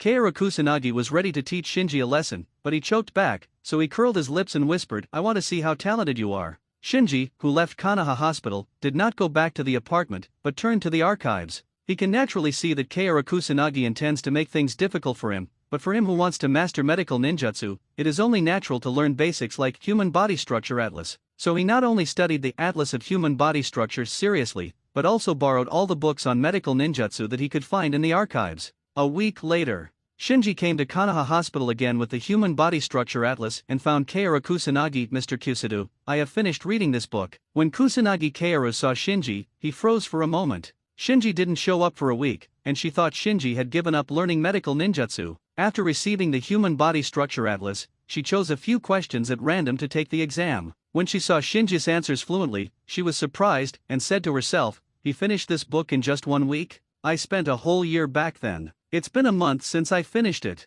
Unconvinced, she took out another book from the drawer and threw it to Shinji. Read this book again. Shinji looked at the cover of the book Hematology, and said with a smile, Mr. Cao, I have finished reading this book too. Kaoru Cao's face froze, and he took out another copy of Chakra and Muscle Tissue. Shinji didn't wait for the other party to hand it over, and said with a smile, I've seen it too. Kaoru was a little unconvinced, so she picked out the contents of these books and took the test of Koshinji. The result was the same as before, and all the answers were fluent. She was full of doubts. When did you read these books? It's just these few days. Shinji pointed to the next 2 books and said, except for the Human Body Structure Atlas you gave me, I borrowed the others from the archives and benefited a lot. Kaoru put away the surprise on his face, and said with a straight face, you can't master medical ninjutsu just by rote memorization. Come with me. Saying that, Kusanagi Kaoru led Shinji to the laboratory. A live fish was taken out from the pool on the side. Kaoru scratched the belly of the live fish with a scalpel, and in an instant, the live fish, which was still alive and kicking just now, was disemboweled and lethargic. At this time, Cao Daoxun made seals, and used the palm immortal technique to lightly press on the fish belly, and the cut fish belly healed immediately, and the fish also regained its vitality and jumped up. Did you see it? This is the most basic medical ninjutsu, palm immortal jutsu. Beginners need to pass the seal to perform it. After you are proficient, you don't need the seal. You should remember the order of the seal just now. You go back and practice hard, and if you still haven't mastered it after a month, you can come back and look for it. As Kaoru Kusanagi spoke, her voice gradually weakened, because she saw that Shinji began to seal the seal meticulously, and then a green chakra enveloped Shinji's palm. Shinji looked at Kaoru Kusanagi. Mr. Kusanagi, is that so? Kaoru murmured, not bad, not bad. Shinji looked at the live fish on the test bench, turned to Kaoru Kusanagi and asked, can I try it? Kaoru Kusanagi nodded and stepped aside. Shinji imitated Kaoru Kusanagi with a scalpel and made a shallow cut on the belly of the fish, and then activated the palm immortal art to move over. In an instant, the interaction between chakra and the surface of the live fish was fed back to Shinji's mind. This feeling. He gradually got a feeling, and found that the principle of medical ninjutsu is not to treat, but to infuse yang chakra into the wounded body, so that the wounded can heal itself. Wrong. Soon he overturned this idea. If only the positive chakra is instilled into the wounded, then the medical ninjas don't need to learn the complex structure of the human body. So he quickly realized that instilling the yang chakra into the wounded body was the most basic treatment method. So he stopped, gestured at the live fish with a scalpel, and asked Cao Deok-san, Mr. Cao Deo, is it okay? Kaoru Kusanagi didn't quite understand what Shinji wanted to do, but seeing that Shinji had mastered the palm immortal art so quickly, he nodded subconsciously. Snapped. Shinji chopped off the head of the fish as if cooking. Kaoru Kusanagi was dumbfounded. While the fish was still twitching, Shinji quickly put the fish head and body together, and then launched the palm immortal technique at the cut. This time, he didn't stop at instilling the yang attribute chakra into the fish, but directly manipulated the chakra, participating in and even leading the recovery of the wound. Is it the priority to restore the trachea or blood vessels? Is this the gills? The healing of fish bones is so much slower than that of muscle tissue. He pondered and tried. Soon, the disconnected fish head and body were joined together by him. Of course, the fish was already dead. Looking at the fish that had completely lost any signs of life, Shinji felt a little regretful. If it is faster, it may be able to save it. After that, Shinji glanced at the pool not far away again, and saw that there were several big fish in it, so he quickly asked Kaoru Cao, Mr. Cao Deo, can I try again? Good. Ninja school. Mizuki led a white-haired boy to Naruto, Suzuki, and their class, and announced to the students in the audience, everyone be quiet, I will introduce a new classmate to you, his name is Kimomaru, from today it's a member of your class. It's white hair. Wow, he's so tall. Why does he look cooler than Suzuki? Immediately there was a lot of discussion in the audience. Suzuki glanced at Komuro, then looked away. Among his peers, only Shinji and Niji can catch his eyes, and he doesn't even care about others. At this moment, Junma-Lu came to Suzuki with an indifferent expression, are you Uchiha Suzuki? I want to challenge you. Suzuki raised the corner of his mouth, you challenged me as soon as you came to ninja school, it seems that you have heard rumors about me. Junma-Lu didn't seem to have much interest in talking, and said lightly, can we start? Let's get started, and I don't want to waste too much time on you. Suzuki's face turned cold, his black pupils turned scarlet, and two jades were slowly flying on it. Outer circle. Who do you think will win? Of course it's Suzuki, do you even need to ask? But Junma-Lu also looks very strong, and he is so tall. Is it useful to be big? Have you forgotten those senior students before? Many of them are still recuperating at home today. The students are all looking forward to it. No one expected that the first thing this new student did was to challenge Suzuki Uchiha, who was ranked number 1 in the class. Let alone Suzuki's class, even students from other grades were attracted by the news and gathered here one after another. Gradually, the teachers of ninja school also began to pay attention to this challenge. Irika flipped through Junmaro's school admission file and said, the orphan of the Kagaya clan? Another blood successor family of Kirigakure? Mizuki smiled, otherwise, I wouldn't dare to challenge Suzuki right away. Irika had some doubts, is nothing going to happen? Mizuki said, it's just a discussion between the students, what can happen? Look, they've started, field. Boom. Suzuki stepped on the ground, and his whole body turned into an afterimage, and he rushed towards Junma-Lu confidently. He learned this trick from Shinji. Because Shinji has practiced the breathing method, short bursts are his strengths, so he likes to use the reaction of kicking the ground to further enhance the effect of the burst.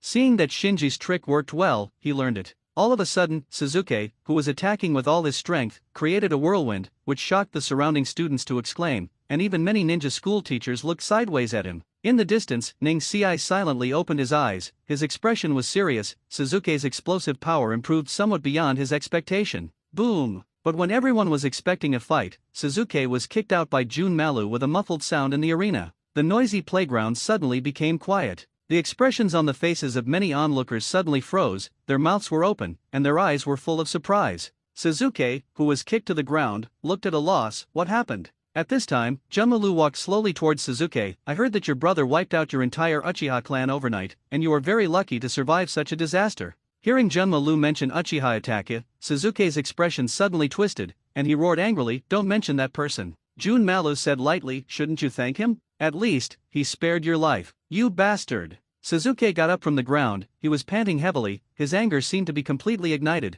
the two hooked jades on the Sharingan were spinning rapidly, and the chakra on his body was about to dissipate. No, Suzuki is serious. Seeing that the situation is not good, Irika hurriedly said, we must stop this competition. Mizuki stopped Irika, this new Junmaro is really too much, let Suzuki, a genius, teach him a lesson. Otherwise, he would think that Konoha's blood successor ninjas are not as good as their Kirigakure, courtside. Feeling Suzuki's anger, the onlookers stepped back one after another, giving more space to the two contestants. Shikamaru whispered, Suzuki seems to be really angry. Why is he so angry? Naruto, who has always been careless, was also shocked, he had never seen Suzuki so angry. Shikamaru didn't explain, just shook his head. Field. Suzuki, who was deprived of reason by the anger, raised his arms, and began to seal the seal under the horrified eyes of everyone. Fire escape, the art of fireball. Bang, in an instant, a huge fireball spewed out from Suzuki's mouth and flew towards Komuro. No one expected that Suzuki would perform fire escape ninjutsu during the sparring session. The students' onlookers fled in panic one by one, while the teachers of the ninja school rushed to stop it. S.A. However, at this moment, Junma-Lu disappeared in place out of thin air. Suzuki's Sharingan quickly swayed from side to side in his eye sockets, looking for Junmaro's trace, but the next moment, a voice came from behind him, where are you looking? Suzuki was shocked, and when he was about to turn around, he was sent flying by a heavy punch. The students who fled in all directions, as well as the teachers who rushed to the field, all stopped in place with a dull expression on their faces. Ning Ci in the distance was also shocked, is this the instant body technique? Konoha Hospital. After killing several live fish, Shinji finally mastered some tricks and recovered much faster. Kaoru on the side nodded secretly. Medical ninjutsu is like this. If you can learn it, you can learn it. If you can't learn it, you can't learn it. The difference between genius and mediocrity is especially obvious in this field. So at this moment, she had to admit that Shinji was really a genius in the field of medical ninjutsu. After treating a live fish again, Shinji looked at Kaoru Kusanagi. Mr. Kusanagi, what should we learn next? Kaoru was a little depressed. It stands to reason that it takes at least a few months of hard work for a normal medical ninja to reach this point. She didn't expect Shinji to finish it in just 1 week, so she didn't know how to continue to guide Shinji for a while. After pondering for a while, Kaoru Kusanagi said, I didn't expect that your control over chakra can reach this level. I'm afraid many Chunin are not as good as you. You are really a genius. Okay, I know. Shinji nodded, showing no humility. There is no need for him to hide in this field, he needs to learn more and stronger medical ninjutsu as soon as possible. And his ability to control chakra is indeed far beyond ordinary people. Turning on the kaleidoscope Sharingan itself is a leap in the quality of Yin to chakra, and kaleidoscope Uchiha's chakra control is not bad. Coupled with the control of the second pair of eyes by the Susa-Zun lamp, it is essentially a control of chakra. The entire process of controlling Uchiha Fugaku's pair of kaleidoscopes is constantly tempering his ability to control chakra. In the end, the control of the subtleties of the body by the breathing method also played a certain role in improving his control of chakra. Due to many factors, his ability to control chakra has already surpassed his peers by a large margin. This is also the reason why he was able to easily master the skill of Fireball and skill of Shadow Clone before. Seeing that Shinji was so confident, Kaoru Kusanagi said, starting tomorrow, you will be my surgical assistant and learn from me about organ transplantation and repair. Shinji's eyes lit up, this was exactly what he needed. After Shinji left, Kakashi came to the laboratory. With a lazy face, he first greeted Kaoru Kusanagi, and then asked, how is that kid? Shinji, thinking about his own thoughts, came to the ninja school slowly. Walking into the classroom, he felt that the atmosphere was a little weird. Shiro quickly told Shinji about Suzuki's previous defeat, and then said with some concern, student Shinji, be careful. Why should I be careful? Shinji was confused. I explained, everyone is guessing that the target of Junmala's next challenge is not you, but Niji. Shinji smiled, don't worry, I won't easily accept other people's challenges. Sitting back in his seat, Shinji digested the news he had just received from Shiro. Isn't Komuro at Orochimaru's place? Why did you suddenly come to the ninja school? Could it be that Orochimaru wants to stimulate Suzuki through Komuro? As soon as Junmala came to ninja school, he challenged Suzuki by name. This provocation was too obvious. If it was someone else, it might just be that Junmaro wanted to challenge Suzuki to gain fame and build his reputation. But Shinji knew that Junmaro didn't care about these things at all. The only thing Junma-Lu cares about is whether he can help Orochimaru, and for this reason, he is even willing to donate his body. Therefore, Junma-Lu's coming to the ninja school must have been ordered by Orochimaru. As for provoking Suzuki, it is likely that he wants to motivate Suzuki in this way, so that Suzuki can become stronger as soon as possible. It seems that Orochimaru is already thinking about Suzuki's body. Shinji withdrew his thoughts. He doesn't want to interfere with Orochimaru's idea of Suzuki now, because Suzuki's growth rate will exceed everyone's expectations. In the future, Orochimaru is likely to shoot himself in the foot like the original Time and Space. Moreover, he has a lot of troubles himself, and he has no energy to take care of other people. He has been guarding against Danzo's assassination these days, but for some reason, Danzo seems to have died down, not to mention assassination. Even the root ninja who lingered in the past has disappeared these days. Despite this, he still didn't dare to be careless. During the period of learning medical ninjutsu, he was almost active in the core area of the village, and he was always on guard against possible attacks. In a week at most, I should be able to perform a simple eye transplant operation by myself. Now I need to confirm the candidates to nourish the half-damaged kaleidoscope immediately, so as not to waste time. Those eyes can't be delayed. After making up his mind, he covered his eyes with his hands and opened the kaleidoscope Sharingan, then secretly activated the kaleidoscope pupil technique Hibi, marking Shiro who was sitting in front of him, and Xianlin who was sitting next to the podium. After finishing marking, he quietly turned off the kaleidoscope. He came to school today just to mark the spirit bodies of Shiro and Xianlin. For this reason, he even changed the kaleidoscope he was driving. After school, he declined Dulian's invitation and returned to the apartment alone. Night. Shinji, who was reviewing medical books, put down his books and glanced at the clock on the wall. The hour hand has pointed to 11 o'clock. It was almost late at night by this time, and Shiro and Karen should already be getting ready for bed in their respective apartments. Seeing that it was almost time, he changed into a red cloud cloak and a mask, then sat on the bed and activated the kaleidoscope technique Hibi. Unlike the mark during the day, this time he activated the link. Instantly, his spiritual body projection appeared in front of a round table. This is the projection space of Hibi, and the spirit bodies connected by Hibi will appear here in the form of projection. Immediately afterwards, the spiritual body projections of Bai and Xianlin also appeared on other empty seats on the round table. Where is this? When Bai and Xianlin found themselves suddenly appearing in front of a round table, except for the stone platform under their feet, surrounded by endless darkness, they were terrified. They didn't breathe a sigh of relief until they saw Shinji's spiritual body projection sitting quietly at the round table. Although the spirit body projection could not see the detailed appearance clearly, the outline of the red cloud cloak could still be vaguely seen, so they quickly understood that it was the organization calling them. After Bai and Xianlin's panic calmed down, Shinji said slowly, "We will often meet in this way in the future, so you don't need to panic." Bai asked curiously, "My lord, where are we?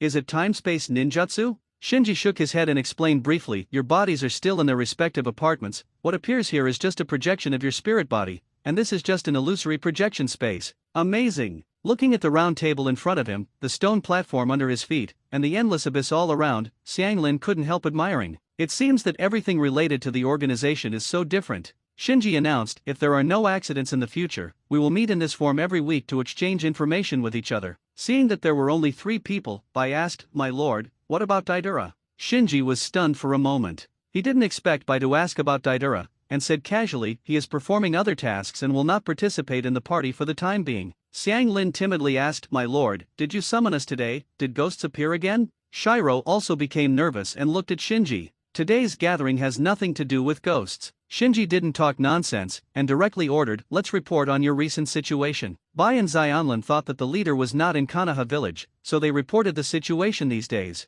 Obviously, Bai and Xianlin are not idle. The experience of brushing shoulders with death last time gave them a strong sense of urgency, so they have been practicing hard these days. Bai was secretly practicing the trophy ninjutsu quickness that he had obtained before, and had initially mastered it. When activated, he could achieve the effect of the snapshot. Xianlin secretly practiced her Kagura Mind Eye. Shinji nodded after listening. "The invasion of ghosts is unpredictable, so you must be ready to fight anytime, anywhere." "Yes." Bai and Xianlin agreed in unison. Shinji snapped his fingers at this moment. Bai's astral body projection dissipated, and only Xianlin was left in front of the round table. Xianlin looked at Shinji suspiciously. "My lord, you..." Shinji said, "I have something else to tell you." Afterwards, he told Xianlin in detail that he had a pair of half-damaged kaleidoscope writing sharing eyes and needed nourishment from living bodies. After hearing this, Xianlin was very surprised. "You mean to let me transplant those eyes?" Shinji nodded slightly. "You are the best candidate. However, this is not a mandatory requirement, you can choose to refuse." Xianglin wanted to refuse, but frightened by the majesty of the leader, he had to ask cautiously, "My lord,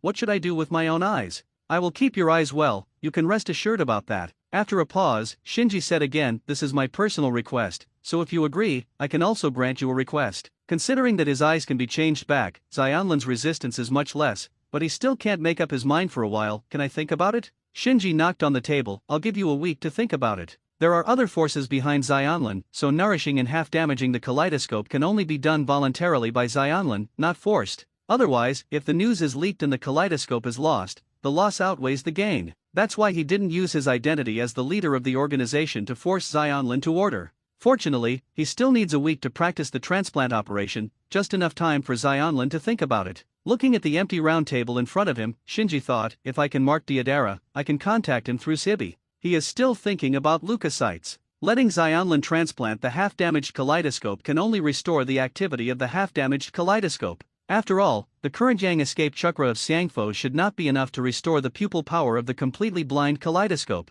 Therefore, if you want 2 pairs of half-damaged kaleidoscopes and a pair of fully damaged kaleidoscopes to completely restore pupil power, you probably have to make Xionlin's fairy body go a step further. And this has to fall on Deidara, who joined the Akatsuki organization. What is the upper limit of Sibi that can be marked? Shinji is not clear at the moment, but based on his feeling, it should be no problem to mark 7 or 8 spirit bodies, so he really wants to see Deidara again and take Deidara's spirit body mark it. At the same time, following the control of the pair of kaleidoscopes owned by his grandmother Uchiha Hari, he had a vague feeling that the pupil technique Waitsu contained in the blind left eye is somehow related to Nyabi. The true power of this pair of kaleidoscopes probably lies not in Sibi, but in Weijin. Why did she abandon Wojin in the first place? Is it my illusion that Weijin is better than Sibi? Or is there some unavoidable reason for this? Suddenly, the pain in the eyes interrupted Shinji's thoughts. He sighed and lifted the Sibi. After the consciousness returned to the apartment, he took off his mask and red cloud cloak, and said to himself, it's too uncomfortable without a pair of eternal kaleidoscope sharing on, and everything is restricted. After resting for a while, he looked at the wall clock on the wall.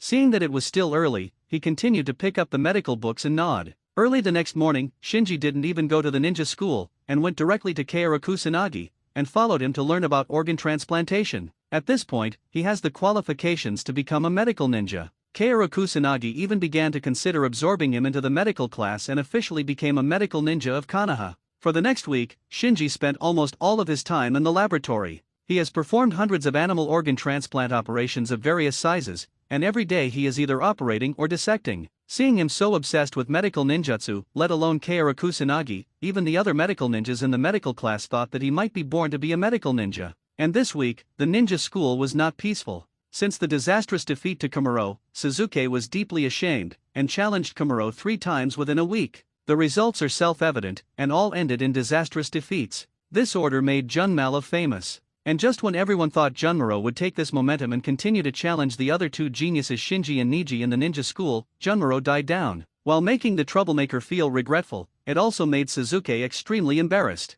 If Shinji and Niji were both defeated by Komuro, then everyone would only praise Komuro for being strong. But now he is the only one who has suffered a disastrous defeat at the hands of Junmalu, and Junmalu doesn't know why, but he doesn't challenge Shinji and Niji, which makes him stand out. Now when he was walking on the street, he could feel someone pointing at him behind him. As a result, he, who was already cultivating crazily, became even more self-abuse. Sometimes in the middle of the night, even Xiao Li, who was running around the village, was about to rest, and he was still cultivating desperately in the training ground. Also stimulated by Junmalu, Niji also started to practice crazily. Different from the indifference on the surface, he was very panicked in his heart, for fear that Junmalu would come to challenge him, because he knows very well that even if he is stronger than Suzuki now, he is not much stronger. If he really meets Kimomaro, the ending will not be much better than Suzuki. And Junmalu's cultivation was originally a self-abuse type. That kind of selflessness and indifference made others feel shocked when they saw it. In this way, Ninja School, who was already well-rolled, became even more terrifying after Junmalu's arrival. Even Shikamaru, Kiba, Koji, and Shino were taught by their parents and joined this training competition. Others don't know, but Shinji knows that Orochimaru's goal has been achieved. 1 week after the last gathering, Shinji activated Sibi again at 11 o'clock in the evening, summoning the ghost projections of Shiro and Karen. After a brief report, Bai asked, "My lord, haven't you found any ghosts this week?" Shinji nodded. It has been half a month since the last invasion, but there is no news from Deng, which is obviously not right. But he can't help it. The ninja world is so vast, he can only rely on the lamp to detect intruders, and his lamp will be interfered by the mysterious lamp bearer, so he is very passive now. I don't know if those ghosts gave up on invading the ninja world, or if their lights were disturbed, they didn't detect the invading ghosts, or those ghosts were holding back some big moves. After the communication session was over, Shinji cut off Shiro's projection first, and then asked Karen alone, "How are you thinking?" Xionlin did not rush to answer Shinji, but asked, "Can I really ask you a request?" Shinji said, well, as long as it is within my ability. Xionlin no longer hesitated, okay, I promise you. Shinji was refreshed, and immediately talked to Xionlin about the details of the operation. Xionlin's eyes are rare red pupils, so after transplanting a half-damaged kaleidoscope, the color of the pupils will change significantly. In order to deal with this, Shinji came up with a way to change the type of glasses worn by Kaorin, from ordinary glasses to dark-colored goggles. Fortunately, Xionlin was already wearing glasses, so such a change would not attract the attention of others. Seeing that Shinji is so meticulous, even the color of the pupils, and even some problems that will be encountered in daily life when one eye is blind after eye transplantation, Xionlin feels more at ease. After talking about this, Shinji said, tell me about your request. Xionlin took a deep breath and looked at Shinji's projection behind the round table. I beg you to save my mother. Shinji suddenly realized, and said in a deep voice, those people behind you used your mother to coerce you into doing things for them? Xionlin nodded heavily. Shinji only spit out one word, who? With hatred, Xionlin said, Grass Ninja Village. The third one is here.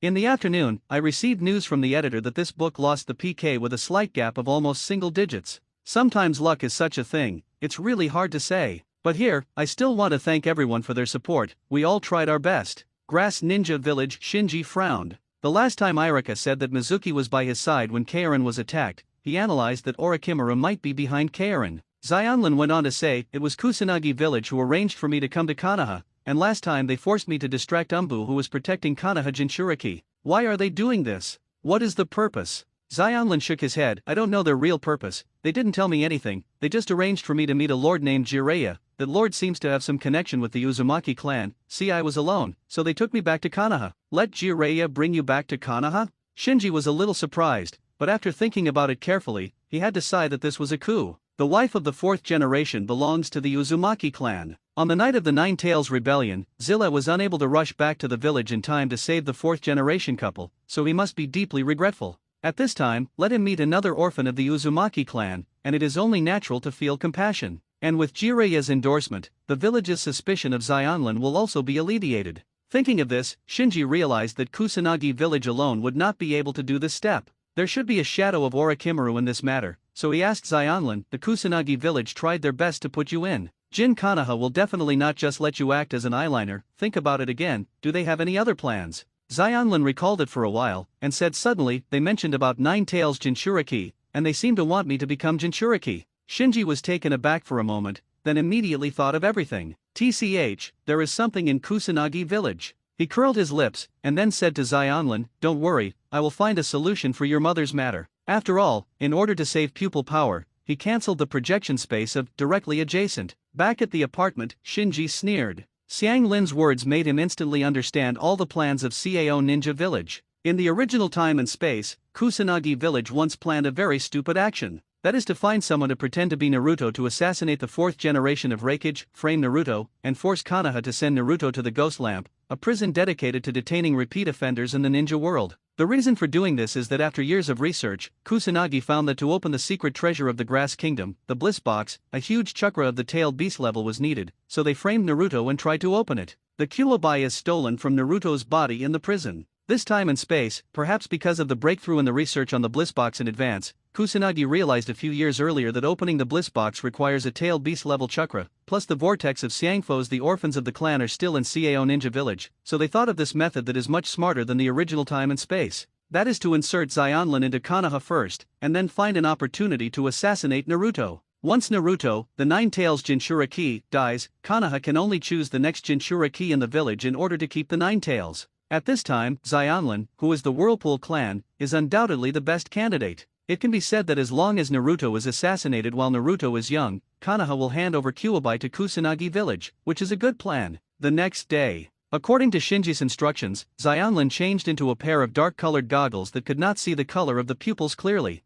Sure enough, Mizuki stopped him when class was over. Mizuki looked at Xionlin and asked with a smile, why did you suddenly change the pair of goggles? Xionlin took off the goggles. You know I'm a little short-sighted, and I've been getting sand in my eyes lately, which makes me uncomfortable, so I changed a pair of goggles. Mizuki stared carefully at Xionlin's eyes and found nothing abnormal, so he said with a feigned concern, if your eyes are uncomfortable, I can take you to the hospital for a checkup. Xionlin put on the goggles again and shook his head, no need. Shinji saw this scene. Apparently, Mizuki, Orochimaru's spy, was tasked with monitoring Xionlin. This also confirmed his previous guess that Orochimaru also participated in the plan of Kusanagi village. Fortunately, he kept an eye out and asked Xionlin to put on the goggles before the transplant operation, dispelling Mizuki's doubts. Except for Mizuki, only Bai expressed his curiosity about Xionlin's goggles. As for the other students, they didn't care about it. After all, Xionlin was usually very withdrawn. At night, Shinji sneaked into Xionlin's apartment with surgical instruments.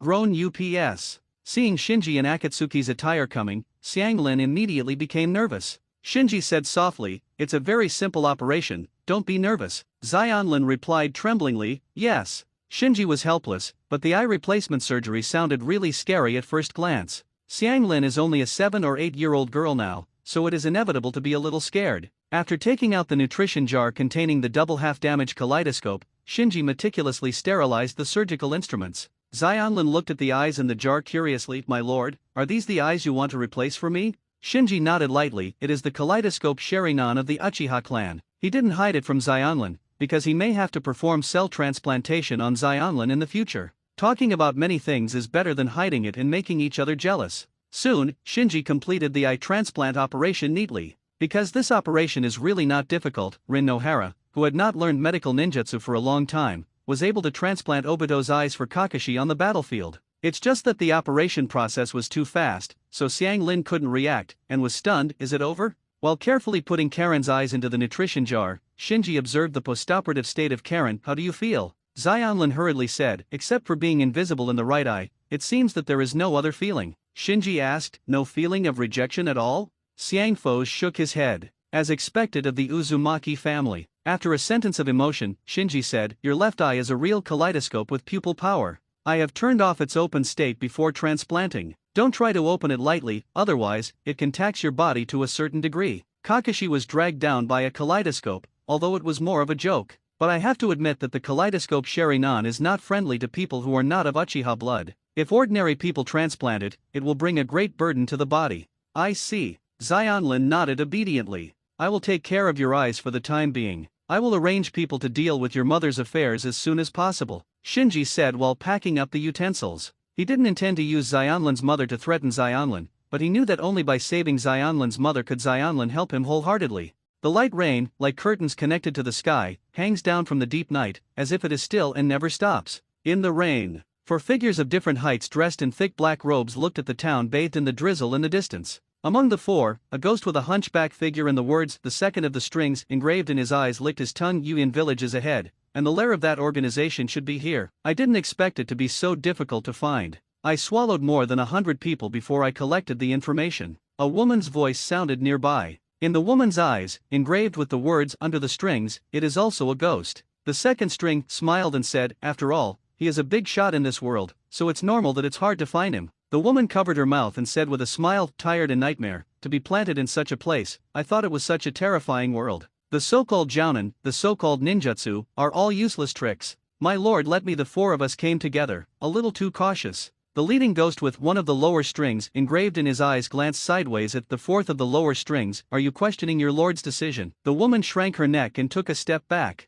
At this time, the ghost with the words, "the third of the lower string," in her eyes smiled and said, "She is right, this world is indeed not as strong as imagined. Those ninjas with chakra are too fragile. I ate them before. The jounin of the grass ninja village are not even qualified to make me serious." Under string number 2 followed with a smile and said, "It's a pity that I didn't meet the shadows and those ninjas. Those shadows should be more fun than the ninjas. Say, their rakeage will avenge them." The woman interjected, "Shadow is just a slightly stronger jounin. How much stronger can it be? Is it possible to fight 4 of them? Even those adults who are on the strings, it is impossible to deal with us alone. 4? But the chakra here is really convenient. I feel that my vampire technique is several times stronger than before." The leading one of the lower strings waved his hand and interrupted the other ghosts. "Yuin village is the lair of the big man in this world. His strength should far exceed those ninjas you ate. Maybe he can eat more than you. Those jounin who fell are 3 to 4 times stronger, so don't be careless." The second string asked, "Can I eat him?" The woman drooled, "He must smell good." One of the last strings pondered for a while, and said, "Leave the heart part to me."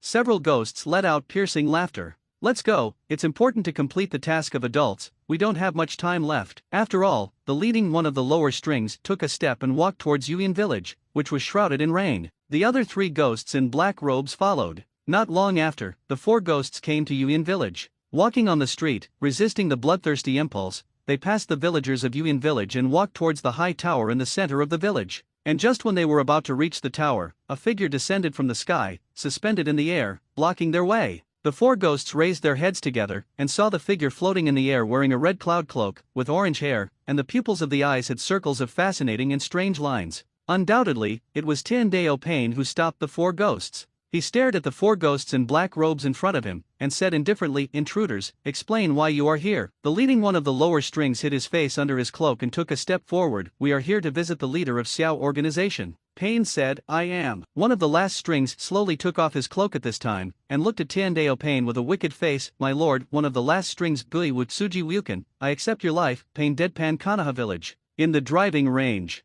"You want to practice duel with me?" Looking at Suzuki's bruised and purple face, Shinji scratched his head. Suzuki looked serious. "Shinji, you must help me this time." Shiro on the side leaned into Shinji's ear and whispered to student Shinji, "You haven't been to ninja school these days, maybe you don't know, but Junmaro beats Suzuki every day now." Shinji was stunned. "Every day?" Bai nodded, with a look of resentment in his eyes. Obviously, Suzuki is not an idiot. After finding out that he really couldn't beat Komuro, he didn't continue to challenge Komuro. But Junmala didn't mean to let him go. If Suzuki didn't challenge him, he would challenge Suzuki every day. As a result, the spectacle of Suzuki being beaten by Junmaro every day appeared in the ninja school. Shinji considered his words. "How about I go talk to him?" Suzuki gritted his teeth. "No, I must defeat that bastard." Shinji said, "Okay, I'll spar with you." Soon, the two took a stance. Swish! Suzuki couldn't hold back, and quickly rushed toward Shinji. So fast. Shinji was taken aback, and subconsciously started the breathing method. Bang bang bang. In an instant, a series of fists and kicks echoed in the training ground.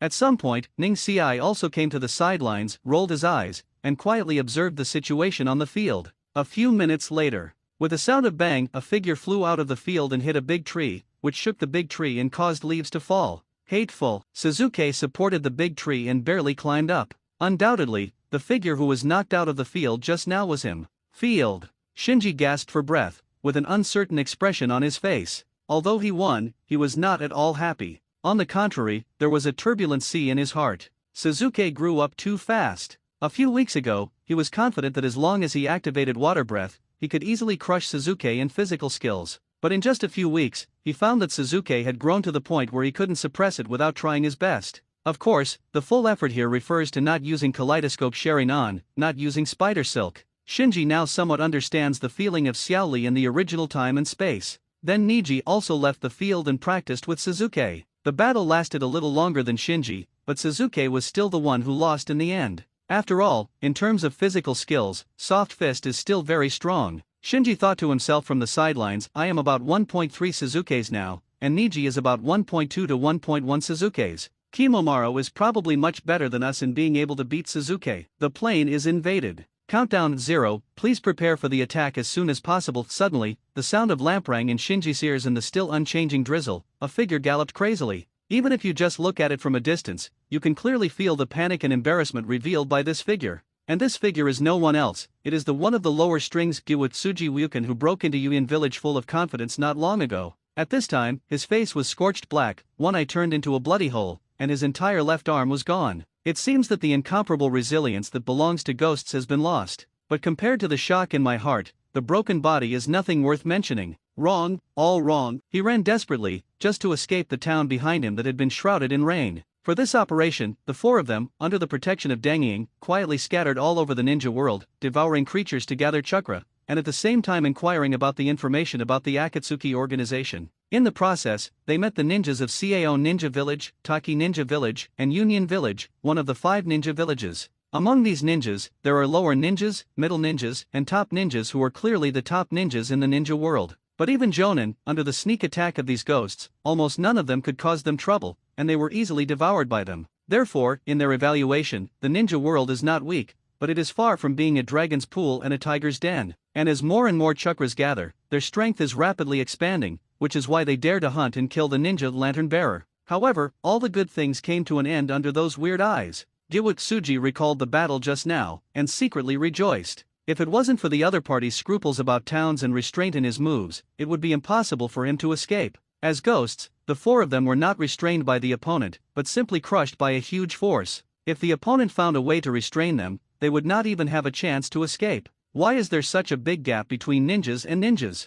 Your lord's caution is indeed right. You must pass the information back, otherwise, even if it is wound up, the result will not change. Wutsuji Wumi couldn't even imagine the scene of defeating the man with weird eyes. The other party didn't even frown when he saw the terrifying recovery ability of his broken limbs, and his expression was indifferent, as if this was just an insignificant little trick. At this time, he felt something, turned around suddenly, and saw a huge white bird flying in the sky behind him, and there was a figure wearing a bamboo hat and a Xiao organization red cloud cloak standing on the white bird. Oops, Wutsuji Ryuken's face froze. He didn't expect that after he escaped so far, the Xiao organization could catch up with him, and the other party could control the strange bird to fly in the sky. Simply incredible. Immediately, he looked towards the forest not far ahead. As long as I can escape into the forest, they won't be able to find me. Whoosh! Accompanied by the sound of a breaking wind, Wutsuji Ryumi accelerated again, dragging an afterimage of his whole body in the rain, and rushed towards the forest ahead. The moment he entered the forest, the canopy of trees enveloped his head, which restored his sense of security that he had lost.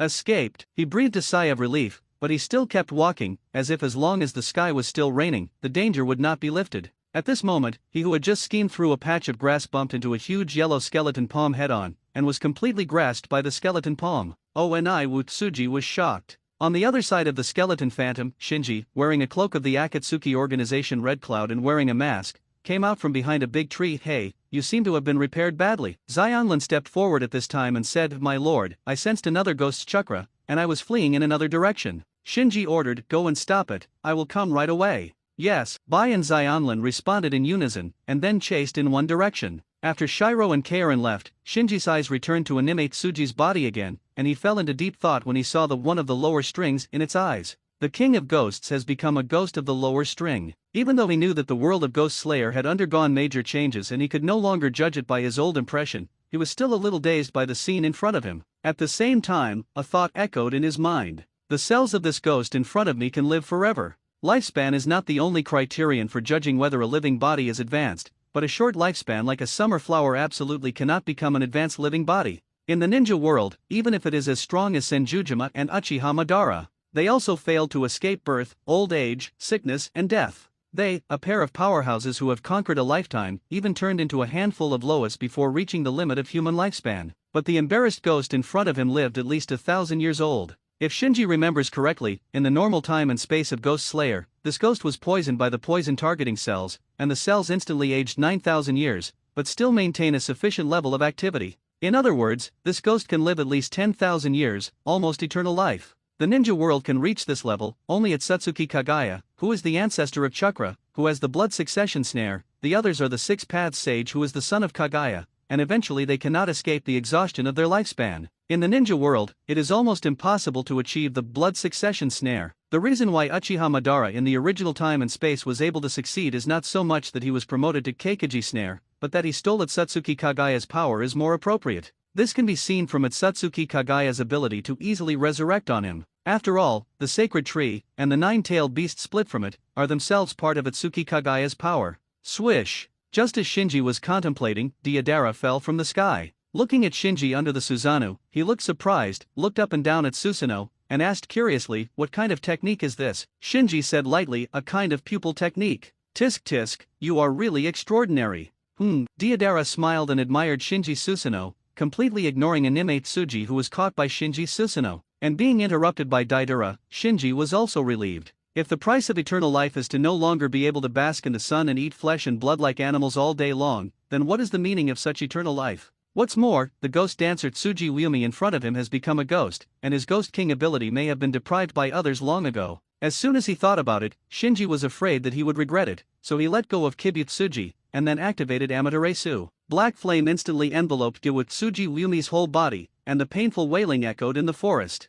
Seeing that Tsuji, who couldn't be killed by several bombardments with his detonating clay, didn't struggle much under the black flames, his breath weakened. Deidara was delighted to see Lai Xian and wanted to take a closer look. However, before he got close to Hei Yan, he stopped instinctively, and his idyllic expression gradually became serious. What kind of fire escape is this? At this moment, Shinji was also looking at the ghost dance Tsujimomi under the Amaterasu. If the opponent still has the power of the Ghost King, then even Amaterasu should not be able to kill him easily. Conversely, if the opponent died easily under the Amaterasu, it means that the opponent has probably lost the power of the Ghost King. When it dies, it dies. Soon, Gyutsuji's wailing weakened. Under the black flame of Amaterasu, its body gradually carbonized, and then turned into ashes, which were washed into the soil by the rain. Shinji felt a burst of relief. At least, he doesn't have to worry about missing a chance for eternal life. Deidara stared at the black flames still burning on the wet mud. This is by no means a normal fire escape? Is there some kind of change in nature? Shinji extinguished the Amaterasu on the ground, released the Susanoo, and then slowly turned his gaze to Deidara. He was looking for Deidara recently, but he didn't expect the invasion of ghosts to send him to the land of rain, and he happened to meet Daidala, who was sent to hunt down ghosts. As for why the ghost appeared here in a mess, he understood after a little thought. Obviously, his previous strategy worked. He pretended to be the Akatsuki organization to eradicate the ONI. As expected, the ONI mistakenly believed that the lamp bearer of the ninja world was in the Akatsuki organization. At the same time, it also confirmed his previous worries. There was indeed a ghost who escaped his pursuit last time, and the basic information of the ninja world may have been leaked on a large scale. After thinking about this, Shinji didn't mention the ghost, and asked Deidara directly, "How are you getting along with those people outside?" Deidara thought for a while. "It's okay, quite an interesting group of guys." This evaluation is not low. Shinji carefully observed Deidara's expression. Seeing that the other party's expression was natural, he didn't set his own words, and didn't mean to test himself, guessing that Deidara probably didn't reveal his existence in Akatsuki's organization. "So I thought about it for a while, and said lightly, have you seen Jude, the guy with the 2 leaves on his head?" After confirming the sentence, Deidara shook his head. "I don't know him well, that guy is sneaky, and he is not as talkative as Brother Scorpion."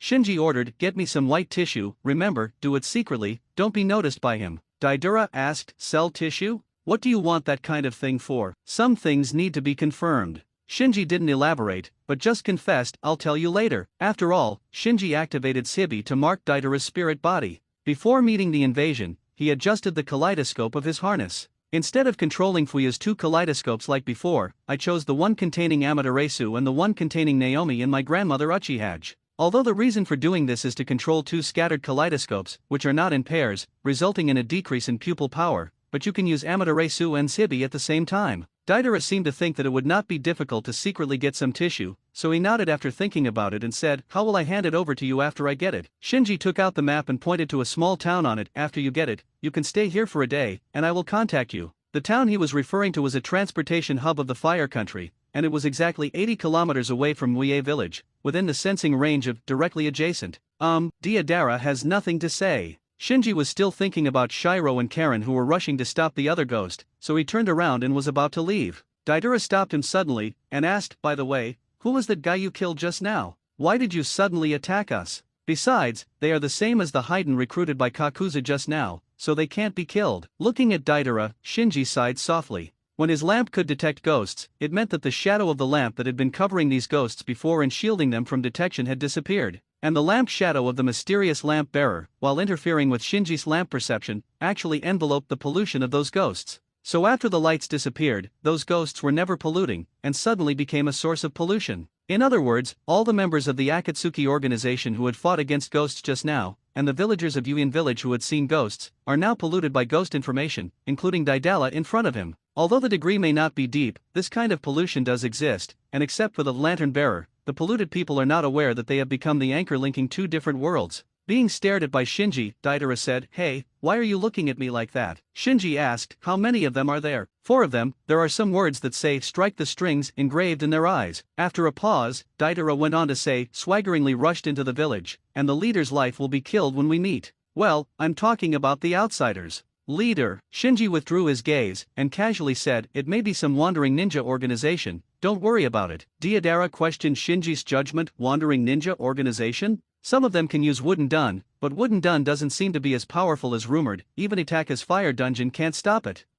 Would escape. Shinji was stunned for a moment, and then he thought to himself, in Xiaxian Ghost, is there a blood ghost technique related to trees? Soon he remembered that the half-10 dog in the original Winding Ghost seemed to be able to perform a vampire technique that manipulated trees. However, the trees controlled by the blood ghost technique are obviously not the same as the Wooden Dun of the first generation of Hokage. The first generation of Wood Dun is essentially a derivative of the power of the sacred tree, and a part of the power of blood succession snare, which is far from comparable to blood ghost technique. But at first glance, this kind of blood ghost technique for manipulating trees can indeed be faked, making people mistake it for would escape. I don't know if there will be this blood ghost technique among the spoils later. After secretly thinking, Shinji told Daidala not to reveal his existence to the outside team members, and then rushed in the direction of Shiro and Kaorin. Invasion successfully blocked, the rift closes. All the ghosts have been wiped out. Shinji's heart skipped a beat, and he quickened his pace. When Bai and Xianlin went to chase the ghost, they left marks along the way, so without much effort, he found the two collapsed on the ground by a pool more than 10 miles away. Glancing at the two of them, seeing that they were just exhausted and resting on the ground, Shinji breathed a sigh of relief. What's going on? Bai quickly got up, but just as he stood up, he staggered and fell to the ground again. You don't need to get up. Shinji motioned for Shiro and Kaorin to rest on the spot, while looking around. Bai sat on the ground, gasped and said, "My lord, we caught a ghost here," and then a fight broke out. What kind of ghost? Xianglin quickly replied, the third of the last string. Bai nodded in agreement. Yes, it's a ghost hiding in a jar and can manipulate water and fish, but when we stopped him, it seemed to be seriously injured. Looking at the ice slag all over the ground and the water pool that was mostly frozen, Shinji roughly guessed the situation of the battle just now. Obviously, the three of the lower strings who was intercepted by Bai and Xianlin should be the Jade Pot ghost of the 5 of the upper strings in the original 12 ghost moons. Land of Rain has abundant rainwater and complex groundwater network environment, which is no different from its home field, so it was able to escape from Hidden Rain Village by chance. It's just that it was unlucky. In a state of being seriously injured, it met Bai, who had the limit of the Ice Escape Blood successor. Bai continued, after I smashed its body several times with Icebreak, it didn't come back to life again. I don't know if I completely wiped it out. Xianlin looked solemn. I can't perceive it anymore. Seeing that Bai and Xianlin were so nervous, Shinji comforted him. Don't worry, it's dead, and the ghost's ability to recover is limited. The two finally breathed a sigh of relief, and their tense spirits also relaxed. Scan to loot. Analyzing the loot. Trophy, Water Attribute Chakra Affinity. Trophy, Water Attribute and Earth Attribute Chakra Fusion Skills, transformed by Blood Ghost Technique. With the sound of lamp, 2 groups of light appeared in front of Shinji. He stared at the 2 balls of light in front of him, slightly surprised. The trophy of Water Attribute Chakra Affinity should belong to the Jade Pot ghost who died here. As for the skill of combining the 2 chakra properties of water and earth, it is immediately known that it is the experience bar of the Wood-Dun blood succession limit. Frankly speaking, Shinji is very satisfied with these 2 trophies. What surprised him was that Daidara had clearly told him that there were 4 ghosts invading, and that he had personally killed the ghost Wutsuji, who was the one of the last strings, with his own hands. As a result, only 2 loot were collected. Looks like not all ghosts leave loot after getting rid of this entanglement. Shinji pondered how to deal with these 2 trophies. Water Attribute Chakra Affinity sounds like it can improve the control power of Water Attribute Chakra, it can enhance Water Escape Ninjutsu, and the blood succession limit related to the change of nature of Water Attribute Chakra. He doesn't have much use for it. It's best for Bai, the Ice Escape Blood Follower Ninja. What made him hesitate was the second trophy, the ability to fuse the 2 chakra properties of water and soil. This should be the trophy of Ban Tiangu. Ban Tiangu's Blood Ghost technique itself is not up to the level of Wooden-Dun, so the spoils it left behind are naturally only skills, equivalent to the experience bar. It's just that the blood inheritance limit of Wood-Dun is too special, so even its experience bar is very precious. The question now is who will eat this experience bar? If Shinji eats it by himself, it can increase the success rate of the fusion of the 2 chakra properties of water and soil. After a few years of hard work, he may be able to master the Wood-Dun in the most orthodox way.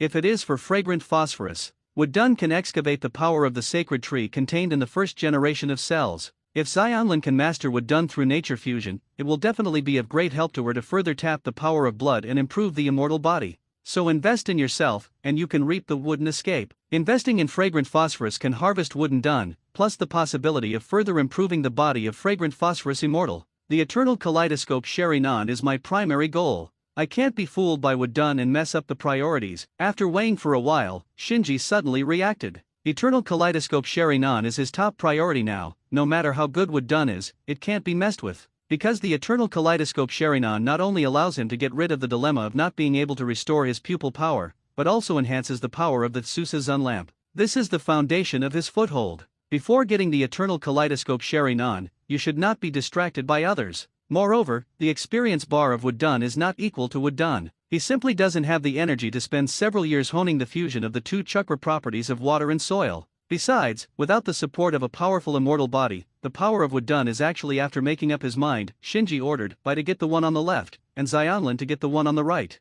After experiencing it once, both of them knew what this light ball meant. Seeing that there were only 2 balls of light, they thought they had no share for themselves, but the leader didn't want any of them, and gave them both. After hesitating for a moment, Bai touched the Water Attribute Chakra Affinity Light Cluster, and Xianglin grabbed the Wooden-Dun experience bar. In an instant, surprise expressions appeared on the faces of the two of them. While Bai and Xianlin were receiving the spoils, Shinji's light began to settle. Reward settlement in progress rating, A gifts from the Ninja World Chakra, a small amount, natural energy affinity, a small amount, A-level ninjutsu, random, please choose one. Achieve the A-level evaluation, you can give up the ninja gift and get a random reward. This time Shinji didn't hesitate, and directly decided, give up the ninja gift. He must increase his authority as soon as possible and strengthen his control over the lamp, otherwise, things like this time when the ghost sneaked into the ninja world swaggeringly for a long time, and he didn't detect it will continue to happen. Random rewards are being generated. Acquired merit points, 25 points. The total merit value is being settled. Total meritorious service value, 76 points, is at 76 o'clock. It takes 100 merit points to be promoted from Junior Lantern Bearer to Lantern Bearer, and he is still short of 24 points, which means that he can be promoted if he gets another A-level evaluation.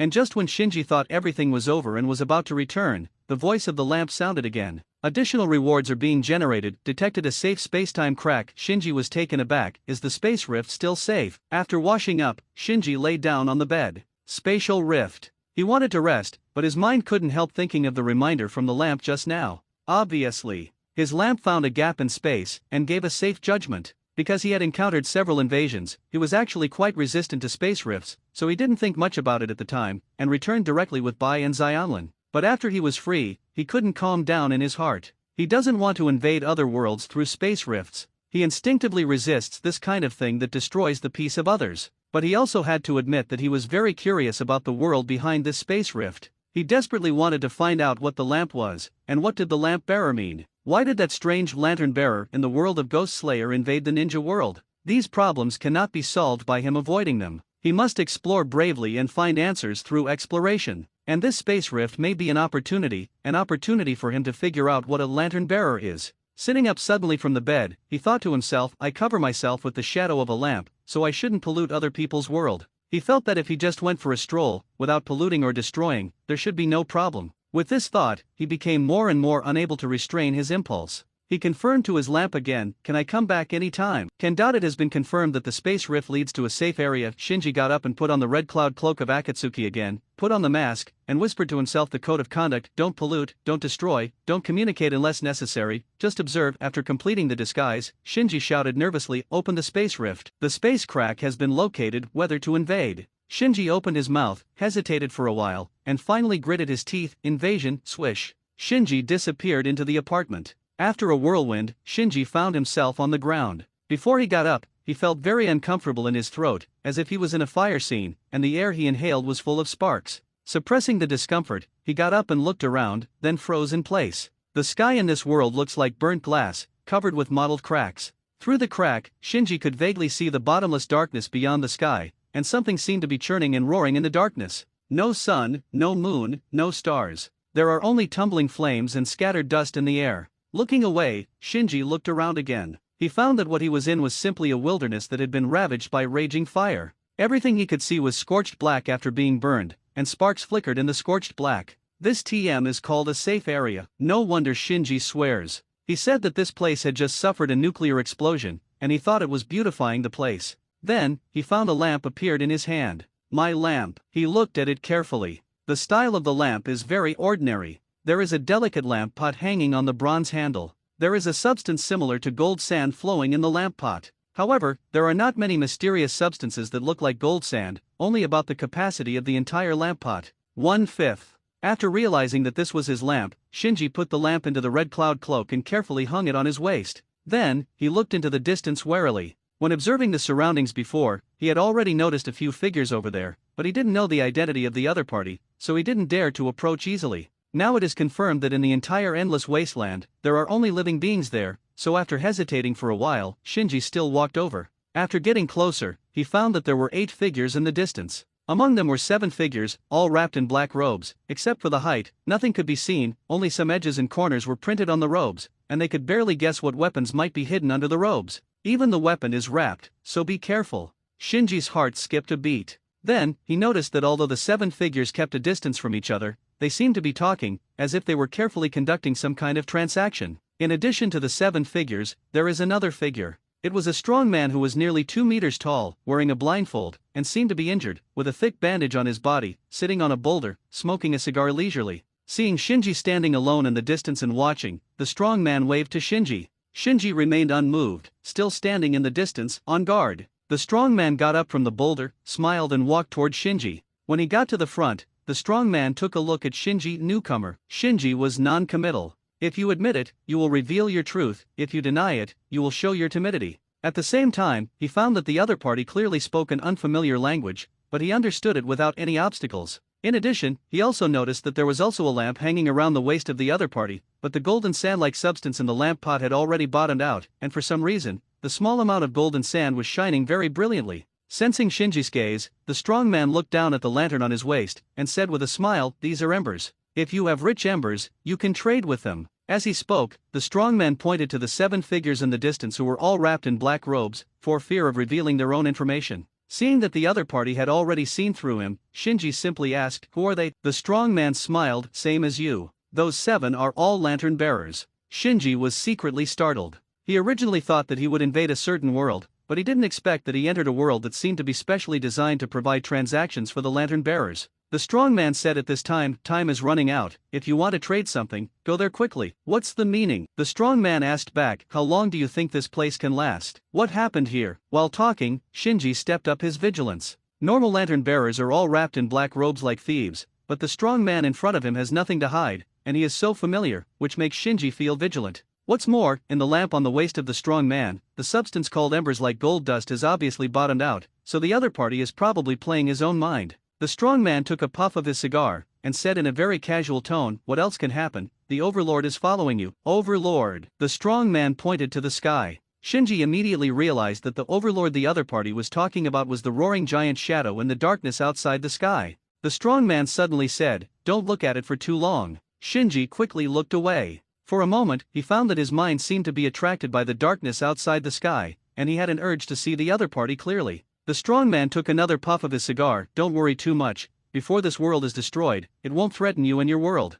With lingering fear, Shinji asked, "What is it?" "A monster that feeds on the world. Some people call it Overlord, some call it natural disaster, and some call it doomsday." The strong man glanced at the sky, and then quickly looked away. Shinji's face froze. Feed the world. Just from the titles of Overlord, natural disaster and doomsday, he could feel the horror of that monster. He couldn't imagine that such a monster existed in the universe. After calming down a little, Shinji asked again, "Why is this world being targeted by it?" "Bad luck," the strong man said while smoking a cigar. "Anyone may be caught, it's just a matter of time." Shinji couldn't help asking, "Is there no way to deal with it?" The strong man looked at Shinji, smiled and said, "Maybe there is, but I don't know." Shinji looked around the desolate surroundings. "Where is the lantern bearer in this world? Why doesn't he resist?" "You're talking about that idiot." Seemingly aroused by Shinji, the strongman casually found a charred boulder and sat on it. Of course that guy resisted, but he just used a very stupid method. Stupid way? Otherwise, how can you be called a fool? Smiling, the brawny man said, "That guy knew he couldn't stop the Overlord with his own strength,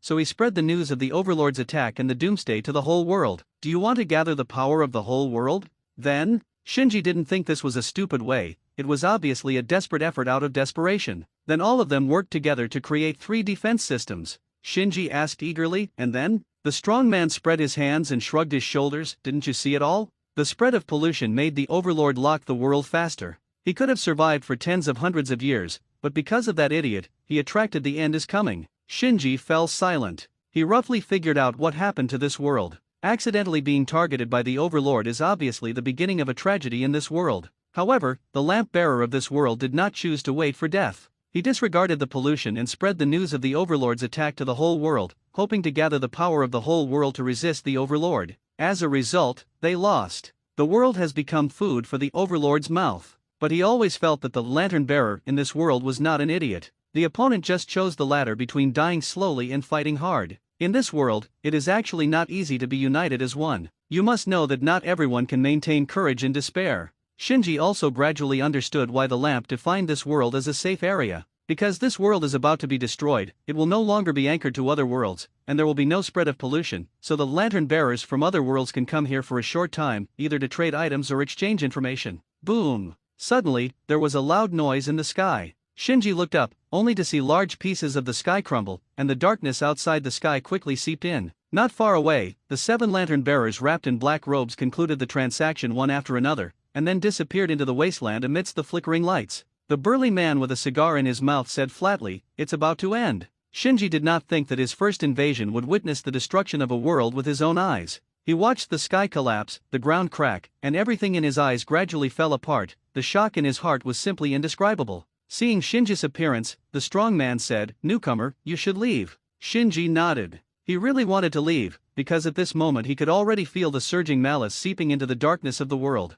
It was a power that made him instinctively afraid. Now he is too weak in the face of that malice. So he took a step back and took out his lamp from the red cloud cloak. Although the strong man in front of him didn't show any malice and even answered many questions for him, he never let go of his guard. So while he was in contact with the lantern, he watched the strong man, alerting him to possible attacks. However, the strong man ignored him, but quietly looked at the sky. At this moment, the other lantern bearers had already left one after another, and there were only Shinji and the strong man left in the broken wasteland. So Shinji couldn't help asking, "Aren't you going?" The strong man said suddenly, "Remember that idiot I told you about earlier?" Shinji asked, "The lantern bearer of this world?" The strong man nodded, then smiled at Shinji, "Ha ha ha, I'm that idiot." Shinji was stunned suddenly, and stared blankly at the strong man. The other party turned out to be the lamp carrier of this world, which was beyond his expectation. He didn't expect the other party to tell him the reason for destroying his world so easily in a teasing tone. At the same time, he also noticed that the last embers in the lamp pot on the strong man's waist were about to burn out.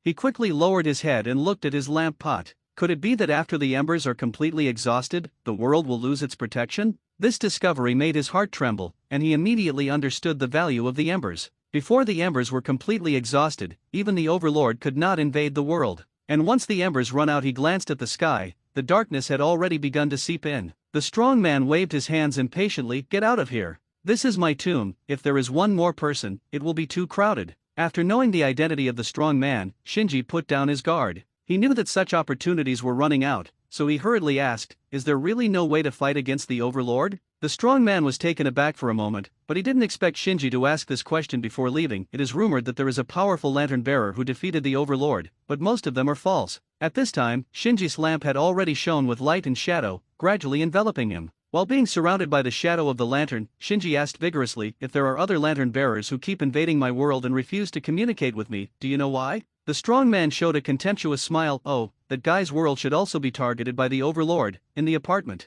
Who? Shinji was panting heavily, with a look of shock on his face. Just now, a world was destroyed in front of him. No, more precisely, it should have been swallowed by the Overlord. The monster that feeds on the world. Just thinking about it for a while, he felt horrified, and even worried that he might have been polluted by the other party. Almost got PTSD. After a long time, he calmed down a little. Taking off the mask and the red cloud cloak, he found that at some point, his back was completely soaked in sweat. He got up and took a shower again, and then came to the bed. The quiet moonlight came in from the window, covering the bed like a thin layer of silver frost. He lay down on the bed and let the moonlight shine on him. It wasn't until now that he recovered from the destruction of a world. His mind gradually became active, and he was no longer filled with shock and fear. Thinking back to the last words of the strong man, he narrowed his eyes. The reason behind the lantern bearer of the Demon Slayer world, who kept invading the ninja world and trying to anchor the ninja world, was that the Demon Slayer world was being targeted by the Overlord. If so, it all makes sense.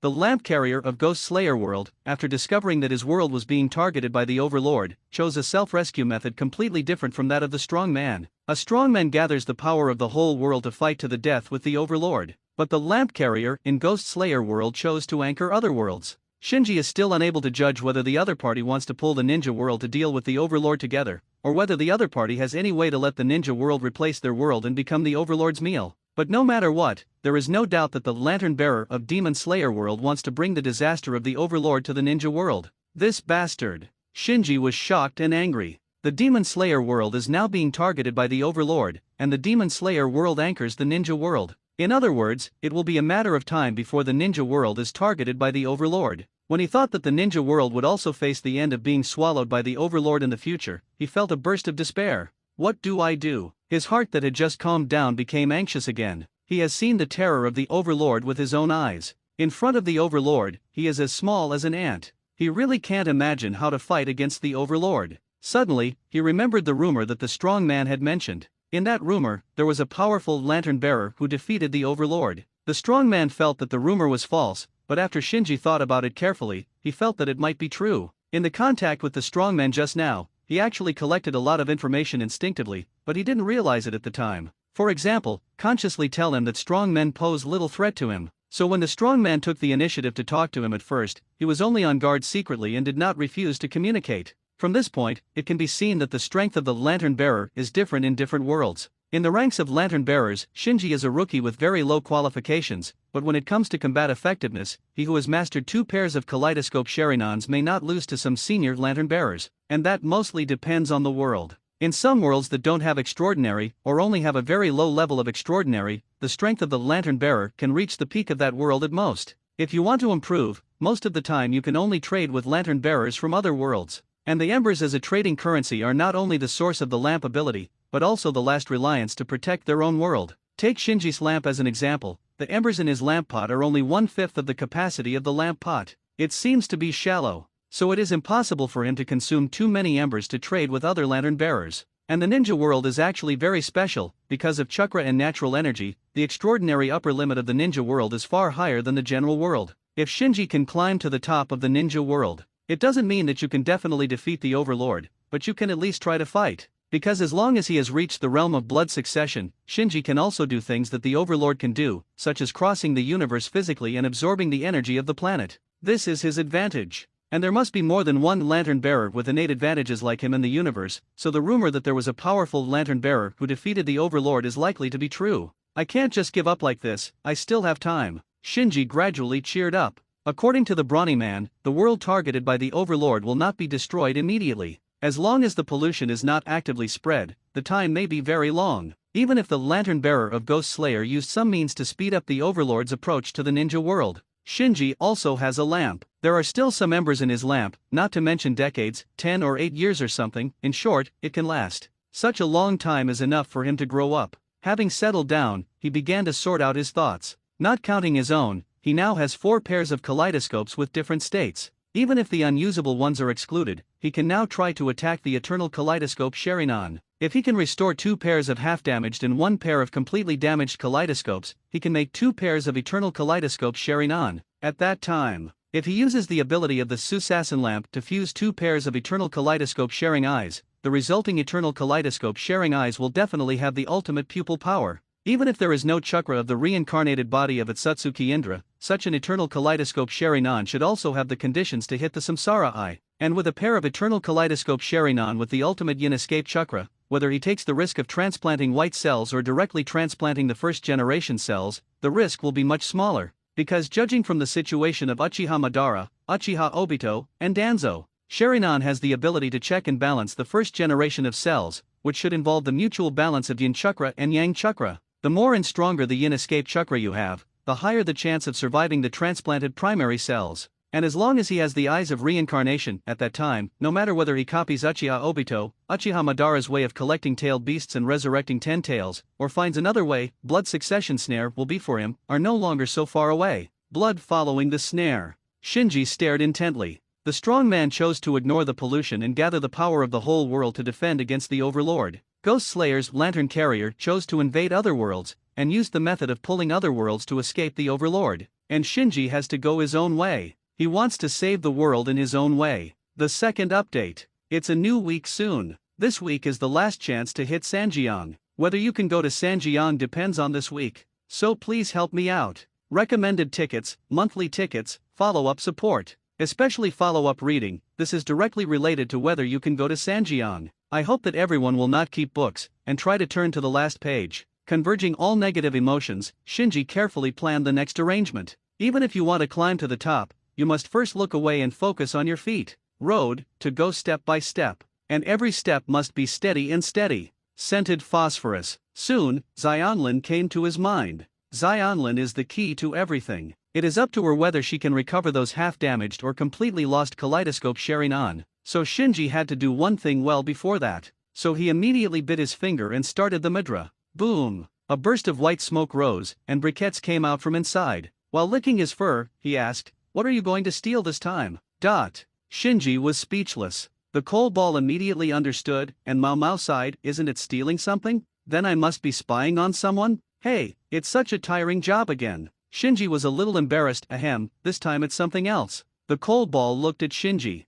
Shinji said, "I need to go to Kusanagi village to do something. but I can't go there openly, so I can only ask you to go to Kusanagi village first, and then pass me by reverse psychic. Grass Ninja Village? Isn't that going abroad? Briquettes hesitated. Shinji frowned. What's the matter, you don't know the way, do you? How is that possible? The coal ball patted his chest and said, don't worry, leave it to me. Shinji suddenly felt that it was a bit unreliable to hand over this matter to coal balls, but after thinking about it carefully, he had no other choice. With the footsteps of the coal ball, even if he set off immediately without any accidents on the road, it would take a week at the fastest to arrive near Cao Ren village, so after he made an appointment with the coal ball, he released the psychic and let the coal ball go back and get ready to pack. After sending away the briquettes, Shinji thought about the leukocytes again. Although the leukocytes collected by Daidara are safer than the first-generation cells, there are still great risks in transplanting them, so if he wanted Xionlin to cooperate, he had to show sincerity first. After I rescue Xionlin's mother and Daidara gets the leukocytes, I can try to mention the leukocyte transplantation to Xionlin. Shinji guessed that Xionlin would not refuse.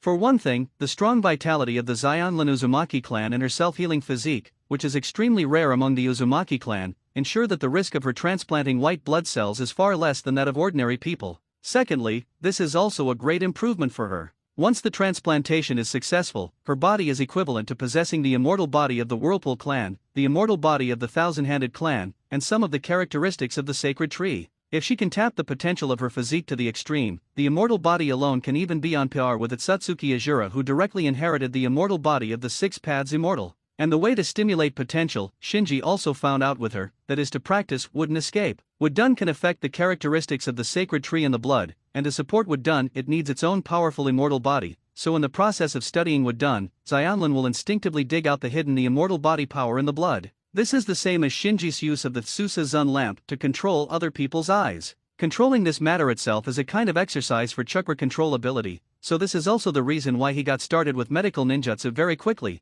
because he is exercising chakra control all the time. Thinking about it, he felt that his eyelids were a little heavy. This night, he first sparred with Suzuki, then hurried to meet the invasion, and then witnessed the destruction of a world. Now he couldn't hold it any longer, so he turned over and fell into a deep sleep. Early the next morning, Shinji came to the ninja school with a yawn. After finishing the cultural class in the morning at the ninja school, he hurried to the laboratory to help Kaoru Kusanagi and completed 2 operations. Maybe it's because of his superb chakra manipulation, maybe it's because of his mature mental age, in short, his talent in medical ninjutsu impresses the whole medical class. Even Kaoru Cao Deo, who was critical of him at the beginning, is now proud of him and praises everyone. Of course, Shinji still knows how much he has. In the field of medical ninjutsu, he is still a beginner, not to mention comparing with Tsunade, an expert in medical ninjutsu. Even compared with ordinary medical ninjas, he still has many shortcomings. So he was not blinded by the praises from around, but absorbed all the knowledge crazily in the medical class. In the evening, he walked alone to the practice field he often visited. Clang clang. Before entering the training ground, he heard the sound of fierce metal clashing from inside. Ha! Shinji was a little surprised that there were people in such a remote place, but when he went in and took a look, he found that it was Bai and Xionlin who were practicing against each other inside. Seeing Shinji coming, Bai and Xionlin stopped quickly. Bai stepped forward and explained, "Student Shinji, I met Xionlin and I by chance." Xionlin nodded at Shinji, turned around and was about to leave. Apparently, they already regarded this place as Shinji's exclusive training ground, and they were afraid that Shinji would be unhappy, so one explained and the other wanted to leave. "Aren't you more suspicious like this?" Shinji cursed inwardly. Bai and Xionlin acted like he was here to catch a rape, which made him scratch his head. "Stop!" Soon, Shinji stopped Xionlin, who was about to sneak away. Xionlin trembled and stopped in her tracks. At this time, Shinji carefully looked at Kaorin, wearing dark goggles at night, although it was a little strange, but ninjas are like this, and some people still wear masks all their lives. There was a small bag hanging around his waist, and what was contained in the bag should be the loot that fell from Gugui's body. Seeing Shinji scrutinizing Xionlin in this way, Bai was afraid that Shinji would see something, so he hurriedly said, "Student Shinji, let's practice against each other." Shinji said, "Why did you run away when you saw me?" Xionlin froze for a moment. "Stay here." After leaving this sentence lightly, Shinji took his eyes away from Xionlin and strode towards the center of the training ground. Xionlin looked at Shiro with questioning eyes. Bai smiled and nodded, and said softly, "Student Shinji is actually a very gentle person, please stay." Shinji allowed Xionlin to stay. In fact, he approved Xionlin to join his small team. Especially with Shinji's current reputation as a genius in the ninja school, it is not an easy task to join such a small group, especially for a lonely student like Xionlin. Throwing the coat on the bench aside, Shinji turned and said to Bai, "Stop talking nonsense, let's start." Bang bang bang. In an instant, a series of punches and kicks sounded in this remote small training ground. Knowing Bai's background, Shinji didn't hold back at all during the sparring, but even so, he still couldn't break through Bai's physical defense.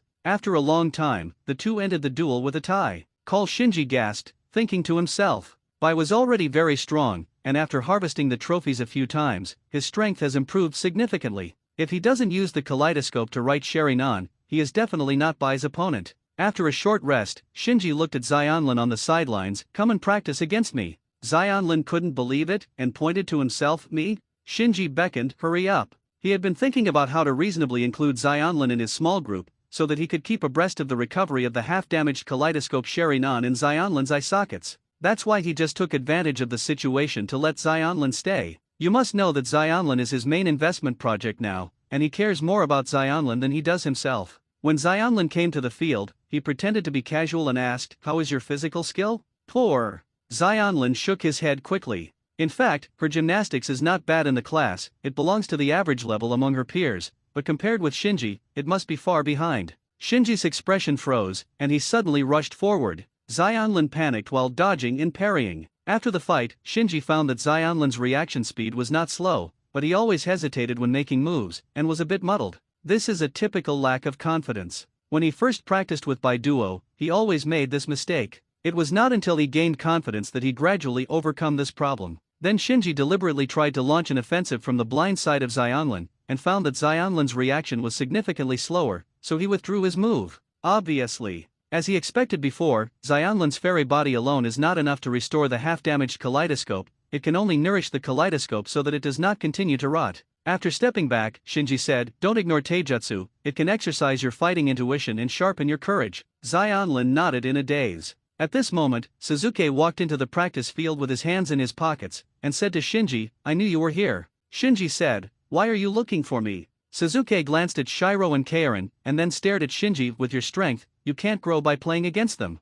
"Shinji, play against me in the future." Shinji couldn't help laughing. With Bai's current strength, it would be no problem to beat Suzuki. And the weaker Xionlin also has a pair of kaleidoscope writing sharing eyes in the eye sockets. Suzuki really doesn't have the right to look down on the two of them right now. Seeing Shinji laugh, Suzuki frowned. "What are you laughing at?" Shinji didn't explain, but just said casually, "I've been studying medical ninjutsu recently. I'm afraid I don't have much time to practice duels with you. You should find someone else." Suzuki was a little annoyed. Shiro remembered the task Kirigakur had given him, and quickly said, "Suzuki-san, I can be your training partner." Suzuki glanced blankly. "Just you? Let's forget it." With that said, he turned and left the training ground. Shinji continued to practice with Bai Duo for a while. After being tired and sweating profusely, he said goodbye to Shiro and Xionlin, and left the practice field alone. After Shinji left, Xionlin breathed a sigh of relief. Bai said, "If you get in touch with him for a while, you will know that Shinji is actually very easy to get along with." Xionlin nodded. "I can feel it.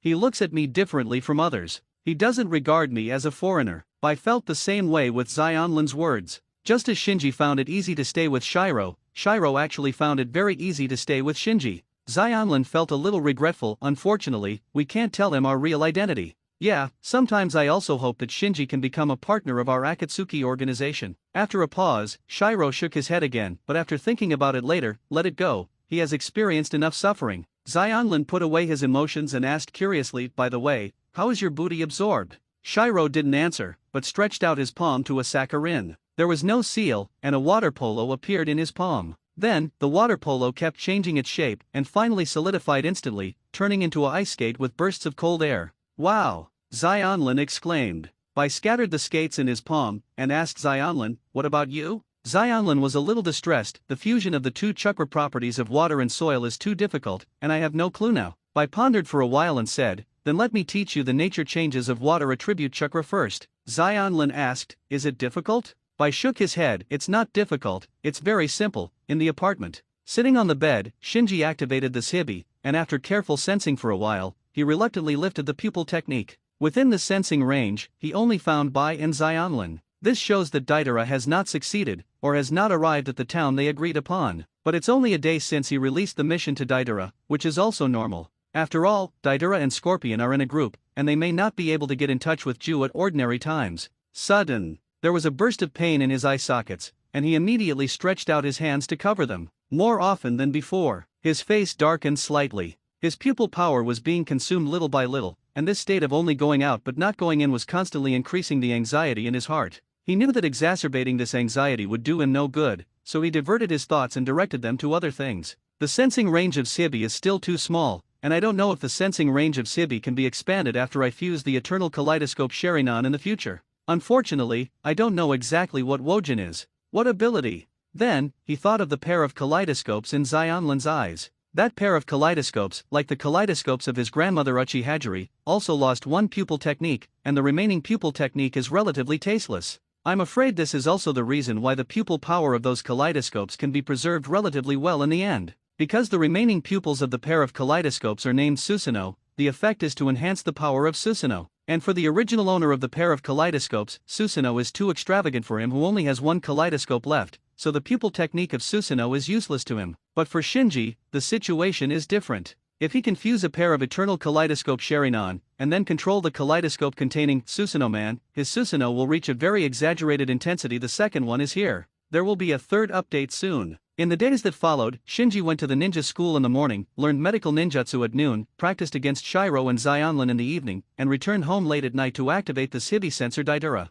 The days are busy and fulfilling. Soon, 9 days passed. That night, Shinji activated the Sibi again, but Daidara was still not sensed. And just when he lifted the Sibi, he suddenly felt the call of spiritism, and knew that it was the briquette that was psychicking himself, so he quickly separated his shadow clone and stayed in the apartment, and then the deity responded the reverse psychic of briquettes. Boom! In a puff of white smoke, Shinji came out. The coal ball jumped out from the side at this time, looking at Shinji pitifully. While looking around, Shinji asked, "Why are you 2 days behind the appointment?" The coal ball complained, "Do you know how hard it is for a kitten to go abroad? Look, my feet are worn out." Shinji was helpless. It counts as a work-related injury. The grievance on the coal ball's face disappeared immediately. It jumped onto Shinji's shoulder, pointed to the distance. "Look, there is Kusanagi village over there." Shinji looked in the direction pointed by the briquettes, and finally saw Kusanagi village behind the woods. The coal ball asked, "Shinji, what are you going to steal when you come to Kusanagi this time?" Shinji tapped the small head of the coal ball. "Stop talking, hide in my shadow, we have to act."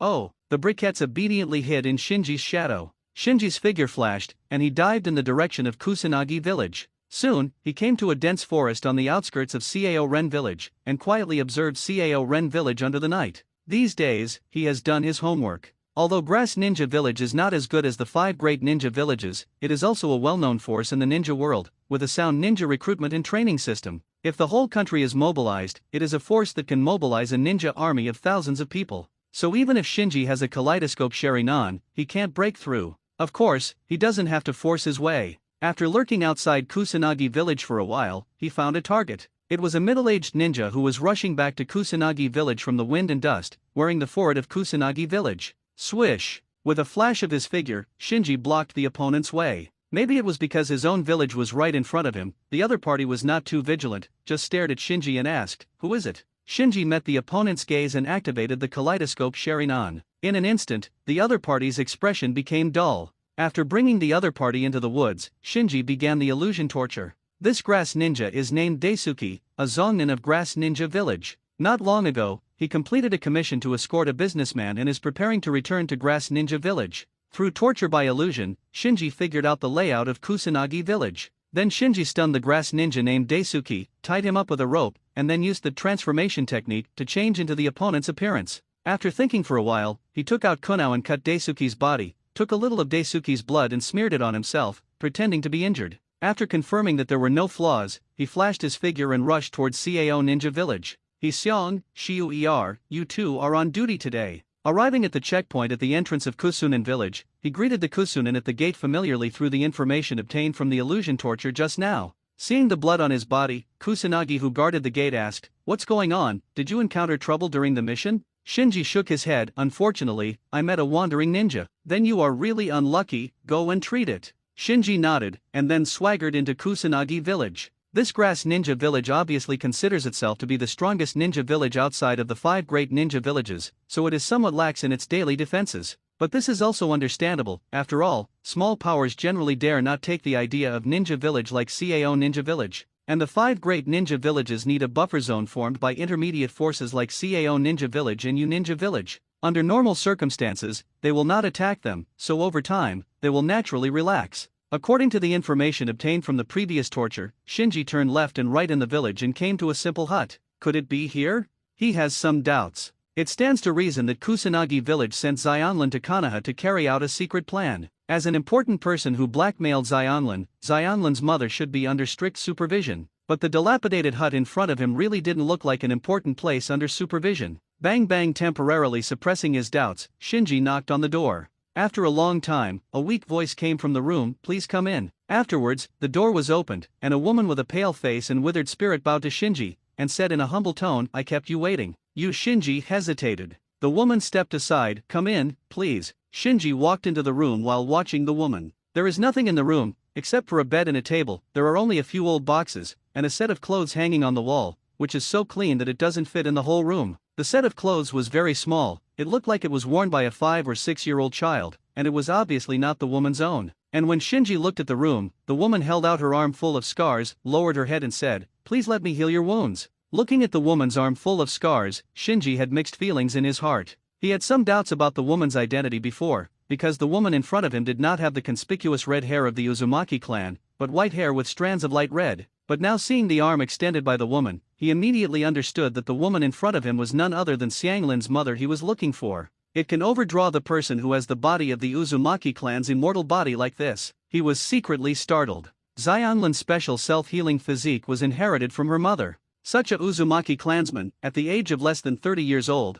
was overdrawn into such a ghostly appearance. He couldn't imagine how Cao Ninja Village treated Xionlin's mother. Seeing that Shinji didn't bite her for a long time, the woman thought that Shinji couldn't find a place to bite, so she stretched out another arm. But she searched for a long time on her 2 arms, but she couldn't find a complete place, and her expression gradually became panicked. Shinji immediately grabbed the woman's hand. "Don't be afraid." The panic in the woman's eyes turned into confusion. "What are you talking about? I'll take you out of here." Shinji took the woman's hand and was about to go outside. The woman followed Shinji for 2 steps, then struggled, got rid of Shinji, ran to the wall, took off the clean clothes, and hugged her tightly in her arms. Shinji walked over and said softly, "I'll take you to see her." It took a long time for Shinji to calm the woman down. The other party was not only physically damaged, but also mentally on the verge of collapse. It can be said that the only spiritual sustenance was the set of clothes tightly held in his arms, which belonged to Xionlin. So Shinji can't stimulate the other party too much now, otherwise, it may be counterproductive. So after the woman's mood eased a little, he quietly activated the kaleidoscope Sharingan, making the woman fall into a coma.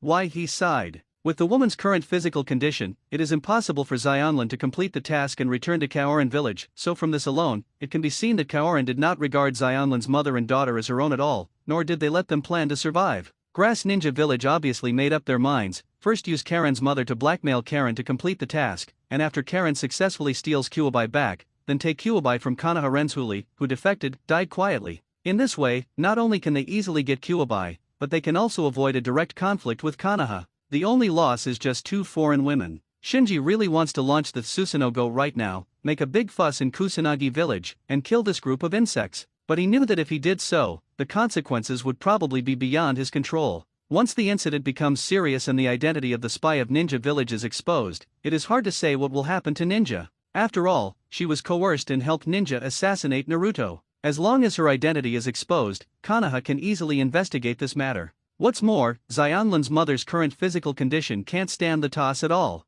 It's best to create an accident, so that Kusanagi village mistakenly thinks that Xionlin's mother is dead, so that she can escape her shell and find a place to live a peaceful life. Thinking of this, Shinji had a plan in his heart. After a long time, someone knocked on the door again. Shinji opened the door and let people in. "Daisuke, have you returned after completing the mission?" The man walked into the room while greeting Shinji, and then asked curiously, "Where's the woman?" Shinji punched him suddenly. Boom! With a muffled sound, Kusanagi, who had been punched by Shinji, smashed through the wooden door and fell out of the room. Before he could react, Shinji pounced on him, rode on the opponent, punched him with punches, and shouted while beating, "You bastard, how dare you humiliate me!" Kusanagi, who was beaten, finally came to his senses. He kicked Shinji away and roared angrily, "Daisuke, are you crazy, you bastard? You are deceiving people too much." Shinji took out kunao directly and jumped on it. Seeing that Shinji even used kunao, that grass ninja didn't talk nonsense, and also took out kunao from his ninja tool bag, and went up to meet him. Soon, the fight attracted the attention of many people nearby. It's just that the two of them seemed to be fighting for real, and they looked a little jealous, and for a while, no one dared to step forward to try to persuade them to fight. And at this moment, Shinji suddenly pulled out a large string of detonating charms from the ninja bag on his waist. I want to die with you. The crowd of onlookers suddenly turned pale with fright, and fled outside one after another. That Kusanagi, who was dazzled by anger, was shocked at this moment, calmed down, realized that the Daisuke in front of him was weird, and hurriedly said, "Hurry up." However, before he finished speaking, the flames of the explosion completely engulfed him, and together with several surrounding houses, he was lost in the continuous explosion. In the woods in the distance, standing on the branch of a tree, Shinji looked at the blaze that pierced the night in Kusanagi village, and the corner of his mouth was slightly raised. Ninja rush, implicating the innocent, how pleasant it sounds. Then he jumped from the tree and landed on the ground. Xionlin's mother was leaning against the big tree and fell asleep at the moment, while the coal ball was treating her trauma. Seeing Shinji come down, the coal ball said quickly, "No way, my medical ninjutsu won't work on her wound." Shinji looked at the haggard face of Xionlin's mother. She should be overdrawn in this situation. Compared with her own yang chakra, the quality of our yang chakra is too much, so help me, nothing to do with her. The briquettes were silently speechless. A person with such a special yang attribute chakra would be overdrawn like this, which made him suspect that a cat was born. Let's go. Shinji stepped forward to pick up the comatose Xionlin's mother. Just now, in order to ensure that Xionlin's mother's hut was completely blown up to the point of destroying the corpse, Shinji almost left all the detonating symbols on his body to the shadow clone, and then let the shadow clone deliberately provoke troubles. Those detonators were detonated outside the hut, created a scene of Kusanagi fighting among themselves. Then he killed Daisuke Chinin, who had been tied up before. In this way, there are many witnesses to prove the cause of the incident. Afterwards, there was a big explosion that destroyed all the clues. In addition, Kusanagi didn't pay much attention to Karen's mother, so the final result is likely to be nothing. Xionlin's mother could then feign death and live the peaceful life she dreamed of. Of course, Grass Ninja will definitely hide from Xionlin, use Xionlin's mother, and continue to blackmail Xionlin. After all, Karen, who was in Konoha, couldn't verify her mother's life and death, and when she returned to Kusanagi, she probably had already completed the task. At that time, Kusanagi will also get rid of Xionlin together. Traveling all the way in a hurry, after tens of miles away from Cio Ren village, Shinji found a secluded place, awakened Karen's mother, and then activated the illusion again, sneaking into Karen's mother's consciousness. Now Xionlin's mother is very weak. This weakness is not only physical, but also mental. So Shinji hesitated again and again, and decided to use illusion to seal some painful memories in Xionlin's mother's mind first, so as to let her relax on the spiritual level. Soon, he used the pupil power of the kaleidoscope Sharingan to seal most of Xionlin's mother's experience in Kusanagi village, and forged a false experience. During this false experience, Karen's mother took Karen and left Sinin. On the way, she happened to meet Jiraiya, who traveled around the world, and then asked Jiraiya to send Karen to Konoha, making Karen a true ninja. After finishing these, Shinji sealed again and created another shadow clone. His real body had to return to the village before dawn, so he could only let the shadow clone escort Xionlin's mother to the land of fire to find a safe town to live in. Fortunately, Xionlin's mother's iconic red hair of the Uzumaki family is gone, so there is no need to worry about being seen through by knowledgeable people through the shadow clone left in the apartment. Shinji first channeled the coal ball back to the apartment, and then the coal ball performed reverse psychic, and also channeled Shinji's main body in the country of grass back to the apartment. After returning to the apartment, Shinji released the shadow clone he left in the apartment, and then told the coal ball, "You first help my shadow clone to settle the woman, and if there is any accident on the way, try to counter-psychic me to go there." Aha, Briquette nodded. He has long been familiar with the reverse psychic. There is Shinji's blood in his small bag, and before the blood is completely dry, he can reverse the psychic Shinji anytime, anywhere. After instructing the briquettes a few more words, Shinji released the psychic and sent the briquettes back to the country of grass. Then he glanced at the wall clock on the wall and saw that it was still early, so he activated Sipai, preparing to tell Xionlin the good news in the projection space of Sibi. However, after a short while, he sensed the third sensing point besides Bai and Xionlin. Daidara got rid of the leukocytes. He was instantly delighted. His Sibi only locates the three spirit bodies of Bai, Xionlin, and Daidala, so the third sensing point that appears now can only be Daidara, who has entered his Sibi induction circle. Although he was eager to get the white blood cells, Shinji still held back and connected to Xionlin first. Soon, Xionlin's spiritual body projection appeared in front of the round table. Seeing Shinji, Xionlin's heart tightened immediately. "My lord, I'm sorry, I haven't mastered the nature changes of the two types of chakra, water and soil, and I can't use Wudun." Seeing Xionlin's cautious look, Shinji felt a little uncomfortable. After the Vortex village was wiped out, how much suffering did the mother and daughter, who were living in a foreign country, suffer? Xianlin didn't know the expression under Shinji's mask. She thought the leader was dissatisfied with her cultivation progress, so she quickly promised, "My lord, I will definitely work harder." Shinji waved his hand at this moment. "I'm looking for you this time because I have other business." Xianlin sat down obediently and looked at Shinji. "I found your mother." After a pause, Shinji said calmly, "Now she has been rescued from Kusanagi village." Xiang Lin, who had just sat down, stood up suddenly. "Really? That's great." Shinji didn't hide anything and said bluntly, "When I found her, she was not in good health." Xianlin became nervous. "Mother, is she all right?" Chakra is seriously overdrawn, her red hair has turned white, and her spirit is on the verge of collapse. Shinji said with emphasis, "Quinin never thought of letting her live. I think you should understand what this means, right? My lord, did my mother and I do something wrong? Why did they do this to us?" Xianlin clenched her fists tightly, tears streaming down her face. Shinji didn't answer. Xianlin's words reminded him of the cruel scene of the overlord devouring the world that he witnessed not long ago. What did the world of strong men do wrong? Everything is just the law of the jungle. So he couldn't give Xiangfos an answer. After a long time, Shinji said, "I caused an accident in Kusanagi village. They should think that your mother died in the accident, and they will not search for your mother's whereabouts for the time being." While wiping her tears, Xianlin asked cautiously, "My lord, can I see my mother?" Shinji nodded, "I will arrange it."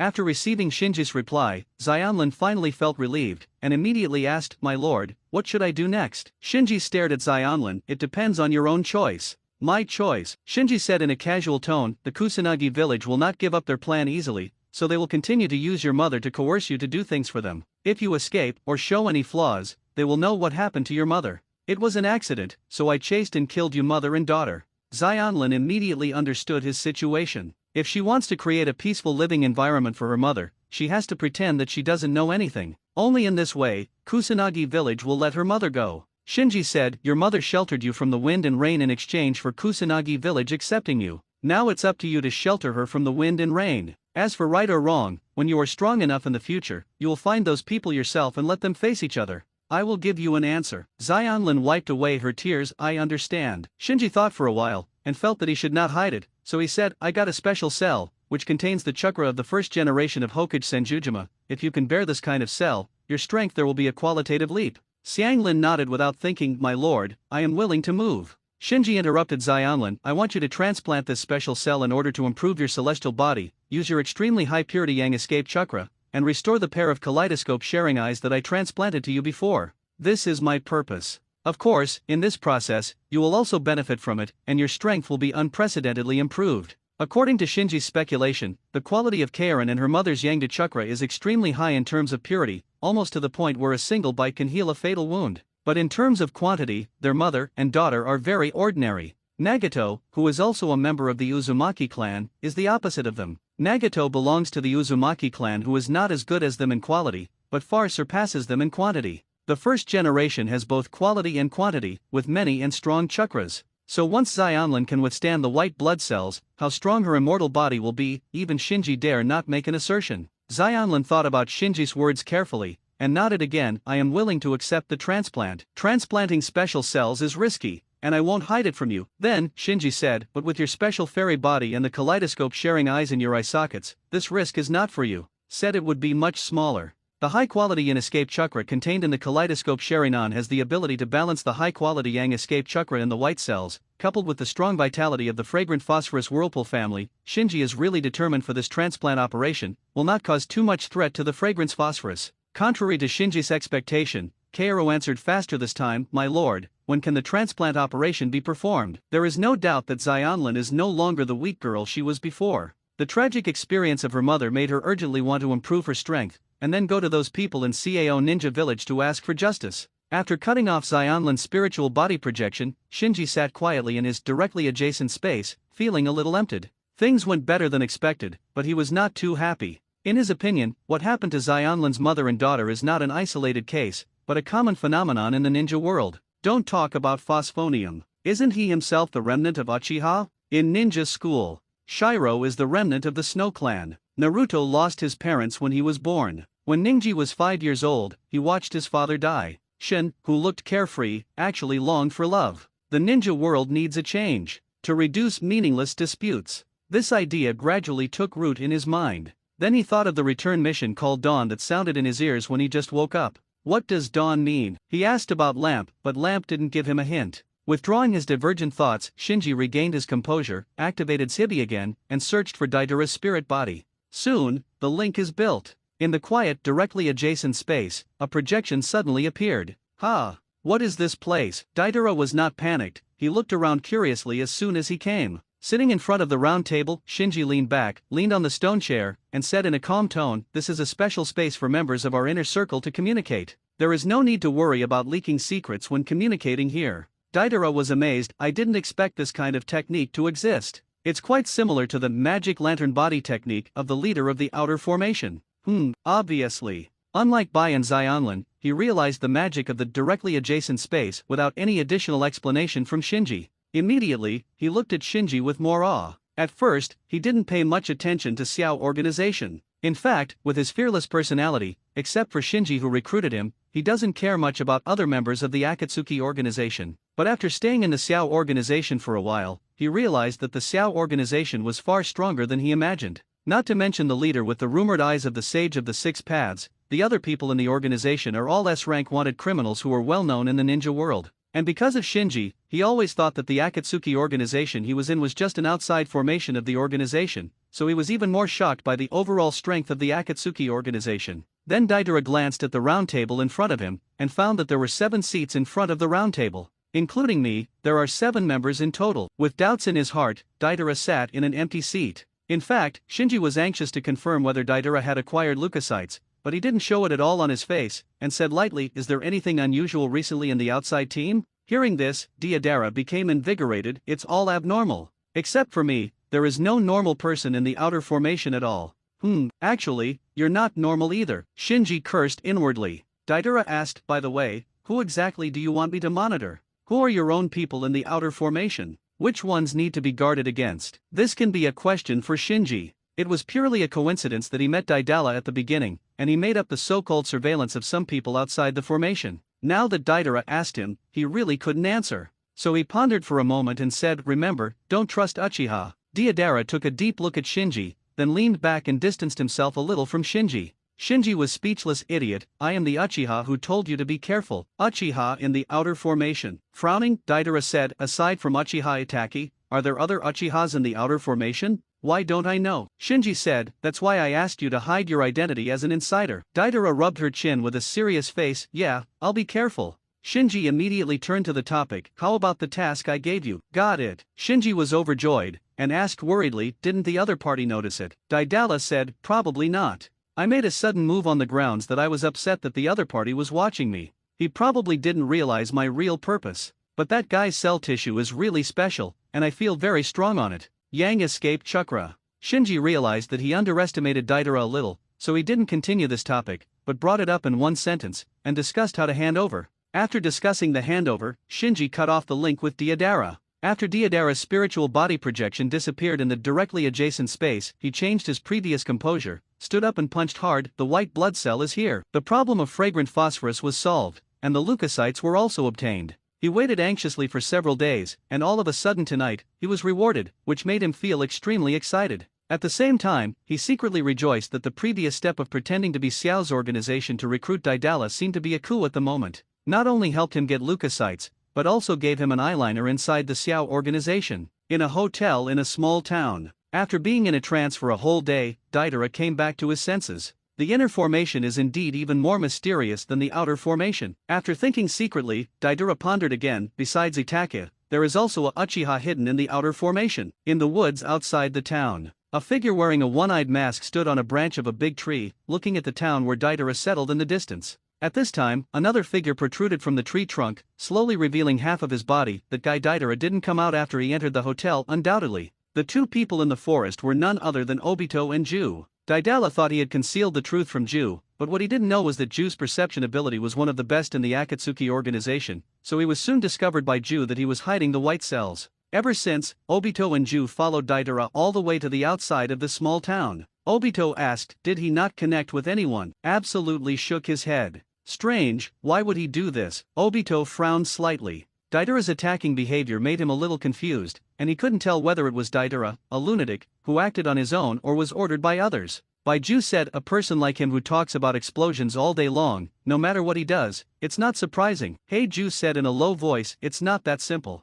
Obito confirmed, did Itake recruit him? Baiju nodded, well, it was Itake, Loquat Shizang and Xia who went together. Obito's eyes sank, could it be Itake is investigating something? Hey, he is really a difficult guy. Shinji didn't know about Deidara's theft of white blood cells, he had already been known by Kazuha Obito, and he didn't know that Obito blamed Itake on it. According to the agreement in the directly adjacent space, Daidala did not go to hand over it in person, but used the clay spider to very covertly send the captured white blood cells to a forest. Because of this, when Daidala left the town by himself and the clay bird, Obito and Ju hurriedly followed, and there was no time to check the town. 3 days later. One night in the dead of night, the briquette turned into a shadow by performing transmission, sneaked into the forest cautiously, found the clay spider left by Daidara, and took out the white cells contained in a small petri dish from it. In the apartment. Counting the time, Shinji bit his finger, and Ji-in performed spirituality. Boom! In the white smoke, briquettes came out. Shinji asked, did you get something? Briquette took out the petri dish containing leukocytes from his small bag, and handed it to Shinji. Do you see this thing? Shinji quickly took the petri dish, opened the lid to take a closer look, and then let out a long sigh of relief. This small group of white cells in the petri dish is very easy to identify. With just one glance, Shinji was sure that it was a white cell, because this group of cells was very active. With the inside of his kaleidoscope sharing on, he could even observe the slight movement of this group of cells and tissues. See him in the laboratory. The cellular organization of other living organisms has been quite different. The briquettes also leaned over curiously. What is this? Can it be eaten? Shinji knocked on the head of the coal ball angrily. I know I miss food. The coal ball shrank its head, and muttered, you still know how to command the cat, and you don't even give it to stutter, cheapskate. I heard everything. Shinji glanced at the briquettes, and immediately asked, how is that woman settling down? Shinji's chakra is limited, and there is no way to maintain the shadow clone for a long time. So after entering the land of fire, he handed over the arrangement of Xianlin's mother to the briquettes. The briquette said, I settled her in a small town not far from the cat's hometown, and bought a hut with her with the money you gave. While collecting the white blood cells, Shinji asked, is she in good condition? The coal ball nodded again and again. Yeah, my complexion has recovered a lot in the past few days. Shinji was relieved. After all, Xianlin's mother belongs to the Uzumaki clan. As long as she doesn't continue to overdraw her chakra, it's hard to say whether the lost vitality can be recovered, but at least her life should be safe. Early the next morning, Shinji didn't even go to the ninja school, and went directly to the laboratory of the medical class. Because he spent every day in the laboratory these days, Kaoru helped him apply to the medical class for a laboratory that belonged exclusively to him. After closing the door of his laboratory, Shinji took out the leukocytes and started testing the leukocytes with the laboratory equipment. Under the detection of one after another, Shinji's eyes became brighter and brighter. While recording the test data, he secretly said, the cell activity is 28 times that of ordinary people, the division speed is 5 times faster than that of ordinary people, and the peak value of chakra fluctuations is more than 60 times higher than that of ordinary people. This is simply unbelievable. The ordinary people here are not ordinary villagers. Those who can be dubbed ordinary people in the data comparison of the medical class are at least people with ninja talent, and white blood cells completely crushed ordinary ninjas in all aspects of data. From a biological point of view, the gap between leukocytes and ordinary ninja cells is even greater than the gap between human cells and pig cells. Suddenly thought of something, Shinji quickly collected the white blood cells, cleared the data on the instrument, and then found Kaoru Kusanagi. What? Do you want the cell data of the first generation? After listening to Shinji's request, Kusanagi Kaoru looked surprised. Shinji hurriedly explained, you know that I have been doing experiments related to transplantation recently. When I looked through the old files, I found that the village had previously conducted a cell transplantation experiment on the first generation of adults, but all the data in the files were sealed. My authority not enough. Kaoru Cao Deo was a little embarrassed. Everything about that experiment is confidential, even I need to apply to the higher authorities, and I may not be able to pass. Shinji said, I'm just curious about the cell data of the first generation of adults, not all the files of that experiment. Kaoru thought for a while and said, okay, I'll apply for it for you. There are detailed archives in Kanaha's medical class about the various data of the first generation of cells.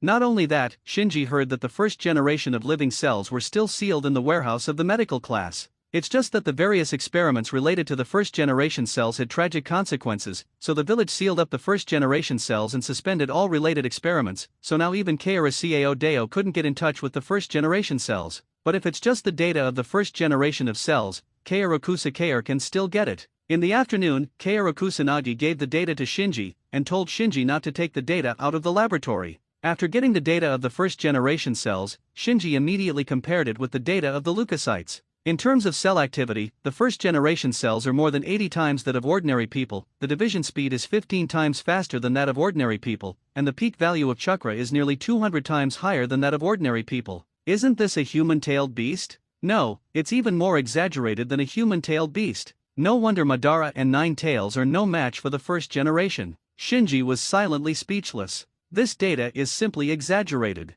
In the eyes of Shinji before, the white cells that had completely surpassed ordinary people, when placed together with the first-generation cells, suddenly paled in comparison. It's no wonder that few people can withstand the first-generation cells. It's reasonable to not be able to withstand it. Those who survived like Yamato are simply miracles in probability. While Shinji sighed, he was glad that he chose leukocytes. Because the first-generation cells are too domineering, this kind of domineering has exceeded the scope of normal biological cells. Even if the body of an ordinary person is lucky enough to accommodate the first-generation cells, there is no way to tap the full potential contained in the first-generation cells. In contrast, the leukocytes with only 1/3 to 1/4 of the first-generation cells according to various data are much milder. In the next 3 days, Shinji conducted more than 100 fusion experiments of the cells of the caramel and the leukocytes in a petri dish. The results are gratifying. The fusion rate has reached over 55%. If you consider the kaleidoscope Sharingan in Xianlin's eye sockets, which has the ability to balance the yang escape chakra contained in the white cells, the fusion rate can be increased by at least another 20 to 30 points.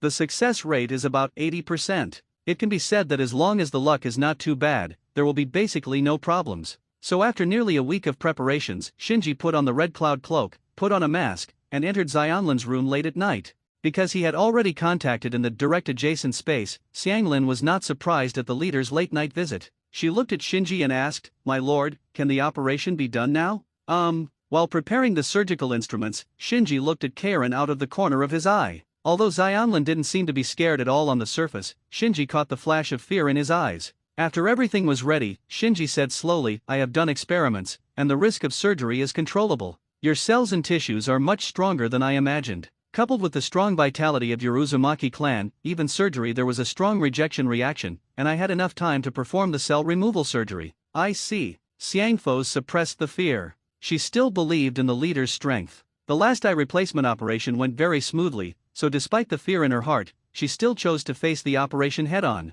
After ordering Xianlin to lie on the bed, Shinji injected the prepared fusion solution into Xianlin's body. Then, he said to Xianlin, "You look into my eyes now." Xianlin obediently looked at the scarlet kaleidoscope Sharingan under Shinji's mask. Instantly, her eyes froze, and the kaleidoscope in the eye socket, which still had pupil power, suddenly changed from normal black color to scarlet, and then 3 hooked jades appeared, spinning slowly, and finally all the hooked jades condensed together, transforming into a complex picture of Call. Shinji exhaled lightly, and lifted the illusion for Karen. Xianlin suddenly exclaimed, "Is this the kaleidoscope Sharingan?" There is no doubt that just now Shinji used illusion to help Xianlin open the kaleidoscope sharing eyes in the eye sockets. His purpose of doing this is mainly to stimulate the kaleidoscope Sharingan to release high-intensity yin escape chakra, which is used to neutralize the excess yang escape chakra in the white cells. Although Xianlin had transplanted this pair of kaleidoscope Sharingan for a long time, it was the first time to open the eyes, so he was instantly shocked by the unparalleled powerful insight of the kaleidoscope Sharingan.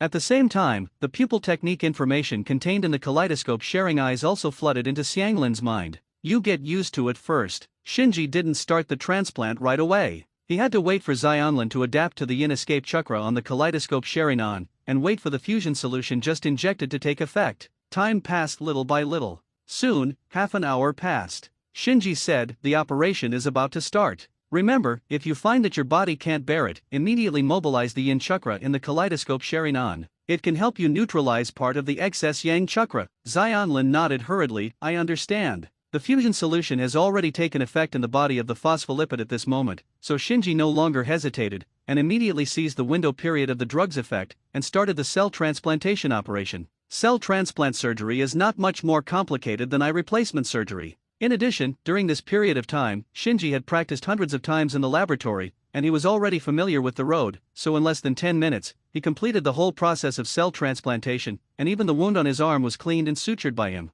Shinji asked, "How do you feel?" "It's just itchy." After a pause, Xianlin suddenly frowned, "My lord, my arm is so itchy, it's like a lot of bugs are crawling around on it." "It's just normal." Shinji looked calm. In the worst case, the cells and tissues in the transplanted area are necrotic in a large area, or the leukocytes are mainly turned against the guests and run away in an instant, using the host's chakra to proliferate infinitely. Secondly, there is a strong rejection reaction, and the transplanted area is red, swollen, and bleeding in large areas. The itching and elevated body temperature in the transplanted area are very normal fusion reactions, which are already the best results after surgery. Under the guidance of Shinji, Xianlin began to use the yin escape chakra on the kaleidoscope Sherinan to neutralize the yang escape chakra in the white cells. This time, the effect is very significant. Not only did Xianlin feel that the itching in the transplanted area of the arm was relieved, but even Shinji, who was observing from the sidelines, made amazing discoveries. In fact, there have always been some old and new bite marks on Xianlin's arm. These bite marks were left by Xianlin when he treated others, and one of them was left by Shinji. And as Xianlin guides the yin chakra on the kaleidoscope Sherinan to neutralize the yang chakra in the white cells, the bite marks on her arms were rapidly disappearing at a speed visible to the naked eye, and in the blink of an eye, they became as smooth as new, and could be broken by blowing a bullet. Seeing all this, Shinji was shocked. Karen's special physique makes her highly tolerant to yang evasion chakra, which is why the medical ninjutsu of Shinji and Briquette doesn't work for Karen's mother. Therefore, these scars on Xianlin's arm disappeared instantly, and it must not only be caused by yang escape chakra, it may have the effect of the combination of high-quality yin escape chakra and high-quality yang escape chakra. Thinking of this, Shinji's gaze instantly shifted to the half-damaged kaleidoscope Sherinan in Xianlin's eye socket. At this moment, the kaleidoscope in her left eye is so beautiful that it seems to be shining with a bewitching red light, which is obviously a reaction of being nourished. And her blind right eye also changed from the previous paleness, and there was a trace of black color in the pupil. Although these ink colors are not eye-catching, they are real. It's recovering. Shinji was so excited that his whole body trembled. Before the transplant operation, he firmly believed that the fairy body of the Xianlin Uzumaki clan, the fairy body of the Qianshao clan in the white cells, and the characteristics of the sacred tree could create miracles. But when the miracle really happened, he, the person who created the miracle by himself, was still shocked by the scene in front of him. No wonder Obito just transplanted white blood cells, so he used a kaleidoscope like an eternal kaleidoscope to write sharing eyes. He couldn't help but feel that by is definitely the biggest scientific research achievement of Uchiha Madara in the decades after the end of the valley. Of course, only Uchiha Madara, who combines the elements of reincarnation eyes, first-generation cells, and alien golems, can create a special type of Baize. Others, even well-known technological madmen in the ninja world such as Orochimaru, Barahu, and Scorpion, can't do this. Converging and diverging thoughts, Shinji asked Xianlin while recording the operation, "How do you feel now?" Xianlin said, "The arm is no longer itchy." Shinji nodded and continued to ask, "What about the eyes?" Xianlin was stunned for a moment, then immediately focused on his eyes. Swish! In an instant, a red phantom projected from her body. Shinji was taken aback, and quickly used the kaleidoscope to cast an illusion on Xianlin. Just for a moment, a red skeleton arm protruded from Xianlin's body lying on the bed, grabbed Shinji who was standing beside the bed, and lifted him in the air. Under the mask, the expression on Shinji's face was uncertain. The moment he realized something was wrong, he cast an illusion on Kaorin. However, Beiling's illusion technique tried a lot before, but this time it failed. Xiang Lin was not subdued by his illusion technique, but was slightly stunned, and then broke free. My lord! How could this happen? Like Shinji, Kaorin lying on the bed also looked terrified. She just followed Shinji's instructions and focused her attention on the kaleidoscope in her eye socket, and somehow activated the pupil technique. Shinji, who was caught by Kaorin Susanoo, did not continue to struggle to stimulate Kaorin, but calmly said, "Don't worry, your pupil power is gone." Then what should we do now? Fragrant Phosphorus is a little confused. Shinji continued to appease Xianlin. Too much restless yang escape chakra flooded into your body at once, which aroused the pupil power of the kaleidoscope Sherinan. That's why it happened. Listen, don't resist my illusion now, I'll help you remove the pupil technique. Yes. Xiangfos nodded hurriedly. Shinji took 12 points of seriousness, and once again launched the illusion on Xianlin.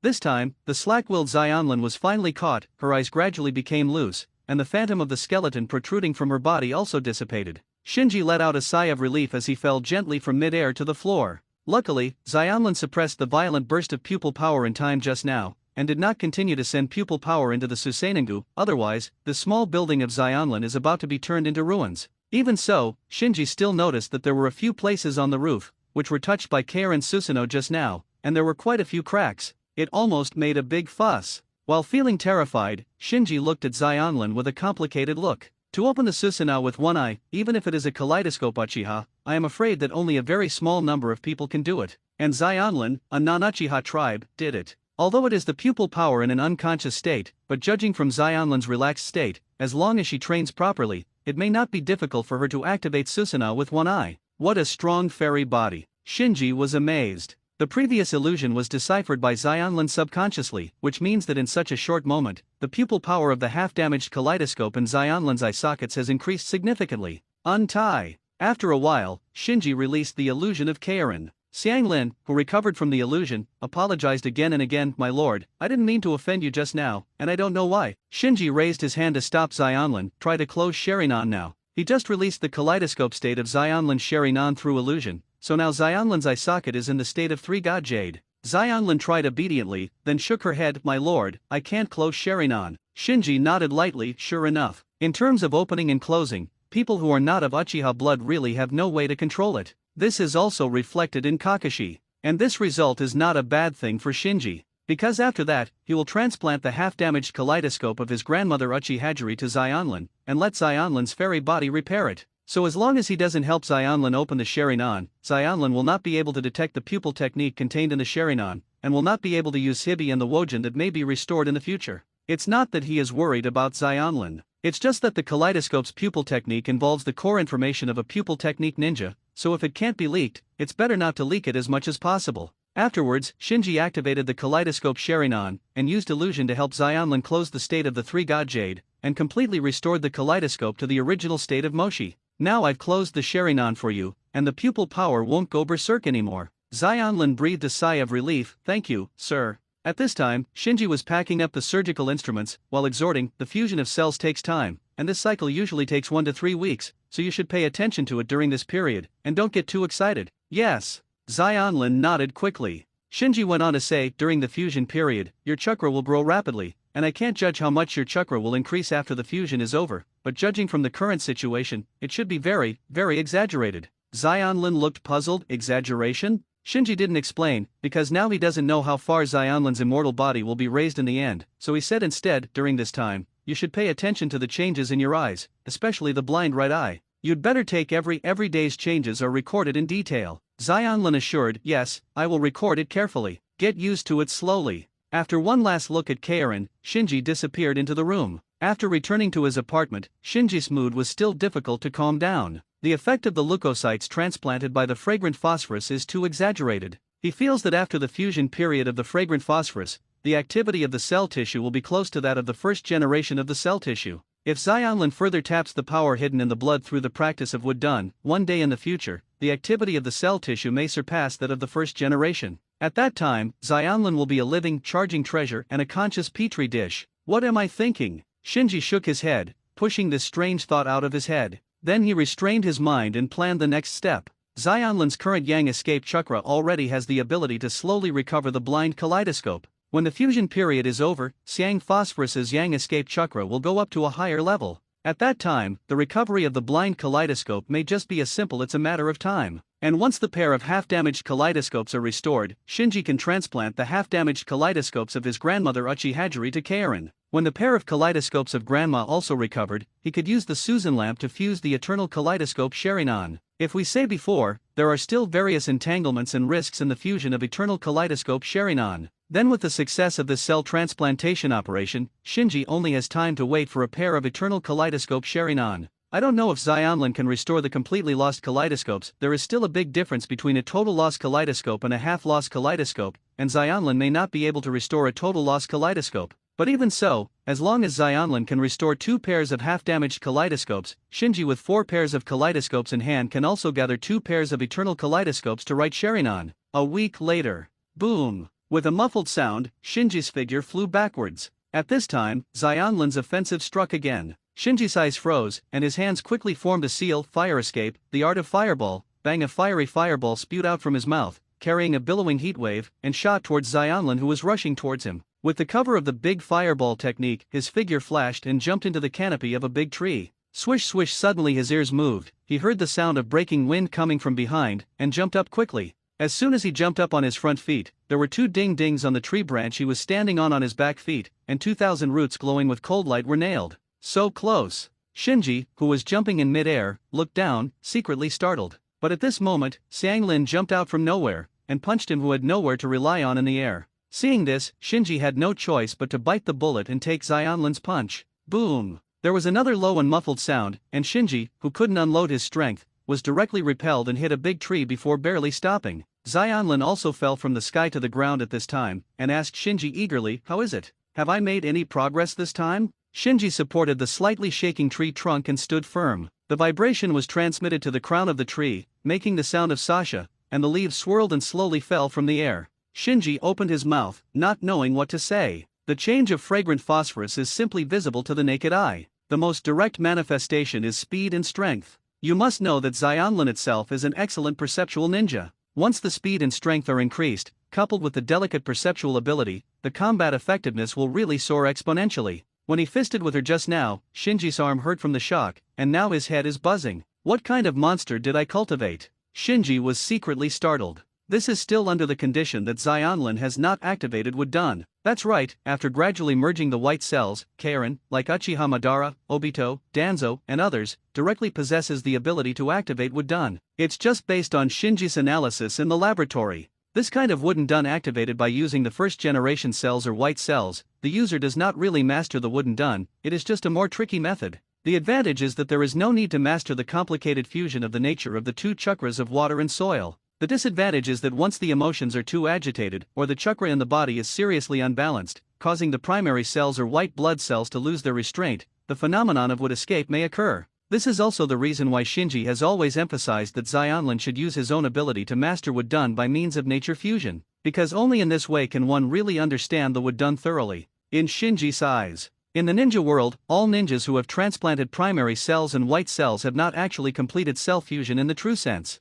Needless to say, the worst Danzo, he even needs to use a large number of transplants of Sharingan to barely maintain the balance of the two chakras of yin and yang in his body. Uchiha Madara and Uchiha Obito have a higher fusion level. However, it failed to achieve complete fusion, and there were obvious traces of transplantation on the body surface. Although there are few traces of transplantation on Yamato's body surface, his kind is not completely integrated, because he had already rejected most of the first-generation cells during the transplantation stage through a violent rejection reaction, and what the body really accepted was only a very small amount. So although his state is stable, his potential is limited. The current state of Xionlin is close to Uchiha Madara and Uchiha Obito. There was still a wrinkled mark on the transplanted area on her arm, which could not be removed no matter how hard she tried. So Xionlin is not yet the ultimate fairy body in Shinji's ideal. Only when Xionlin has completely digested the white blood cells, all the traces of transplantation on the body fade, and Wudun will never run away, can he achieve the ultimate fairy body that Shinji dreamed of. Of course, the current Xionlin is already terrifying. Shinji can only imagine what the state of the ultimate immortal body is like. At this time, I came out from the woods. Student Shinji is so sharp, you dodged my sneak attack just now. Shinji was speechless, and secretly said, "You really can't find anything to comfort me?" If he doesn't use the kaleidoscope right now, he won't be able to suppress the two monsters, Bai and Xionlin. So in the eyes of others, it is Shinji, the recognized genius in the ninja school, playing with the two crane tails of Bai and Xionlin. But the actual situation is that under normal circumstances, Shinji's combat power ranks second among the three, and it is likely that he will rank third in a short time. Let's go to school. Shinji waved his hand and walked towards ninja school first. Bai and Xionlin hurriedly followed. During this period, the three of them became more and more intimate. Not only would they practice together after school, but they would even meet up to practice duels in the early morning, basically becoming a small group. Of course, this was intentional by Shinji, because he had to always confirm the state of the half-damaged kaleidoscope writing sharing eyes in Xionlin's eye sockets. Judging from the fight just now, Xionlin's blind right eye already has the ability to perceive light. He attacked from Xionlin's right side several times, but was blocked by Xionlin's keenness, so he decided to go again at night Xionlin's room, actually confirm it. If the blind kaleidoscope really regains its light, then he can transplant the half-damaged kaleidoscope of his grandmother Uchiha to Xionlin. If all goes well, after another week, he will be able to fuse the eternal kaleidoscope Sharingan. At school, Irika announces that final exams will be held in 3 days. This time the final exam, in order to cultivate everyone's teamwork ability, Ninja School decided to conduct it in the form of a 3-person team. When it came to test scores, the students in the classroom immediately became agitated. Everyone whispered and discussed how to form a team. Tiantian pulled Niji over and said to Shinji, let's form a team. I just asked Mr. Irika about it, and we will compete with other classes in the end. The 3 of us will win together. Ning Ci looked serious. Jun Malu is hard to deal with. Just as Shinji was about to answer, he saw Kaoru, who was sitting alone in the front row, secretly looking at him, and when he noticed him, he immediately turned his head back. Obviously, no one in the class is looking for the lonely Xionlin to form a team, and she doesn't know who to form a team with, so she is a little flustered. So Shinji smiled and said to Tian Tian and Ningji, "Sorry, I have already formed a team." Tian Tian asked curiously, "Who did you form a team with?" Shinji pointed to Bai and Xionlin. "The three of us made an appointment early in the morning." Shiro, who was sitting in the front row, was a little surprised and looked back at Shinji, and Xionlin, who had been eavesdropping, breathed a sigh of relief, with a look of joy on his face. Tian Tian was a little disappointed. "Shinji, don't you think about it again? If you and Niji are separated, the odds of winning will be much smaller." Niji also looked at Shinji, but didn't say anything. He is eager to win, but he doesn't want to pin his hopes entirely on others, so if Shinji can team up with him, he will gladly accept it, and if he doesn't want to, he won't force it. Shinji shook his head. "I'm sorry, we have already formed a team, you can find other people to have a look." "Oh well." Tian Tian and Ninkai left with regret. As soon as the two of them left, Xionlin ran up to Shinji and said pitifully, "Shinji,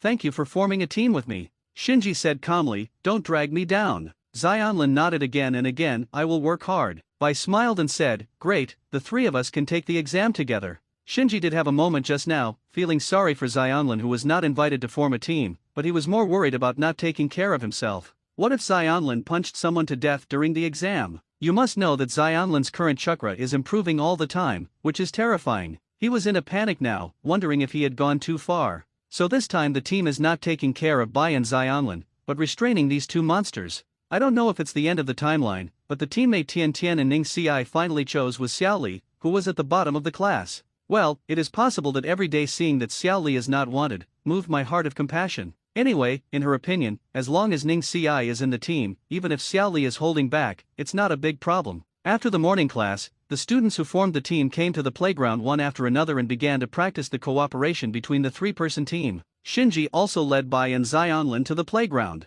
Suzuki saw Shinji, walked over quickly, and then frowned. "Shinji, why are you still messing with these two guys? Don't you know there will be a competition between classes at the end?" What Suzuki was referring to was naturally Shiro and Karen, who followed Shinji. Bai didn't care. Xionlin was a little angry when he heard Suzuki say that about himself. Shinji glanced at Naruto and Sakura, who followed Suzuki, and said while feeling the inertia of time and space, "Your teammates are not so good either." "Hey, who are you talking about?" Naruto rolled up his sleeves and was about to step forward to argue with Shinji. Suzuki raised his hand to stop Naruto. "Idiot, you are not his opponent, this guy, only I can win." Sakura also stepped forward to persuade Naruto. At this time, someone suddenly shouted in the distance, "Shinji, this way." Everyone followed the prestige and saw Ziwan holding Junmuro with one hand and a girl Shinji didn't know very well with the other, walking toward Shinji. Seeing Kumaro, Suzuki's expression darkened. His current competition with Jun Ma Lu is fixed once a week. Although his strength has improved a lot, he is still not Jun Ma Lu's opponent, so he has already regarded Jun Ma Lu as his old enemy in life. Arriving in front of Shinji, Ziwan greeted warmly, "Shinji, have you been avoiding me on purpose lately? Why should I hide from you?" After a pause, Shinji continued, "No, why are you in the ninja school? You guess." Ziwan looked smug. Naruto said carelessly, "Aren't you a transfer student in our class?" Shinji was stunned for a moment. "Are you really coming to ninja school?" Ziun knocked on Naruto's head angrily, then put his hands on his hips. "How about it? Master Ziun, is also a ninja now." Shin actually wanted to enter Shinji's class, but was arranged by the third generation to enter Suzuki and Naruto's class, which made her complain for a long time. Taking another look at Junmuro, who was pulled over by Shin with no expression on his face, Shinji asked, "Are you forming a team?" Ziwan nodded immediately. "That's right, seeing how pitiful they are, I will form a team with them." At this time, the girl who was also pulled over by Ziun said, "Isn't it because no one wanted us both, so the teacher arranged for Jun Ma Lu to form a team with us?" Shin was a little annoyed at being exposed by her companions, Kurama Yakumo. Kurama Yakumo ignored Shin and bowed to everyone. "Hi everyone, my name is Kurama Yakumo, and I seldom come to ninja school because of my health. Please give me your advice in the future." Shiro and Karen beside Shinji quickly returned the gift and introduced themselves. At this moment, Ning Ci, Tian Tian, and Xiao Li also came over. After learning that Suzuki, Naruto, and Sakura formed a team, and Kimomaru formed a team with Shin and Kurama Yakumo, Tian Tian said, "This is interesting. For geniuses are divided into 4 teams. Can win to the end." Hearing what Tian Tian said, Suzuki scanned the crowd and found that it was true. His eyes suddenly lit up with boundless fighting spirit. "Everyone is carrying 2 oil bottles, it's fair."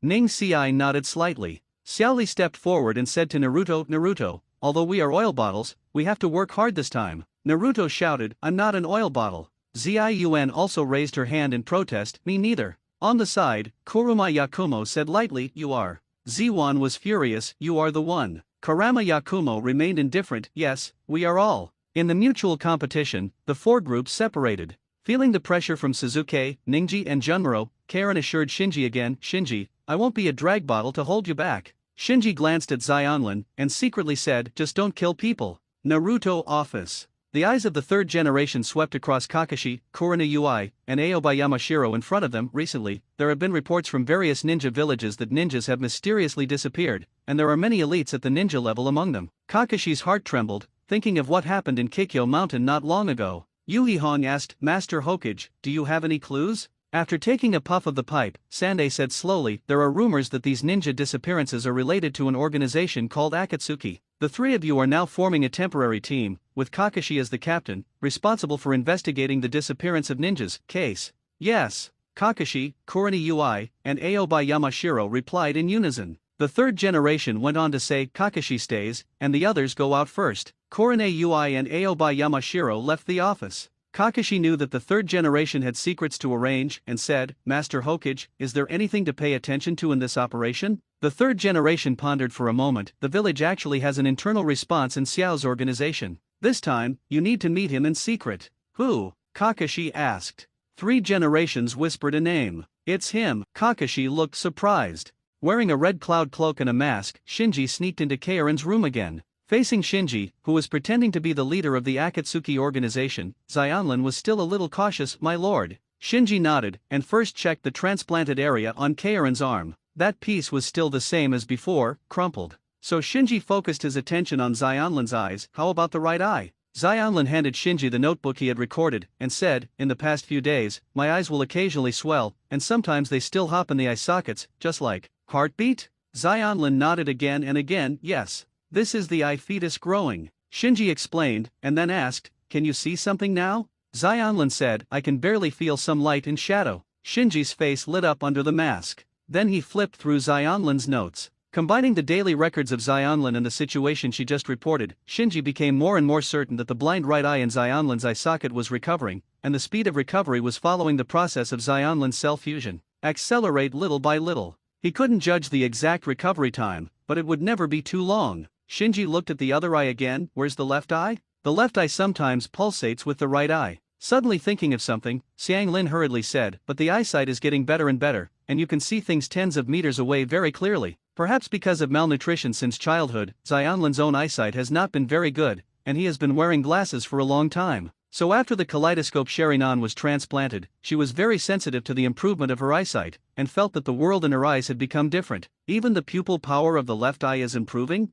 Shinji understood. The amount of pupil power contained in the kaleidoscope will directly affect the vision. Therefore, when the pupil power is exhausted, blurred vision will appear. Shinji has experienced these things himself, so he knows that for kaleidoscopes, the improvement of vision is almost equivalent to the improvement of pupil power. After closing Zionlin's notes, Shinji finally reminded him, while instilling Yang Dun chakra into the right eye, don't let go of practicing what done. Xiang Fo's hesitated to speak. Shinji saw Zionlin's expression in his eyes, and continued, only by mastering the wooden done through the fusion of properties, and being able to inject the Yang Dun chakra that contains the characteristics of the sacred tree, can you completely digest it. The special cells implanted in your body will enhance your fairy body to the extreme. Zionlin finally asked, in this case, can I help my mother heal? Shinji nodded lightly. At that time, your celestial body will fully surpass your mother's experience, and it will be easy to help your mother replenish the lost vitality. After Zionlin heard this, his eyes lit up immediately. Shinji said no more, turned around and was about to leave.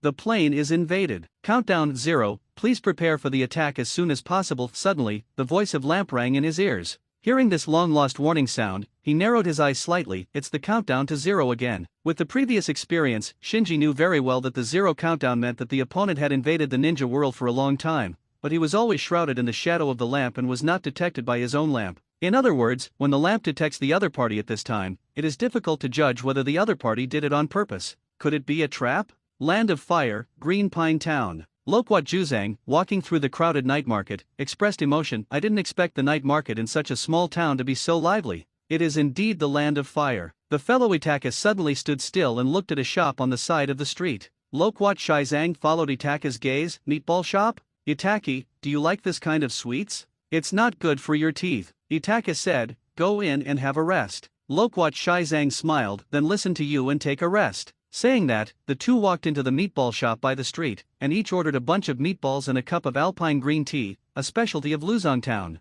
Chewing the balls in his mouth, Loquat Shizang said, Itaka, I didn't expect a person like you to like this kind of thing. You don't like it? It's too greasy. Loquat Shizang put down the bamboo skewer with the meatballs on it, and glanced at the night market outside. The group of people pretending to be us should be operating around here. He and Itaka didn't appear here to visit the night market. The Akatsuki organization is still in the stage of accumulating strength. Although it accepts various commissions, it does not take the initiative to provoke the 5 ninja villages. In Nagato's plan, Akatsuki still needs 6 to 7 years of accumulation. At the same time, he also needs a period of time to adjust himself, so that he can set off a revolution in the ninja world with the best and strongest state. Good. Although it has been more than 10 years since the reincarnation I was transplanted, Nagato is still groping. It is very difficult to control the eyes of reincarnation, that is, as the Nagato of the Uzumaki clan. If it is another person, they will not even be able to pass the level of transplantation. And even Nagato, it is very difficult to control the eyes of reincarnation. For a long time, he was unable to display the true power of the eyes of reincarnation. It is also because of this that he, who has the eyes of reincarnation, watched his best friend be forced to death by Hanzo and Danzo. During the period when the Akatsuki organization chose to grow in secret, for some reason, a group of guys who attacked the ninjas of the 5 major ninja villages suddenly appeared recently under the banner of the Akatsuki organization. Nagato was very annoyed when he received the news. Anyone who stands in the way of his plan must die, so he immediately assigned Itaki and Loquat Shizang to investigate. Itaka drank his tea thoughtfully. Unlike the relatively pure, rebellious and forbearing Loquat Tenzang, he still has people he cares about deep in his heart, so when investigating this matter, he looks calm on the surface, but is actually very urgent in his heart, because he couldn't let the village think that he had completely betrayed him. In that case, he couldn't imagine how the younger brother who stayed in the village would be treated. At this moment, Loquat Shizang suddenly got up. Itake came back to his senses and looked at the night market, only to see a figure wearing the Xiao organization red cloud cloak passing by in the crowd. His gaze was fixed, and the expression on his face changed. Apart from their group, there are no other members of the organization nearby, so when they saw the familiar red cloud cloak, they didn't need to think about it. They knew that the opponent was the guy who pretended to be their Xiao organization to attack and kill the 5 great ninja villages. Loquat Shizang smiled and said, let's do something. Itaka gently put down the teacup and nodded. The first update. Please recommend tickets, monthly tickets. At the same time, the other end of the night market. Kakashi, Kurane Ui, and Aoba Yamashiro wearing burqas were also walking through the night market crowd. According to Konoha's intelligence network, they locked the members of the Akatsuki organization who frequently attacked Konoha ninja recently in this small town. At first, only Genin and Shinin were attacked. The village immediately dispatched a team led by a special jonin to investigate. What was unexpected was that the team sent to investigate also lost contact.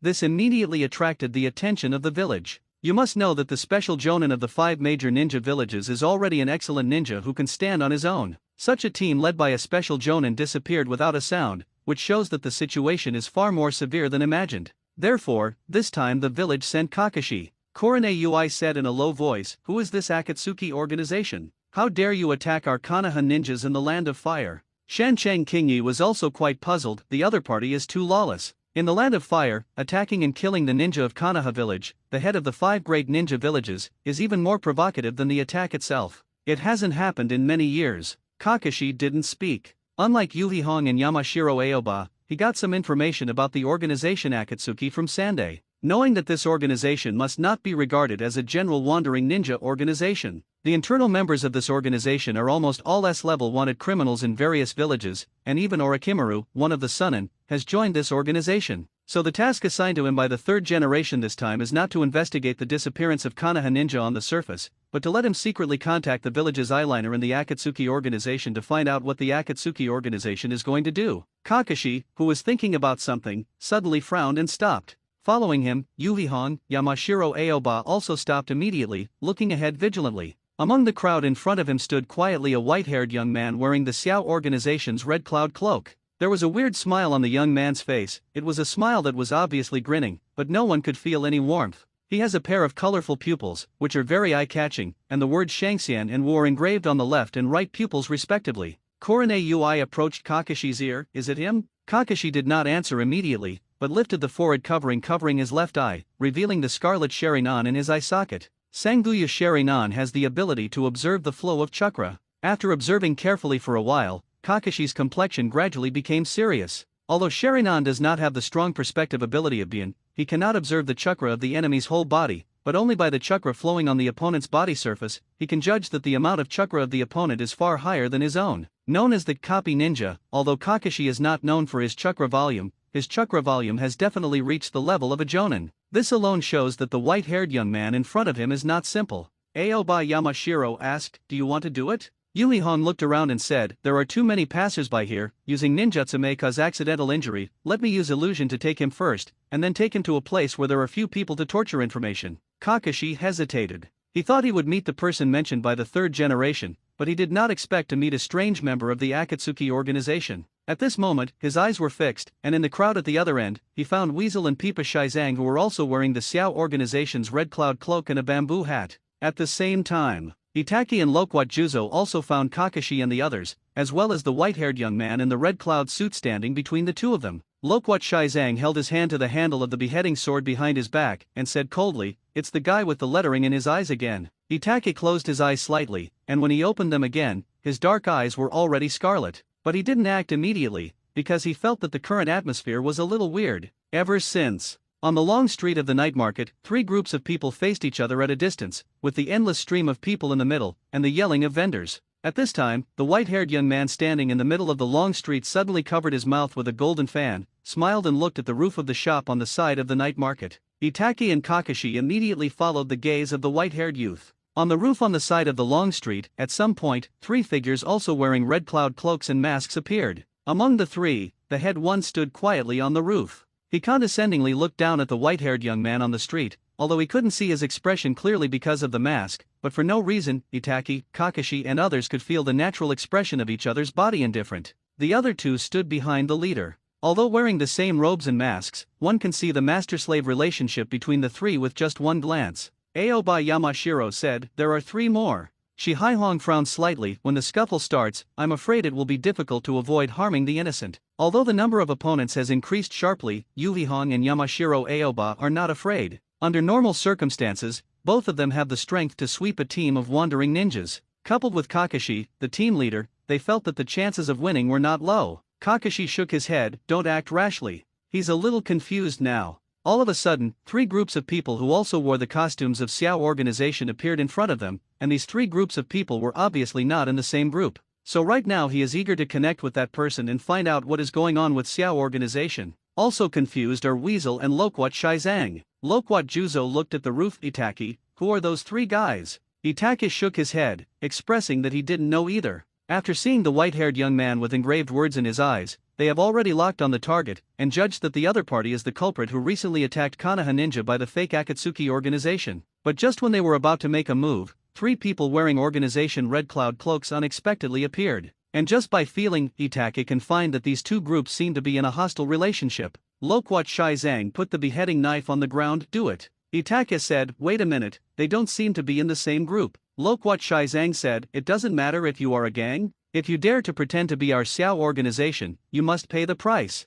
In an instant, the smell of gunpowder in the field became stronger. And at this moment, standing in the crowd, the white-haired young man tore off his red cloud cloak, bowed slightly to the three figures standing on the roof, and saluted. "Tangmo, come on." After finishing speaking, he opened the golden fan held in both hands and waved it lightly. Rumble. Amidst the deafening bangs and the turbulent cold fog, a huge ice crystal bodhisattva 20 meters high rises from the ground. As the 20-meter high ice crystal bodhisattva rises from the ground seems to tremble. "Ah!" Suddenly, exclamations erupted on the streets of the night market. The crowd scattered and fled. At this moment, exclamations, cries, and warning sounds intertwined, one after another. At this time, around the ice crystal bodhisattva with folded hands, lotus flowers made of ice crystals bloomed. These lotus flowers opened one after another, and in just a short moment, the whole market was shrouded in cold mist from the lotus flowers. The town residents in the night market, who were closer, were instantly frozen into ice sculptures, and then shattered all over the ground, turning into ice slag.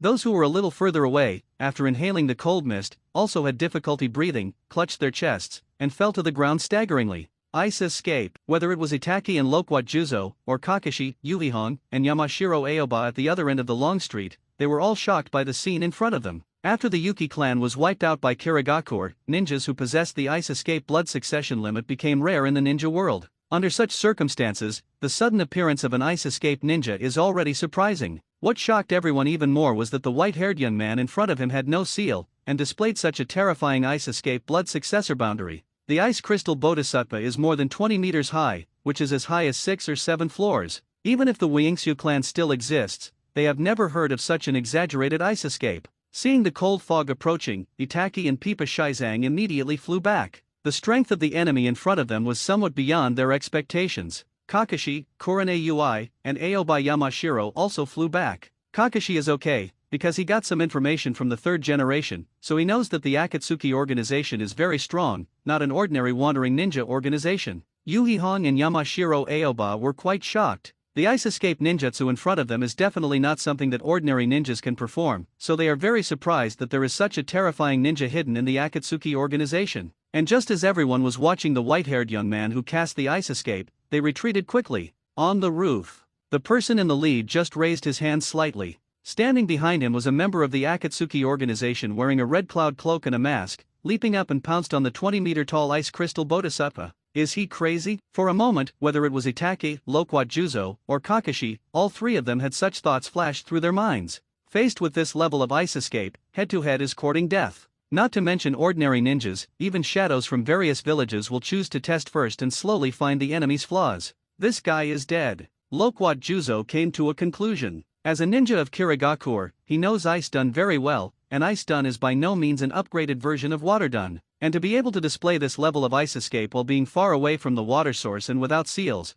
the opponent's lowest strength is also the elite Jonin. Itaki also looked puzzled at the moment. It stands to reason that it is impossible for a ninja of this strength to be unknown in the ninja world, but he has never heard of this white-haired young man named Tong Imo before. However, he approved the judgment of Loquat Shizang. Because even if he is replaced, in this case, I am afraid that the only way to control the situation on the field is to use the kaleidoscope Sharingan. Kakashi, who was also retreating, told Kurane Ui and Aoba Yamashiro next to him, quickly, send a signal for help. Yuhihong didn't talk nonsense, and immediately took out the signal flare and fired it into the night sky. After all, this is the land of fire, and it is very likely that there are Konoha ninjas on mission nearby. On the other hand, Aoba of Yamashiro psychically produced a crow, and immediately sent the news back to the village. From the perspective of the three of them, the three members of the Akatsuki organization standing on the roof were probably no match for the white-haired young man named Tong Imo. They must now be ready to deal with Tongma and clean up the situation. But at this moment, everyone's expressions froze suddenly, and then, shock expressions appeared on everyone's faces.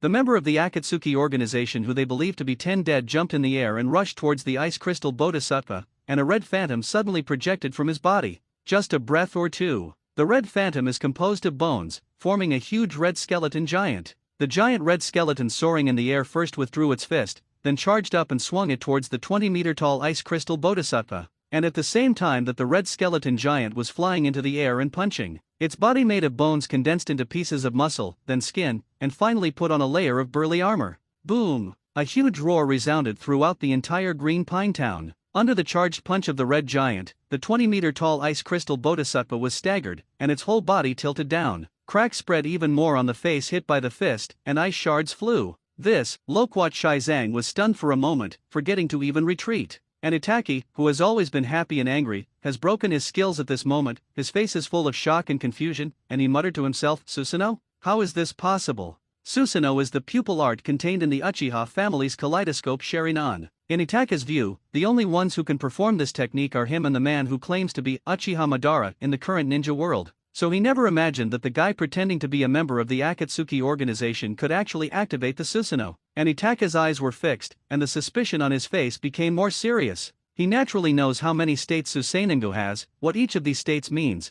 and roughly how much pupil power it will consume. And the guy in the distance who activated the Susanoo actually used the strongest form that the kaleidoscope Sharingan can activate as soon as he came up, wearing the Susanoo in half-body armor. This shows that the opponent's pupil power is very strong. After a brief shock, Itaki and Kakashi looked away from the battlefield almost at the same time, and turned to look at the figure standing on the roof. Who is he? The thought flashed through their minds at the same time. A uchiha who has a kaleidoscope Sharingan and can activate the Susanoo is willing to stand behind that person. It is conceivable that Itachi and Kakashi are so curious about the figure standing on the roof and quietly watching the battlefield. Loquat Shaizang also regained his composure and asked, Itachi, aren't those three masked people really members of our Akatsuki organization? They seem to be dealing with the guy with the lettering in his eyes too. Perhaps, it's other hidden members of the organization. Itachi wasn't sure at this point either. With this kind of strength, it really doesn't look like a counterfeit. Amidst the loud bang, the fierce battle between the red Susanoo and the ice crystal Bodhisattva continued in the small town. Because the two sides in the fierce battle are too large, every move has huge destructive power. So in just a short moment, the long street in the town became a mess. The whole town boiled up. Amidst the roar, shouts, and cries, the residents of the town started to flee with their families. Swish swish at this time, several figures went against the crowd and landed beside the three of Kakashi. The one leading the team was Asuma, who had just returned to the village. He looked up at the two behemoths that were fighting fiercely not far away, with a look of disbelief. What's going on? Even with his rich experience in guarding the 12 ninja warriors, the scene in front of him still stunned him. Whether it is the ice crystal Bodhisattva with a height of more than 20 meters in the cold mist, or the equally tall red half-length warrior giant in armor, they were all existences that he had never seen in his ninja career. Yu Haihong glanced at Asuma at this moment. Why are you here? Asuma said, I happened to be nearby and saw your signal flare. In fact, even if there was no signal flare for help, Asuma and others would rush over to find out, because even a few kilometers away, they could clearly see the fierce battle erupting in the town. Kakashi also glanced at Asuma's team, his expression still solemn. The four members of Asuma's team, except for Asuma, the former Guardian Ninja 12, the other three are ordinary Chunin in the village, and they can't deal with these vicious Akatsuki members at all. Asuma asked again, what's going on here?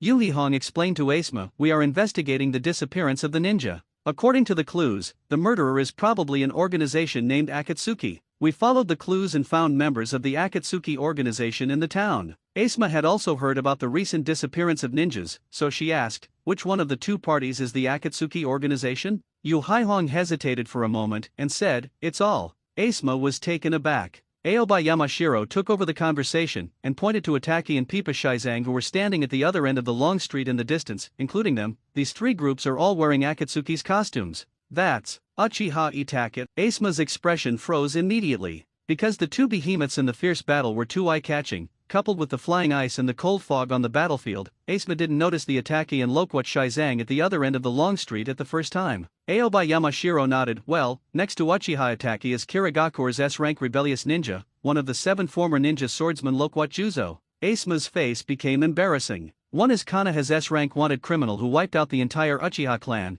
and the other is Kirigakure's S-rank wanted criminal who defected from the 7 ninja swordsmen. No matter who these two people are, if they are singled out, they are extremely troublesome existences. Coupled with the two ninjas who were fighting fiercely, Asuma suddenly felt that this organization called Xiao was too terrifying. So he asked Kakashi, what should we do now? Kakashi shook his head slightly. It is difficult for them to intervene in a battle of this level. And although he witnessed the whole process of the outbreak of the battle, he was still at a loss for the situation in front of him. Including the weasel in the distance and Loquat Juzang, there were 6 Akatsuki members who gathered in the small town tonight. But obviously, these 6 Xiao organization members are not in the same group. Judging from the fact that Itachi and Loquat Shaizang chose to stay on the sidelines and did not join the battle, they were probably divided into 3 parties. Is there internal strife within the Xiao organization? Or is there something else hidden? With this in mind, Kakashi looked at Itachi Uchiha in the distance. In his opinion, I'm afraid that only by connecting with Itachi can all the mysteries be clarified.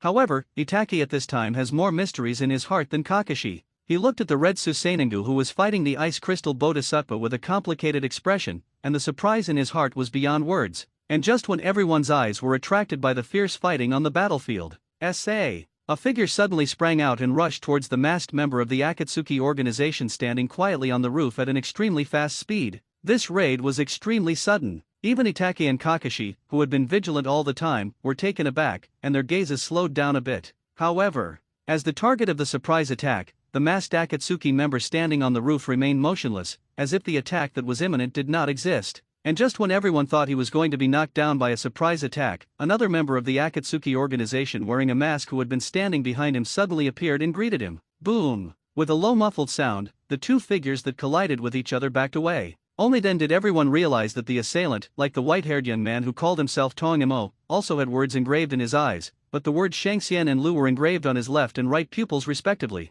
but in the fight just now, it was obvious that the raiders were better. The masked members of the Akatsuki organization were pushed back farther, and were forced to perform an unloading movement when they landed. At this moment, the raider leaped lightly and deftly landed on the roof across the street. While posing a physical posture, he said, "Shangxian Lu, Yuozuo." On the roof, the leading member of the Akatsuki organization wearing a mask just glanced at Yuozuo lightly, and then there was no more response. He still stood there quietly. It was as if everything in front of him was under his control. Faced with such contempt, Yuozuo seemed a little annoyed. He stomped his feet, and the roof shattered with a bang, and the whole person was thrown out like an arrow from the string under the reaction force, shouting loudly, "Sabotage, random style." Almost at the same time, the member of the Akatsuki organization who was wearing a mask who had just fought against him quickly formed a seal with his hands, "Ice escape, magic mirror ice crystal," instantly. On the long street where ice shards splattered everywhere in cold mist bursts, ice mirrors appeared out of thin air, and then formed a crystal clear ice cover, covering the entire Yuozuo with "Land of the Wind" engraved in its eyes.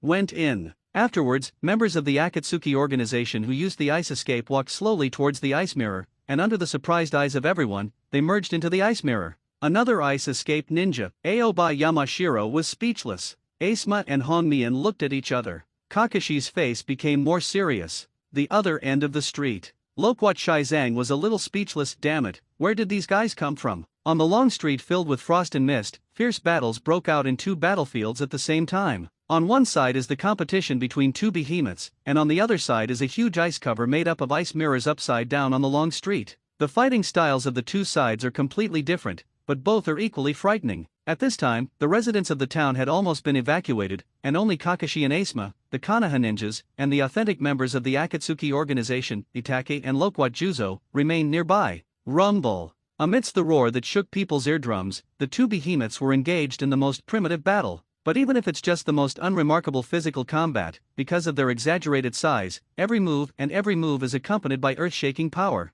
I don't know if it is the illusion of Itake, Kakashi, and others. After observing for a while, they faintly found that the members of the Akatsuki organization who manipulated the red Susanoo seemed to be trying their best to prevent the battlefield from spreading around and causing greater damage to the town. He dragged the ice crystal bodhisattva who was trying to expand the battlefield several times near the long street. But the white-haired young man who called himself Tong Mo who controlled the ice crystal bodhisattva seemed to have no worries in this regard. He waved two golden fans and launched attacks wantonly. It's just that the ice crystal bodhisattva's offensive seems to have no effect on the red Susanoo, and it can't hurt the member of the Akatsuki organization in the Susanoo at all. Although the red Susanoo can destroy the ice crystal bodhisattva, causing the body of the ice crystal bodhisattva to be covered with cracks and debris, it cannot completely destroy the ice crystal bodhisattva for a while. At this moment, Tong Mo leaped onto the shoulder of Bingjing Bodhisattva. While waving the golden fan, he said with a self-confident smile, "How long can your lungs last in this cold air? The giant that surrounds you should not be able to block the ubiquitous cold air, right?"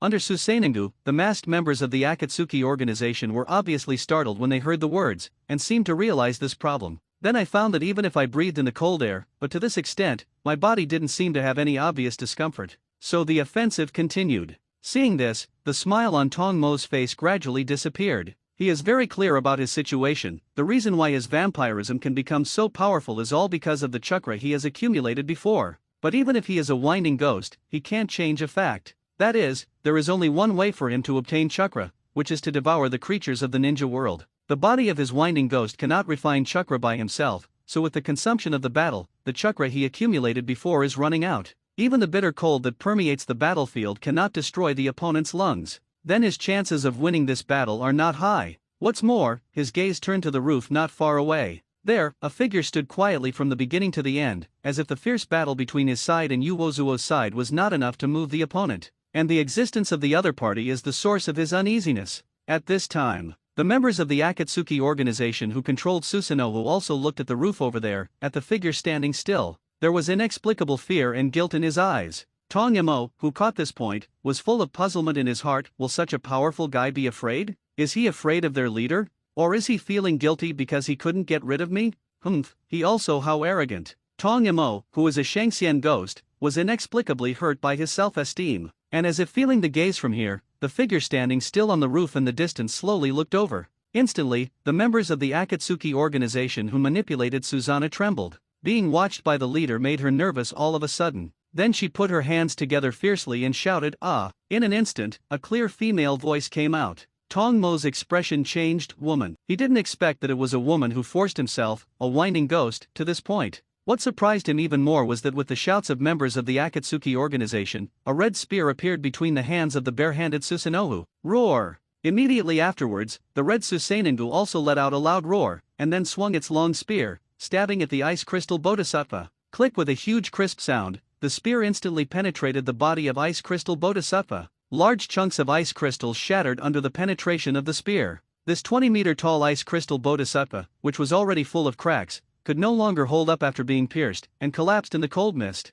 And with a large number of ice cubes and ice chips flying, the cold air on the long street became more and more intense, almost to the point where you can't see your fingers. Both ends of the street. Kakashi immediately signaled everyone around him to continue retreating to a safer area. Itaki and Loquat Shizang looked at the cold fog that was approaching again, and also flew backwards. After a few ups and downs, they stood on a building that was farther away. And just as the two sides retreated, the figure standing quietly on the roof before suddenly disappeared. Itaki was the first to discover this, and with a frightened gaze, the Sharingan in his eyes carefully inspected the battlefield. However, because the cold fog on the field was so thick, even his Sharingan could not search for it for a while. To that figure. Soon, on Kakashi's side, he also found that the figure of the leader of the Akatsuki organization standing on the roof was gone. Asuma was puzzled. Where are people? Shanshiro Aoba shook her head. It's too cold, I can't see anything clearly. Not to mention him, even the crows he raised couldn't get close to the core battlefield at this time. They could only hover in the higher sky and let out a crow call or two.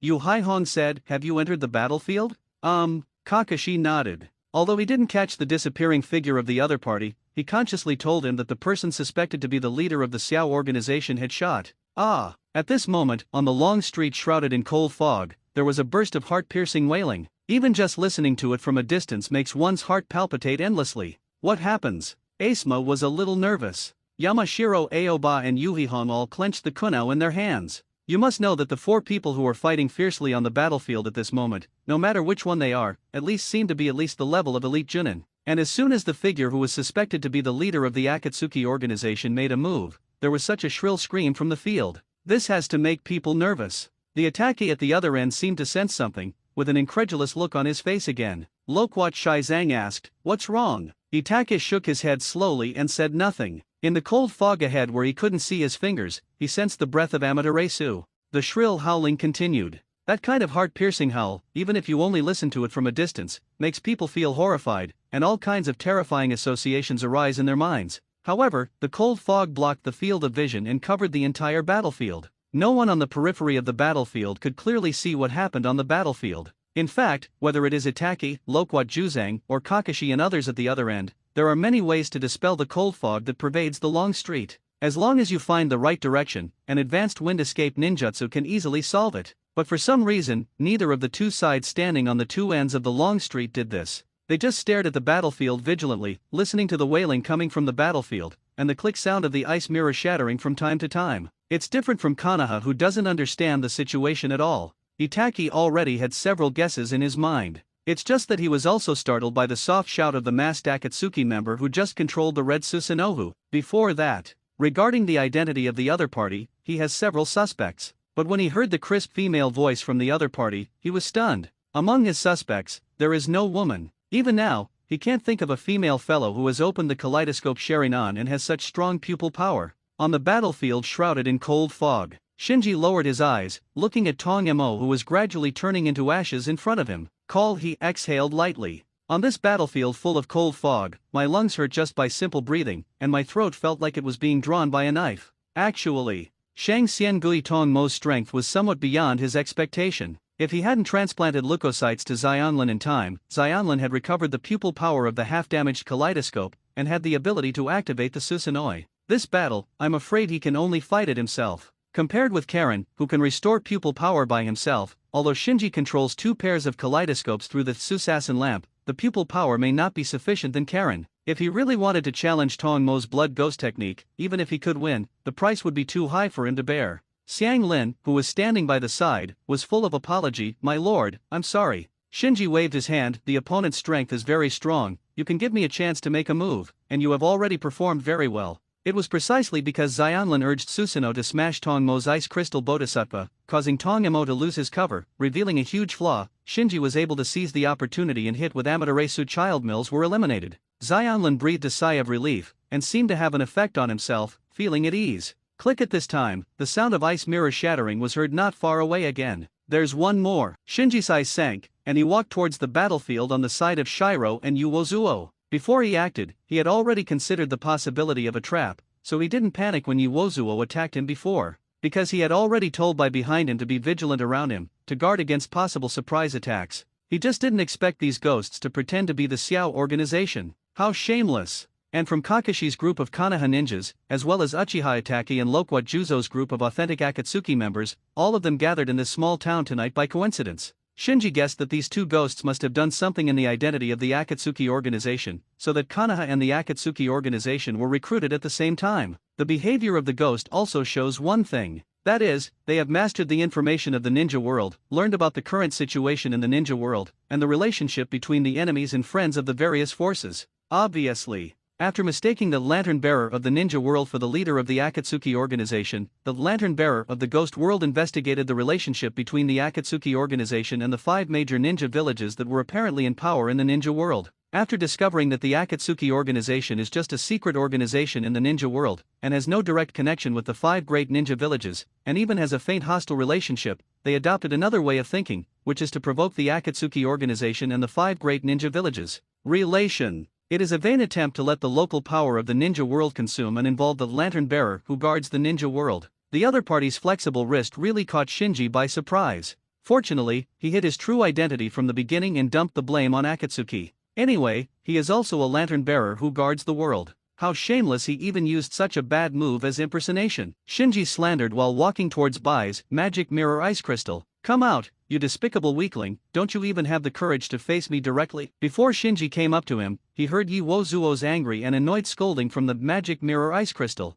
Undoubtedly, Bai did not choose to fight head-on with Uozuo, a powerful Shangxian ghost, but temporarily confined Uozuo in the magic mirror ice crystal through ice escape. After seeing the match between Xiang Lin and Tong Mo of Shangxian Wu, Bai already evaluated the strength of Shangxian ghost in his heart. In his opinion, Kamaizuru, who is full of chakra, definitely possesses the combat power of an elite Jonin. Coupled with the ghost's almost immortal body and the domineering ability to plunder chakra by devouring flesh and blood, he thought to himself that with his own strength, it was impossible to be the opponent of Shangxian ghost. It is also this self-knowledge that makes his tactical choice very clear, that is to hold back the enemy as much as possible and create opportunities for the leader to wipe out the enemy. Fortunately, because of Tong Mo, the entire long street was shrouded in cold fog. This kind of environment full of water vapor and low temperature is simply a battlefield tailored for him, the ice escape blood follower ninja. And Uozuo, the Shangxian Lu, is a ghost who focuses on physical combat skills. In terms of physical skills, Uozuo is far superior to Tong Mo, but when it comes to large-scale destructive power, he is far inferior to Tong Mo. So when he was trapped by Bai's magic mirror ice crystal, for a while,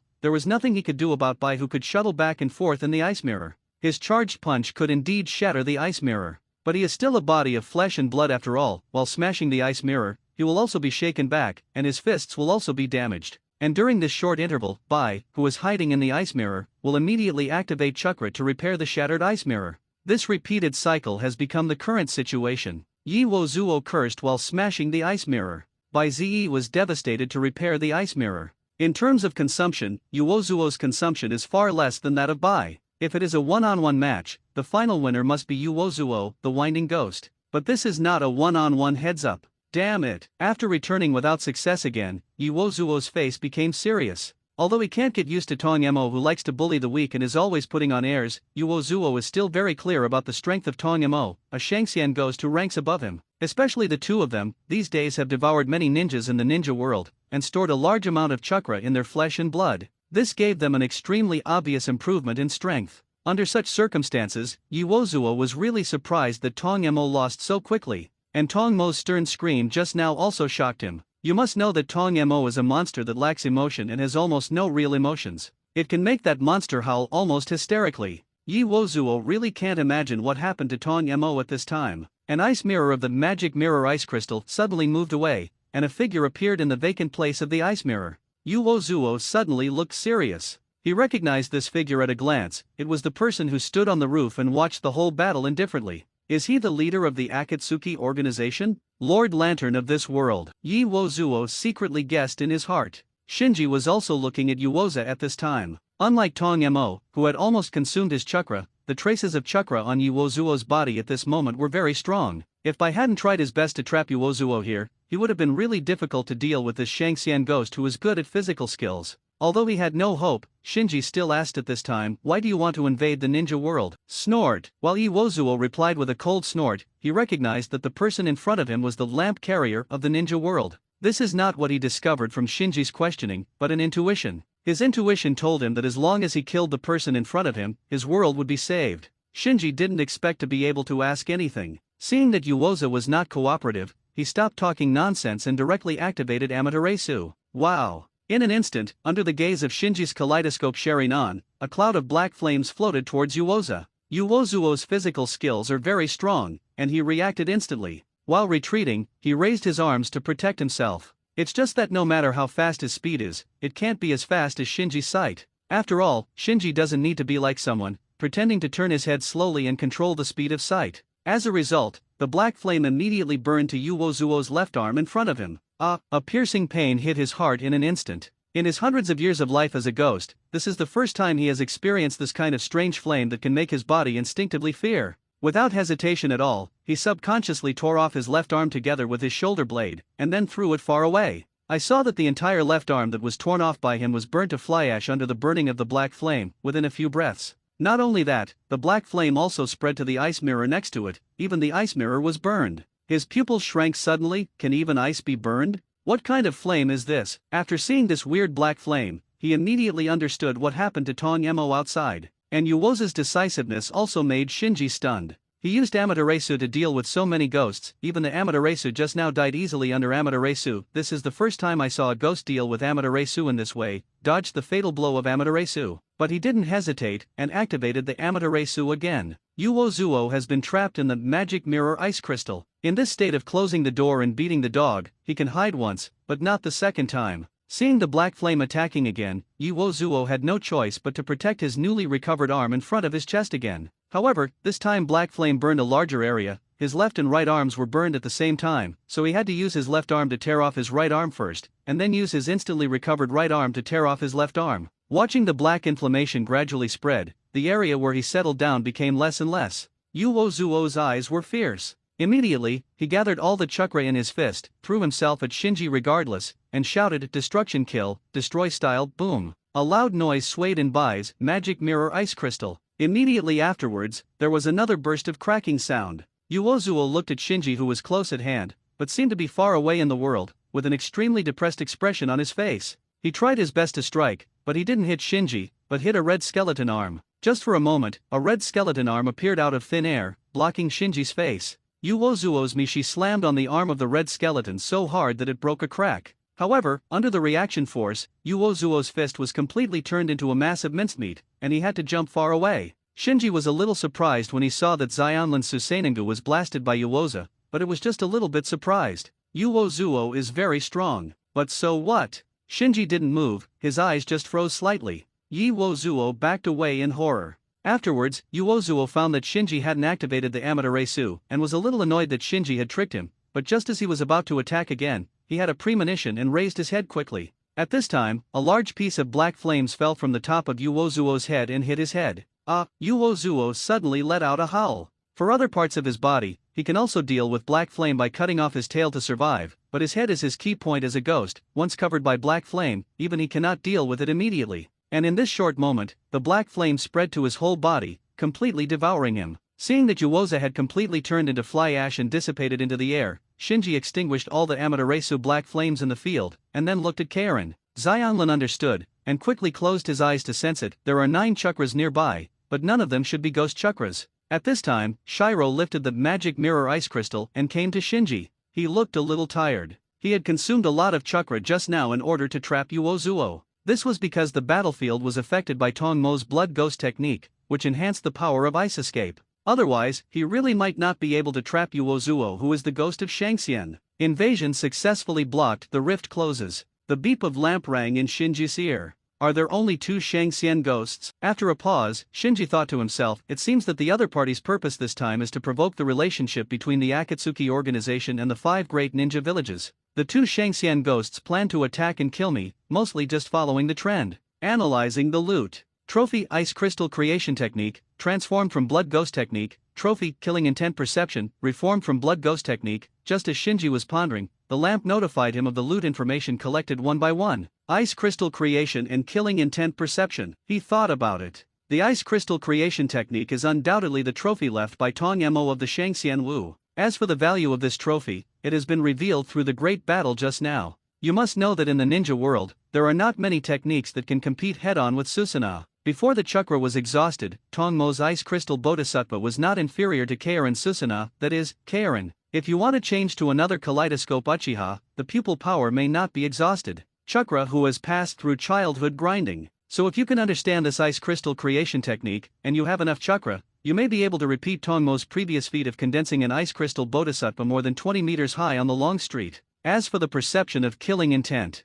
it must be the spoils left by Yi Wozuo of the Shangxian land. In Shinji's memory, Yi Wozuo, the whining ghost, does have the ability to perceive what he calls fighting energy. Yi Wozuo has experienced countless battles in his long life as a ghost. During the battles, he gradually comprehended a set of methods to predict the opponent's movements and perceive the opponent's killing intent, and fully integrated it into his own instinct. It can be said that the killing intent perception is the greatest legacy of Yi Wozuo, a Shangxian ghost who has been pursuing to become stronger all his life. Shinji quickly made a decision on how to distribute the spoils. In terms of fit, the Ice Crystal Creation Technique is almost tailor-made for Bai, the Ice Escape blood-following ninja, so there is no doubt about it. And killing intent perception is very important to him. It can not only improve his combat effectiveness, but also increase his survivability and avoid being attacked by Xiao Xiao. So he picked up the light cluster of killing intent perception by himself, then pointed to the light cluster of Ice Crystal Creation Technique and said, "This is for you." For Shinji's assignment, Bai and Xianlin had unconditionally obeyed, so Bai did not hesitate, and immediately stepped forward to grab the Ice Crystal Creation Technique. Reward settlement in progress rating C. Obtain gifts from the Ninja World Chakra, a small amount, Natural Energy Affinity, a small amount, please choose one. Shinji pouted.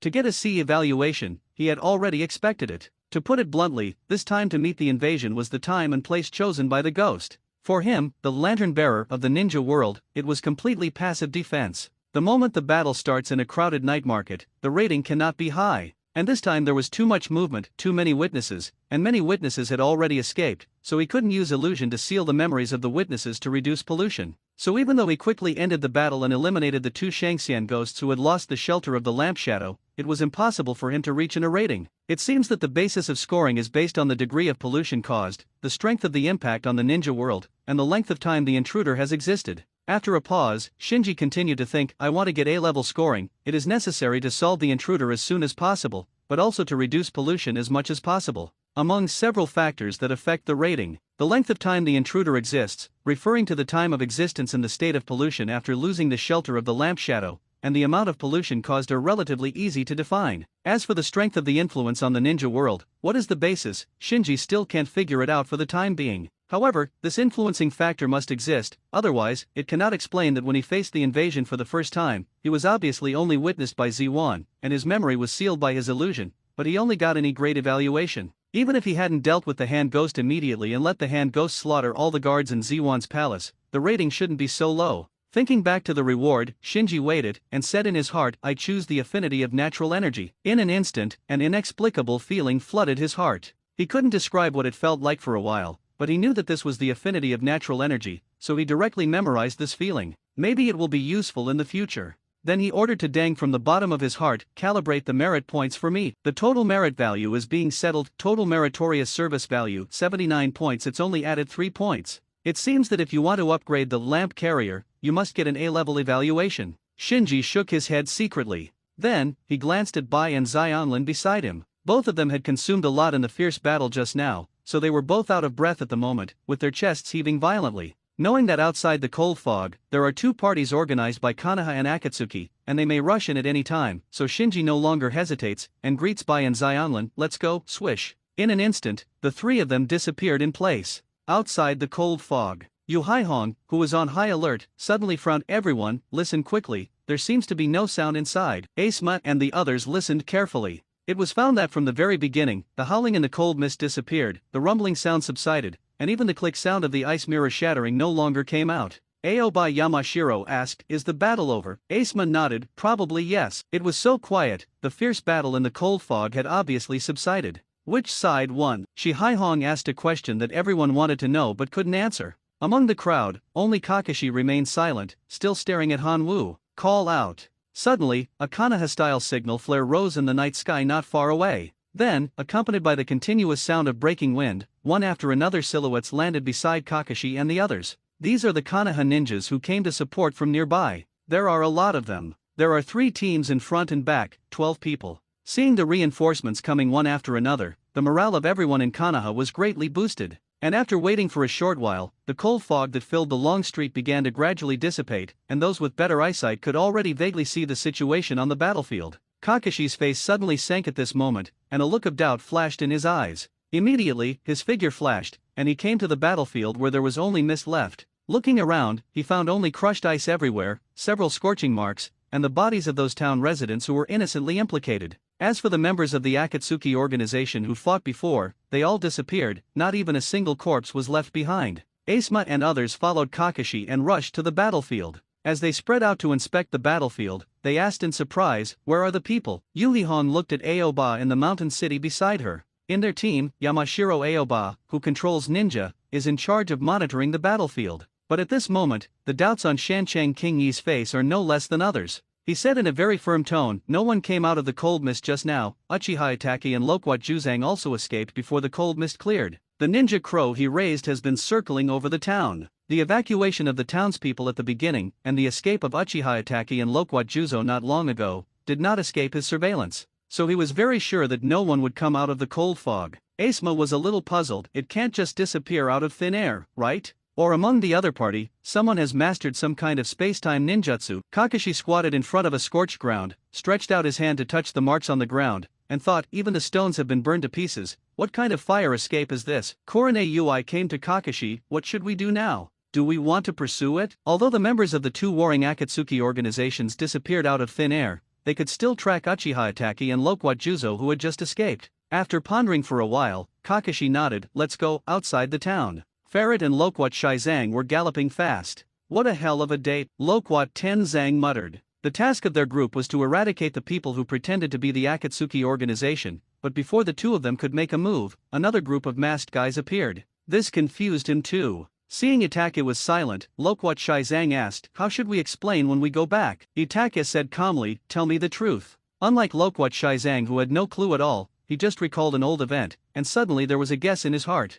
He recalled that when he recruited Deidara before, Deidara asked him, "No mask?" At that time, he only thought that Daidara's personality was more eccentric, so he didn't think much about it. Now thinking of the 3 mysterious people wearing masks and red cloud cloaks in the small town, his mind suddenly became active. Could it be that within the organization, there is still a force that I don't know? After a pause, he continued to think, is it the leader's side? Or the one who claims to be Uchiha Madara? Considering that the guy who called himself Uchiha Madara also liked to wear a mask, Itake faintly felt that the 3 Akatsuki members in the town just now were probably on the Uchiha Madara side. Swish! At this moment, Loquat Shizang suddenly pulled out a handle of kunao and threw it behind him. Quack! Immediately afterwards, a ninja crow screamed not far behind, and then a ninja crow with a kunao stuck in it fell from the air. After dealing with the ninja crow that was following him, Pipa Shizang glanced back. "It seems that someone is following us." Itake didn't look back, just said lightly, "Don't worry about them." "All right." Loquat Tenzang let go of the hand holding the beheading sword.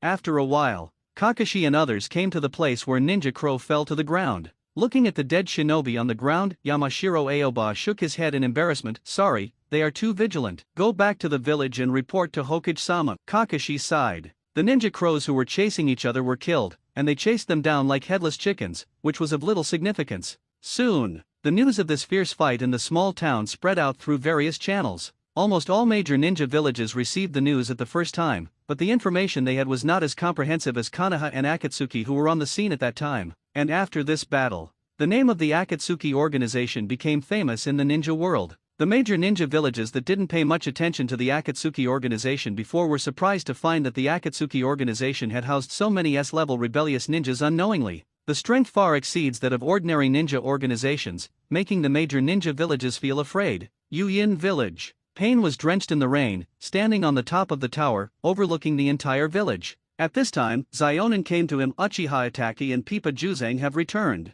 According to their report, the person who pretended to be us should be the mysterious organization with engraved letters in the eyes of the group that attacked you before. Pain asked, have their backgrounds been investigated? Xiao Nan shook his head, and then said, there is one more thing that needs your attention. What's up? Zionin recounted in detail the contents of Uchiha Itaki and Loquat Juzang's report. I have some doubts that the 3 people who helped us hunt down and kill the mysterious organization pretending to be us were secretly recruited by Uchiha Madara. You're playing tricks, Pain said in a deep voice. I didn't expect him to have a team of people in private. Xiao Nan said, I'm very worried that we don't have enough manpower. Don't worry, I'm here. After a pause, Pain said, but your worries are justified, let's find some more people. Zionin nodded slightly. In a dark cave, Ju leaned out from the ground and said to Obito, the news brought back by Itaki and Pipa Juzang should be true. A gloomy look flashed across Obito's eyes. Are those 3 guys wearing masks members of the organization? Ju shook his head, I've never seen them before. That guy Nagato, it seems he has kept a lot of things from me. I don't know where he found a Uchiha who can activate Susanoo. Obito frowned slightly. In his mind, it is impossible for a Uchiha who has a kaleidoscope Sharingan and can activate the Susanoo to pretend to be a member of the Akatsuki organization. The proud Uchiha doesn't bother to do this. So those 3 guys wearing masks and the red cloud cloaks of the Akatsuki organization are most likely members of the Akatsuki organization. In this way, he naturally suspected that Nagato secretly recruited a group of people without telling him. As for why, Obito has already imagined many possibilities. After all, he personally buried the first-generation Akatsuki organization founded by Yahiko. He is very guilty. Ju was a little worried. What if Nagato gets out of control? Obito thought for a while, then shook his head and said, he probably won't turn against me now. He still needs our strength, but we really need to make some preparations in advance. Ju asked, what preparations? Obito ordered, we also want to find some people. He is very afraid of the manpower recruited by Nagato privately. Especially the mysterious kaleidoscope Uchiha. He felt even more uneasy. Listening to Kakashi and others report, the 3rd generation who was smoking a pipe fell silent. The faces of the 3 advisor elders who were watching were also different at the moment. Turning to bed, Ziokun's brows were almost knit together, her eyes were full of puzzlement. The news that Kakashi brought back not only did not dispel her doubts, but made her even more confused about the disappearance of the ninja. Maidama Yen looked thoughtful. The strangest thing was Danzo. He lowered his eyes, and those who didn't know thought he was dozing off. After a long time, Sandei waved his hand. Kakashi stays, the others go out. Asuma hesitated for a moment, then turned around and followed Korone Ui and Aoba Yamashiro, and left Hokage's office. All the teammates who were waiting to go with him left the office, and Kakashi bowed and apologized to the 3rd generation. I'm sorry, I couldn't connect with that person this time. What Kakashi was referring to was naturally Itaki. The 3rd generation is a bit regretful. If Kakashi can connect with Itaka this time, all mysteries may have answers. Turning to sleep, Xiaochun couldn't help asking at this time, what's going on with the Xiao organization? Why did they absorb so many S-level traders? What do they want to do? Maidamonian glanced at Danzo. Danzo, I remember that you have dealt with this organization called Akatsuki before, right? After being questioned by Mito Minion's name, Danzo seems to have just come back to his senses. He did not deny, I did participate in an operation against the Akatsuki organization, but that operation was planned by Hanzo of Yuin Village, and the old man was just a witness. And in that operation, the so-called Akatsuki organization had already it was destroyed by Hanzo. Sancho Fish Hanzo. Mito Minion's face darkened. In his cognition, the leader of Yuin Village, Sanjiayu Hanzo, is one of the strongest ninjas in the ninja world, and has the title of half-god. Danzo moved Hanzo out, and he couldn't continue to make trouble. But Danzo, who has always been reasonable and unforgiving, did not continue to say anything this time, and fell silent rarely. He knew better than everyone present what was going on with the Xiao organization. The action against the Akatsuki organization a few years ago was not so much planned by Hanzo as it was instigated by him behind the scenes. Its purpose was to consume the strength of Yuin Village. It's just that the action wasn't perfect that time. The Akatsuki organization was not completely destroyed as he said, but a fish that slipped through the net hibernated. In order to eradicate the grass and roots, he has also tracked down the Xiao organization these years, but he has gained little. Of course, this is mainly because his investigation did not cover Yuin Village. Because in his opinion, Yuin Village is Hanzo's lair, and with Hanzo's cautious character, Yuin Village must be managed in a monolithic manner. No matter where Xiao organization hides, it is impossible to hide in Yuin Village. So after finding out no valuable information, he thought that the Akatsuki organization had disappeared over time. Unexpectedly, not only did the Akatsuki organization not gradually dissipate, but it became a climate again, gathering a group of dangerous S-rank rebels. At this time, Sandei put down his pipe and said to Kakashi, "Tell me your opinion." Kakashi considered his words for a while, and slowly said, "My opinion is that there may be some kind of split within the Akatsuki organization. This incident should be caused by this split." The third generation stared coldly. "Tell me in detail." Kakashi followed his own thinking and analyzed. "I did a survey. Before that, the areas where the Akatsuki organization was active avoided the 5 major countries. It can be seen that they don't want a conflict with our 5 major ninja villages." Sandei nodded slightly, approving Kakashi's analysis. Kakashi went on to say, "But this time, the Xiao organization took the initiative to attack the ninjas of our 5 great ninja villages. This behavior is contradictory to their previous actions." Turning to the bed, Xiaochen took over the conversation. "So you judged that there was a split among them, and the 2 groups were fighting each other, which caused this incident?" Kakashi nodded, "Yes." Turning to bed, Xiaochen said, "Even so, we, Konoha, can't let this Akatsuki organization go any longer." Mito Minion echoed, "They recruited the S-level rebels from various villages, which in itself is contempt for us." Seeing that the third generation was still pondering, Kakashi quickly remonstrated, "Master Hokage, the strength of the Akatsuki organization has far exceeded our expectations. If we want to deal with them, it is best to cooperate with other ninja villages."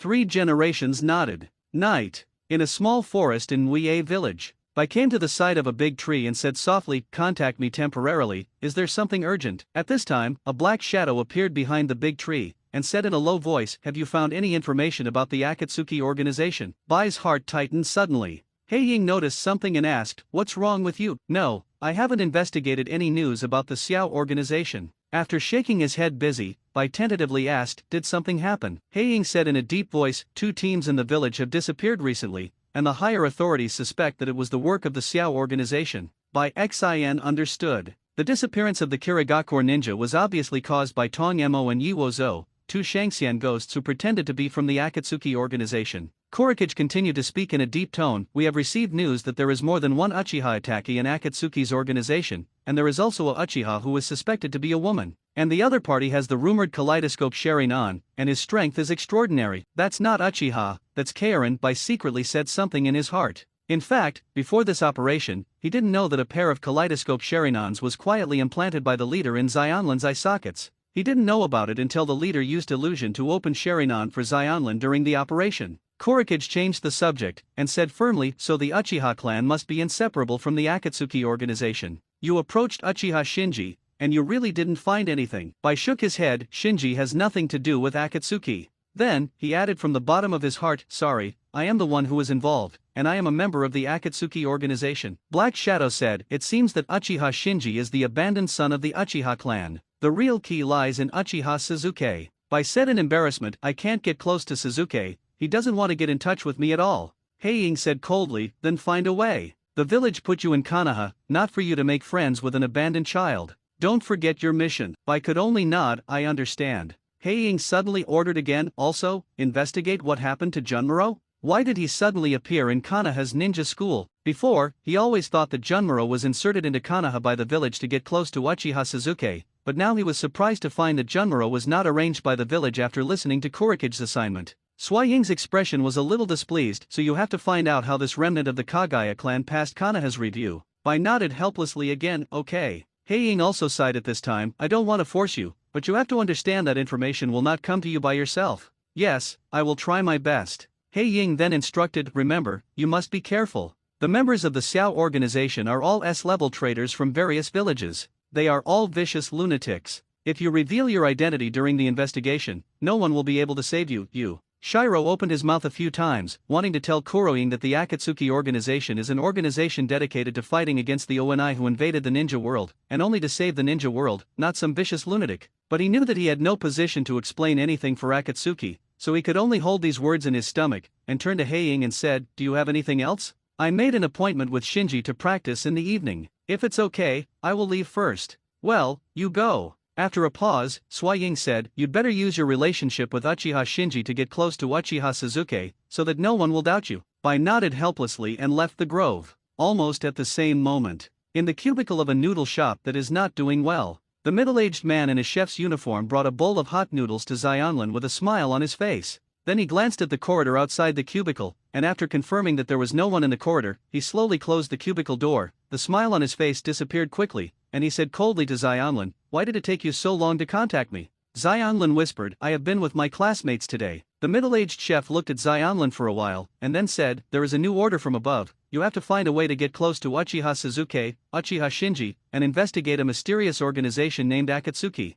What? Zionlin was taken aback. The middle-aged chef frowned, what's your expression? Zionlin quickly suppressed the surprise on his face. As a member of the Akatsuki organization, she really didn't expect that Kusanagi village would give her an order to investigate the Akatsuki organization, which made her lose her composure for a while. The middle-aged chef naturally wouldn't associate Zionlin with the members of the Xiao organization. He thought that Zionlin's surprise just now was just a resistance to the task. Resist. Execute the task well. The middle-aged chef glared at Zionlin, and then threatened, you don't want your mother to be disappointed, do you? Zionlin lowered her head, the anger flashed in her eyes, she took a deep breath and asked, is my mother okay? The middle-aged chef replied without hesitation, well, she is very good. Zionlin suppressed her anger, and thought in her heart, sure enough, it's just like the adult said, Cao Ninja Village just wants to use me, and won't tell me the real situation of my mother at all. Although Shinji has not yet found the opportunity to arrange for Zionlin to meet her mother. But through the briquettes, Shinji handed over the letter written by Kaorin's mother to Kaorin, so Kaoru has learned about her mother's current situation from the letter.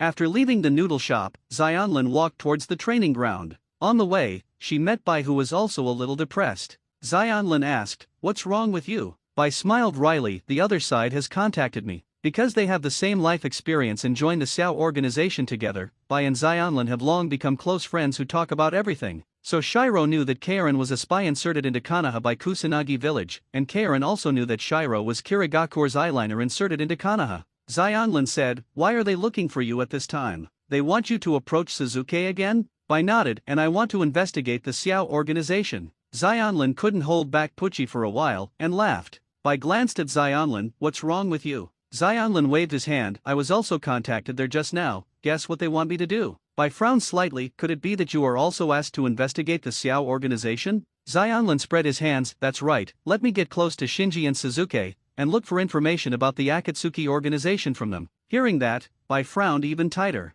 Kirigakure investigated Uchiha, and it is understandable to investigate the Akatsuki organization. After all, the third generation of Mizukage is suspected to have been controlled by Uchiha with illusion, and Kirigakure's senior management is deeply ashamed of this. But Cao Ninja Village suddenly began to pay attention to the Akatsuki organization, which is a bit wrong. So, he asked, why did Kusanagi investigate our Akatsuki organization? Zionlin shook his head, they gave me tasks and never explained anything, so I don't know why. Hey, it's too bad. Bai sighed, and then said, those ghosts must have done something, so the villages will target us. Xiang Lin also became nervous when he heard it, then what should we do? Should we report to the adults? Bai said, do you think adults don't know about things that we have discovered? Right. Thinking of this, Zionlin felt relieved again. Bai said again, it's just that I don't know what's going on with those people in the outer formation. Your Excellency doesn't seem to trust them very much. In the small town before, Bai Zhao discovered Uchiha Itaki and Loquat Juzang at the other end of the long street. He thought that the two of them would help him deal with Kamizuki together, but after the whole match, Uchiha Itaki and Loquat Juzo both chose to watch. He never found a chance to ask the leader about this doubt. Zionlin said, I don't care about those people, I only listen to the adults. Bai smiled and felt a little relieved, yes, we are inside the formation, there is no need to take care of the affairs of the outside formation, as long as you listen to the adults. Soon, the two whispering to each other came to the practice field. Although it was already night, Shinji was still practicing taijutsu in the training ground. Looking at the figure of Shinji in the training ground from a distance, Bai told Zionlin, although Shinji is Uchiha, he doesn't know anything, we must not implicate him. Xianglin nodded emphatically, well, we must not let him know about our affairs, otherwise, he will be harmed. For Shinji, who sincerely accepts himself, whether it is Shiro or Kaorin, they all have sincere feelings. They have a natural sense of closeness to Shinji, who has the same background and experience as themselves, because everyone is the remnant of being rejected by others. At this time, Shinji in the training ground also found Bai and Zionlin not far away, so he waved, what are you two talking about over there? Come here, I have been waiting for you for a long time. Standing by the window of the high-rise teaching building, the three generations clasped their hands behind their backs, looking at the ongoing final exam on the playground below. On the side, several advisor elders were also present. At this time, there was a sudden burst of cheers on the playground. The people by the window followed the prestige, and saw Suzuki standing in the field with one hand on his hips, and three opponents lying sideways. Mito Minion smiled, that little guy Suzuki has become stronger again. Turning to bed, Xiaochan nodded and said, his growth rate is no worse than his brother Uchiha Itaki, and it seems that he is another Uchiha genius similar to Shisui and Itaki. The third generation also nodded slightly. Even with his critical vision of a ninjutsu doctor, he has to admit that Suzuki's growth rate far exceeded his expectations.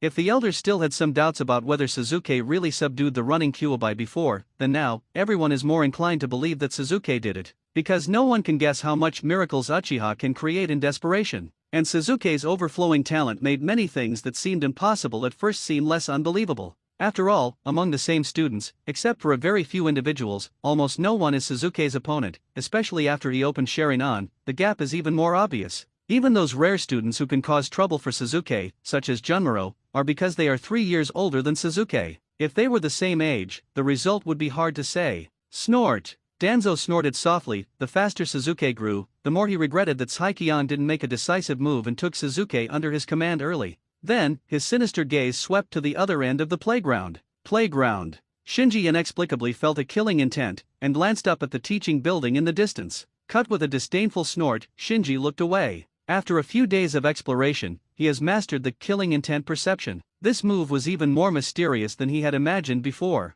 Although the essence is just a kind of prediction and perception of the enemy, when it is integrated into intuition, it sometimes has unexpected effects. Just like just now. The distance between Danzo and him is far beyond the range of killing intent perception, but for some reason, he just vaguely felt the killing intent cast from a distance, although this feeling was very weak. In the next group, Uchiha Shinji's team will face Kazagi Yumi's team. Mizuki, who is the invigilator of the final exam, announced the list of the next group. Shinji beckoned and led Bai and Xionlin onto the stage. After finishing the gesture of the seal of opposition, Shinji's figure flickered, and he rushed directly to the opponent, just a knee blow, a side leg, and a hand knife. The 3 opponents fell to the ground, moaning babbling. Shinji glanced at Mizuki. Mizuki was taken aback for a moment, and then announced Shinji's team wins. Shinji made another seal of reconciliation, and then led Shiro and Xionlin off the stage. This kid Mizuki smiled helplessly on the surface, but there was an indescribable unwillingness in his heart. Not to mention the students who were watching just now, even he, the invigilator, didn't watch the series of movements of taking Shinji.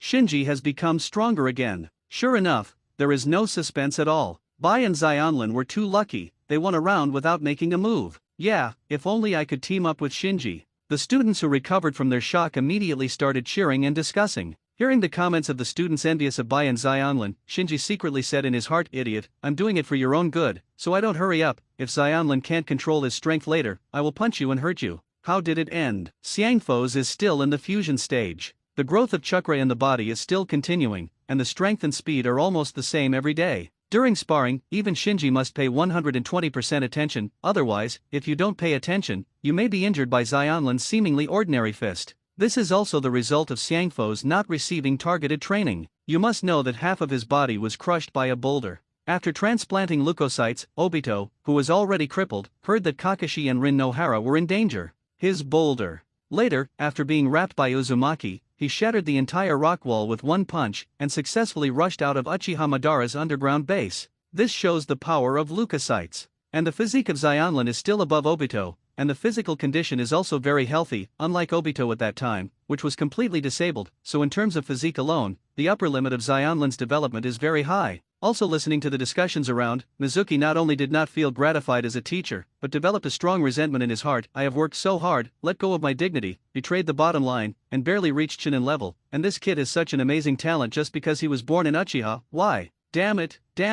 Shinji, who was leaving the stage, suddenly turned his head and glanced at Mizuki. Seeing Shinji looking over, Mizuki immediately suppressed the resentment in his mind, and a smile appeared on his face. Shinji responded with a smile and left. Courtside. Tian asked Ning Ci, who are you looking at? Ning Ci shook his head and looked away. He rolled his eyes, originally wanting to gain insight into Shinji's movements and make some preparations for the subsequent fight, but soon his attention was attracted by Xionlin standing beside Shinji. How could the chakra in her body be so strong? After a pause, he said to himself again, could it be because of the Uzumaki clan? Then, he put this doubt behind his head, and his eyes focused on Shinji again. For him, Shinji is the only rival in his class. First round. Second round. Amid the cheers again and again, the exam came to the third round. The only remaining Shinji team and Niji team will have a third round of competition to compete for the final winner. When the two sides entered the field, the atmosphere on the sidelines reached its peak. Whether it was supporting Shinji or Niji, they all shouted loudly at this moment. Field. Niji, who put on the stamp of opposition, stared at Shinji and said, "Shinji, this day is finally here. I've been looking forward to it for a long time." Shinji smiled slightly, and also made a mark of opposites. At this time, Mizuki on the sidelines announced, "The competition, start." Ning-Si's eyes opened instantly, and he put on a soft fist posture. Shinji had been attacking in the previous rounds, so in order not to give Shinji an opportunity, he chose a defensive posture as soon as he came up. S.A. Shinji moved. Coming. Ning-Si's heart trembled, and the chakra in his whole body also stirred up. But soon, the composure on his face turned into astonishment, because Shinji didn't rush at him, but jumped at Xiaoli with a flash of his figure. "How are you?" Xiaoli was on guard against Shiro, but he didn't expect that Shinji would throw Niji away and pounce on him. Before he could even block him, he was kicked out of the field by Shinji. After finishing Xiaoli, Shinji's figure flickered, and he rushed to Tian, who was not far away. Snort! Niji instantly understood Shinji's tactics, snorted lightly, and then followed suit and rushed toward Shiro. In his mind, since Shinji avoided him and dealt with his teammates first, then he would deal with him in his own way, and deal with Shinji's teammates first. Finally, one-on-one to decide the winner. As for Shinji already taking the first step to deal with Xiaoli, he is not in a hurry, because he is confident that he can defeat Bai and Xianlin before Shinji defeats Tian. Ever since, an unexpected scene appeared on the field. The two super geniuses in the class did not choose to fight fiercely when they first came up, but threw off each other and strangled the weaker teammates of the opponent. Teaching upstairs. The eyes of the advisory elders were also attracted by this confrontation between Uchiha and Hinata. Danzo said coldly, "Two conceited brats." On the other side of the roof, leaning against the water tank, holding a book of Kakashi who loves heaven in his hand, he glanced lazily at the playground. "Do you regard the opponent's teammates as a breakthrough, this moment?" Around the playground, countless eyes, both open and dark, were focused on this collision between Uchiha and Hinata's genius. Inside, Ning-Si went down the mountain like a tiger, and threw himself in front of Bai, slamming his palms overflowing with chakra, trying to replicate the scene where Shinji dealt with Xiaoli neatly just now. Whirring accompanied by the howling wind of palms, Niji's palms with afterimages reached Shiro's shoulders. If this palm was struck firmly, Bai would immediately lose his fighting power. However, at the moment when Niji's palms were about to hit Bai was short and somewhat embarrassed, barely avoiding Niji's inevitable blow. Ning-Si was taken aback. He didn't expect that Bai, who was usually not very eye-catching, could dodge his blow, and his heart became a little impetuous. And out of the corner of his eye, he noticed that Tian, who was not far away, was jumping high, barely resisting Shinji through the ninja tool sealed in the scroll. "I can't last long every day, I can't waste any more time." Seeing that Shiro had already dodged far away, Niji instantly changed his target and rushed towards Xianlin, who seemed unprepared. While pounced on Xianlin, he also used the vast field of vision of Bian to estimate the distance between himself and Shiro after knocking down Xianlin, and planned the route to attack Shiro again. Swish! But at this moment, without waiting for Ning-Si to attack in front of him, Xianlin jumped back suddenly. The speed was so fast that even Ning-Si was surprised. Looking at Xianlin, who jumped far away, and at Shiro, who moved aside, Niji's expression became entangled. But his entanglement didn't last long. At this time, in a cry of exclamation, Tian was kicked out of the field by Shinji. Awkward. This is the only feeling Niji has at the moment. Xiaoli, who was kicked out of the field, got up and shouted to Ning-Si, "I'm sorry, I was careless just now." Tian also pouted, "That guy Shinji is too bad." Ning-Si looked at Shinji, Shiro, and Xianlin, who were vaguely surrounding him, and his complexion sank. And just when he thought that Shinji and the others were going to besiege him, Shinji waved his hands at Shiro and Xianlin, "It back." Ning-Si's face was a little embarrassed. "Shinji, what do you want to do? I don't need you to let me. I didn't give in to you, those 2 oil bottles will only hinder me." Shinji smiled, and at the same time thought in his heart, "Ningji, I can't beat them without the kaleidoscope sharing on." Of course Niji didn't know Shinji's true thoughts. He said with a sullen face, "Shinji, you will pay for your arrogance." With that said, he rushed toward Shinji.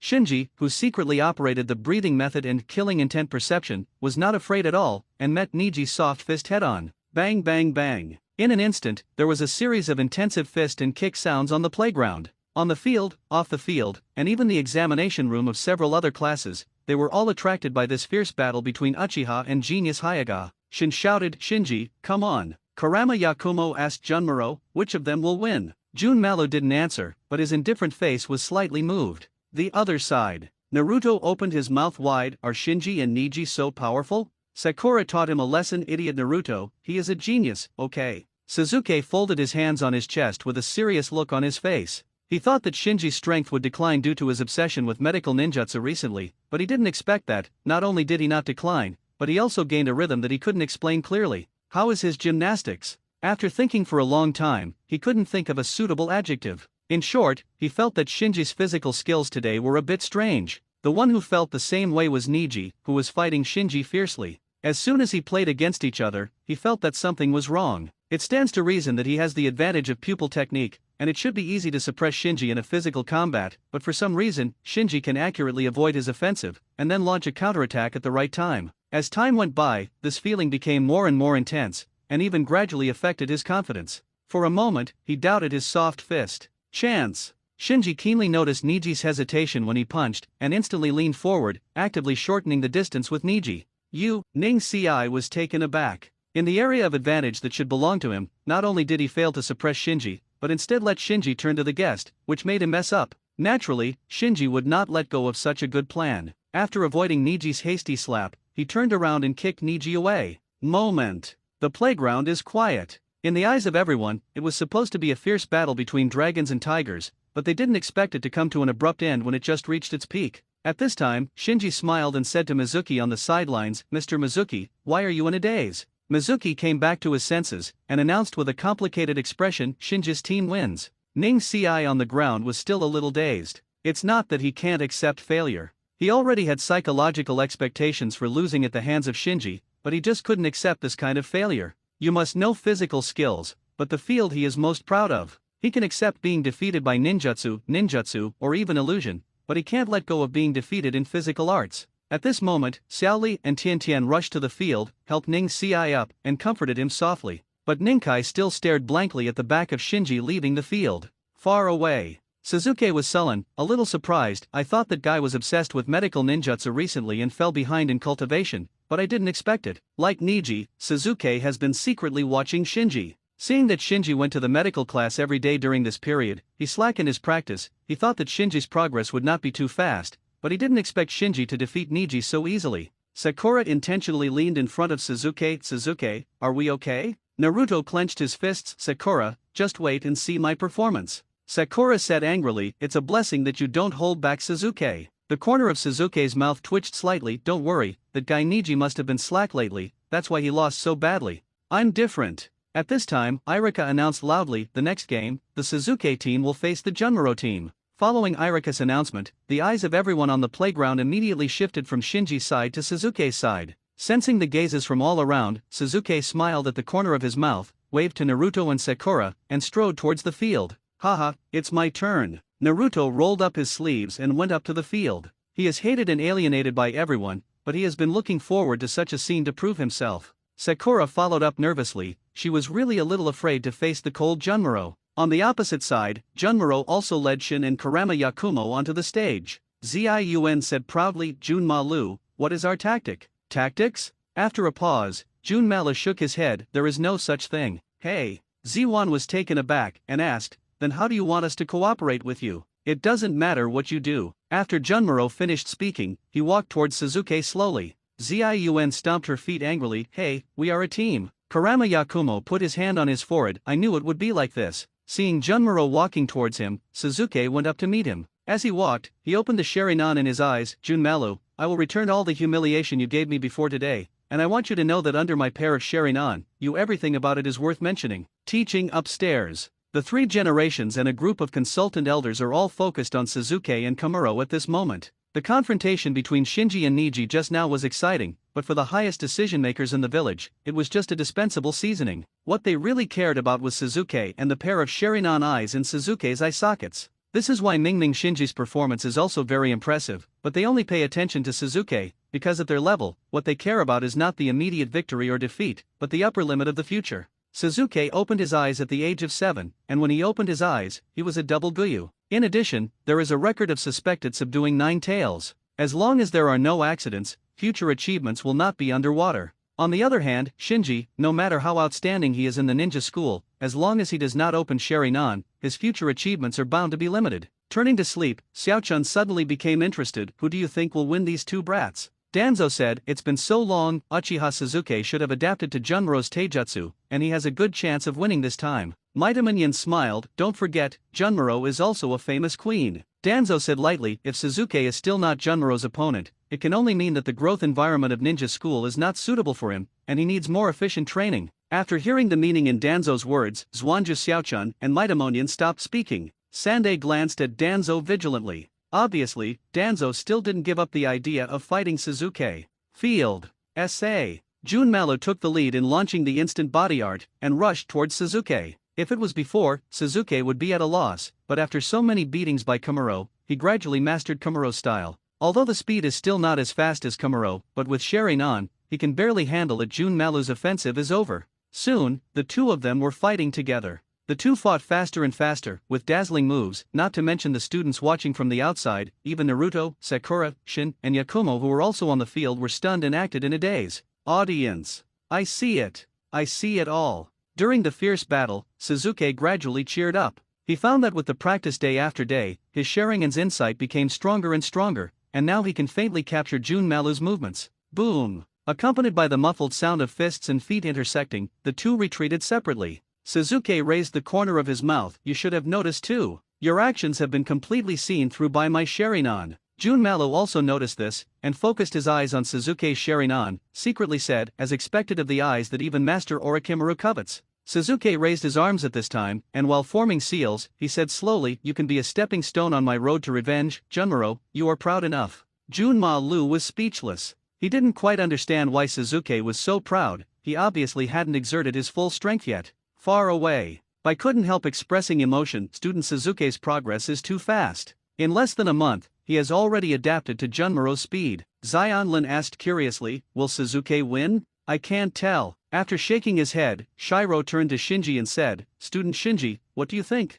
Can Suzuki win this time? Shinji didn't answer, just smiled. Others may not know how strong Junmalu is, but he knows it all. In the original time and space, when Suzuki and Naruto were still training for the Zonnin exam, Kimomaro had already participated in the assassination of the 4th Kazekage. And the Otonin 4 who defeated Shiranui Genma and Nishikuruto, the two Konoha special jounin, who almost took the lives of Nyaji, Shikamaru, Koji, and Kiba, were docile in front of Junmaru just like a kitten. Suzuki is indeed keeping up with Komuro's rhythm now. But don't forget that at this time Suzuki has already used his Kadoai Jikai Sharingan to the extreme, and Junmaru is just a normal physical skill. But Junmaru of the Kagaya clan also has such things as the blood boundary world. Soon, fierce fighting broke out again on the field. Suzuki started with a fire escape, and then he used the cover of the flames to quickly shoot a dozen kunao. Without exception, the ends of these kunao are all tied with steel wires. Because of the difference in rate of fire, they collided with each other in the air and changed their flight direction, causing the steel wires tied at the ends to intertwine and weave into a steel wire mesh in the air.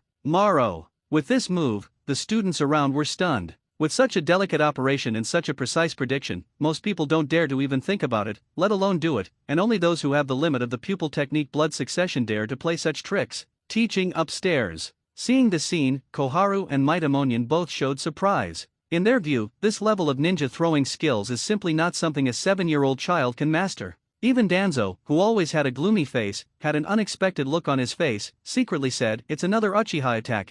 3 generations are thoughtful. Playground. Niji, who also saw this scene, subconsciously turned his head to look at Shinji. Because Suzuki's operation at this moment is exactly the same operation that Shinji used to ambush the mysterious person when the 3 of them encountered the mysterious person in the Death Forest. This guy Shinji shook his head and smiled. Needless to say, Suzuki was imitating him again, and he didn't know how long he had practiced in private, but now he actually took it out to deal with Komuro. But one thing to say, Suzuki's ability to imitate really surprised Shinji. He was able to do this mainly by relying on the trophy silk thread manipulation technique obtained from the Spider Ghost, and Suzuki purely learned from him and practiced it himself. And just when everyone was startled by Suzuki's hand, Junma Lulai on the field ignored the steel wire mesh covering his head, and directly launched the instant body technique, ignoring the oncoming fire escape, and rushed straight at him. Suzuki. Swish. In an instant, amidst the whistling sound, Junmaru, who was protecting his head with his arms, rushed out of Suzuki's fire escape and flashed in front of Suzuki. Suzuki, who was still complacent, never thought that Komuro would choose such a coping tactic, and was caught off guard by Komuro, who rushed in front of him. Before he could even block the barrier, he received a hard knee blow to the chest, then his neck was strangled, and Junmalu lifted him up. Suzuki struggled to break away Junmaru's hand pinching his neck, but no matter how hard he tried, he couldn't shake Junmaru's hand a little bit. It seemed that what was holding her neck was an iron hoop. What happened just now? Kunmuro just passed through Suzuki's fire escape? After a delay of more than 10 seconds, the crowd of onlookers came to their senses and exclaimed, The clothes on Junmalu's body did have traces of being burned by the flames, indicating that everyone was not dazzled just now, but Junmalu really passed through Suzuki's fire escape. It's just surprising that Junmalu didn't seem to be injured much after passing through such a fierce flame. Suzuki, who was strangled by the neck, was also full of confusion at the moment. He noticed that Junmalu's clothes were severely burned, but there were no injuries on his body, not to mention bleeding, not even a scar. Damn it, why? The dizziness caused by the lack of oxygen made Suzuki unable to continue thinking. He could only pat Kamuro's arm weakly. Sakura was so frightened that she covered her mouth and didn't dare to move. Naruto reacted, and rushed towards Junmaro with a mutter. Junmalu didn't move. He raised his foot, kicked Naruto out, and fell to the sidelines. Afterwards, he stared at Suzuki for a while, and threw Suzuki out of the field in a dull manner. Seeing that Suzuki and Naruto were all eliminated, Sakura gave up without waiting for Junmaro to make a move.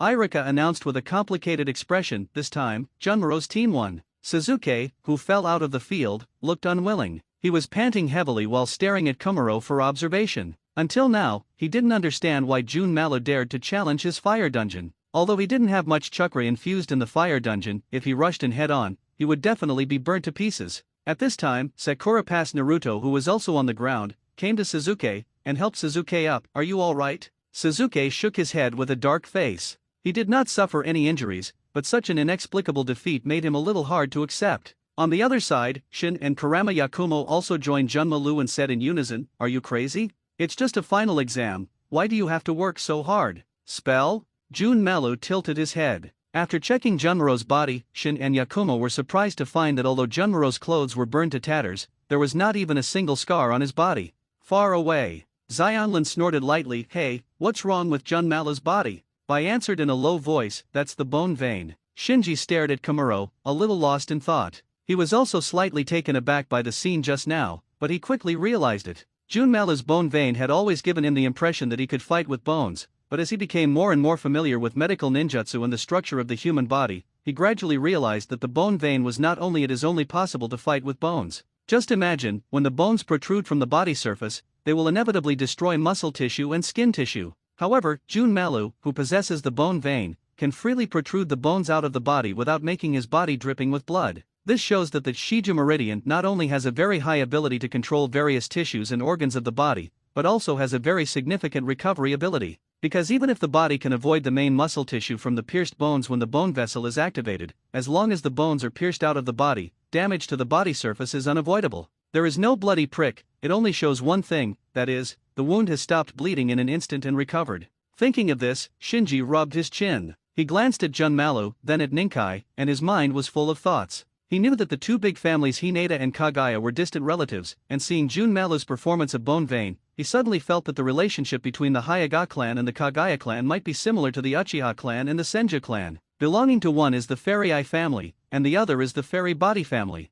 It's just that the sage here doesn't refer to Sage of the Six Paths, but the younger brother of Sage of the Six Paths, Itsutsuki Yamura. Thinking of this, Shinji's thoughts became more and more divergent. If the immortal eye represented by the Uchiha clan and the immortal body represented by the Senshou clan or the Uzumaki clan are combined, they finally point to the reincarnation eye. After the combination of the immortal eyes represented by the Hinata clan and the immortal body represented by the Kagaya clan, what it points to is worth deliberating. It stands to reason. This method of tracing the source of the bloodline usually ends up with the power of the bloodline ancestor, that is, the power of Itsutsuki Hamura, the common ancestor of the Hyuga clan and the Kagaya clan. But Itsutsuki Yamura's eyes are supercilious. Although in terms of purity, it must have far surpassed the white eyes of the Hyuga clan, but the white eyes are the white eyes. On the contrary, among the descendants of Itsutsuki Yamura on the moon, a new kind of pupil technique blood succession boundary Tenseian mutated beyond the white eyes. Therefore, after combining the immortal eyes of the Hyuga clan and the immortal body of the Kagaya clan, what you get is the extremely pure white eyes, or the brand new pupil technique blood successor boundary Tenseian.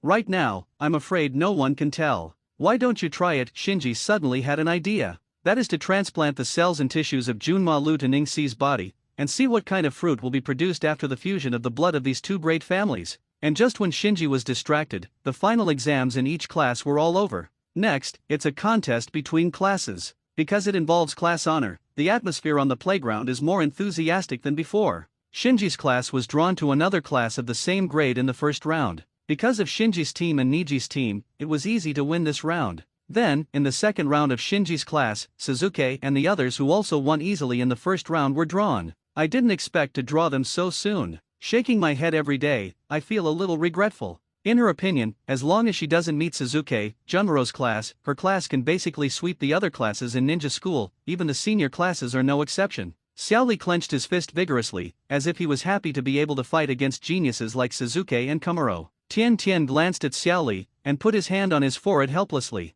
Niji walked up to Shinji at this time. This is a class competition, we must try our best to win. Shinji didn't answer, but looked up and down Niji, thinking about transplanting Junmaro's cells to Niji. Seeing Shinji staring at him, Niji asked curiously, "What's wrong with you? Why are you looking at me like that?" "Oh, it's nothing." After casually coping with it, Shinji regained his senses and looked not far away. "I will try my best." He could just take advantage of this class competition to get some Junmalu's cell tissue. After all, Junmalu's bone vein is so domineering, it's not an open and above-board discussion, and he really has no chance to get Junmalu's cell tissue. Not far away. After learning that this round's opponent is Shinji's class, Suzuki's class also became nervous. Shikamaru pouted, "Oh no, why did I meet them so soon?" While eating snacks, Koji said inarticulately, "What are you afraid of? We have two monsters, Kumaro and Suzuki." Ino immediately grabbed Koji's ear, "Don't say that about Suzuki. He is a genius, not a monster." On the side, Hinata looked at Niji timidly. Jinao, who hadn't spoken for a long time, suddenly said, "Don't worry, if our team meets him, we will admit defeat." Ya was stunned. "Who did you meet?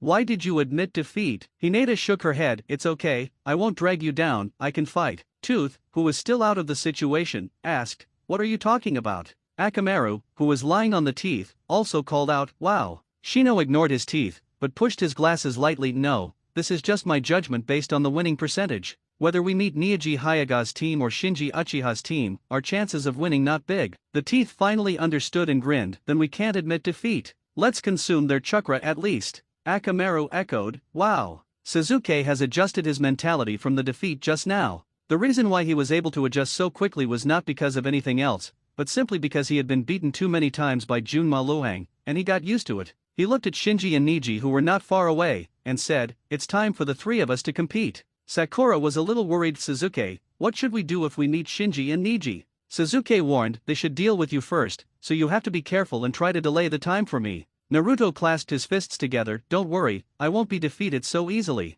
In the previous round of competition, Naruto also performed well, so he is full of energy at the moment. He sees how strong Kimomaru is every day, but he hears more about how strong Shinji and Niji are, so he is not afraid at all. Under the leadership of Irika and Mizuki, the two classes came to the sidelines. Shinji, Shin on the opposite side greeted Shinji, bouncing around. Shinji had no choice but to turn his face away. Since coming to Konoha, Ziwan is like a bird flying out of the cage, happy every day. Soon, the competition began. The two classes started a confrontation in the form of small teams. After a while, Shinji and his class lost several games. In fact, apart from his team and Shinji's class, only Niji's team has combat effectiveness. As for the students in other teams, most of them are from civilian background and their strength is very average. And Naruto, Suzuki's class, gathered a large number of blood successor limit ninjas from the occult family, plus Naruto, the man Kuriki. The overall strength far surpasses other classes. Boom! As the last person on the field was knocked off the field, Irika announced, "The Shikamaru team wins."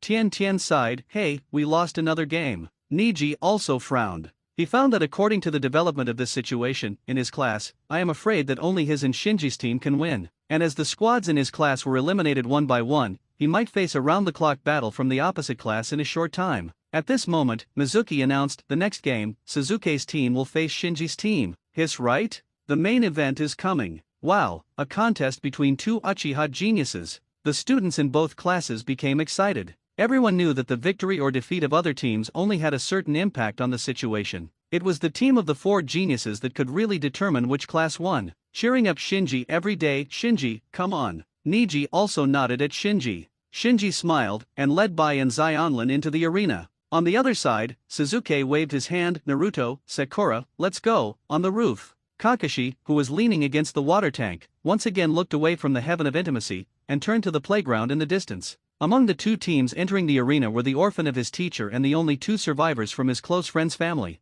For him, there are not many people in the village who can make him feel close, and these few are among them. So he took it a little seriously and observed the competition. Teaching upstairs. The eyes of the advisory elders were also focused on this competition. Although Sasuke was defeated just now, his performance was unanimously approved by the elders. Even Danzo couldn't fault it. Field. The two sides made a seal of opposites together, and then each took a stance. Shinji glanced at Naruto and Sakura, seeing them staring at him vigilantly, he couldn't help laughing secretly. Sasuke glanced at Shiro and Karen, and then said to Shinji, "Shinji, I will win this match." S.A. As soon as the words fell, his whole body flew towards Bai and Xianlin like an arrow from the string. His strategy is very simple, that is to copy Shinji's previous tactics, first solve Shinji's two teammates, and then rely on the assistance of Naruto and Sakura to win Shinji steadily. Therefore, when rushing towards Shiro and Karen, he kept observing Shinji from the corner of his eye, and worked out tactics for besieging Shinji after defeating Shiro and Karen. Seeing Sasuke rushing towards him, Shiro and Karen, who were standing together, for some reason, thought of the mission they received to get close to Sasuke. Can't lose too fast. Ever since,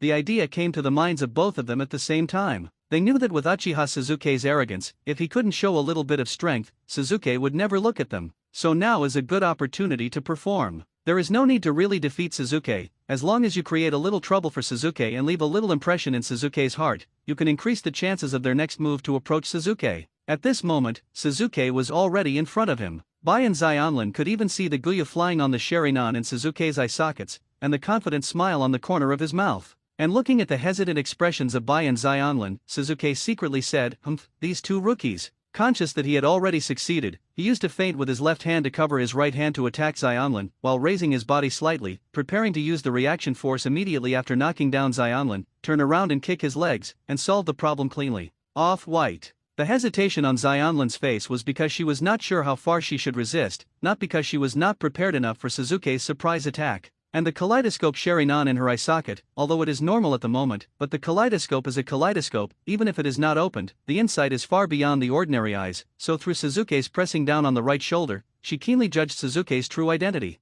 The most offensive is the right arm hidden in the dead corner of her vision. So she was going to pretend that she hadn't discovered Sasuke's real killing move, grabbed Sasuke's left arm, received a punch from Sasuke's right arm, and then counterattacked with a symbolic punch. There should be no problem. Same moment. The same thought flashed through his mind. He felt that he just grabbed Sasuke's right arm, helped Xianlin block Sasuke's ultimate move, and then counterattacked with a symbolic punch. With Sasuke's strength, he should be able to dodge easily. So, at the moment when Sasuke used his left arm to cover his right arm and attacked Karen, Shiro and Karen reacted at the same time. I saw Xianlin firmly grasping Sasuke's left arm with his left hand, and while preparing to be beaten, he punched casually. And Shiro reached out and grabbed Sasuke's right arm, and at the same time waved a palm casually. Bang bang. In an instant, there were two low and muffled sounds in the field. Including Shinji, Naruto, and Sakura on the field, everyone in the field was stunned. For a while, the crowded playground was completely silent. I am not wrong, right? This Sasuke was beaten? Afterwards, there were noisy discussions on the sidelines, many people even rubbed their eyes, some couldn't believe what they saw. Field. Sasuke was also in a dazed state. His left hand was held by Xianglin, his right hand was held by Bai, his left cheek was hit by Xianglin's old punch, and his right cheek was hit by Bai's palm. My head is still buzzing now. What happened? Bai and Xianlin were also stunned. The two of them looked at each other, and they both saw each other's panic in each other's eyes. Why did it happen like this? Hateful. At this time, Sasuke shook his head and reacted. His hands were restrained, and then he was hit on the left and right cheeks at the same time, and it was still in front of all the students of the ninja school. This was a great shame for him. You know, this wasn't a loss to a genius like Junmalu, but a slap in the face by Bai and Xianlin, the two ninja school's little transparent. In a rage, Sasuke broke free from Shiro and Karen's shackles, turned around, and swept towards Shiro heavily, and was about to rely on the inertia of his body to knock down Karen with a punch after knocking Shiro down, saving face. Oh no! Shiro, who knew that he had caused trouble, saw Sasuke's angry face, so he thought of blocking Sasuke's sweeping right leg, and then got a punch from Sasuke, and left the field. Xianlin also had the same idea. She thought that after Sasuke's right leg fell white, the center of gravity of the body would shift. At this time, she pretended to attack Sasuke's supporting left leg. Not only would it not cause any trouble for Sasuke, but it would allow Sasuke to knock herself down more smoothly. So Bai and Xianlin responded again. Shiro hugged Sasuke and swept towards his right leg, ready to take a punch from Sasuke right after him. And Xianlin kicked Sasuke's left leg, ready to take a punch from Sasuke after Sasuke swept Shiro down. Snapped. There was another muffled sound in the arena. Everyone stared blankly at the field, and the audience was silent again. Shiro, who was still holding Suzuki's right leg in his hand, looked at Karen, who kicked Suzuki's left leg in surprise, his eyes full of puzzlement. Karen, who kicked Suzuki's left leg, also looked at Shiro, who was holding Suzuki's right leg in his hands, with an innocent face. Neither of them expected that the other would respond like this. The two consecutive offensives that were inevitable fell into the hands of Shiro and Karen inexplicably, and Suzuki's brain short-circuit when he fell heavily to the ground. Bai and Xionlin obviously didn't expect this. They looked at each other, at a loss. Did Suzuki slip just now? It must be like this. The luck of those two guys, Bai and Xionlin, is too good. There was buzzing discussion on the sidelines again. Everyone pointed at the field, some were puzzled, some were surprised, and even gloated. After all, not everyone likes Suzuki's flirtatious appearance all day long. Teaching upstairs. Danzo frowned. The natural surprise and panic on the faces of Shiro and Karen could not escape his eyes, so he speculated that Suzuki's two defeats were not prepared by Shiro and Karen in advance. But it was also because of this that he was puzzled by Suzuki's repeated deflation. Also puzzled, there are Zhuangju Xiaochan and Mito Minion. Turning to sleep, Xiaochan asked, "Did you lose to Jun Malo just now, and your body hasn't fully recovered yet?" Mito Minion said, "It should be like this. Although they are not weak as members of the advisory elders group, they are not Hitamijutsu blood succession ninjas after all. They are so far away, and they can't see many details on the field at all, so they can only speculate based on experience. As the third generation of ninjutsu professors, their vision is much more vicious than theirs." He thought carefully about the two fights between Suzuki and Shiro, Karen just now, and felt that something was wrong. But just as Zhuangzi Xiaochan guessed, Suzuki had just been defeated by Jun Malu, and he couldn't judge his physical condition, so he didn't say anything. Field. Shinji can be said to be the person who knows what happened best of all. Others may think that Suzuki's state has declined and he has made a mistake, but only he knows that it is not Suzuki's mistake. It was purely that Bai and Xionlin were better than Suzuki in terms of speed, strength, insight, prediction, etc., which caused Suzuki to lose inexplicably. If the other two were to cooperate, no matter how wrong they were, they would not be able to stop Suzuki's attack. You can't see the opponent's movements clearly, can't keep up with the opponent's speed, can't resist the opponent's strength. No matter how coincidental, it won't help. But Shinji also knew that he couldn't let Suzuki suffer like this. Otherwise, Bai and Xionlin's true strength might not be able to be concealed. So he walked towards Suzuki slowly, and said loudly deliberately, "Suzuki, it seems that your body has not fully recovered yet." Suzuki got up from the ground with an embarrassed face. Hearing what Shinji said, he suddenly felt that it was because of the battle with Junmaro just now that the state had not recovered, so there was a mistake. Unfortunately, this is a competition between classes. Even if it's unfair, I have to make a move. As he said that, Shinji's figure flashed, and he suddenly bullied Suzuki.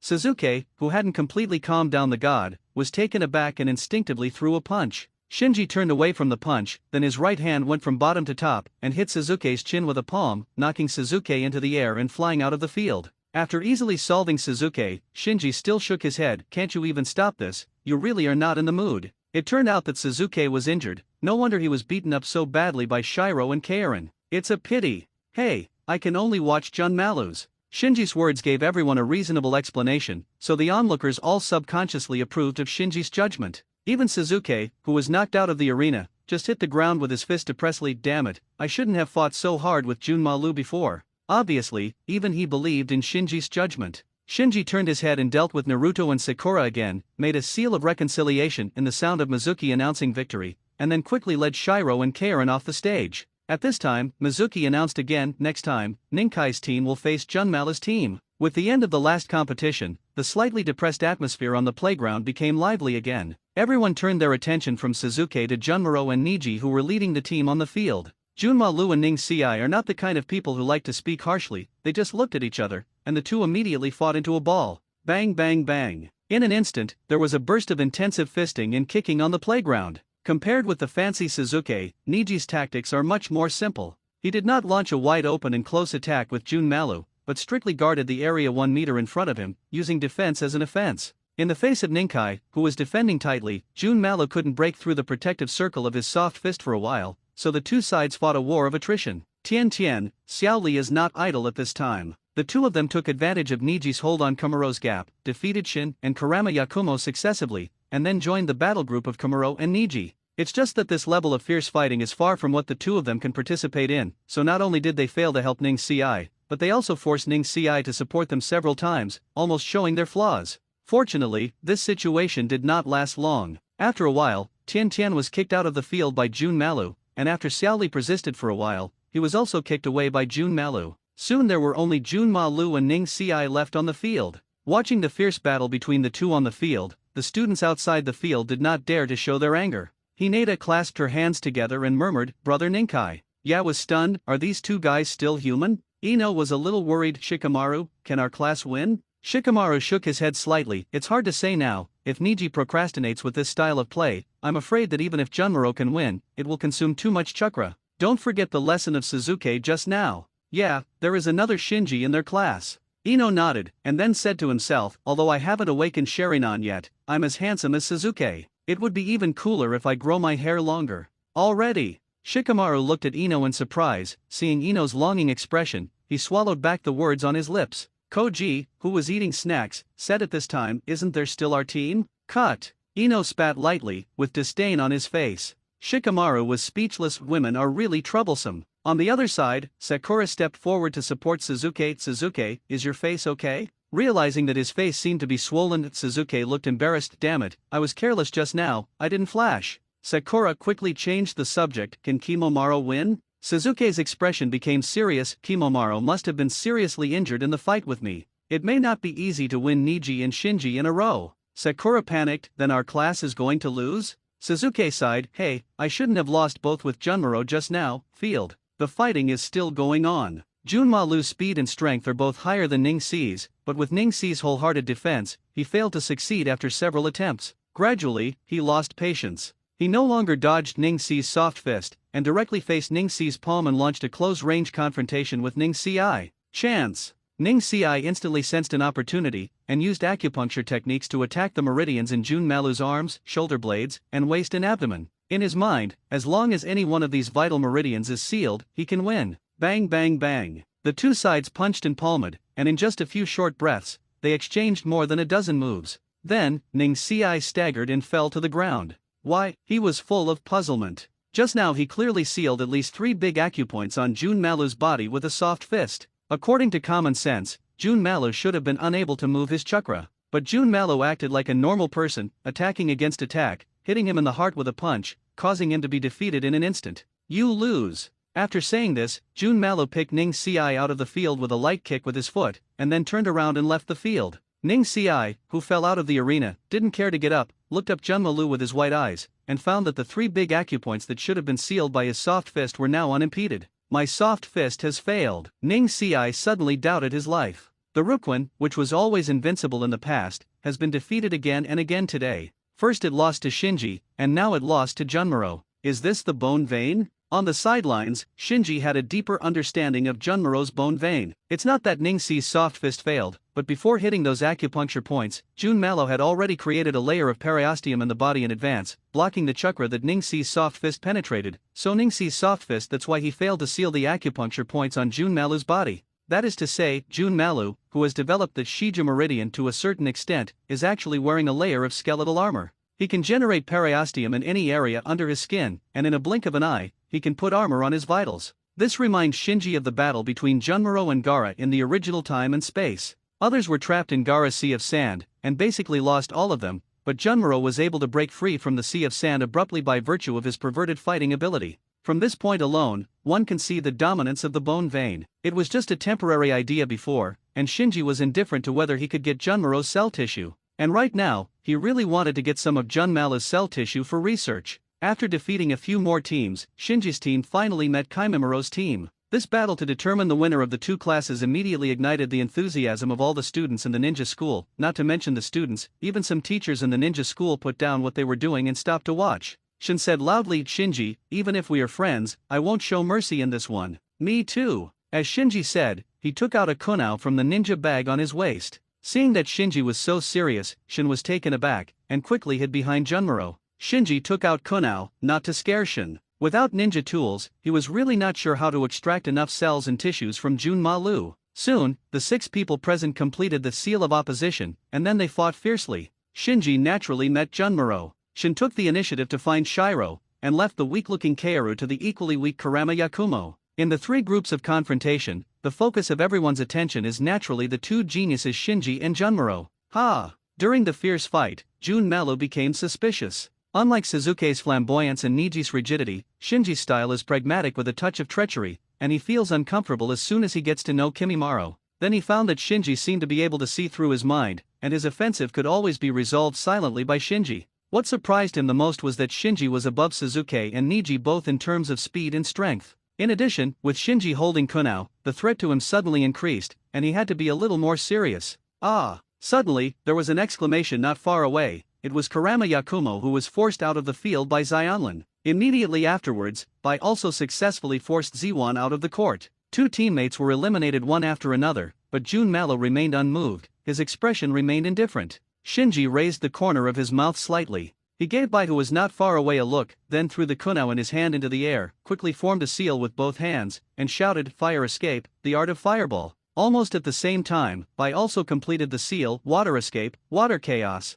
One after the other, Shinji's fire dun and Shiro's water dun attacked Junmaro at the same time. Chi in an instant, the water and fire collided, arousing the water vapor all over the sky, covering the playground all at once. And at the moment when the water mist covered the battlefield, Bai and Xionlin rushed towards Junma together, and the three of them fought together, making a series of muffled sounds of bang bang bang. Shinji, who saw the timing right, had already caught Kunao, who had just been thrown into the air, and with a flash, he rushed towards Junmaro, who was entangled by Shiro and Karen. Swish! A cold glow passed by. The kunao in Shinji's hand not only cut through Kumaro's arm smoothly, cut off a small piece of inconspicuous flesh and blood, but also bumped into Kumaro's body, and rushed out of the field with Kumaro. The fog on the field quickly dissipated. Everyone on the playground saw Shinji and Junmaro wrestling together, and both fell out of the field, while Bai and Xionlin were still standing in the field, and they were all stunned. "We won!" I don't know who it was, but suddenly a loud cry woke everyone up. Ever since, the entire playground was boiling, because with the announcement of the outcome of this competition,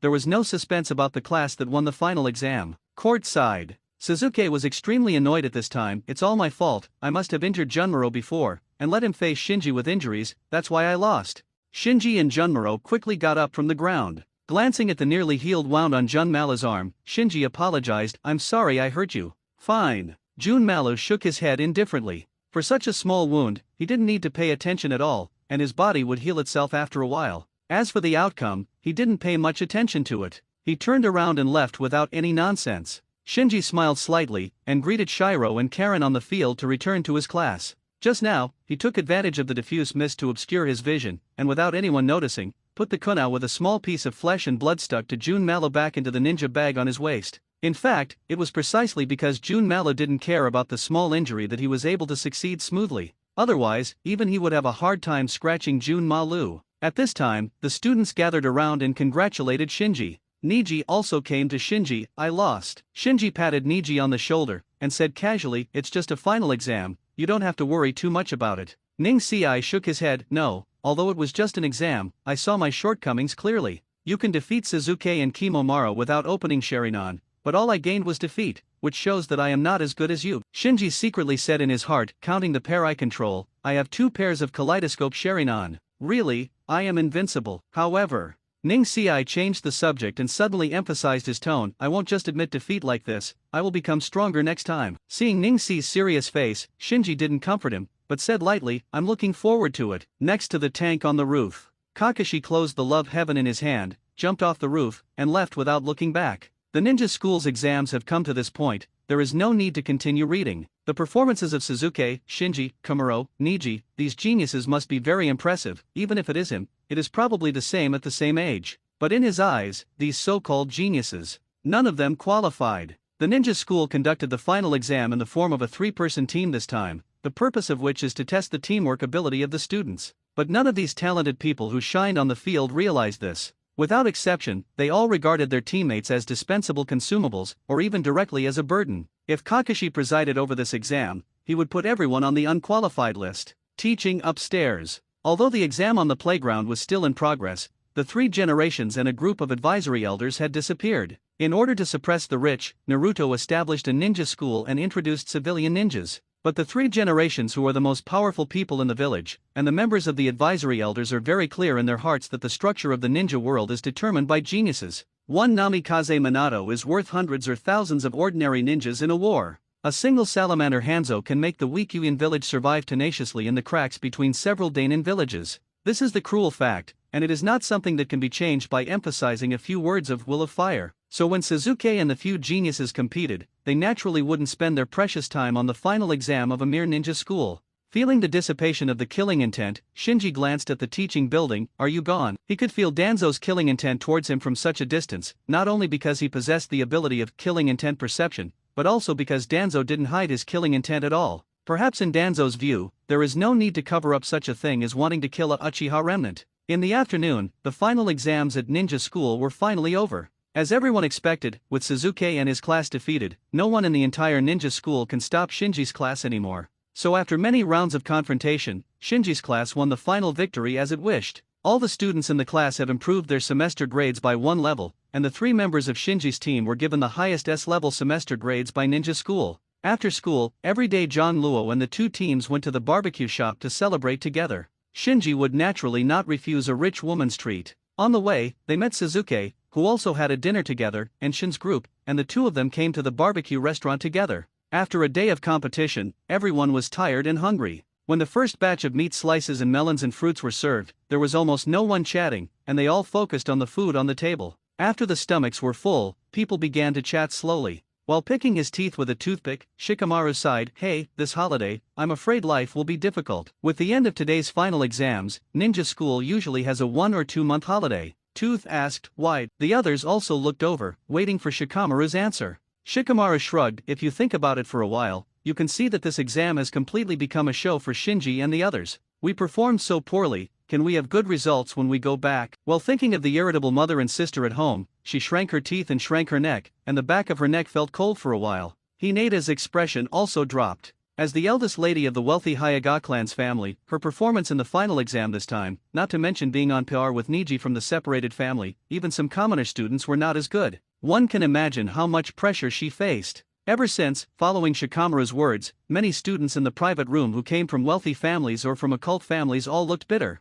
It is conceivable that their life will not be easy during this holiday, and the family will definitely train them severely. Sasuke fell silent, thinking in his heart, if father is still here, would he be happy or disappointed to see my performance today? After a while, he looked up at Shinji, who was still preoccupied with barbecue, and asked, "Shinji, do you have any plans for this holiday?" Niji on the side also put down his chopsticks and looked at Shinji. Shinji said casually, "Me? I don't have any plans for now." Sasuke quickly suggested, "Then let's train together? We are all Uchiha, and I can pass on my eye-opening experience to you." "Still not." Shinji shook his head. He didn't want to hear about Sasuke's experience of opening eyes, and he has a lot of things to do recently, not only to analyze Kamaro's cell tissue, but also to prepare for the impact of the eternal kaleidoscope Sharingan. Thinking of this, Shinji glanced calmly at Xionlin beside him. Seeing that Shinji rejected his proposal, Sasuke was a little reconciled. "Shinji, are you still obsessed with learning medical ninjutsu? What's the use of that kind of thing? Our Uchiha's strongest method is our double riding wheel eyes." As he spoke, he opened Sharingan, and his dark eyes instantly turned scarlet. Shinji looked at Sasuke's Sharingan, then shook his head with a smile. "I'm just interested in medical ninjutsu." Sasuke asked, "Why waste time on such a boring hobby? As long as you work hard, you have a chance to catch up with me." Naruto, who was still chewing the barbecue, looked puzzled at Sasuke. "Aren't we the ones who lost today?" Sasuke was choked by Naruto, and his whole face turned black. Sakura quickly said, "Naruto, you are a big fool." What Sasuke means is that as long as Shinji is willing to work hard, there is a chance to catch up with him in the matter of opening Sharingan. Naruto whispered, "Obviously Sharingan isn't that powerful." Sasuke opened his eyes. "Didn't he also get beaten up today?" Sakura grabbed Naruto by the ear and pulled him aside. Being interrupted by Naruto, Sasuke had no choice but to become angrily silent. Niji on the side was also a little puzzled why Shinji didn't practice against Sasuke, but he was a relatively reserved person, so he just watched and didn't speak. After the dinner party, everyone dispersed. Everyone is thinking about how to spend the next vacation, some thinking about how to deal with the family, and some thinking about how to arrange training. And Shinji considered his next plan. It has been almost 2 weeks since Xiangfo's transplanted leukocytes. The fusion period of her body is coming to an end, and she is about to enter a stable period. Through this period of observation, Shinji found that even in the unstable fusion period, Xionlin's fairy body strengthened by white cells also has the ability to revitalize the blind kaleidoscope, so he is going to do it tonight: infiltrate Kaleidoscope's apartment and check the restoration of Kaleidoscope again. Then, according to the situation, arrange the next step of eye replacement surgery. Night. Click. Looking at the hour hand on the wall clock pointing to 12 o'clock, Shinji put on Akatsuki's red cloud cloak, put on a mask, and quietly left the apartment. Not long after, he sneaked into Xionlin's apartment. Because he had already communicated with Xionlin through the Sibi space in advance, Xionlin was not surprised at Shinji's arrival. After carefully taking Shinji into the room, before Shinji could ask any questions, Karen said excitedly, "My lord, I can see with my right eye today." Real. Shinji was refreshed when he heard this. While taking off the goggles, Xionlin said, "Well, when I woke up this morning, I found that I could see things faintly with my right eye. At noon, the things I saw with my right eye became more and more clear." Shinji stared at Xionlin's right eye, and found that the pale right eye had returned to black at this moment.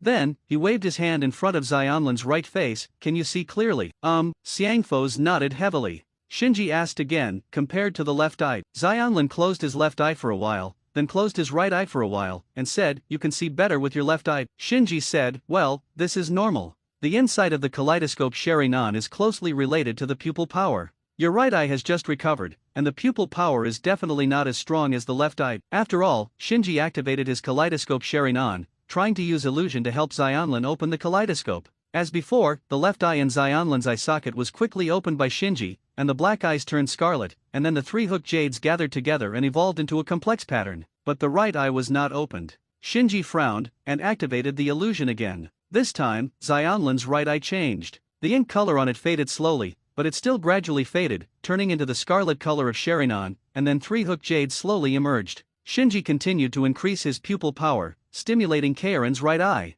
Under the stimulation of Shinji's pupil power, the three hook jades on Xionlin's right eye whirled leisurely, and finally gathered together, transforming into the same pattern as the left eye. Shinji staggered 2 steps and let out a long sigh of relief. At this time, Xionlin, who had already broken free from the illusion by her own ability, hurriedly stepped forward to support Shinji. "My lord, are you alright?" Shinji lowered his head, and after the dizziness dissipated, he shook his head at Xionlin. "I'm fine, no doubt. To restore the bright kaleidoscope Sharingan, to some extent, it is like regaining a new life, so it needs an activation process. Fortunately, Shinji has the kaleidoscope Sharingan. If it were someone else, he would be completely helpless in this situation. But even so, in order to activate Xionlin's right eye, he still consumed a lot of pupil power. With his power to control 2 pairs of kaleidoscope Sharinans, he felt a little unsustainable at this moment, and his body felt a strong sense of dizziness. My kaleidoscope is about to fail. Although he has this feeling, Shinji is not worried at all, because the recovery of Xionlin's right eye makes him only 1 step away from the eternal kaleidoscope Sharingan.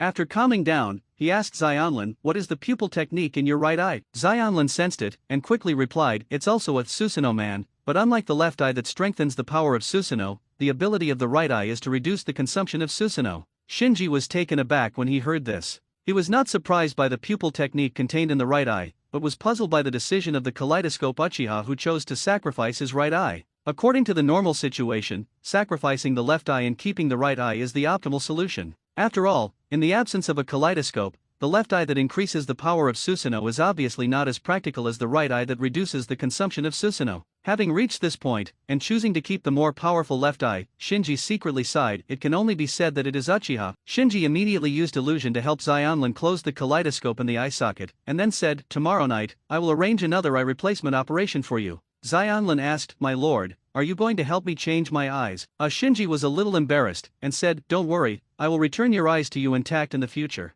Tomorrow's eye replacement operation is to replace you with another pair of kaleidoscope Sharingan." "Ah, you still have a pair of kaleidoscope Sharingan." Xionlin was surprised. After being transplanted with the kaleidoscope Sharingan, she also knew about the kaleidoscope Sharingan in private, and knew that this kind of eyes represented the pinnacle of the pupil art of the Uchiha clan. Seeing that Suzuki was so valued by the village after he had only 2 hooks, he knew what the kaleidoscope of Sharingan meant. After leaving Karen's apartment, Shinji began to prepare for the next eye transplant operation. He first sneaked into the Death Forest, readjusted the kaleidoscope Sharingan he was driving in the hidden cave, and replaced the right eye of his grandmother Uchiha Hari, which contained the pupil technique Sibi. After filling his grandmother's kaleidoscope into a nutrition jar, he calculated. Now he is driving Uchiha Fugaku's pair of kaleidoscopes, so he has the 2 kaleidoscope pupil techniques of Amaterasu and Izanagi Ming. In other words, before Xionlin completely restored his grandmother's kaleidoscope writing wheels, he could no longer use Sibi to communicate with other people. However, this period of time should not be too long. With the powerful fairy body after Xionlin has entered the stable period, the longest time for recovering a kaleidoscope Sharingan will not exceed a week. After Xionlin helps me recover my grandmother's kaleidoscope, I can use the Susa Zun lamp to directly fuse pupil power. He was a little excited, but he knew that the closer he was to such a juncture, the more calm he had to be. Then he thought about fusion. If he didn't have the pupil technique of Susa-Zun lamp, even if he had a pair of kaleidoscope-sharing eyes of blood relatives, he would have to undergo surgical transplantation to fuse them. Surgical transplantation often requires a long period of fusion. In the original time and space, in order to transplant Itaka's kaleidoscope, Suzuki had cultivated for a long time in the secret base arranged for him by Obito. Shinji cannot determine the specific time, but can only speculate that it will be between a few weeks and a month. During the fusion period, the eyes cannot be used, so Shinji, who lives in Kanaha village, cannot fuse the eternal kaleidoscope Sharingan through surgical transplantation. Even using the Susa-Zun lamp for fusion, he wasn't sure if there would be any difference in his body. At this time, Shinji took out the completely lost pair of kaleidoscope Sharingan. Staring at the slightly yellowed eyeballs soaked in the nutrient solution, which had completely lost their pupil power, he fell into deep thought. When he activated the kaleidoscope sharing eyes for Xionlin before, he had a very strange feeling, as if the kaleidoscope was rebirth, not recovery. For a moment, he even felt the intimate connection between the kaleidoscope and the temporary host of Xionlin, just like Xionlin's own eyes. Could it be that there will be some kind of blood connection with Xionlin through Xionlin's eyes? Shinji had such a guess in his mind. It's just because the left eye in Xionlin's kaleidoscope has always maintained pupil power, so the abnormality of the right eye is quickly eliminated by the resonance of the left eye. The sense of intimacy between the right eye and the phosphonium faded quickly, and finally remained consistent with the left eye. But if it is a pair of kaleidoscopes with total loss, and the left and right eyes lose their light, if Xionlin can restore the light to these kaleidoscopes, will the feeling of blood connection produced by the restored kaleidoscopes be retained forever? Go down. If it is like this, who does this pair of kaleidoscopes belong to? Is it the original owner? Or Phospho? This is a very, very critical question, because if the pair of kaleidoscopes of refuming are considered to be Xionlin, then Xionlin has the ability to have a pair of eternal kaleidoscope Sharingan to some extent. The possession here does not mean transplanting a pair of eternal kaleidoscope Sharingan to Xionlin. Instead, let Xionlin fuse herself into a pair of eternal kaleidoscope writing sharing eyes connected with her blood, because only the eyes that belong to oneself have the ability to continue to evolve. If Xionlin can do this, then in addition, she has a powerful immortal body with whirlpool and thousand hands. In fact, she has the possibility of hitting the eye of reincarnation. Although this possibility only exists in a theory that cannot be demonstrated for the time being. Early the next morning, Shinji came to the laboratory of the medical class as usual. He first measured all the data of Junmala's cell tissue through the instrument, and then carefully recorded and filed it. Then, together with Kaoru Cao Deo, he was sent by the medical team to Kanaha Hospital to treat the injured. If he wasn't still a student of ninja school, the medical class would almost regard him as an official medical ninja. He was busy until the evening before he walked out of the gate of Muye Hospital a little tired.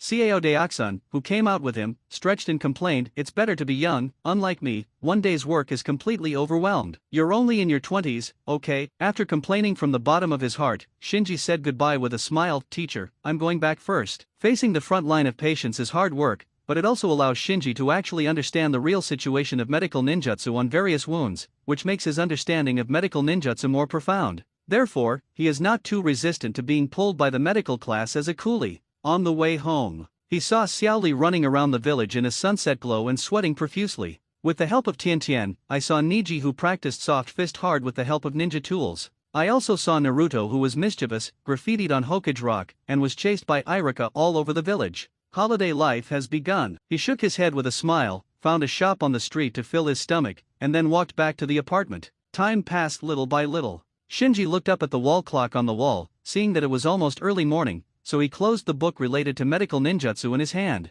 Then, he put on the red cloud cloak of Akatsuki organization, put on a mask, and left the apartment in a flash. After a while, he came to the balcony of Xionlin's apartment, and was welcomed into the house by Xionlin. Because it was not the first time, Xionlin was not nervous this time. She looked at the surgical instruments that Shinji took out from the surgical bag with great interest, and watched Shinji sterilize the instruments. After finishing the preoperative preparations proficiently, Shinji said to Xionlin, "The kaleidoscopes I put on for you this time are the same as the pair in your eye sockets, and one of them is blind." "I see." Xiangfos nodded slightly. When she learned that the leader was going to replace herself with another pair of kaleidoscopes, she immediately understood that the leader must need her to restore the kaleidoscopes again. While taking out the pair of kaleidoscopes from his grandmother Uchiha, Shinji exhorted, "This pair of kaleidoscope Sharingan is very important, you must be careful." "Yes." Xionlin's expression immediately became serious. Shinji stopped talking nonsense, ordered Xionlin to lie down on the bed, and immediately started the eye replacement operation. During the operation, he once again felt the difference between Xionlin and ordinary patients. The wound that must be handled carefully on other people's body will stop bleeding almost as soon as it is cut on Xionlin's body, and then heal quickly. After completing the eye replacement operation, Shinji carefully observed the replaced pair of kaleidoscopes, and saw that the two eyeballs of the kaleidoscopes were shining with vivid luster, completely different from before. Not only has the light been restored, but it seems that even the power of the pupils has been replenished. After he sighed from the bottom of his heart, he carefully put the pair of kaleidoscopes into a special nutrition jar. The nutrient solution in this jar was prepared by him based on the latest research results of the medical class. Although the price is very expensive, it can ensure the activity of the organs to the maximum extent. If the nutrient solution is replaced regularly, the long-term preservation of the organs can be achieved. After storing the replaced kaleidoscope, Shinji shifted his gaze to Xionlin's eye sockets, and asked, "How do you feel?" Xionlin blinked with some discomfort. "I'm still not used to it. It will be fine in a while." After a pause, Shinji ordered, "The left eye is blind in this pair of kaleidoscopes, so this time you need to focus on the left eye." "Yes," Xionlin nodded again and again. Shinji stared at it for a while, then suddenly ordered, "Don't try to open Sharingan, and don't fight in the near future. Everything will be discussed after the kaleidoscopes are restored." Sensing that the leader attaches great importance to the pair of kaleidoscopes, Xionlin promised, "Please rest assured, I will definitely take good care of these kaleidoscopes, Sharingan. I'll be back tomorrow night." After leaving his sentence, Shinji turned and left Keiran's apartment. In the next few days, Shinji studied Junmaro's cell tissue in the laboratory of the medical class during the day, or treated the wounded at the Konoha hospital, closed the door at night to study books related to medical ninjutsu at home, and went to Keiran's apartment late at night to check the recovery progress of Kaleidoscope. This holiday is busy but fulfilling for him. Seeing that Shinji was so focused on medical ninjutsu, Kusanagi Keira thought that he had been stimulated by something, so he found him during the break, and comforted him. "I checked the files, and the ratio of eye opening in your Uchiha clan is very low. On average, out of 10 tribesmen, only 1 or 2 can awaken Sharingan." Not understanding why Kusanagi Keira mentioned this suddenly, Shinji turned to look at her. So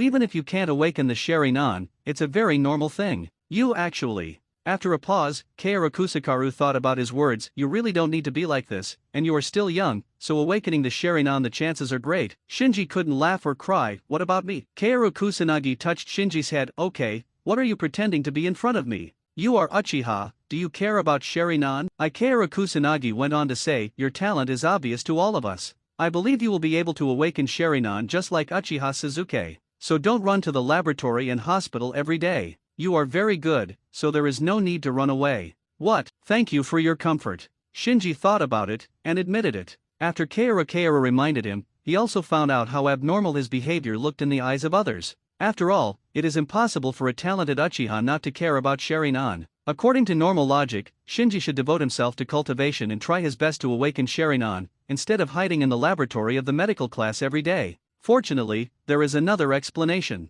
That is, as Keira Kusanagi was worried, others would think that Shinji was discouraged because he could not awaken Sharingan for a long time, so he vented his energy on medical ninjutsu to avoid the fact that he could not awaken Sharingan thing. "Looks like I need to be more careful in the future." After secretly waking himself up, Shinji returned to his laboratory after finishing his rest. After checking the petri dish on the test bench, he frowned slightly. After a few days of experiments, he found that although Junmao's cell tissue was not as overbearing as the first-generation cell tissue, it was very strongly repellent. He used his own cell tissue, the cell tissue of Xionlin, and even Beiju's cell tissue to conduct cell fusion experiments. As a result, all experiments ended in failure. Junmao's cells and tissues seem to be poisonous, and they are completely incompatible with ordinary people's cells and tissues. Shinji tapped the table lightly with his fingers, and thought, "I don't know if the cell tissue of the Hyaga clan can be integrated with Komaro's cell tissue. Because there is no cell tissue from the Hyaga family at hand, he has not done related cell fusion experiments. Now the cells and tissues of other people can't integrate with Junmaro's cells and tissues, so he thought of the original idea of fusing the fairy eyes of the Hyaga clan with the fairy body of the Kagaya clan.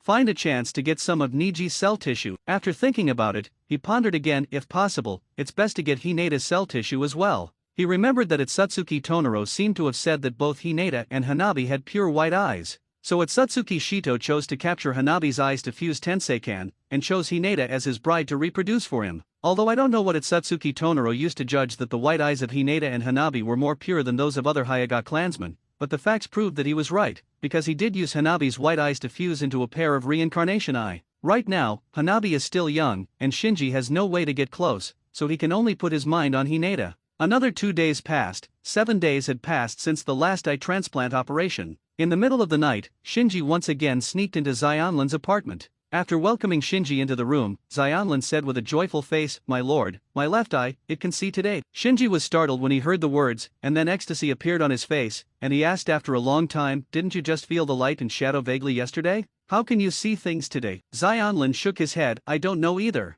In the afternoon, I suddenly became able to see clearly." "Very good." Inside the long sleeves, Shinji's fists were clenched tightly. His hard work these days has finally paid off. Xiangfos is also very happy. She could see that the leader cared very much about the pair of kaleidoscopes, so she felt that she was no longer a useless person by helping the leader. With suppressed joy, Shinji checked Karen and confirmed that her left eye had changed from pale and lifeless to a shiny black color. But Shinji didn't rush to activate. For one thing, the pupil power of his own kaleidoscope Sharingan has been seriously depleted, so try to avoid depletion. Second, once activated at this time, Xionlin will be able to know the two pupil techniques contained in the kaleidoscope writing wheel eyes. After thinking about it for a while, Shinji said to Xionlin, "We will have the operation tomorrow night. Your Highness, you have been away from the country for too long, and now Kanaha's ninja school is on vacation. You should take this opportunity to return to the country to appease the people." "Yes, Your Highness, the thieves of the underworld sect have been behaving suspiciously recently, and the country needs you." There have been several warnings from the outpost and the sealed place, reporting that there are thieves spying nearby.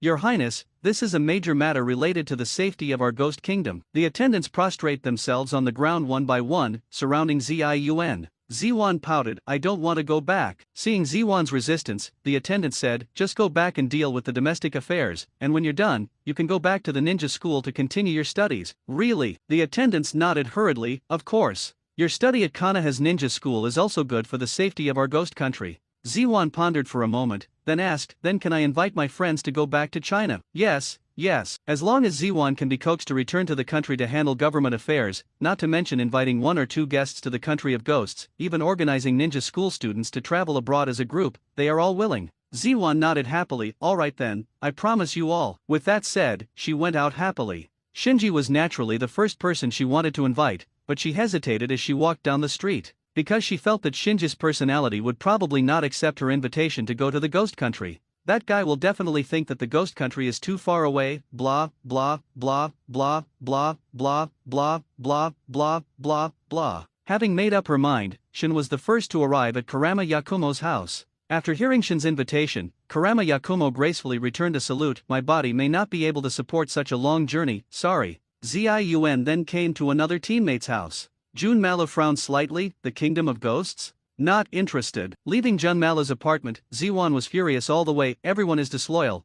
I don't believe that no one is willing to accept my invitation to be a guest in the kingdom of ghosts." Then, Shin came to Suzuki's house. After hearing Shin's words, Suzuki shook his head, "I want to train, I don't have time, every day home." Tian spread his hands helplessly, "Is it the country of ghosts? Actually, I still want to go abroad to have fun, but I promised to help Ninkai train, there is really no way." Ning Si's house. While practicing Rukwon, Ning Si said, "Thank you for your kindness, but my vacation is already full." Suppressing his excitement, Shinji waited for another day. At night, he couldn't wait until late at night, so he sneaked into Xionlin's apartment when it was dark. Welcoming Shinji into the room, Xionlin said, "My lord, I feel that my left eye can see more clearly today, and I can't feel any difference from my right eye." "So fast." Shinji was silently speechless. Although he knew that if he couldn't recover, he wouldn't be able to recover even after 10 years of transplantation, and if the Yangdun chakra reached the standard, a week would be more than enough. But when it really arrived, he still felt that it was too fast. You must know that he used the Susan lamp to control the pair of grandmother's kaleidoscope writing sharing eyes. At that time, the blind left eye gave him the feeling that he had completely lost its vitality, and he couldn't draw any pupil power. Out. After checking Karen's eyes again and confirming that the eyes had returned to normal, Shinji took out 2 nutrition jars and placed them in front of Karen. "The ones in this jar are your own eyes. The ones in this jar are the pair of kaleidoscope writing sharing eyes that were transplanted to you before. Now I will give you a chance to choose whether to replace your own eyes or replace them with this pair of kaleidoscope Sharingan." Xionlin was taken aback. "What do you mean?" Shinji nodded lightly. "If you want, I can lend you these kaleidoscope Sharingan." Originally, Shinji wanted Xionlin to try to see if he could restore the pair of completely lost kaleidoscopes. But after thinking about it, if Xionlin was replaced with a completely lost kaleidoscope, wouldn't he become blind? He is now at the critical moment of merging the eternal kaleidoscope Sharingan, and he wants to avoid any accidents as much as possible, so even if he wants to try, he has to wait for him to complete the fusion of the eternal kaleidoscope Sharingan. As for the 2 options for Xionlin, he had also considered them carefully. Xianlin has already helped him restore 2 pairs of half-damaged kaleidoscope Sharinans. Under such circumstances, it is understandable to lend a pair of kaleidoscopes to Xianlin for daily use. Looking at the 2 jars in front of him, Xianlin was in a tangle. She originally wanted to get her eyes back, but the leader's sudden choice made her hesitate a bit. Because she has personally experienced the power of the kaleidoscope Sharinan, and knows what these eyes represent, it can be said that as long as she puts on these eyes, she instantly has the power to protect herself and her mother from being bullied. After a while, Xianlin asked cautiously, "My lord, if I occupy it, will it affect you?" Shinji smiled and shook his head. He didn't expect Xianlin to consider whether it would affect him at this time. Xianlin pointed to the jar containing the kaleidoscope, "Then please replace this pair of eyes for me." Shinji nodded, "Okay, get ready, I'm going to start the operation." Xianlin heard this and lay down on the bed obediently. After a while, Shinji completed all the preoperative preparations. Suppressed with excitement, he began the operation. Because he was already familiar with the road, this operation was completed faster than before. In less than 5 minutes, he completed the eye change and retrieved the pair of kaleidoscopes that his grandmother Uchiha had. Although it has only been a short week, the eyes at this time are completely different from those a week ago. Not to mention the restored left eye, even the right eye, which originally contained pupil power, is now black and bright, with an active luster. It seems that even the power of the pupils has been restored to full. No wonder there is only one Obito of the kaleidoscope left. He can use the time-space pupil technique as an ordinary sea-level ninjutsu. The white celestial cell is really strong. After sighing with emotion, Shinji carefully put the pair of kaleidoscopes of his grandmother into the nutrition jar. Afterwards, while packing up the utensils, he said to Xianlin, "Your own eyes, stay with me for the time being, and you may use them again in the future." Xianlin hurriedly bowed to Shinji, "I have caused you trouble." In fact, Shinji could use illusion directly to help Xianlin open the 2 sharing eyes, but he hesitated and finally did not do so. With Xianlin's current immortal body, even if the Sharingan is kept open, it will not burden the body like Kakashi. But the Scarlet Sharingan is too conspicuous, even if it is covered by dark goggles, it is not safe, and now he is in a hurry to integrate the Eternal Kaleidoscope Sharingan, not wanting to cause trouble.